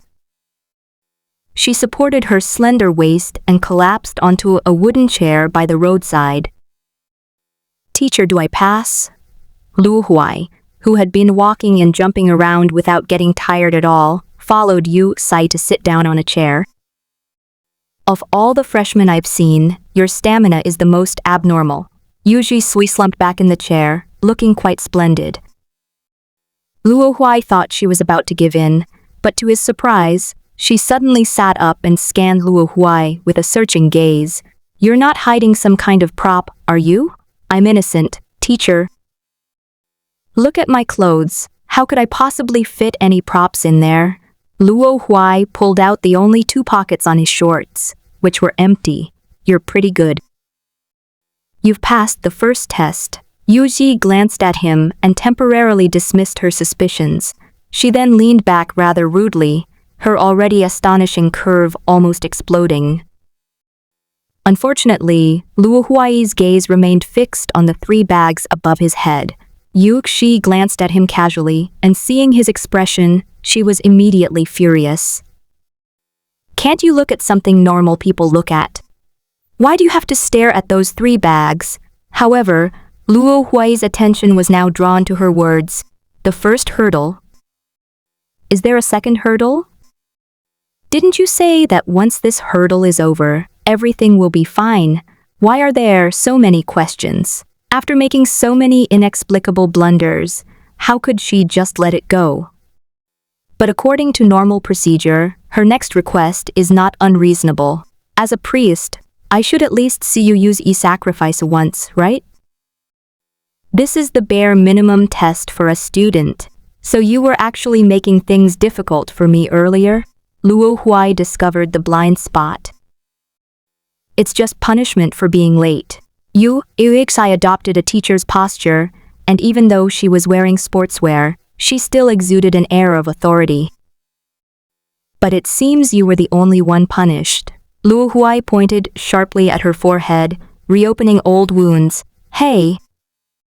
You brat, do you still want to go to school? Yu suddenly grabbed Luo Huai's face with one hand. Why does this feeling seem so familiar? Luo Huai wondered. Oh right, Sister Wutong also likes to pinch my cheeks. Why do all the aunties I've met since I was little like to pinch my cheeks? Is it because I'm too pretty, and they're jealous of me? Teacher, this is not right. It violates the professional ethics of a teacher.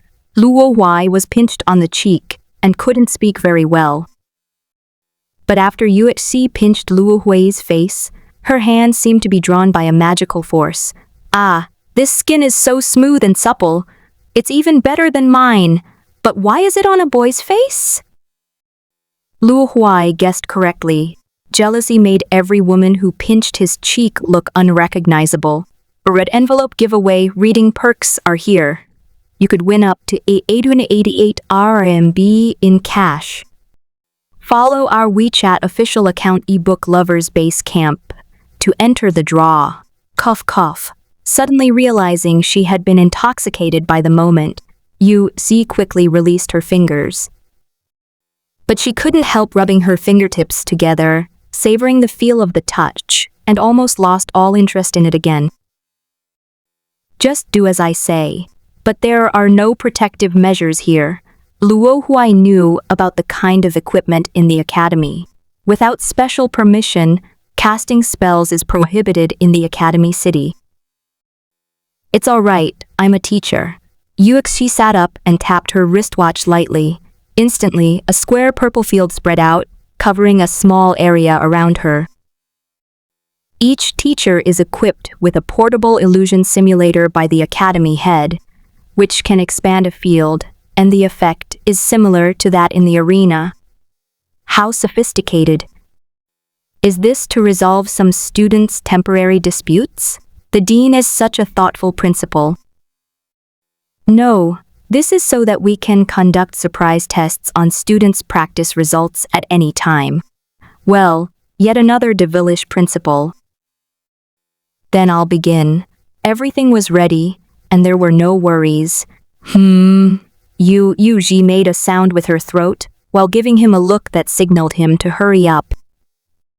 Luo Huai stood up, preparing to cast a spell. The sacrifices spell requires drawing a magic circle first. Well, Luo Huai doesn't know how to use this magic array. There's nothing strange about that. Although he can be any class, the problem is that he has none of the initial skills granted by the initiation ceremony. He didn't even have the extraordinary energy that belonged to each class. Magic power and the like didn't exist. But it's not a big problem. At this point, we should praise our boss. They perfectly anticipated and helped Luo Huai solve this problem. Deep Whale Bing told me that you seem to have extremely adaptable physique. So if you want to make a sacrifice, just use your own blood to draw a magic circle. Don't worry, your blood is much more useful than their magic or anything. It's basically omnipotent, and you regenerate blood so quickly, it couldn't be more suitable. As for the object of the sacrifice, let's make it the bird scoundrel for now.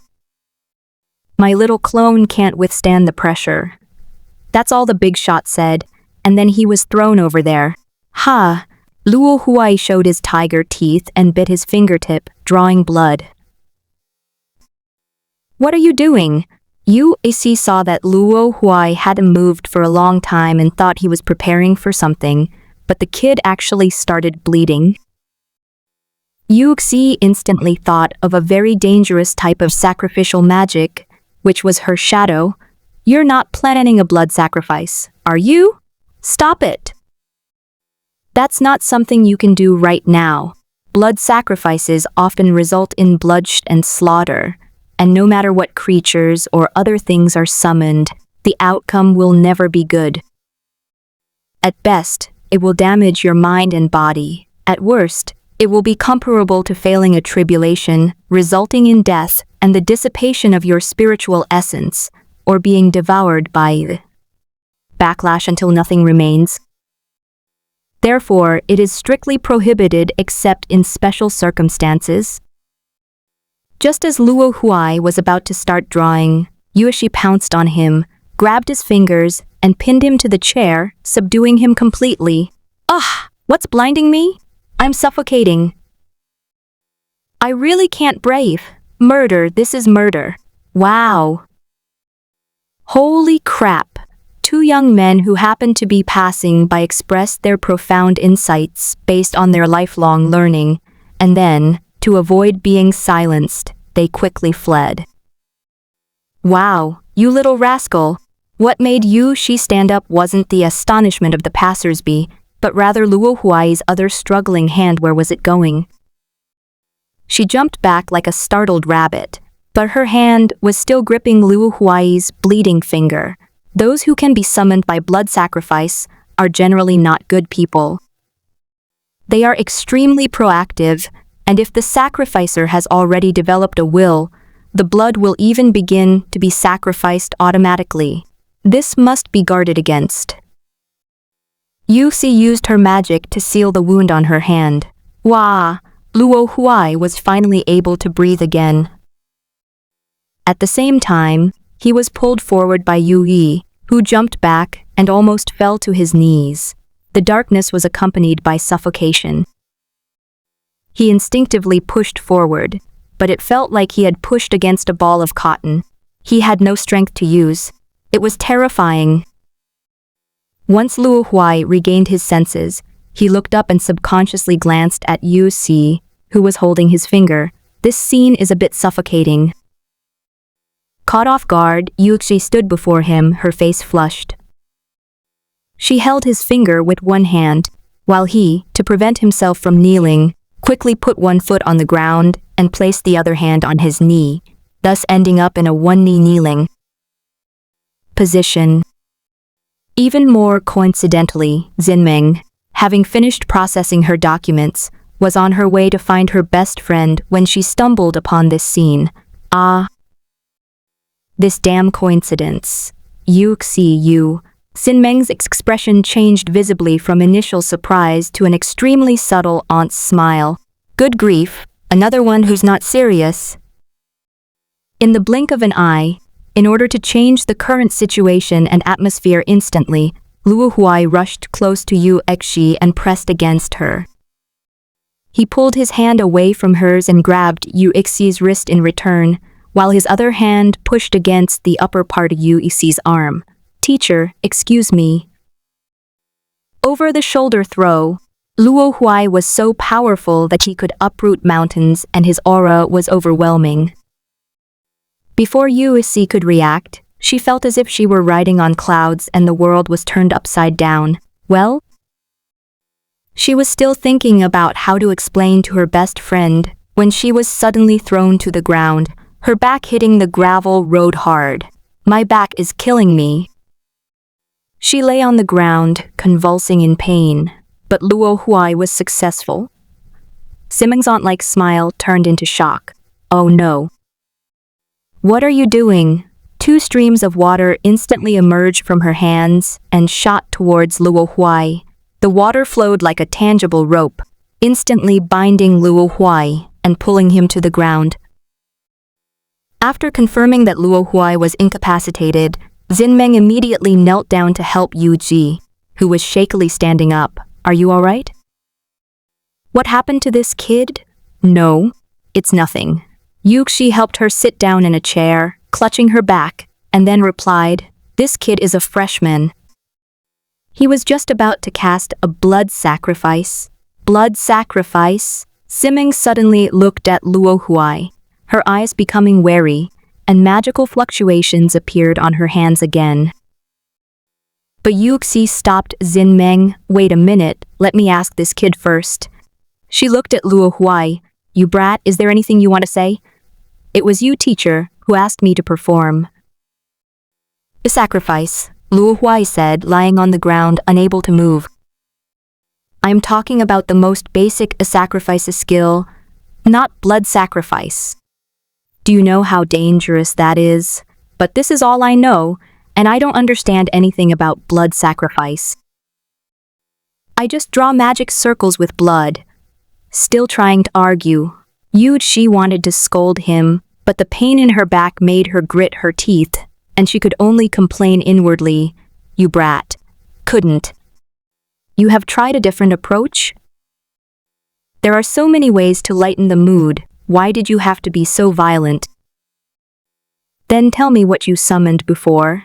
She took 2 deep breaths and waited for the pain to subside before continuing to ask. No, this is my first time using it, Luo Huai said nonchalantly.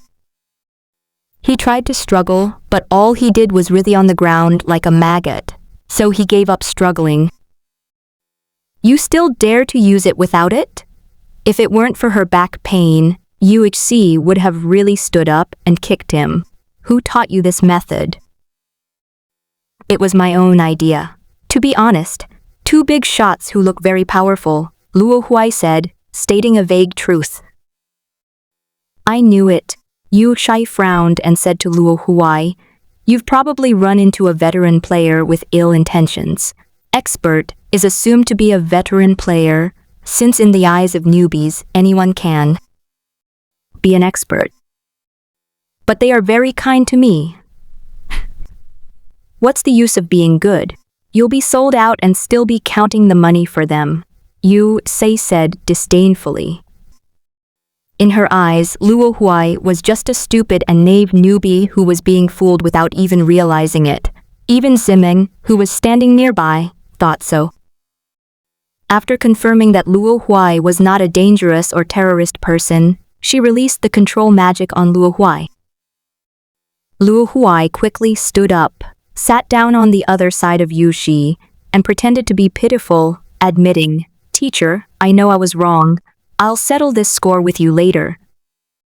First, let me ask you, why don't you know how to perform a normal sacrifice? Logically speaking, you've already come into contact with blood sacrifices, so how could you not even know how to perform a sacrifice? Because Luo Huai hesitated. If he said he had no magic, he probably wouldn't be able to get into the school. Got it. He immediately thought of a reason. Because my blood is magic. What? Yuxi's first reaction was disbelief. You little brat, you're just trying to find ways to use blood sacrifice. Just as she was about to retort, Xinmeng tugged at her arm. Yuxi, I can't sense any magic from him. A faint blue light shone in Xinmeng's eyes. The light swept across Luo Huai's body without any obstruction, indicating that Luo Huai did not possess even a trace of magic power capable of interfering with the light. Yuxi fell silent, thought for a moment, pointed at Luo Huai, and gritted her teeth. You have no magic power. You can't perform sacrifices. Why did you even choose to study the Department of Priests? You must have been sent from the military department next door. Damn it. Those shameless old men have been getting beaten up by our law department all along, and now they've come up with this disgusting scheme.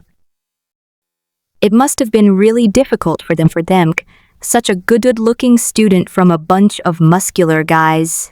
Just wait until school starts. I'll storm into their classroom. Get back to the Department of Warriors, Yuichi said angrily. Teacher let's go low. Yuichi her hand impatiently. My back still hurts. Sigh, Luo Huai sighed. The big shots still hadn't anticipated everything. After all, in their eyes, the side effects of blood sacrifice were no different from ordinary ones. He had no choice but to get up. Wait. Suddenly, USC called out to him again. You can't leave. A red envelope giveaway reading perks are here. You could win up to 888 RMB in cash. Follow our WeChat official account ebook lovers Basecamp to enter the draw. Luo Huai turned around in surprise. You've changed your mind? However, USC remained cold and aloof. No, I want you to try the spell again. Luo Huai asked, puzzled. Simeng looked at her in confusion. Yushai explained, if you really succeed in releasing the blood sacrifice, I can't just leave you here. Does that mean I can enroll as long as I succeed? Yuixi sneered, I'll call the police. Immediately. Then forget it, being a soldier is good enough. You really are from the military academy. I'm not. Luo Huai had a headache. How could she not explain herself? Let's see if you can cast a spell. Luo Huai had no choice but to obey. The wound on its fingertip had healed, so it had to bite again. Yu reading www.yukanshat.net. This time he didn't bite as fast, so Yuxai and Xinmeng both saw the process clearly. Hiss! They couldn't help but gasp. The biting canines ripped the flesh off the entire finger, leaving it bleeding profusely. Aren't you? Do you feel any pain? Yuxi asked Luo Huai. Her words slurred. You'll get used to it. I have a strong ability to recover, Luo Huai said simply, and then used his blood-stained fingers to draw on his other palm. Glug. Yuxi and Xinmeng swallowed hard, their impressions of Luo Huai changing once again. Could this kid have already joined some evil organization? Where are your parents? Do they know anything about this? Luo Huai's fingers paused as he drew the array. Seeing Luo Huai remain silent, Yuixi asked again, have you been keeping this from them all along? I'm sorry, I'm an orphan, Luo Huai calmly revealed about her background.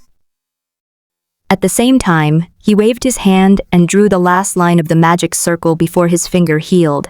Instantly, a red light appeared in his palm. Oh no! Yuxi and Xinmeng thought to themselves, this is bad. They had intended to stop the blood sacrifice as soon as signs of its completion appeared, but the boy's words distracted them, and they forgot to stop it. Why is there no sign of this blood sacrifice being completed? Yuxi frowned. The magic circle activated the instant it was drawn. She hurriedly tried to stand up, but the warlock Xinmeng was even faster. That water-based magic, like a water rope, appeared again. Yuxi, on the other hand, didn't stand up immediately. She also released a magic chain in her hand, which was surrounded by black mist and exuded a ferocious aura. We can't worry about that now. It's better for him to get hurt than to die. With that thought, Yuxi and Xinmeng cast their spells together. Teacher, it's all right. But the moment the blood sacrifice was completed, Luo Huai seemed to have become a different person. His expression remained calm, but it was a bit too much. An invisible pressure suddenly erupted from him, instantly disrupting the minds of all living beings around him. The magic that was coming towards him also dissipated in the air, because it had lost its connection with the caster, turning into a gentle elemental breeze that brushed against his face. Yuexi and Xinmeng instantly felt an extreme tightness in their chests, followed by immense pressure. Yuxi, in particular, even though she was used to the immense pressure in her chest, still felt the terrifying suffocation. Like the claws of a demon gripping their hearts, their faces turned deathly pale instantly. The oppressive aura appeared for a very short time, almost an instant, but those affected felt as if they had experienced several minutes. When the pressure ended, Yuexi and Xinmeng were soaked in cold sweat and slumped weakly on the wooden chairs. Share your favorite books with us. Follow our WeChat official account. Book fan base. Follow now to receive a cash bonus. What is this? Both of them were in a daze. They haven't forgotten where these things came from, so they struggled to lift their heads and look at Luo Huai. A flower as red as blood bloomed on the palm of Luo Huai's hand, where he had drawn the magic circle.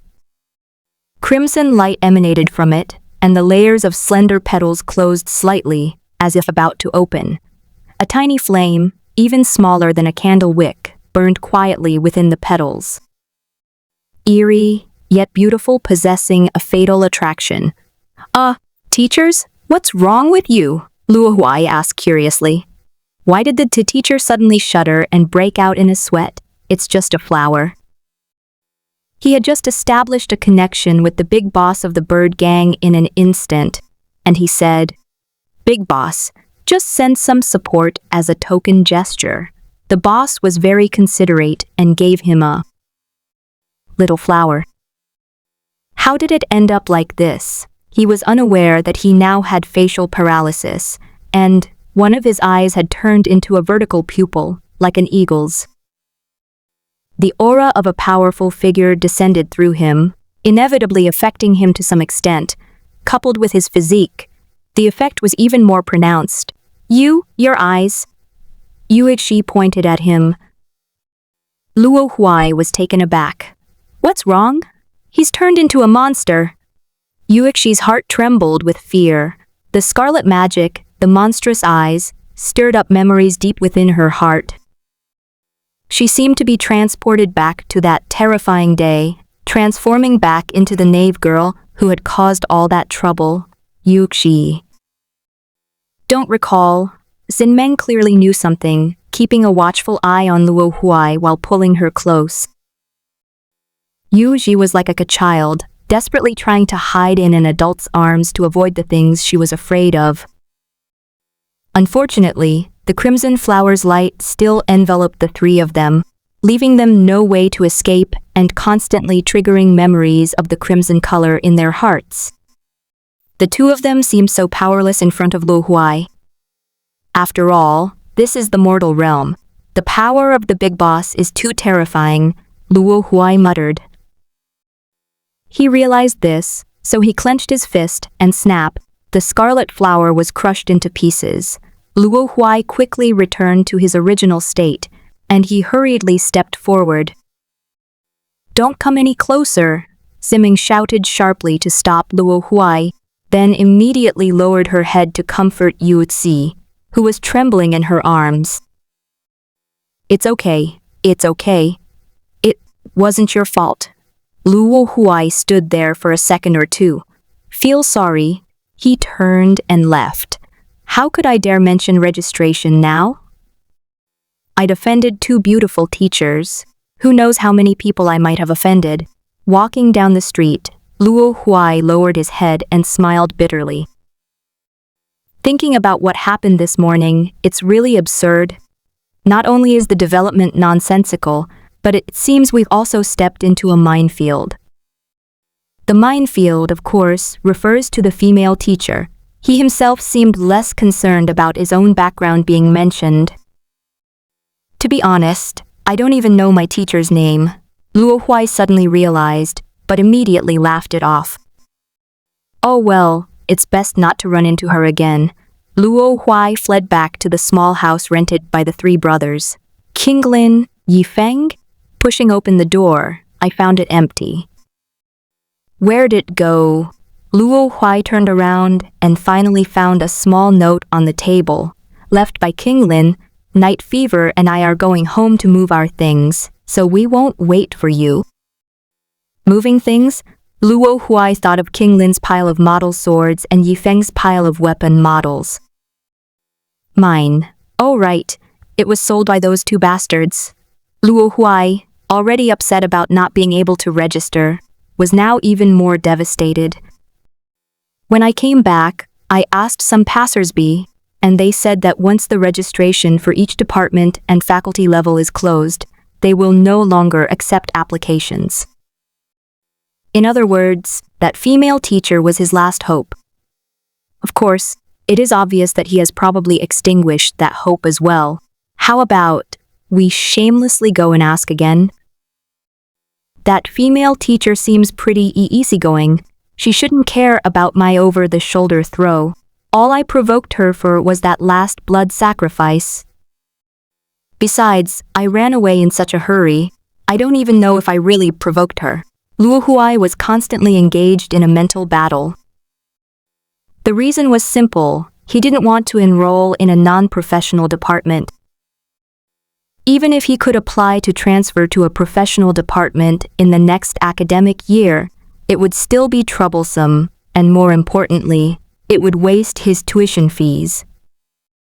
Humans have always been generous with benefits for students who are willing to embark on the path of development in the illusionary realm, offering significantly lower tuition fees. High risk, high reward, that's it. A person who is even late for registration cannot be expected to be reliable in battle.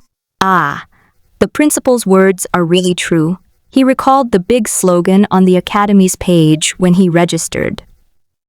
Online. I was reminding myself not to be late. If it weren't for all these things happening. Luo Huai sat on the sofa in a daze, recalling what had happened in the past month, or more than a year. Strictly speaking, having spent over a year in the punishment world, he is already a year older than his classmates. So that means I'm the older brother. Luo Huai discovered another blind spot. It's a pity it's hard to say, especially since King Lin Yifeng entered the illusionary realm a few years ago and has probably experienced countless instances with time flow differences. His hidden mental age is probably already quite advanced. No wonder their grades have improved so much. They must have been secretly studying this. Luo Huai hugged his pillow, lost in thought, trying not to think about school.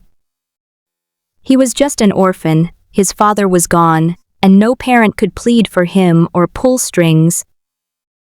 Let's go see that teacher again tonight. Maybe she won't be angry anymore. In the end, Luo Huai placed his hopes on Yuxi. Night fell and darkness descended. Luo Huai didn't wait for King Lin and the others to return. They must have simply rested at the orphanage, so he'll be all alone here tonight. I hastily ate some grilled fish and bread for dinner, then pushed open the door and went out. The lake in front of the gate is decorated with many lights, just like the lotus lanterns that people used to release onto the water during the Lantern Festival in ancient times. It's beautiful. Several lights were also lit on the loop bridge, dimly lit and not glaring, showing that the designer had put a lot of thought into it. A breeze blew by, making it a bit chilly, so Luo Huai went back inside and put on a light jacket. He walked on the bridge, stopping and starting. This academy city is so big. Where are we supposed to find people? Maybe we should go to the square again tomorrow morning. The teacher probably has a habit of jogging in the morning. Luo Huai leaned on the railing and exhaled a puff of white breath. The temperature was actually quite low at night, but he only felt slightly cool. My arm was a little numb from being pressed down, so I turned around and leaned against the bridge railing. Luo Huai's eyes suddenly darted to the far end of the bridge, where a lone figure stood under the lamplight. They live in a villa area, right? Luo Huai muttered to himself.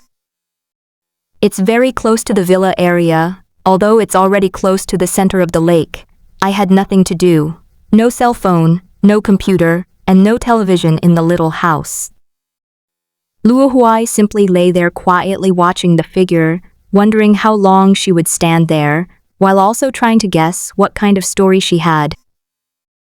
Standing alone on the bridge on a cold night, how could anyone, except for someone like Luo Huai who doesn't need to sleep, not have some worries? After staring for a while, Luo Huai's eyes became sore. He rubbed his eyes and said, "Even if you have something on your mind, you wouldn't stay still for more than an hour." Could it actually be a statue? That's not right. I didn't see any statues when I walked by during the day. Finally, Luo Huai simply closed his eyes and opened the Eye of Destiny. Wow, that's much clearer. The world under the darkness suddenly became clear. But after looking at it for a while, Luo Huai felt something was off. This back view looks kind of familiar, despite the fact that it's a bit odd to recognize someone by their physique. Luo Huai still managed to identify the woman as a teacher from the Department of Sacrifice during the day. Is she crying? The Eye of Fate zoomed in, and he saw his teacher constantly wiping his eyes, his shoulders trembling. She cried. Was it because of him? Luo Huai recalled the terrified look in his teacher's eyes and immediately understood. Perhaps that scarlet flower reminded the teacher of something. Since that's the case, I should apologize. Luo Huai made up her mind and walked in that direction. Sorry. Yuxi stood on the bridge, gazing intently at the lake, lost in memories. She wasn't wearing much. She was only wearing a light gauze dress, the kind you'd wear at home, with just a close-fitting undershirt underneath. It was cold, but not as cold as her heart. I met a student during the day, but I never expected that my reckless actions would aggravate my old wounds. I thought I had let go. She laughed self-deprecatingly. Suddenly, she heard footsteps behind her, but she didn't turn around. Maybe she was just passing by. School is about to start, and with more people around, she won't always be alone here.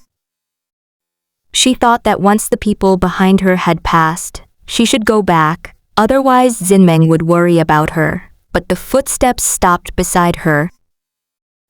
She wasn't flustered or worried about anyone with ill intentions. In terms of public security, the Academy City was so good that, to exaggerate, the security team members were more excited to see criminals than to see their own wives. Maybe it's someone who recognized me. She wiped away the remaining tears from the corners of her eyes in a few quick movements, but her large, almond-shaped eyes were still red, so she had no choice but to turn her head away. "Teacher, I am sorry about what happened during the day," Luo Huai said, stopping in his tracks. Yuxi's smile froze. The student in front of her was the culprit who had dragged her back to her memories. When Luo Huai saw the teacher's expression freeze instantly, he thought she really disliked him. "Teacher, I won't mention the registration anymore. I just want to apologize to you." "It's nothing," Yuxi said quickly. Her expression was stiff because seeing Luo Huai had stirred up the emotions she had just suppressed. However, Luo Huai's blood sacrifice still bothered her, or rather, terrified her. After apologizing, there was nothing more to say. How embarrassing! Luo Huai is not good at small talk, especially with people he doesn't know much about. What should I do? What should I do? He just apologized briefly and left. This kind of apology has no sincerity at all. Facing him, Yuxi felt somewhat awkward in the silence, so she asked what she cared about most. "Can you tell me about the origin of blood sacrifice?" Luo Huai remained silent, but in fact he was thinking about how to explain. But for Yuxi, it became hesitation, like a student who was caught by the homeroom teacher and hesitated to confess. The danger of blood sacrifice is well known. "Talk to your teacher, and I'll help you think of a solution. Otherwise, if the security team finds out, they won't be so easy to talk to." These words sound like a threat, yet they are the truth. Luo Huai finally admitted, "Teacher, I did lie. There was no master who taught me. This is my talent." "Talent?" "Yes, talent, Luo Huai brought his finger closer to his mouth again. Follow our official WeChat account, book fan base, and receive cash and points upon following. What are you doing? Let's talk this out. Yu Shi quickly grabbed his fingers. Luo Huai tried to pull her hand back, but it was held tightly, so she could only say, I just think this way I can show you more clearly that I can control my blood very well. Okay, I understand.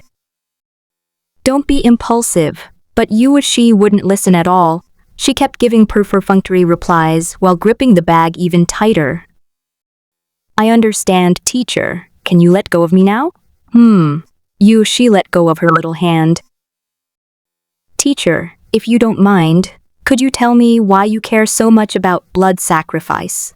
Blood sacrifices are dangerous, but they are actually quite common in the priest class and are usually used as a trump card, so it's normal for people to be wary of them. But to be afraid to this extent, especially by a priest teacher, is not normal. Yu Shi was silent for a moment, as if she was struggling with her thoughts. She looked into Luo Huai's eyes, which held no other meaning, only a simple question. He sighed, then began to speak with a gloomy and sorrowful expression. Back then, because I used blood sacrifice, I harmed my family. Husband? No, my parents. Yu Xi's expression suddenly became complicated as she said this. It wasn't so much that she was worried, but rather that she was a little conflicted. I don't have a boyfriend yet. Under Luo Hui's direct gaze, a mysterious blush rose on her face, a sign of shame. Luo Huai quickly averted his gaze, having achieved his goal of slightly easing the atmosphere from sadness. And how are your family members? This question went too far. Luo Huai kept a close eye on Yu Xi's expression as he asked it, and apologized as soon as he saw something amiss. Because of the curse, he became a vegetable and has not woken up to this day. As she said these words, Yu Xi's heart was instantly filled with regret and self-blame, and her eyes immediately reddened. I searched almost every city, but no one could save me. Her voice was choked with sobs. It no longer sounded like she was telling a story, but more like she was pleading for help. Someone, please save them, a curse, Luo Huai muttered to himself, looking at his teacher who was squatting on the ground, unable to hold back his tears, and he couldn't help but feel sad. Teacher, he squatted down, bringing his gaze to Yu Xi's level, and said softly, although I don't know what my parents are like, I have 2 brothers. Yu Xi looked up at him with tears in her eyes. Just thinking about what it would be like if I were all alone. Luo Huai looked at Yu Xi seriously and said, I think I can understand some of your feelings. These words offered little comfort. But as Luo Huai spoke, he couldn't help but recall the nearly 1 year he had spent in the ancient dungeon. Suddenly, all the excitement at the beginning of that period, the loneliness that followed, and the feeling of being adrift, like a leaf falling from a branch and carried away by the wind, surged up from my memories and flowed from my eyes. Yu Xi's pupils dilated. At that moment, she found a resonance with this child, and the barrier between them disappeared. She suddenly pulled Luo Huai into her arms and said, I'm sorry, I shouldn't have made things difficult for you. There must be a reason you were late, right? You must have been in a difficult situation. Luo Huai's background deeply affected her. After losing her parents' care and being burdened with a lot of medical expenses, she only had Meng as her best friend to rely on. She felt like she was seeing herself from back then. Yu Xi hugged Luo Huai, closed her eyes, and murmured words that seemed to be comforting. However, Luo Huai was completely bewildered. If you're going to compare misery, why did you suddenly start doing it? Thankfully, this time there's a gap where I can breathe. So, do all you older single women like to do this? Sister Wutong always hugs my head. Is it because her maternal instincts are about to burst out? Or is it that my charm level is maxed out? Author: yes, please refer to the Terror Bird Beast for details. P.S. They're all from the Beast clan, so this is just a rough comparison. I don't want this inexplicable friendliness. Referring to the Moa, at this moment, Yuishi, who was holding Luo Huai, was not only filled with sympathy for her, who shared the same fate, but was also attracted by something else. Ah. That smooth hair, that fair skin. I'm so jealous. And that fragrance. Yuishi couldn't help but sniff Luo Huai's head. Not any perfume or artificial product, Yuixi, who is knowledgeable in this area, can confidently assert that it is natural body odor. This boy even has a natural body odor. I've been wearing perfume for years, but it hasn't really developed much of a scent. Filled with this inexplicable jealousy, Yuixi tightened her grip on her arm. Perhaps in an attempt to escape the painful memories, she was reverting to her usual unconventional ways of thinking. Luo Huai suddenly felt the surrounding power increase significantly, and he couldn't breathe again. Teacher? Let go. Oh, sorry. Yuishi said, and was about to let go. Luo Huai felt a breath of fresh air. A gust of cold wind blew by, and Yuixi, dressed in thin clothes, suddenly shivered. Her arms, which were about to loosen, instinctively tightened around the warm Luo Huai. Luo Huai, suffocating again. Wind, this is all I can do for you. Don't thank me. Just call me Lai Feng.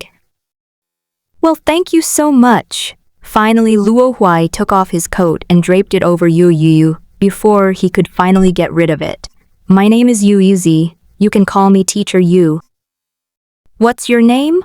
Wearing Luo Huai's coat, Yuixi's face was a little red. She never expected that the first time a boy would put his coat on her would be under such circumstances. Luo Huai, Luo as in Luo River, a tree ghost locust. Luo Huai leaned on the railing, breathing in the fresh air deeply. Why? Why did you choose such a name? Who gave it to you? Yuishi was taken aback. The character Huai is not related to the sun, because the old man said he found me in a big fire. He said I was someone who had died once. I was originally called a ghost, but he said I was reborn in a cycle of death and life, as vigorous as a tree, so he added the wood radical to my name. Fire, poor child. Yuji didn't know what. She was imagining again. Her nose tingled. She leaned closer to Luo Huai and raised her arms. Luo Huai quickly dodged. Hey, let's talk this out, don't get physical, Adi. Yuixi had no choice but to sheepishly withdraw her hand, clutching her coat tightly, still reflecting in her mind. Am I being a little too unreserved? But she quickly convinced herself. Well, he's just a little kid. What's wrong with being a little less reserved? Besides, it feels nice to hold him. Unfortunately, her attempt failed this time, so Yuixi had to find another topic to talk about. The old man you're talking about is... The orphanage director is a frivolous old child. Luo Huai smiled slightly as he said this, but the light in his eyes immediately dimmed. I'm afraid we'll never see him again. Caught off guard, Yuishi took a small step. Luo Huai was once again enveloped in Yuixi's soft embrace, but this time it was very gentle. She succeeded. Yuixi hugged Luo Huai's head and gently patted it with her jade-like hand. Did you register for any non-career level departments today? Share good books with us by following our WeChat official account, Kambumkjir. Follow now to receive a cash bonus. Okay, let's leave the sad stuff behind and stop talking about it. No, that's good. I'll take care of it for you tomorrow. Don't worry. Yuixi's voice was very gentle. Luo Huai responded softly. Brilliant. My damn charm does have some effect after all. Teacher, call me older sister, otherwise feel weird when I hug you. Here she is, a woman who, no matter how much older she is, shamelessly insists on being called sister. Although Yuxi is actually not very old, around 24 or 25 years old. Sister Yuxi. Hey, sweetie. Upon hearing this sweet sister, Yuxi immediately relaxed completely, turning her embrace into a large hug, as if she were hugging a giant pillow. It seems that older single women all have some things in common. As they parted, Yuji clutched the hem of her coat and asked Luo Huai, this coat. Luo Huai, wearing only a short-sleeved shirt, pointed behind him and said, I live in that little house by the lake. It's so close, Yuxi said happily. Then, teacher. Sister Yuxi, I'll head back now. Bye-bye. Yuxi replied with satisfaction only after hearing the greeting Sister Yuxi. Sigh, another older sister, Luo Huai thought on the way back. You're saying I'm trying to be a kept man? You reading www can shoe net is quite soft. Ugh, shut up. I, Luo Huai, am upright and honest. What's wrong with recognizing my sisters on my own abilities? If I dressed up as a girl, believe me, I could easily find a few more brothers to take in. That's real skill. You can't be envious of that. In short, the registration problem has finally been solved, and Luo Huai is so happy that she skips and jumps when she walks. On the other side, in the villa where Yuexi and Xin Meng lived together, Yuexi pushed open the door and went in. Zimeng, who had been waiting for Yuxi but dared not disturb her, was extremely anxious, fearing that her best friend might do something foolish.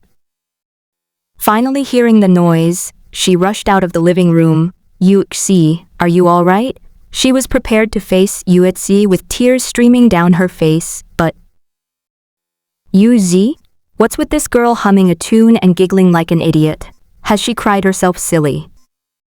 But Zimeng quickly noticed the men's jacket Yuxi was wearing, and combined with these reactions, oh my god! Which beast took advantage of Yuxi's vulnerable state to launch a sneak attack? Yuji. Tell me quickly who that wicked man is. Zinmeng shouted as she followed Yuji into the living room. When Yuxi didn't answer, she grabbed her hand and wouldn't let go. What man? He's just a boy. Yuexi pounced on the sofa, which was as big as a bed, and hugged a cushion. That's even more sinful. Yuji, wouldn't you become a weird aunt who likes cute boys? Zinmeng exclaimed in shock, her mouth full of insults directed at her best friend. Just like Yuexi, her goddess image in public is also an act. It's not fair to say it's an act. It's just that my state of mind is different when I'm at work and when I'm in my personal life. You're the auntie. That word was so hurtful. It shattered Yuxi's good mood instantly. In retaliation, she pulled Zimeng onto the bed and immediately reached her hand under her armpits to scratch her. Ah, haha. Yuxi, stop it. It tickles, ha ha ha. Zinmeng quickly begged for mercy, but couldn't help laughing. She's extremely ticklish. But Yuxi ignored her and kept scratching her until she cried before she stopped, satisfied. She let go of Zinmeng, who was already exhausted from laughing, sat down to the side, and said with barely concealed pride, I'll tell you then, this time I actually recruited a follower. Little brother? Who is that? Is he a teacher from our academy? Zimeng got up, looking completely exhausted. No, it's Luo Huai. I've never heard of that name before. Zimeng thought for a moment, but couldn't find any related memories, so she propped herself up and sat down next to Yuxi. Who is it? It's that freshman from the daytime, the one who went through the blood sacrifice. Zimeng's eyes widened immediately. Have you cried yourself silly, or have you already gotten over it? That kid who went back to the blood sacrifice, he's definitely not someone to be trifled, okay? That's his talent, and he can't control it. She was now speaking up for her brother in every way. Besides, he's an orphan, and he only has 2 brothers to rely on. He doesn't have many connections, so where would he find resources? Of course, he can only use his talent, and he's controlling it very well. Who said all this? Xiao Luo told me. Goodness, they've even started using nicknames. Oh my god. Ximing covered her forehead speechlessly. She wondered if Luo Huai had used some kind of evil magic to bewitch her best friend. Otherwise, how could the contrast be so great? My dear sister, you believe everything people say? Aren't you afraid of being scammed and still helping them count their money? Nfi, do you think this meticulous queen wouldn't know this? Shi had already anticipated Xin Meng's words and immediately smiled smugly. She jumped up and stood on the sofa, holding up her watch. Tada! A multi-purpose watch. This is a super gadget. It can be equipped with all sorts of functions, and it can even be used as a real-time lie detector. I can tell at a glance whether anyone nearby is lying. Imagine a blue robot cat pulling out a prop. I know. You say it every time. Aren't you tired of it? Ximing said with dead fish eyes, used to her best friend's occasional quirks. However, she had indeed forgotten about it, so she tentatively accepted that Luo Huai had not lied. However, even if he wasn't lying, the danger of blood sacrifice cannot be ignored. Blood sacrifice is dangerous, but it's also the trump card of all priests. As long as it's controlled properly, and they learn more other skills, Xiao Luo won't have to risk using blood sacrifice anymore. This reminded Yu Exi, and she immediately prepared to go to the library tomorrow to find some priestly magic books for Luo Huai. But he has no magic. This is the most incredible thing, and also the thing that left the deepest impression on Ximing about Luo Huai. If there's nothing, we can practice. There's always a way, Yuxi said enthusiastically. Yuxi, looking at her so full of energy. Xinmeng suddenly felt like crying. Why didn't you think this way when you were withdrawn before? Some of the things you just said seem to be things I used to say to you, right? I comforted you until my throat was dry and burning, but it was no use. And you're telling me that's not as good as a kid I've only known for a day? Is this what valuing romance over friends means? I'm speechless. Now, one person becomes withdrawn, and another one follows. Ximing? Meng? Yuxi looked at Ximing, who had suddenly become withdrawn, with a puzzled expression, and even called her by her nickname. I'd rather not have this best friend. Ximing snorted coldly and ignored her. Yuxi shrank back a little in fear. Oh no, Meng has caught my silliness. Suddenly, Ximing asked again, Yuxi, tell me honestly, what do you think of that Luo Huai? She still held a sliver of hope for Yuxi, hoping that she wouldn't prioritize romance over friendship. Yuxi looked thoughtful for a moment, then her face turned slightly red. I'm not exaggerating, he's just average. Kind of handsome.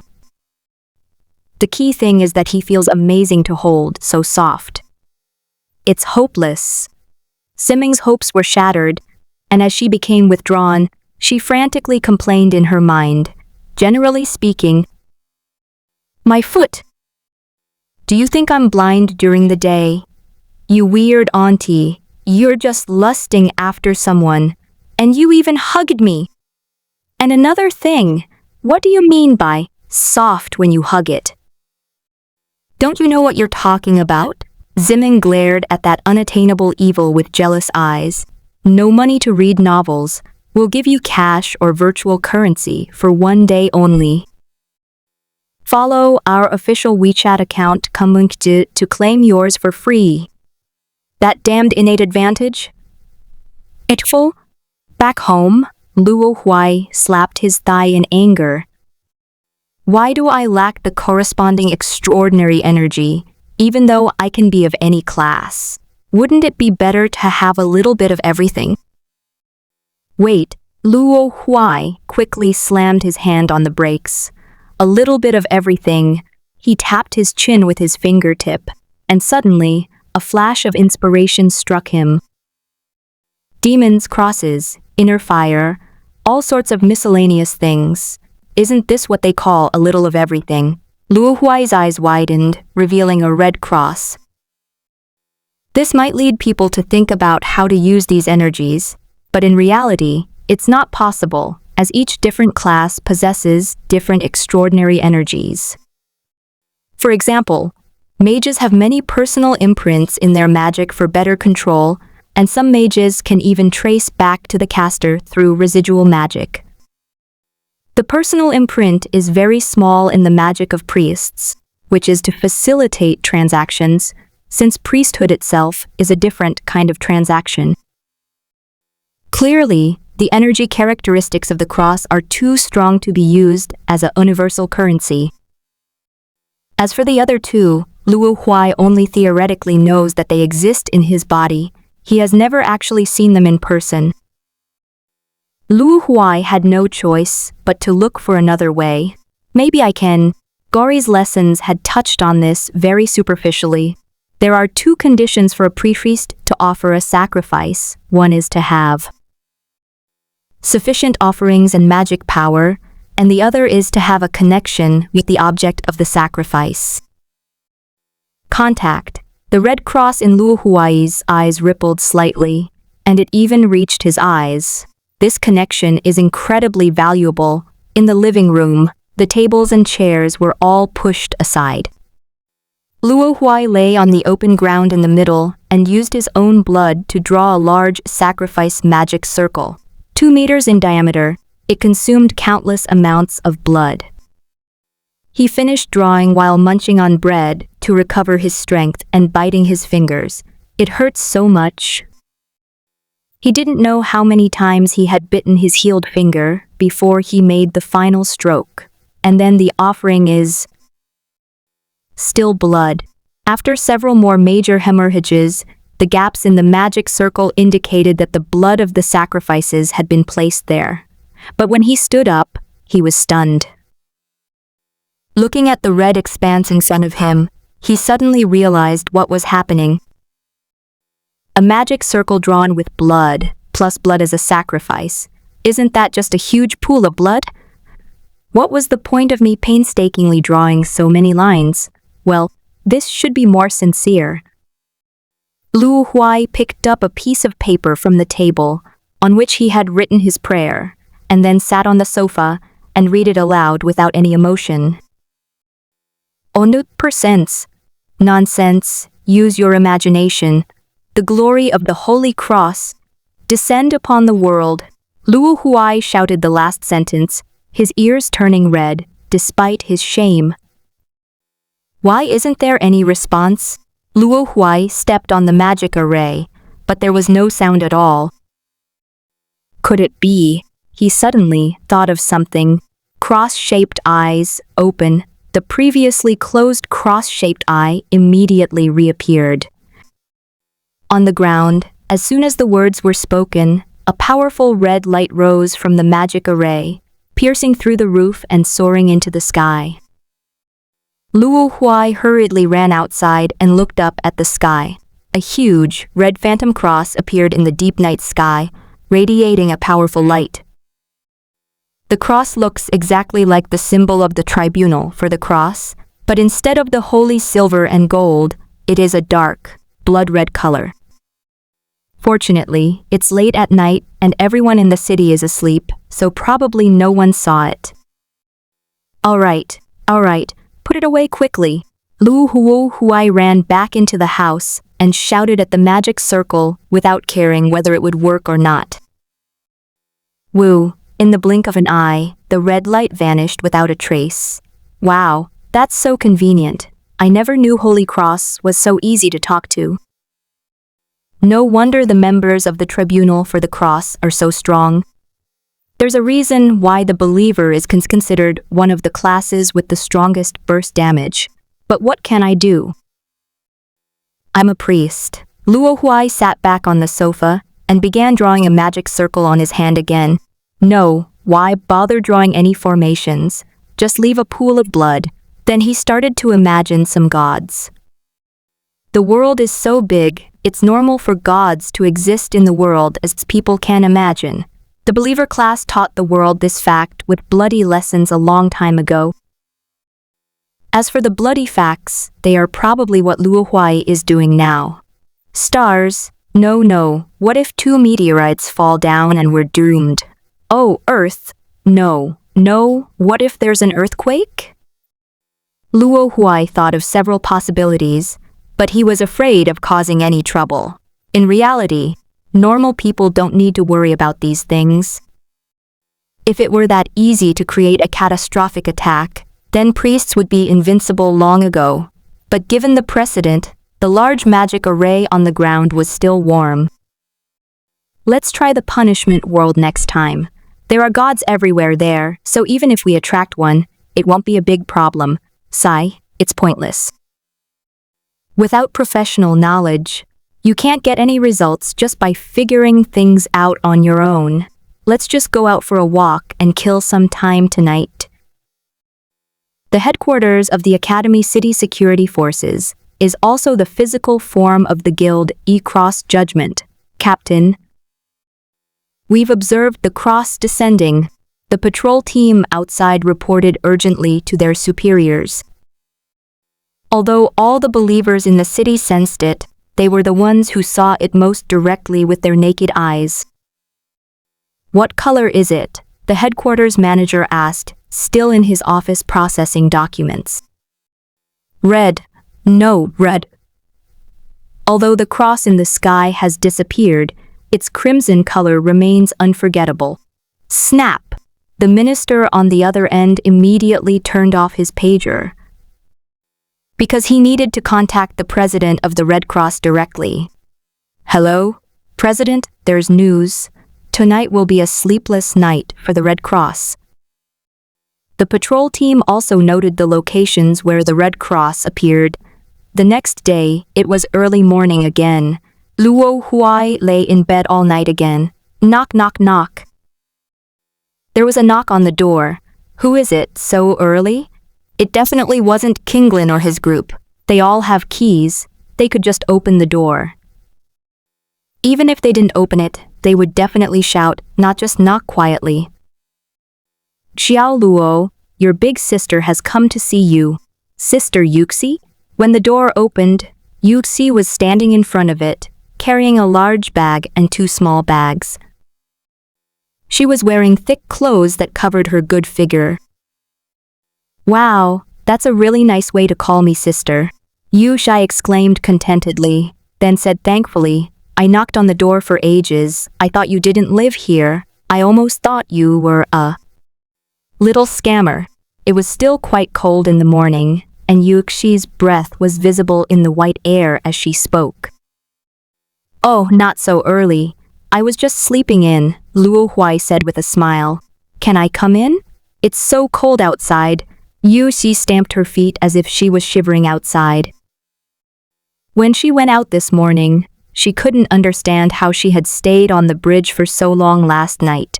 Oh, I forgot. Luo Huai realized this and quickly stepped aside to let Yuxi into the house. Xiao Luo, why is the house so messy? Yuxi asked as she walked into the living room, noticing the haphazardly arranged tables and chairs. Oh no! We forgot to clean up that pool of blood on the floor. Luo Huai, who was closing the door behind them, rushed over to stop Yuxi. An astonishing speed erupted beneath his feet. But no matter how fast he went, he couldn't keep up with Yu Shai lowering her head. Luo Huai! Yuxi's angry voice came from the living room. Luo Huai shrank back, realizing he was in trouble. She was angry. Feeling guilty, he walked over to Yuxi's side. I accidentally spilled some ketchup yesterday. Even if you poured a dozen cans, you couldn't make such a big puddle. Yuxi turned and stared into Luo Huai's eyes, her large eyes filled with anger. Did you perform a blood sacrifice without permission again? Luo Huai felt weak under the gaze and finally couldn't hold on any longer, taking 2 steps back. Sister Yuxi, it's really not. Think about it. If I really had such a big pool of blood, I would have to go straight to the hospital. How could I be sitting here lying to you, right? Oh, right. Then I really misunderstood you. Yuxi seemed to believe her, put down the bag in her hand, as on the sofa, and patted the spot next to her.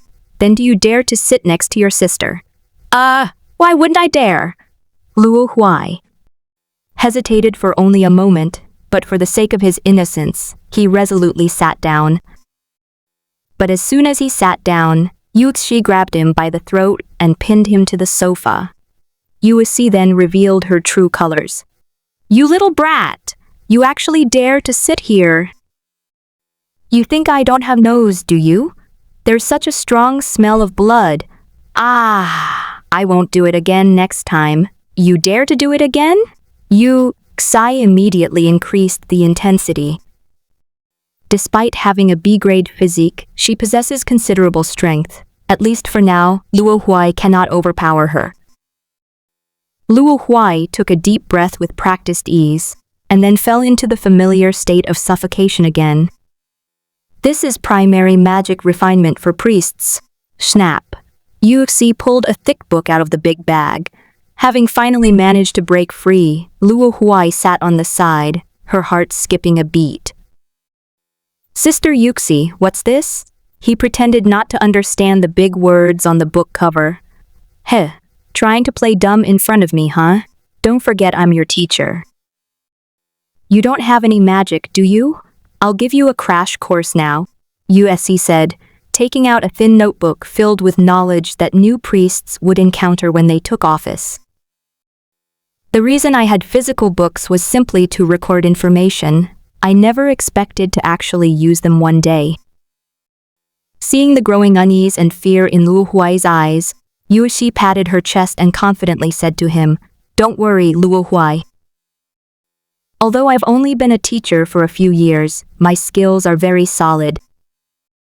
Even if you're a little slow learner, I can still teach you. Yuxi's final tone was deliberately graceful, which gave Luo Huai goosebumps. He really wanted to slam his fist on the table and shout, Do you think I'm making that face over something so trivial? Sis, just look how high these books are stacked up. But he couldn't possibly yell like that. Sister Yuxi was only trying to help him. But this scene reminded him of another terrifying woman. The same woman who had piled up a tower of documents in front of him. Are all older sisters like this? Looks like I'll be happy to have older sisters in the future. Hello? Can I get a refund for the sister I've adopted? Oh, no, never mind then. Just study diligently. Under Yuxi's approving gaze, Luo Huai silently picked up the book and opened it. The opening sentence gets straight to the point. Let's first look at the conversion formula for refining natural magic. Luo Huai cried out inwardly, as memories etched into his DNA from high school instantly stirred. What followed was a period he couldn't bear to look back on, a time when he was overwhelmed by countless formulas and couldn't stand up straight. He began to feel a dull ache in his chest. His eyelids began to pull against each other as by some irresistible force, and even a feeling he had almost forgotten called sleepy showed signs of making a comeback. His body slumped to one side, towards Yuji, and then, Don't get distracted while studying. Yuji withdrew her finger and said sternly, She's really focused on her work right now. Besides, if I wanted to use her legs as a pillow or something, just my own imagination, I should at least wait until I've finished studying, right? Yeah, that's it. Yuxi's cheeks were slightly flushed. Ugh, Luo Huai held his aching head, and the drowsiness that had been lingering was completely gone. I don't want to sleep anymore, but... The anti-Luo Huai stance of the formula is a continuous effect. Even if I lose my sleepiness, there will be other feelings, such as hunger. Sis, I haven't had breakfast yet. Why don't you wait here for a bit? I'll go out and grab some breakfast and be right back. I'll be quick. Having said that, Luo Huai stood up. But Yuxi's claws instantly grabbed his wrist and pulled hard, but Luo Huai was determined to escape and used all his strength, so the two were locked in a stalemate for a moment. Sister, I really just went out for breakfast, Luo Huai said through gritted teeth. I knew, so I bought it when I came over. Yuexi opened a small bag with her other hand, inside which were two small lunch boxes. Damn it, they came prepared. Luo Huai thought bitterly, but lost in thought for a moment before Yuxi pulled him back. Come on, sweetie, let's continue studying at our breakfast, Yuxi said coaxingly, her words gentle and sweet, with a maternal charm, but none of that mattered. All charm pales in comparison to the power of formulas. Sis, look how much you've carried this all the way here. Breakfast must be cold by now. I'd better go eat outside. He then jumped up on the sofa. However, Yuxi had anticipated this and was one step ahead of him. He instinctively felt a darkness descend upon him, and before he could even fly over the sofa, he was suppressed and pinned to it. Yuxi is a little heavy, but she's nowhere near as heavy as Luo Huai. However, Luo Huai has a knack for locking her joints. Ouch! It hurts! Ouch, ouch. Sis, be gentle. You're using your joints to squeeze someone with a B-grade physique. That's unreasonable. Humph? If you didn't want to run away, would I have gone to such lengths? Do you really think I don't know what you're thinking? Yuxi said irritably. Her multi-purpose watch was incredibly effective at detecting lies. I never expected Xiao Luo to be such a bad student. He needs to be disciplined properly. I really just want on a hot breakfast. When one plan failed, Luo Huai came up with another, and tears welled up in his eyes. He's a veteran actor. He acted in many farewell scenes with Kinglin during junior high school, and she could easily shed tears, always making the girls in the theater troupe cry their eyes out. Well, okay then, this tactic worked. Yuxi softened and released Luo Huai. Then I'll go out. Luo Huai wiped away her tears, her nose still twitching slightly. The play has now been fully performed. Wait a minute.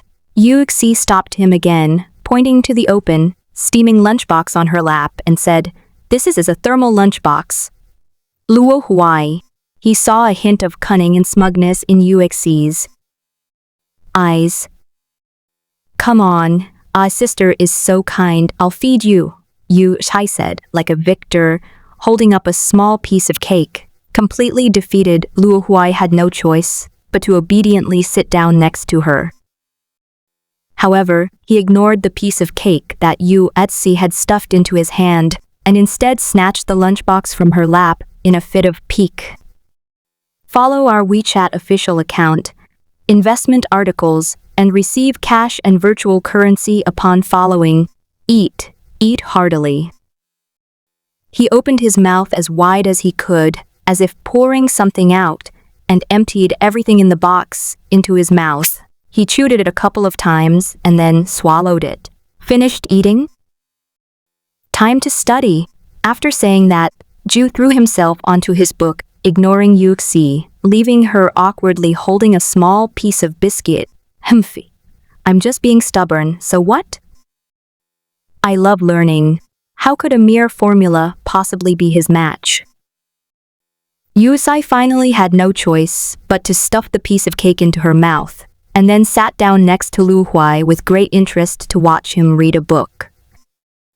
Xiao Luo looks kind of cute when she's sulking while studying. Luo Huai.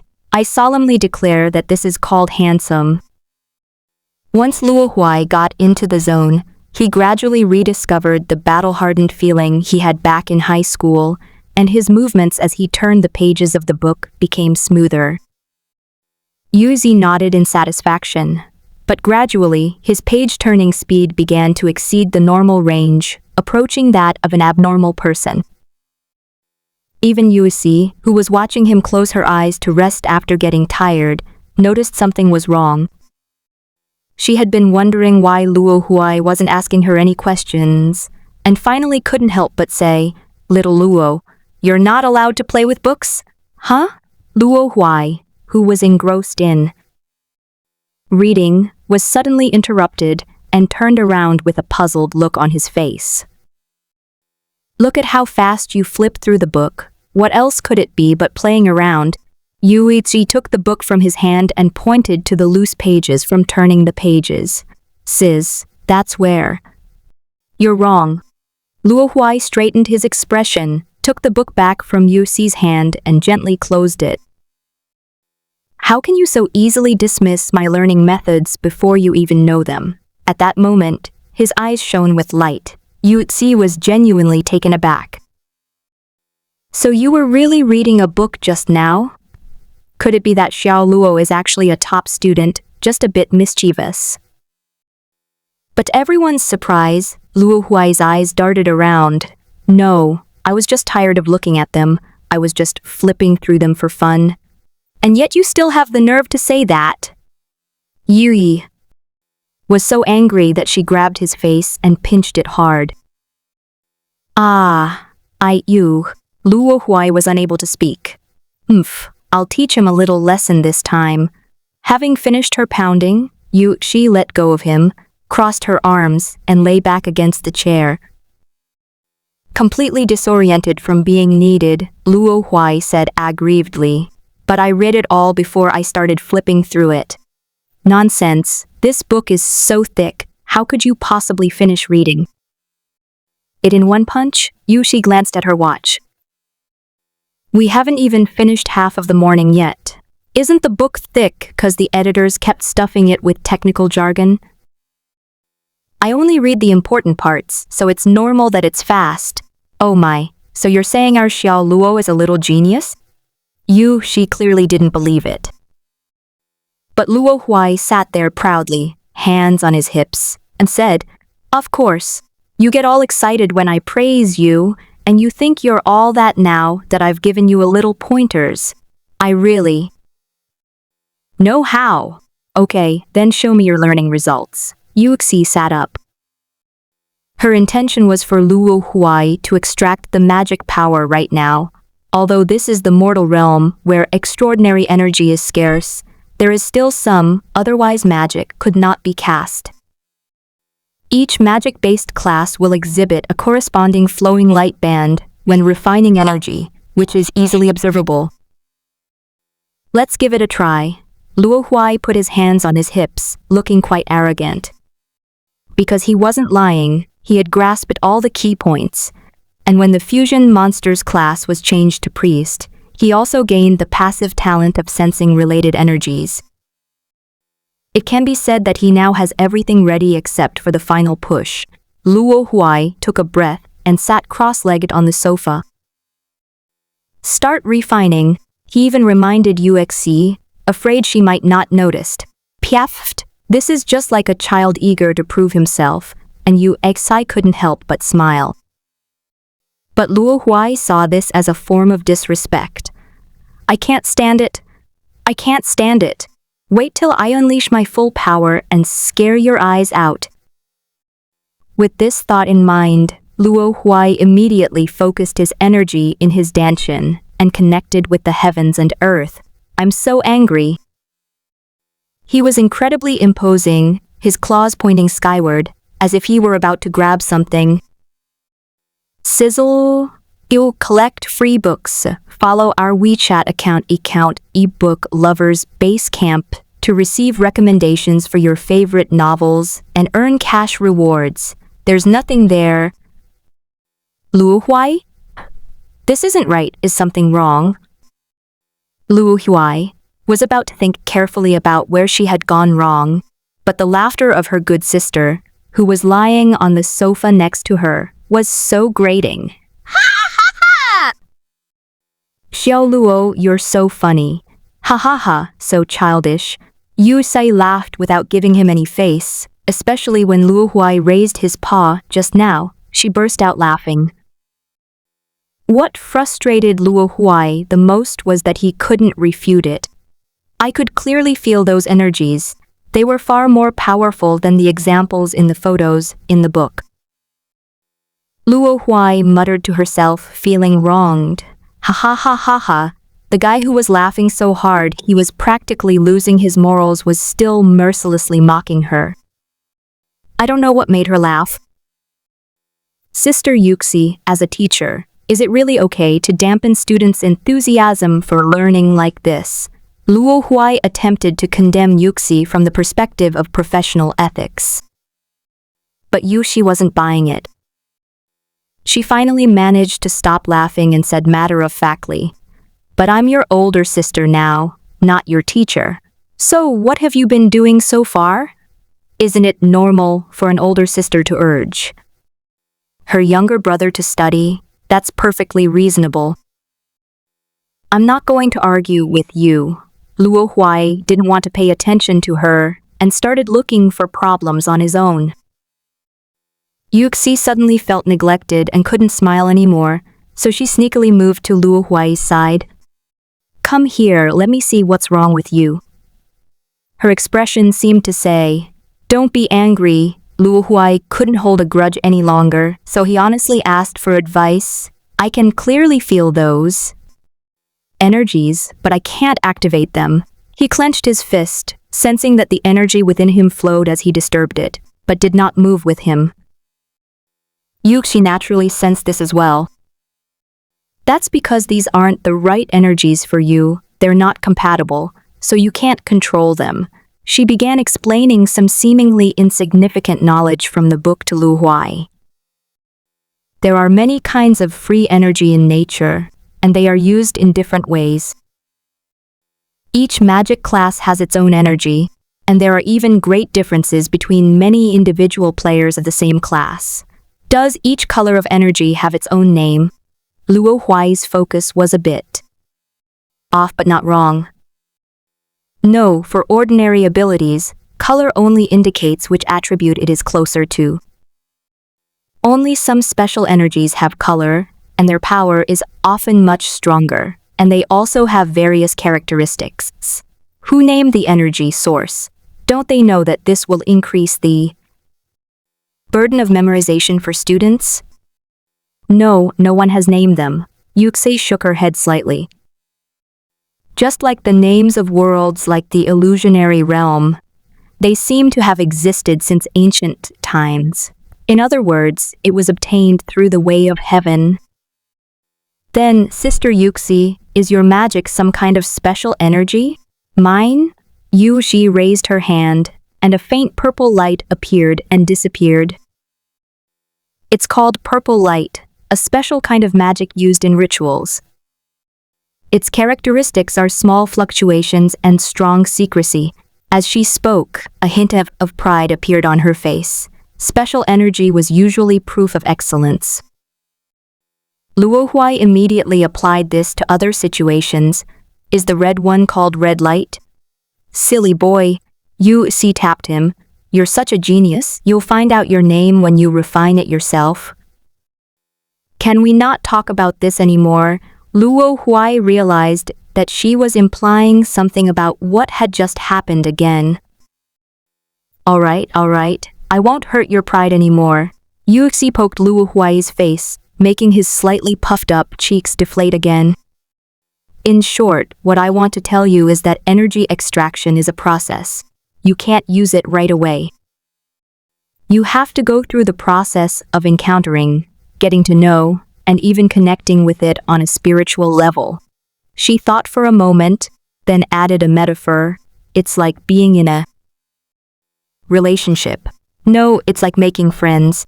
Luo Huai smiled slyly, a smirk playing on his lips. Otherwise, you wouldn't still be single. Smack. Before he could finish speaking, Yuxi, whose expression had drastically changed, slapped him away. Xiao Luo, You're not allowed to eat lunch today unless you refine some magic power. It was close to noon. Luo Huai turned the pages of the book, looking haggard, as if a ghost would leap out of her mouth. Sis, I'm hungry. His stomach rumbled. There are only 10 pages left.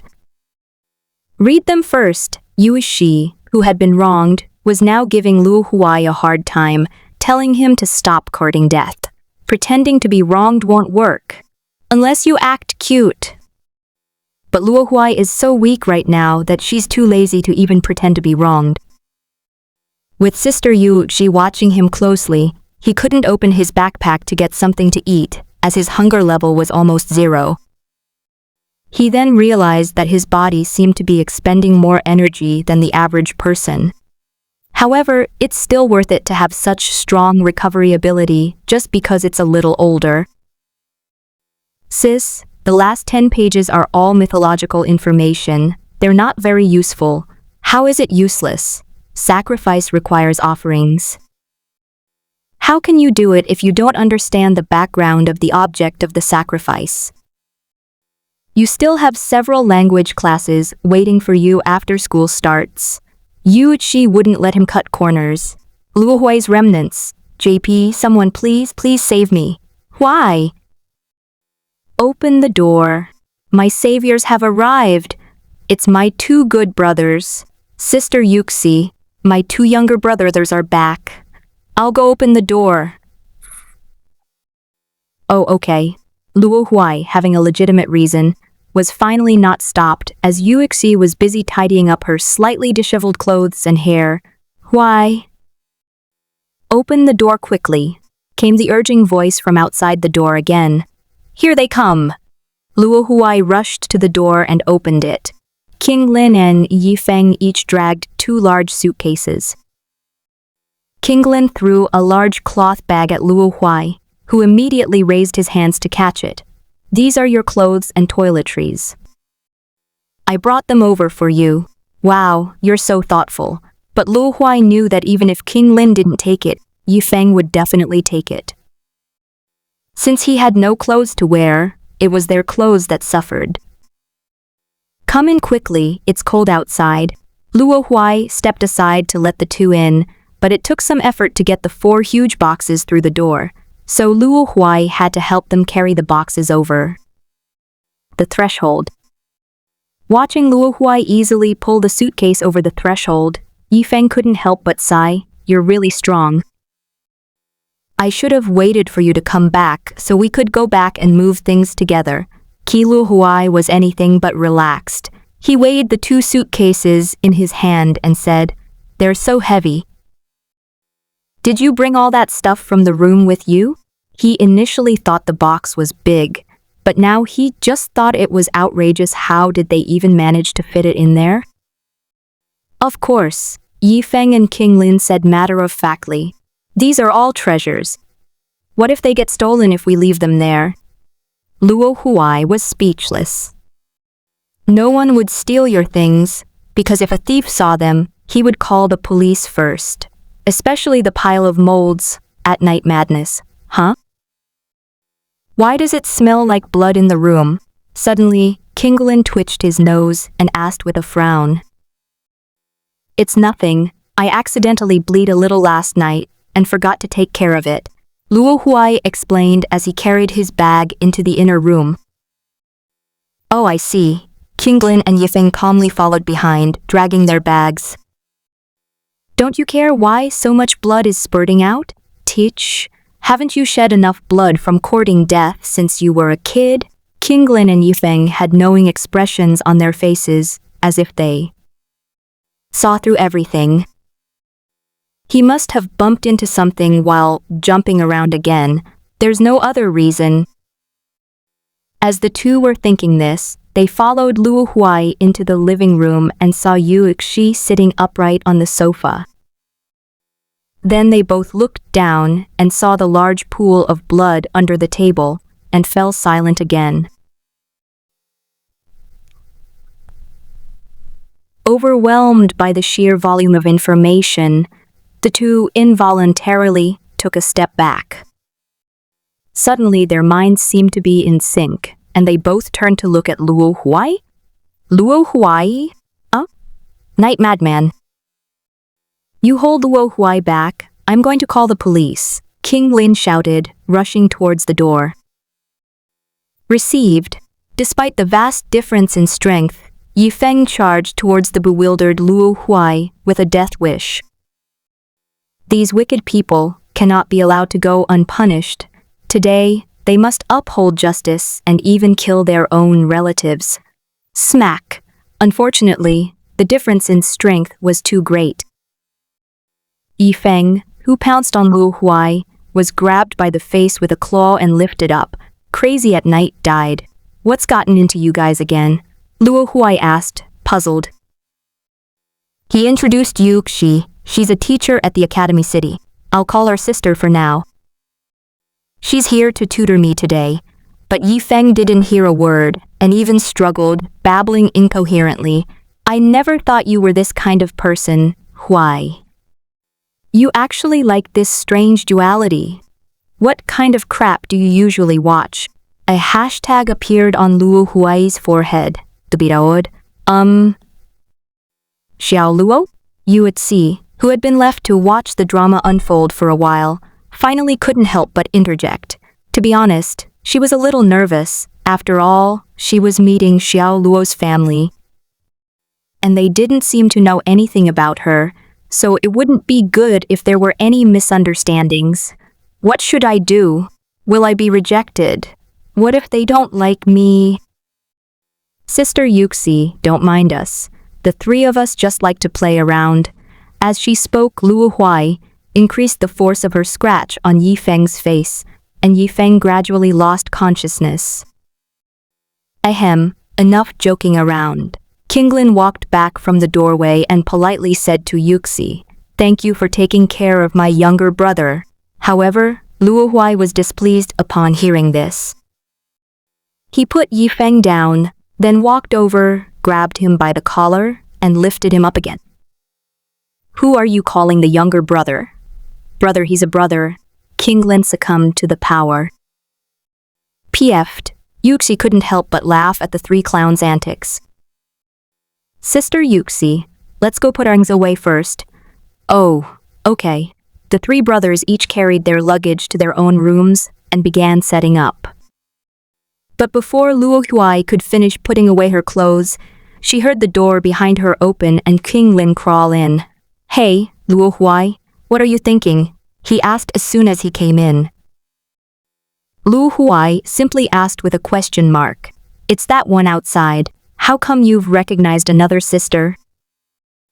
Aren't you afraid the guild leader will tear you apart?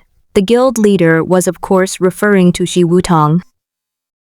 Although King Lin hadn't entered the illusionary realm these past 2 days, she had heard about her. The guild leader seems to be searching the whole world for someone. If he can't find them in the illusionary realm in a few days, he'll probably have to start searching in the mortal realm. But Luo Huai didn't understand. He found King Lin's logic strange. Isn't sister a term that can be used by any woman who is older than you? It's normal as a term of address for a friend. And what does this have to do with Sister Wutong tearing me apart? Speaking of which, why did she tear me apart? Well, it's okay. From your perspective, there's no problem. King Lin hesitated, but then he thought that he might be able to see a big show. And his mind immediately changed. That's all right, everything's fine. After saying that, he ran out of the room. How strange, Luo Huai muttered to himself and continued to tidy his clothes. King Lin, who had just come out, didn't go back to her own room. Instead, she turned around and ran into Yi Feng's room to share gossip. Hey, Yi Feng, I have something to say to you. King Lin whispered in Yi Feng's ear. Share your favorite books with us. Follow our WeChat official account, a book lovers base camp. Follow now to receive a cash bonus. Oh ho! Interesting. Night Madman's eyes lit up as well. Luo Huai stood up. A message flooded his mind. It concerned his magic. Energy name a blood of fusion a characteristics. It can be any kind of energy. Another amalgam. I guess this is Hearthstone's blessing. He was probably already a fusion monster. No wonder all sorts of strange powers could be left on him.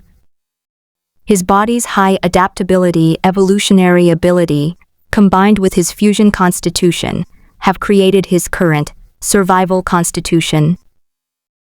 Now I can use magic too. He clenched his claws, and crimson fusion blood seeped directly from his palm, converging into a sacrificial array as he desired. He then felt a suction force coming from his palm.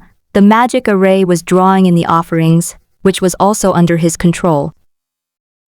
Finally, after the magic circle absorbed enough offerings, its patterns began to flow with a scarlet dark light, like a magnificent ruby. With the various myths he had read in the book that morning flashing through his mind, Luo Huai pointed his palm at the lake not far away and shouted, "Witness." The power of pure water. For a beginner, overly brief requests are a big no-no, because they don't clearly express the intention or sincerity, and the being requested won't bother to try and figure out what the person is thinking. However, Luo Huai was no ordinary novice. His blood was the greatest expression of his sincerity, and the being he was praying to was also eager to pry into Luo Huai's detailed intentions. Even for such sincere sacrificers, they are happy to hear brief prayers, because there is much room for them to express themselves freely. A small whirlpool rippled on the lake near the shore, and the magic array in Luo Huai's palm flew out and was sucked into the whirlpool. "They're here," Luo Huai exclaimed excitedly. "The first time I unleashed proper magic, there were no earth-shattering special effects, which was great. Whoosh! Whoosh! Whoosh! Whoosh!" 4 small figures leaped out of the water and stood side by side in front of Luo Huai. "Oh, the 4 figures shouted at him at the same time. "Is that a fishman?" Baby, with a round and chubby body, and a height that doesn't even reach the knees, the little chubby hand, which hasn't fully grown in, is holding a chibi-style stone sword. It doesn't seem to have much fighting power, and it actually doesn't, except for being cute. This must be a creature from Hearthstone, he wondered. Was Hearthstone's blessing starting to manifest? I almost forgot.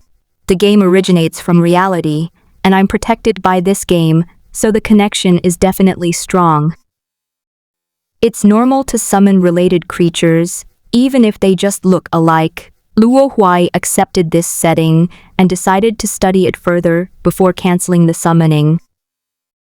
When he started to cancel, he discovered a huge problem. The magic circle in his hand has been absorbed, so even if he draws another magic circle, it won't be the same one. He looked down at the 4 baby merfolk jumping around him and suddenly felt a headache coming on. I hope I won't have to keep 4 pets in the future. However, since things had come to this point, Luo Huai could only accept his fate. He crouched down, and 4 baby merfolk jumped in front of him, their 4 big, bright eyes staring at him, looking adorably silly, especially their little hands holding the stone sword, which made them look incredibly cute. "Can you understand me?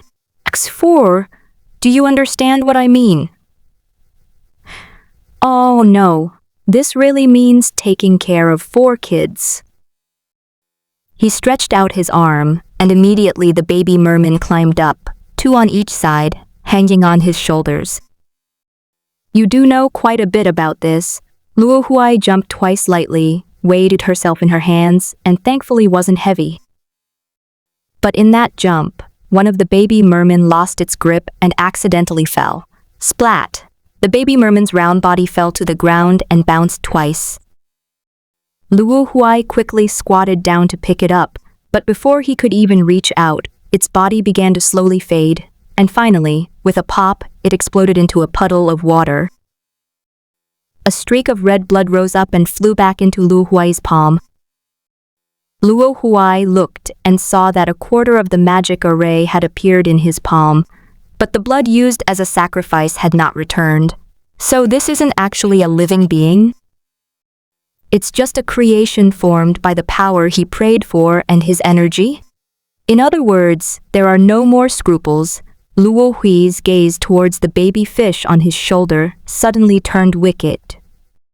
But the baby fishman blinked innocently and pitifully as he stared back at him. Luo Huai struggled with the decision for a long time, but still couldn't bring himself to do it. In the end, he could only sigh and say, "Oh well, we'll have to fight eventually anyway."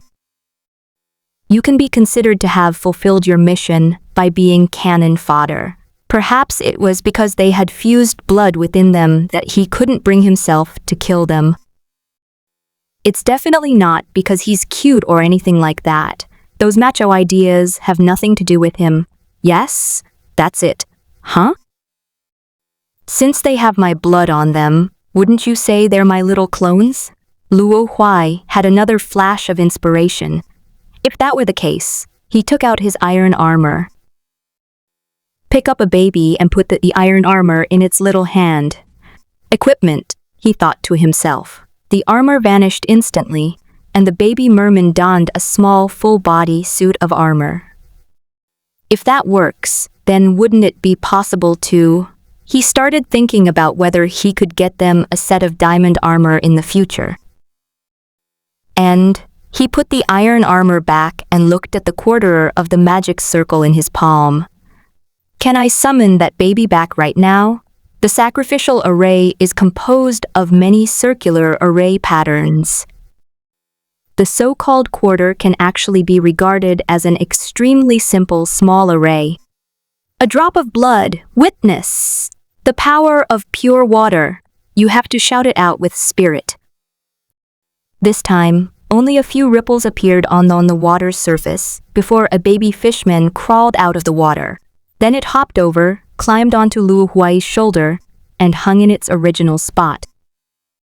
Although it's a bit weaker, it has the advantage of being able to turn the tide, and it has the physique of a fusion monster, so it should be useful in some situations.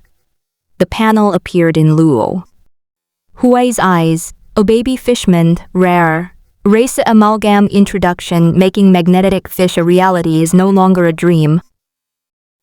On second thought, the fact that the baby fishman is so weak is probably also related to the lack of energy in the mortal realm. Alright, now let's try giving the four of you a buff. Luo Huai picked up the four babies and put them on the ground again. Witness. The power of pure water. Luo Huai deliberately drew a larger magic circle directly in the air, resulting in a greater amount of bleeding. This time, his wishes for protection by power. Boom! The lake's surface surged and churned, the noise growing much louder, and four more figures flew out. Snap, snap, snap, snap. Four more round, chubby creatures appeared in front of me. That's it, I'm now a livestock farmer. What do you mean by this? Luo Huai had just finished tidying up his clothes and stepped out of the room when he saw these two standing across the door, looking at him. His eyes were undeniably strange, conveying a mix of encouragement, regret, sadness, and even a stronger sense of schadenfreude and glee, a whole host of miscellaneous emotions. Am I nearing my end? Night madman, beauty is a curse, Kinglin, scumbags deserve to die. Luo Huai, are you two talking about yourselves? Just kidding, don't take it to heart. Kinglin patted his shoulder, smiled, and walked away. It's okay, we know your card pin, go ahead. Yifeng patted his shoulder and left. No, what does this mean? This makes me even more worried. Also, how do you know my card pin? In short, Luo Huai was completely baffled by this series of mysterious actions and had no choice but to follow behind. The three of them walked into the living room together. Huai, Kinglin and I are going out for lunch. Yifeng and Kinglin suddenly quickened their pace as if it were premeditated. Wait, I'll go too. Luo Huai hurriedly quickened his pace, but was stopped by the two. That won't do. If you leave, who will entertain the guests? Kinglin grabbed Luo Huai's shoulder, turned him around, and shoved him onto the sofa. Let's go. We'll be playing outside all day. Those two heartless guys ran away. They're determined to sell Luo Huai. Hey, watch out. Yuexi saw Luo Huai, who was being pushed over, lose his footing and quickly reached out to catch him. If this continued, it would be another big hug. Her expression visibly relaxed. But Luo Huai happened to perform at this crucial moment. A huge step forward stopped the forward-leaning trend. That was close. I almost crashed into her. Luo Huai endured the sharp pain in his knee, stood up and said to Yuexi, who was standing close to him. Yuexi was a little disappointed. Actually, you could have bumped into it. Please don't wear your regret on your face, okay? Luo Huai sat down and stretched her legs a couple of times to ease the pain in her knees. Does it hurt? Yuexi pulled Luo Huai's legs over and placed them on her own lap to rub them for him. It doesn't hurt much. Luo Huai felt a warmth in her heart and told a little lie, then finished reading the book. Yuexi handed over the book that still had a few pages left on the table. Luo Huai's heart turned cold again. Yuexi massaged his knees, and he was now sitting sideways on the sofa, so he simply lay down to watch. But Yuexi pulled her up again. Don't read while lying down. Luo Huai had no choice but to sit up reluctantly. Finally, accompanied by his stomach rumbling, he managed to finish reading the book. Wow, I'm exhausted. Luo Huai relaxed completely and lay down on the sofa. Not bad. Yuexi put down Luo Huai's legs and packed up the books with satisfaction. You'd better hurry up and refine your magic power in the next 2 days. No matter how much, you must finish before school starts, otherwise it will affect your classes. Okay, Luo Huai lazily rolled over, waved, and said, Bye. Are you in such a hurry to get rid of? Me? Yuexi asked, a little annoyed, seeing how eager he was for her to leave. No, you misunderstand. I was just saying goodbye to the books. That's for the best. Yuexi didn't know what she was sulking about, but she gave him a little look at the end. With a snap, the door closed softly, leaving Luo Huai alone in the room. Phew, finally finished studying. Even the old man wasn't this strict back then. He yelled at the ceiling twice as if venting his frustration, and the fatigue from studying in the morning was swept away. As expected, fortune and misfortune are intertwined. Having escaped the ordeal of registration, a new devilish older sister has arrived. Take out bread and grilled fish to fill your stomach first. As the feeling of fullness gradually subsided, the pain in my knees also lessened. Speaking of which, Sister Yuexi doesn't know how to massage knees at all. She massaged them for a long time but didn't see a single smile. Luo Huai pushed open the door and saw a figure walking on the bridge in the distance. Sigh. Forget it, I'd better just listen to the instructions and focus on refining the magic power as soon as possible. Damn it, why am I so self-aware? It must be because I don't have a computer or TV.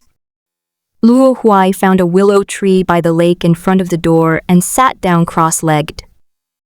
Feel it with your heart. The moment you close your eyes, the world becomes colorful, with all kinds of energy flowing around. Some of them are not just simple flow, they have a hazy form. Those must be the special energy that Sister Yuexi was talking about. Luo Huai tried to extend his mental energy towards a green snake, but as soon as he made contact, the snake scattered into green light, and when it gathered again, it had already run far away. Why is it so hard to make a friend? He had clearly been trying to be kind. After a series of experiments, he discovered that he could not control not only special energies, but also the most ordinary elemental energies. The cunning merchant who spoke of the wind blowing through the leaves might not be wrong. As a member of the world of punishment, his sin value, which is so high it's almost purple, is probably not well liked. No way, am I really not cut out to be a priest? He remembered reading in the book that priests could refine magic more easily than other classes. If he can't even handle this, then it's basically confirmed that the mage is a useless dummy. Luo Huai lowered her head, unwilling to accept it. Is blood still the only alternative to magic? He casually glanced at his hands while maintaining his perception mode. But once you start looking, you can't take your eyes off it. This vibrant crimson, from the perspective of sensing energy, he saw his entire body, which was entirely crimson. However, from this perspective, only energy should have color. Blood is magic, Luo Huai muttered blankly, recalling the lies he had told earlier. Suddenly, he gave a self-deprecating laugh. It's my own stupidity. The big shots are indeed big shots. They probably foresaw all this all along. They just didn't fully understand it. Luo Huai retrieved the spiritual energy he had dispersed and channeled it all into his own flesh and blood. His posture became more casual, his fair palm slightly open, and a drop of blood seeped from his palm, quietly hovering at his fingertips. He did not feel the pain of bleeding. Perhaps the drop of blood was no longer blood the moment it merged with his spiritual power, but a different kind of energy.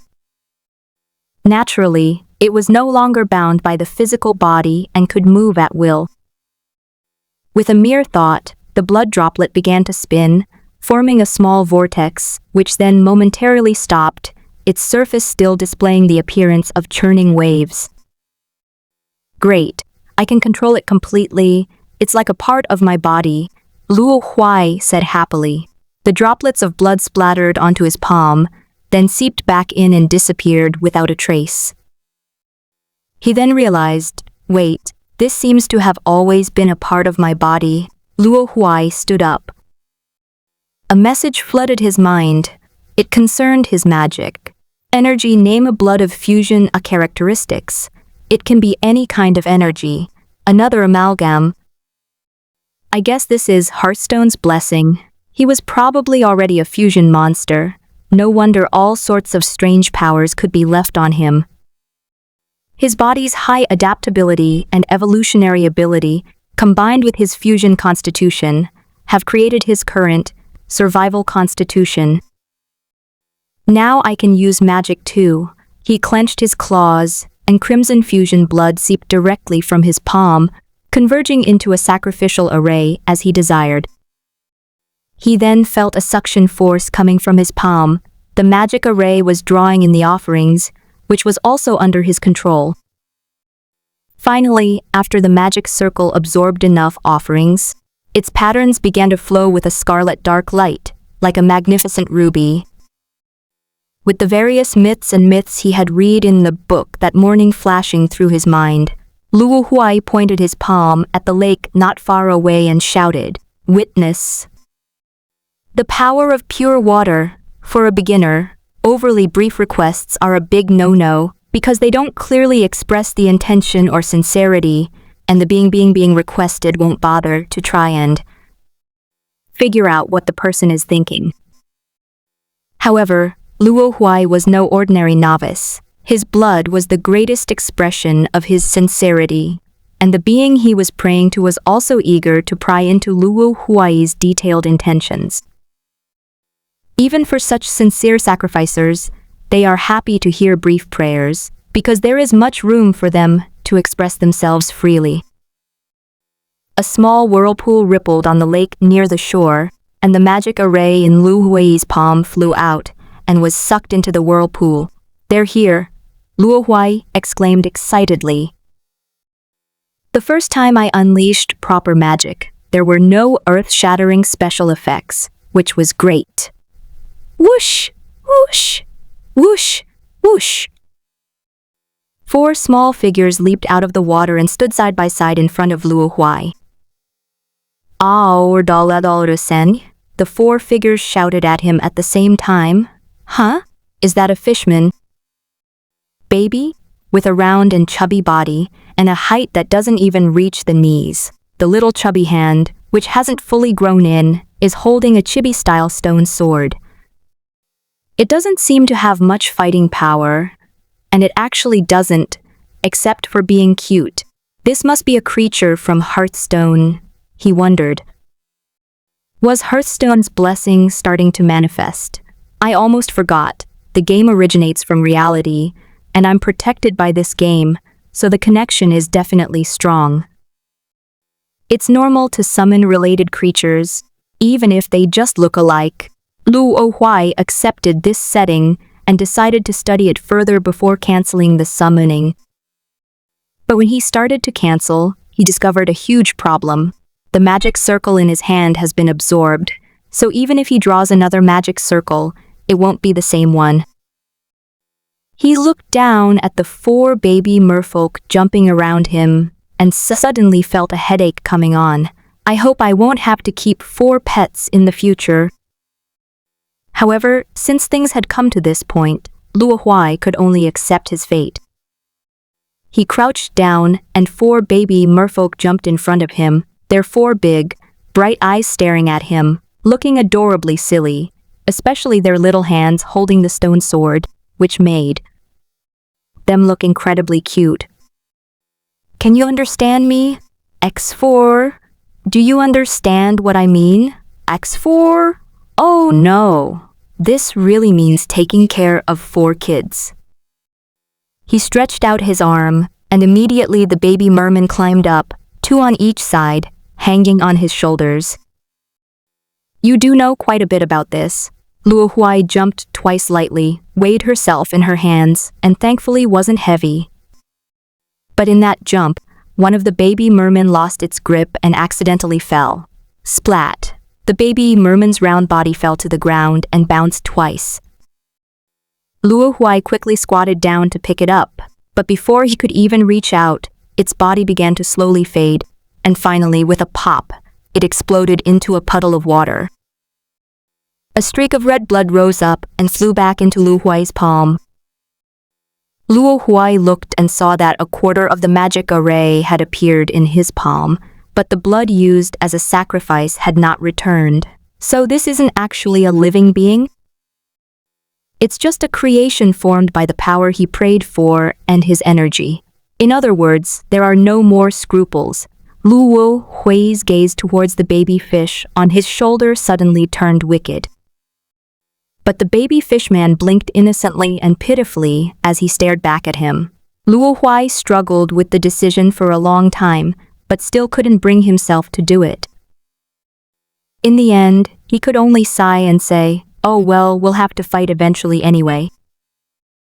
You can be considered to have fulfilled your mission by being cannon fodder. Perhaps it was because they had fused blood within them that he couldn't bring himself to kill them. It's definitely not because he's cute or anything like that. Those macho ideas have nothing to do with him. Yes, that's it. Huh? Since they have my blood on them, wouldn't you say they're my little clones? Luo Huai had another flash of inspiration. If that were the case, he took out his iron armor. Pick up a baby and put the iron armor in its little hand. Equipment, he thought to himself. The armor vanished instantly, and the baby merman donned a small, full-body suit of armor. If that works, then wouldn't it be possible to? He started thinking about whether he could get them a set of diamond armor in the future. And he put the iron armor back and looked at the quarter of the magic circle in his palm. Can I summon that baby back right now? The sacrificial array is composed of many circular array patterns. The so-called quarter can actually be regarded as an extremely simple small array. A drop of blood, witness. The power of pure water, you have to shout it out with spirit. This time, only a few ripples appeared on the water surface before a baby fishman crawled out of the water. Then it hopped over, climbed onto Luo Huai's shoulder, and hung in its original spot. Although it's a bit weaker, it has the advantage of being able to turn the tide, and it has the physique of a fusion monster, so it should be useful in some situations. The panel appeared in Luo Huai's eyes, baby fishman, rare, race amalgam introduction, making magnetic fish a reality is no longer a dream. On second thought, the fact that the baby fishman is so weak is probably also related to the lack of energy in the mortal realm. Alright, now let's try giving the four of you a buff. Luo Huai picked up the four babies and put them on the ground again. Witness the power of pure water. Luo Huai deliberately drew a larger magic circle, directly in the air, resulting in a greater amount of bleeding. This time, his wishes for protection by power. Boom! The lake's surface surged and churned, the noise growing much louder, and four more figures flew out. Snap, snap, snap, snap. Four more round, chubby creatures appeared in front of me. That's it. I'm now a livestock farmer. After a whole afternoon of fussing around, Luo Huai returned home with 8 baby fish on his body. He came to the conclusion that praying for the blessing of summoned power was much more difficult than summoning henchmen, requiring more detailed prayers and more complex magic circles. The sacrificial circle that newbies learn has only one function: summoning minions.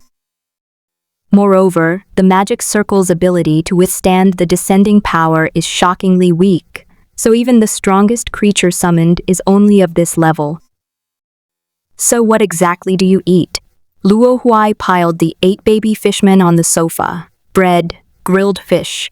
These were offered to them, but they ignored them, preoccupied with their own play. The so-called playing around was really just rolling around and turning over on the sofa. They seemed to realize that they didn't need to fight for the time being. You can play, but put down the stone sword. What if you get scratched? Luo Huai had already seen several shallow marks on the sofa. If it got poked a few more times, it would definitely have a hole in it. Wah-ah! The 8 baby fish immediately lined up and placed the little stone sword, one by one next to the sofa. Then, shouting in an incomprehensible fishman language, he jumped back onto the sofa. Hopefully they'll disappear on their own after a while. Although Luo Huai had been thinking about this all afternoon, she still held on to a sliver of hope. So, it was evening. Why? What's going on with these 8 guys? Kinglin, who had been out all day, planned to go home and give Luo Huai a sarcastic rebuke, but his smiling face instantly fell when he saw the 8 baby fishmen. They eat very little, Luo Huai said pitifully, huddled together with the 8 babies in the corner of the sofa. You fed it. Kinglin crossed his arms, glaring at him menacingly. No, Luo Huai replied weakly, hugging the baby fishman tightly in her arms. You're still supporting us even though we're not here? Don't you know we're struggling financially? Kinglin was furious when he thought about it. They had agreed on 3 people, but none of them could earn money, and he was the only one managing everything. Luo Huai and the baby fishman trembled. Then, can I hand over my bank card and have it confiscated? Well, Kinglin thought about it and realized it seemed like a good idea. Luo Huai's game was really worth a lot of money. If they were careful with their spending, it could probably support the family for more than a month. When he sold Luo Huai games, he inadvertently glanced at the numbers and almost had malicious intentions. Then it settled. Kinglin stretched out his hand. Here, take it. Luo Huai handed over the money card that he had just found in his bag at noon. Goodbye, my final connection with games. I want to eat hot pot tonight. It's all my own money, so I have to be assertive when it comes to what I want to eat. Sure. Kinglin was in a good mood and agreed immediately. By the way, where's Yi Feng? His partner was lying in wait as soon as he went out and dragged him away. Kinglin went to the kitchen, took out the food he bought yesterday and started making hot pot broth. Right now, that heartless guy is probably enjoying a fancy meal while going on a date. As he spoke, he slammed his cleaver down on the cutting board, snapping a radish in two. I don't know if Luo Huai went through the refrigerator, but these vegetables are just right for making hot pot. Isn't it great that one less person is fighting us for hot pot? That's true. King Lin's chopping movements became gentler again. Tap, tap, tap.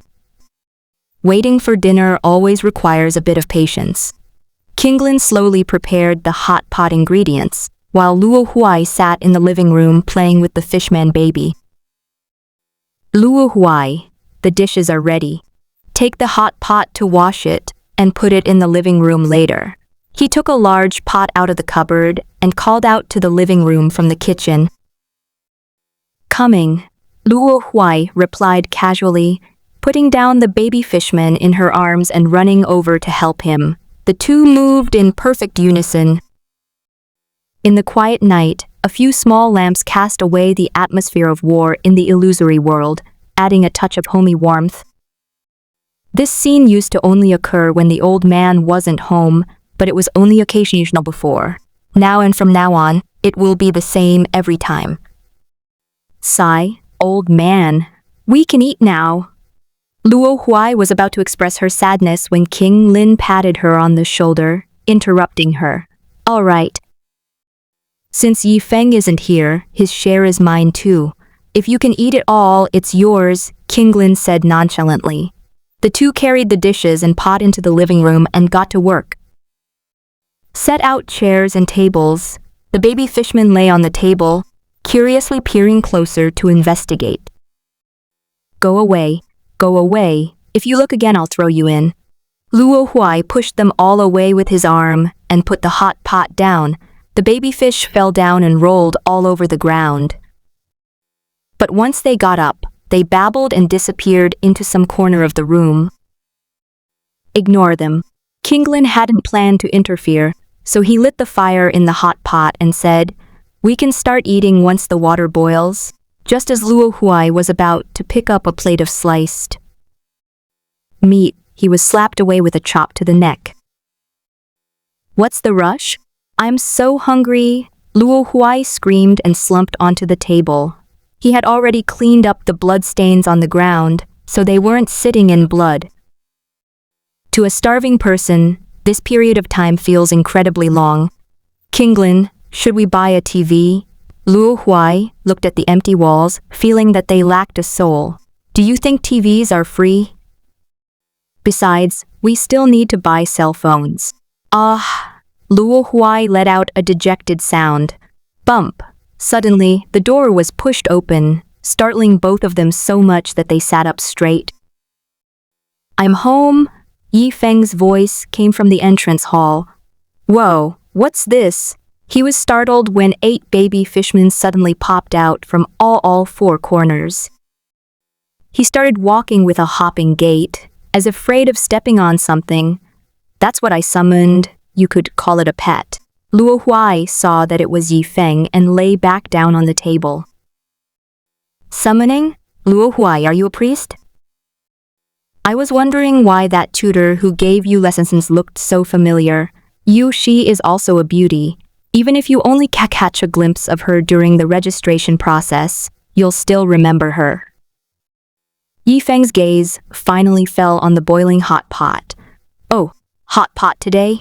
Good thing I made it back. Why did you come back? You have a rich partner to support you. Why would you want to covet this little hot pot from us? Luo Huai protectively held onto the plate of food in front of her, extremely guarded about her food. Sigh. Yi Feng suddenly became melancholy when this was mentioned. It was only after I found out that Sister Yu's family was rich that I realized she was under so much pressure being with me.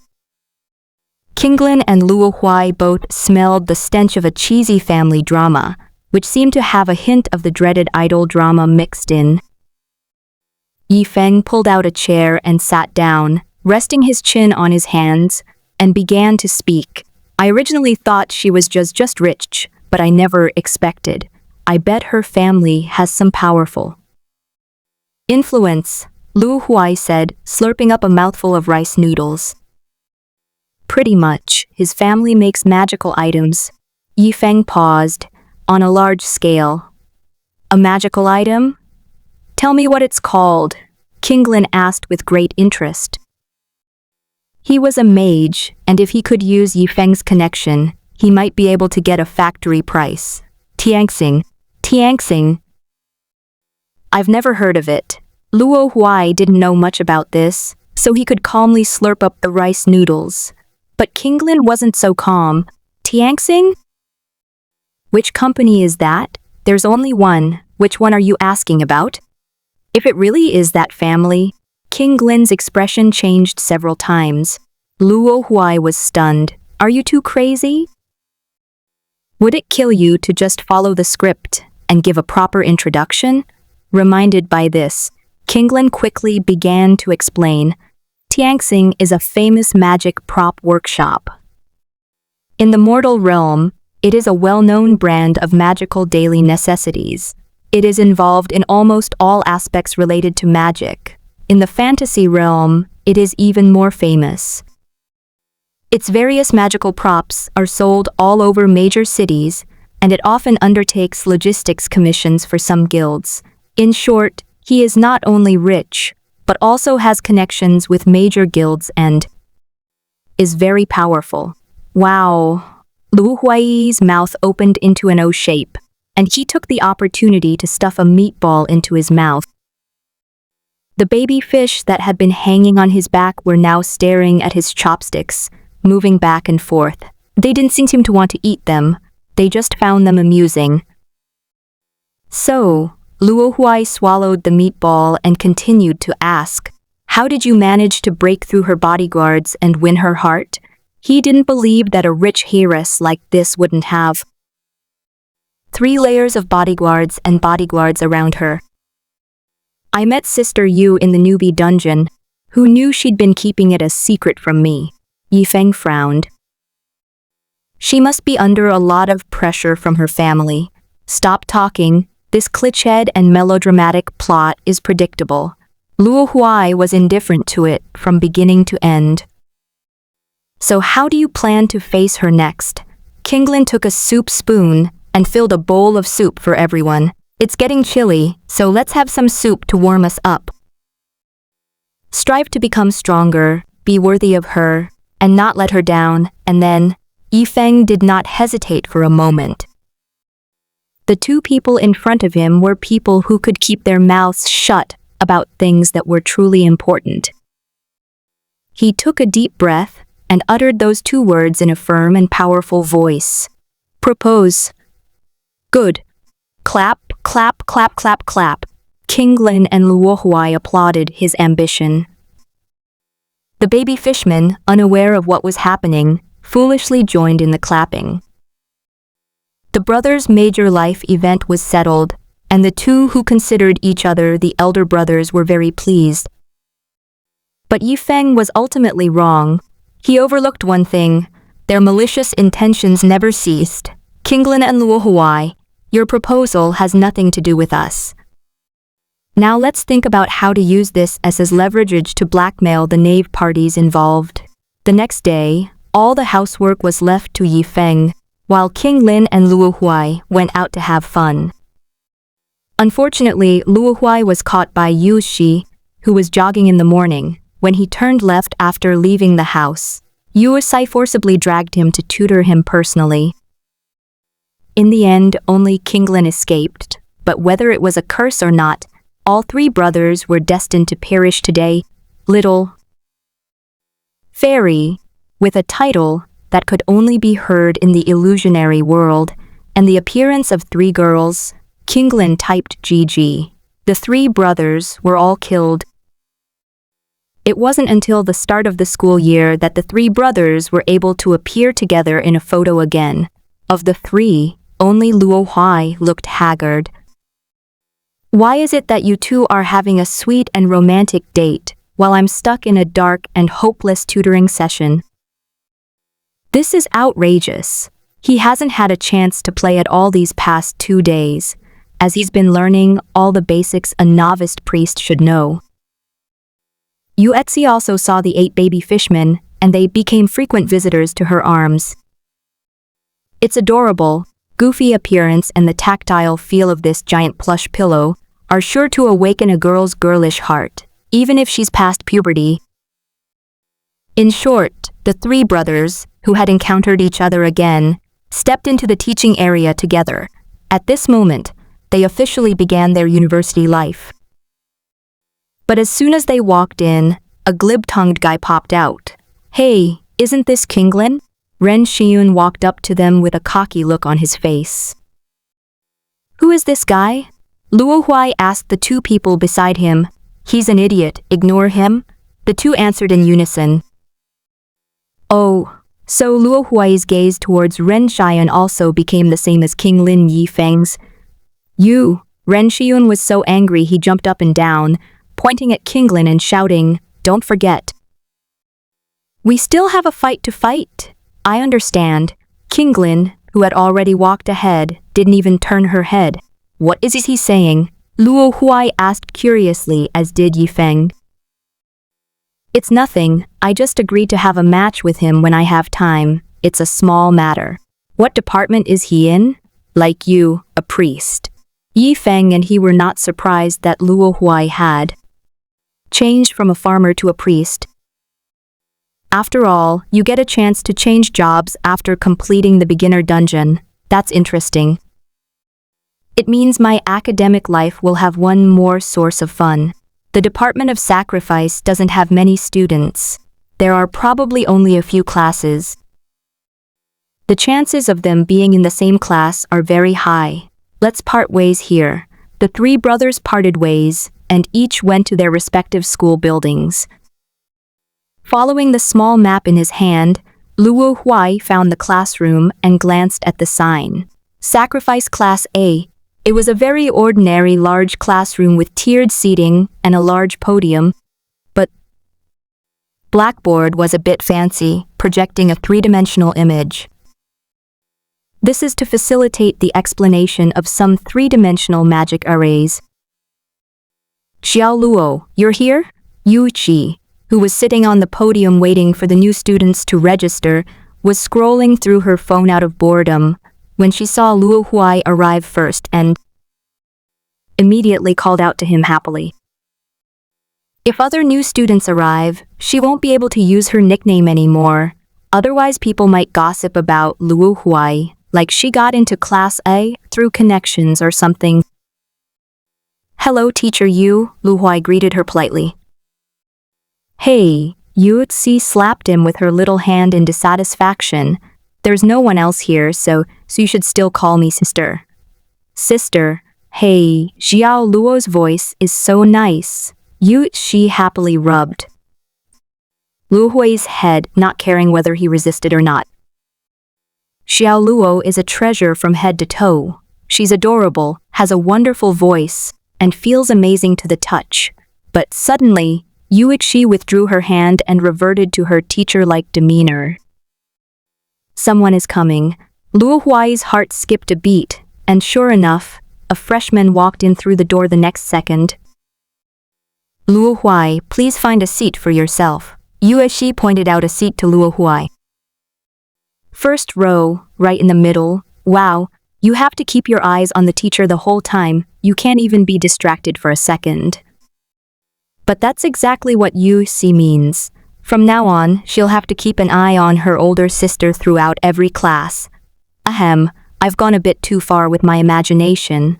The author blushes. Luo Huai sat down and watched Yuetsi process the paperwork for the new students.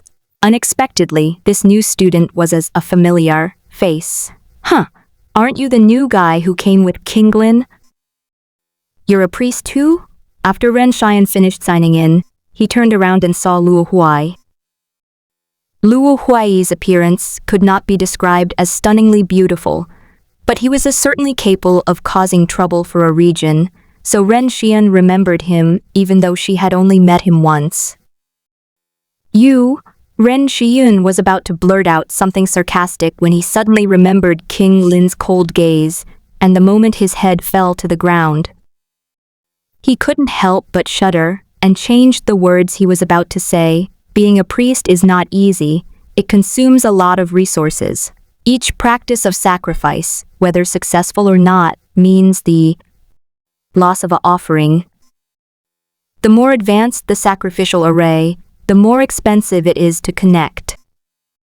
But there are also many kinds of magic and rituals that don't require sacrifices. Then you'll just have to rely on those few pitiful skills to survive. Probably won't even graduate by then. Luo Huai ignored him. Ting Lin was right. This guy was indeed very childish. Just treat him like a child. Be lenient with him usually, and only discipline him when he really takes advantage of you.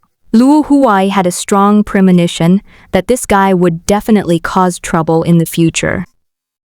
He thought it was great, as he wouldn't need punching bags anymore. One by one, more and more new students entered the classroom.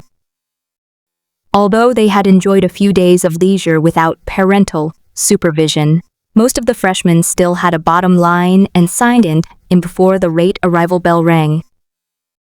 It's worth mentioning that the front row was almost entirely occupied by boys. At first, Luo Huai thought these guys were all studious, but when he turned around and glanced at where their eyes were focused, it was Yu Shi, who was concentrating on organizing materials. Good grief, they're all perverts. While it cannot be ruled out that there are indeed a few who genuinely love learning, they are only a handful. The girls who were forced to sit in the back row had no choice but to accept their dissatisfaction, since the boys had planned this all along when they signed up a few days earlier. Sigh. No wonder Sister Yuxi told me not to say she's my sister. Luo Huai sighed, thinking to himself, if these guys found out, they'd probably gang up on him and put him on a cross for trial on the spot. However, there are always oddballs, like Ren Sayun, who sat next to Luo Huai after signing in. He stood out so much among the group of boys. There was no other reason than that all the boys were stealing glances at Yu Xi, while he was tilting his head and staring at Luo Huai. Luo Huai rubbed the tip of his nose. Classmate, my sexual orientation is perfectly normal. Teach. Ren Xian immediately rolled her eyes at him. He slapped a thumb-sized, faceted yellow gemstone onto the table. What do you mean? By Kinglin's intelligence. Ren Xian seemed to treat money and gems as nothing. If it's not enough, I can add more. Sorry, Kinglin is my brother. Luo Huai said righteously, pushing the gemstone back. Ren Xian didn't take it back. Instead, he took out a gem from his pocket and said, I'm not forcing you to betray your brothers. What they say and what they do mean are completely different things. The two locked eyes, and for a moment, the plot of an underground transaction from a spy movie played out perfectly before their eyes. Several classmates even shifted their attention away from the pretty girls and began to focus on them. Unfortunately, the morning light shone through the window and refracted by the gemstone, dazzled many people. I told you Kinglin is my brother. So, as expected, Luo Huai said those 3 words. It'll cost extra. Good idea. I have to pay more. Ha ha ha. Ren Xian laughed and took out another one. Great. Luo Huai reached for the gemstone, beckoning with his finger at the same time. Ren Xian immediately pressed her ear close to his. A deal is about to be completed. Ouch! X2 and the other 2 suddenly clutched their heads and screamed in pain. 2 righteous hand chops struck them mercilessly on the head. Yuxi stood in front of them, hands on her hips, her beautiful eyes filled with anger. Are you 2 putting on an act right here? You dare to make deals in front of everyone? Do you think I, your homeroom teacher, don't exist? Teacher, I was wrong. Ren Xian immediately admitted his mistake. He was only sarcastic towards his peers, but he was surprisingly honest with his teacher. "I'll let you off this time on the first day." Yu Ixi was fairly satisfied with his attitude. "I was wrong too." Luo Huai immediately followed suit and apologized. But this only earned her a stern and angry glare from Yu Qi. "Luo Huai, come to my office after class." "Huh? Why the discrimination?" Luo Huai was unconvinced and wanted to ask, but was glared at by Yu Zi with a fierce look. "I never expected Xiao Luo to be such a money grubber who can't resist temptation." "No, I have to discipline him properly. Or what if anyone comes along and tries to kidnap him?" These were the thoughts on Yu Xi's mind at that moment. "Hey, sorry, sometimes reality is just that cruel," Ren Xian said smugly, thinking he was being given special treatment. "It's weird and sarcastic." Luo Huai gave him an unfriendly look, pulled a timetable from the table, pointed to it and said, "Did you know? There's going to be a practical lesson later." "Of course I know." "What? You're not convinced and want to spar with me?" Ren Ziyun's fighting spirit was aroused. No. I just wanted to tell you that my intelligence stat is only F. As a priest, I am very weak." "Heh, do you think I'd believe that?" He sneered. "Even those who escape from mental hospitals wouldn't be this low, okay?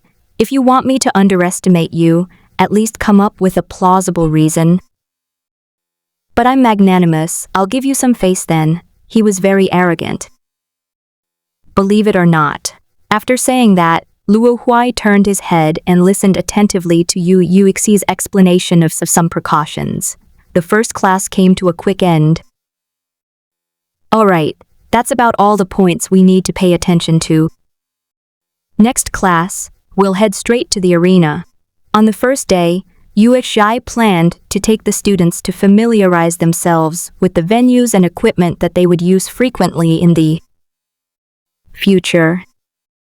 Luo Huai was just about to sneak out for a walk when Yu Zi called out to him, "Luo Huai, come to my office." Luo Huai sighed helplessly and could only follow behind Yu Qi. Go ahead. Ren Xian waved his hand gloatingly from the side. This guy exudes an aura of irritation at all times, with every gesture and movement he makes. It's as if attracting hatred and courting death have become his outward demeanor, and the students around him unconsciously keep their distance from him. Only a few, attracted by his astonishing wealth, went up to him and struck up a conversation. "My friend, to be honest, I also have a brother." "Get lost," Ren Xian said calmly, finally showing a hint of his young master's demeanor. "But actually, he just has dead fish eyes. He always looks like that when he walks down the street, which is why he's had more and more bodyguards around him since he was a child." Those men slunk away, their faces full of regret. It was such a pity that their brother had finally had a chance to prove himself. On the other side, Luo Huai sat in Yu Xi's office, holding a small plate of pastries and eating them with a small spoon.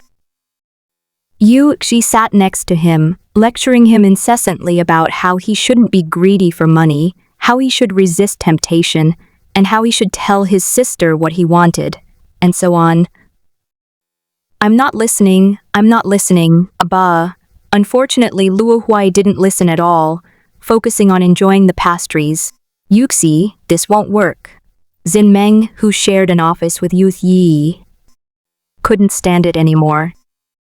This wasn't a lecture, it was just spoiling the kid.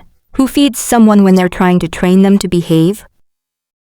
However, Luo Huai was from the Department of Sacrifice, so it wasn't appropriate for her to manage other departments. "It's hopeless." The bell rang for the start of class, and Zimeng opened the door and left. "Xiao Luo, class is about to start." Yu Shi stood up and urged him. She didn't care at all whether Luo Huai listened to her or not. Perhaps she simply wanted to bring Luo Huai to try the pastries she had just bought. Okay. Luo Huai stuffed the rest of the pastries into his mouth and followed behind her. What just happened? Did Sister Yuxi say something? Forget it. I'll just ignore it. After years of hard study, being able to block out lectures has long been a passive skill.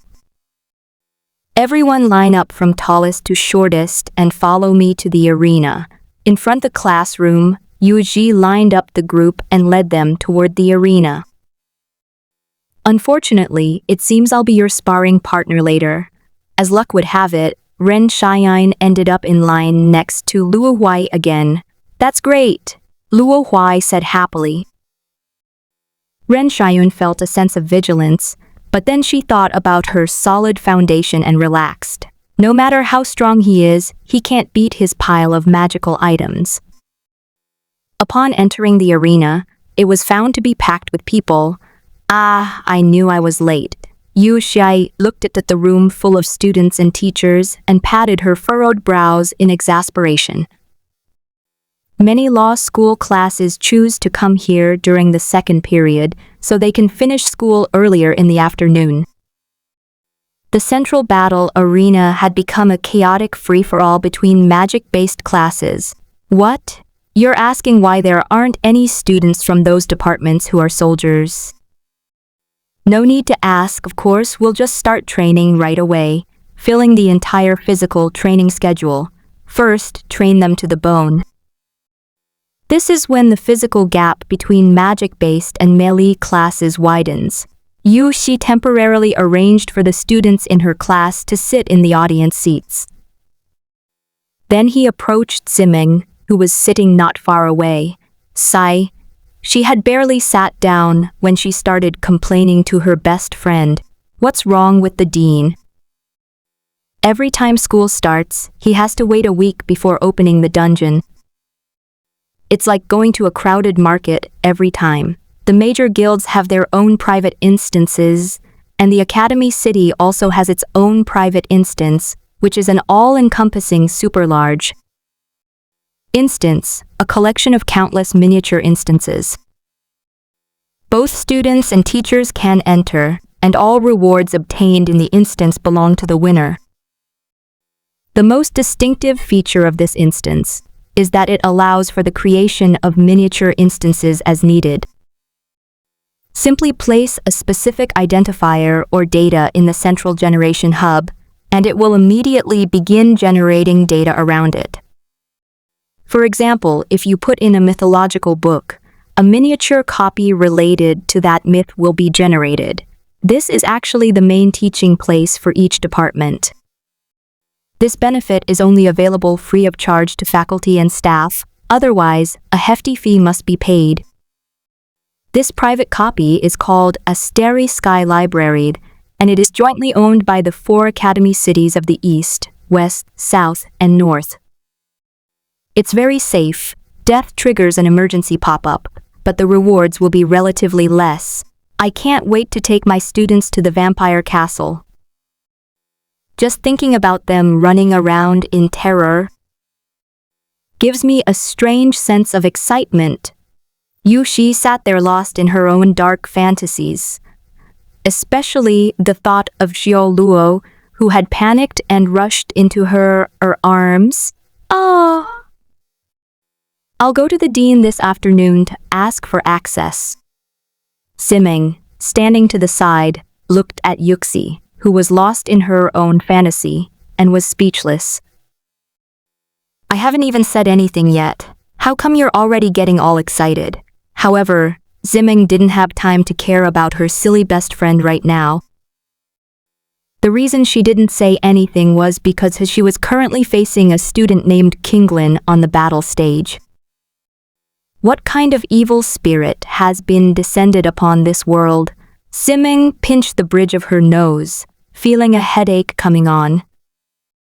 In the virtual arena, Kinglin was almost going berserk, wielding a sword.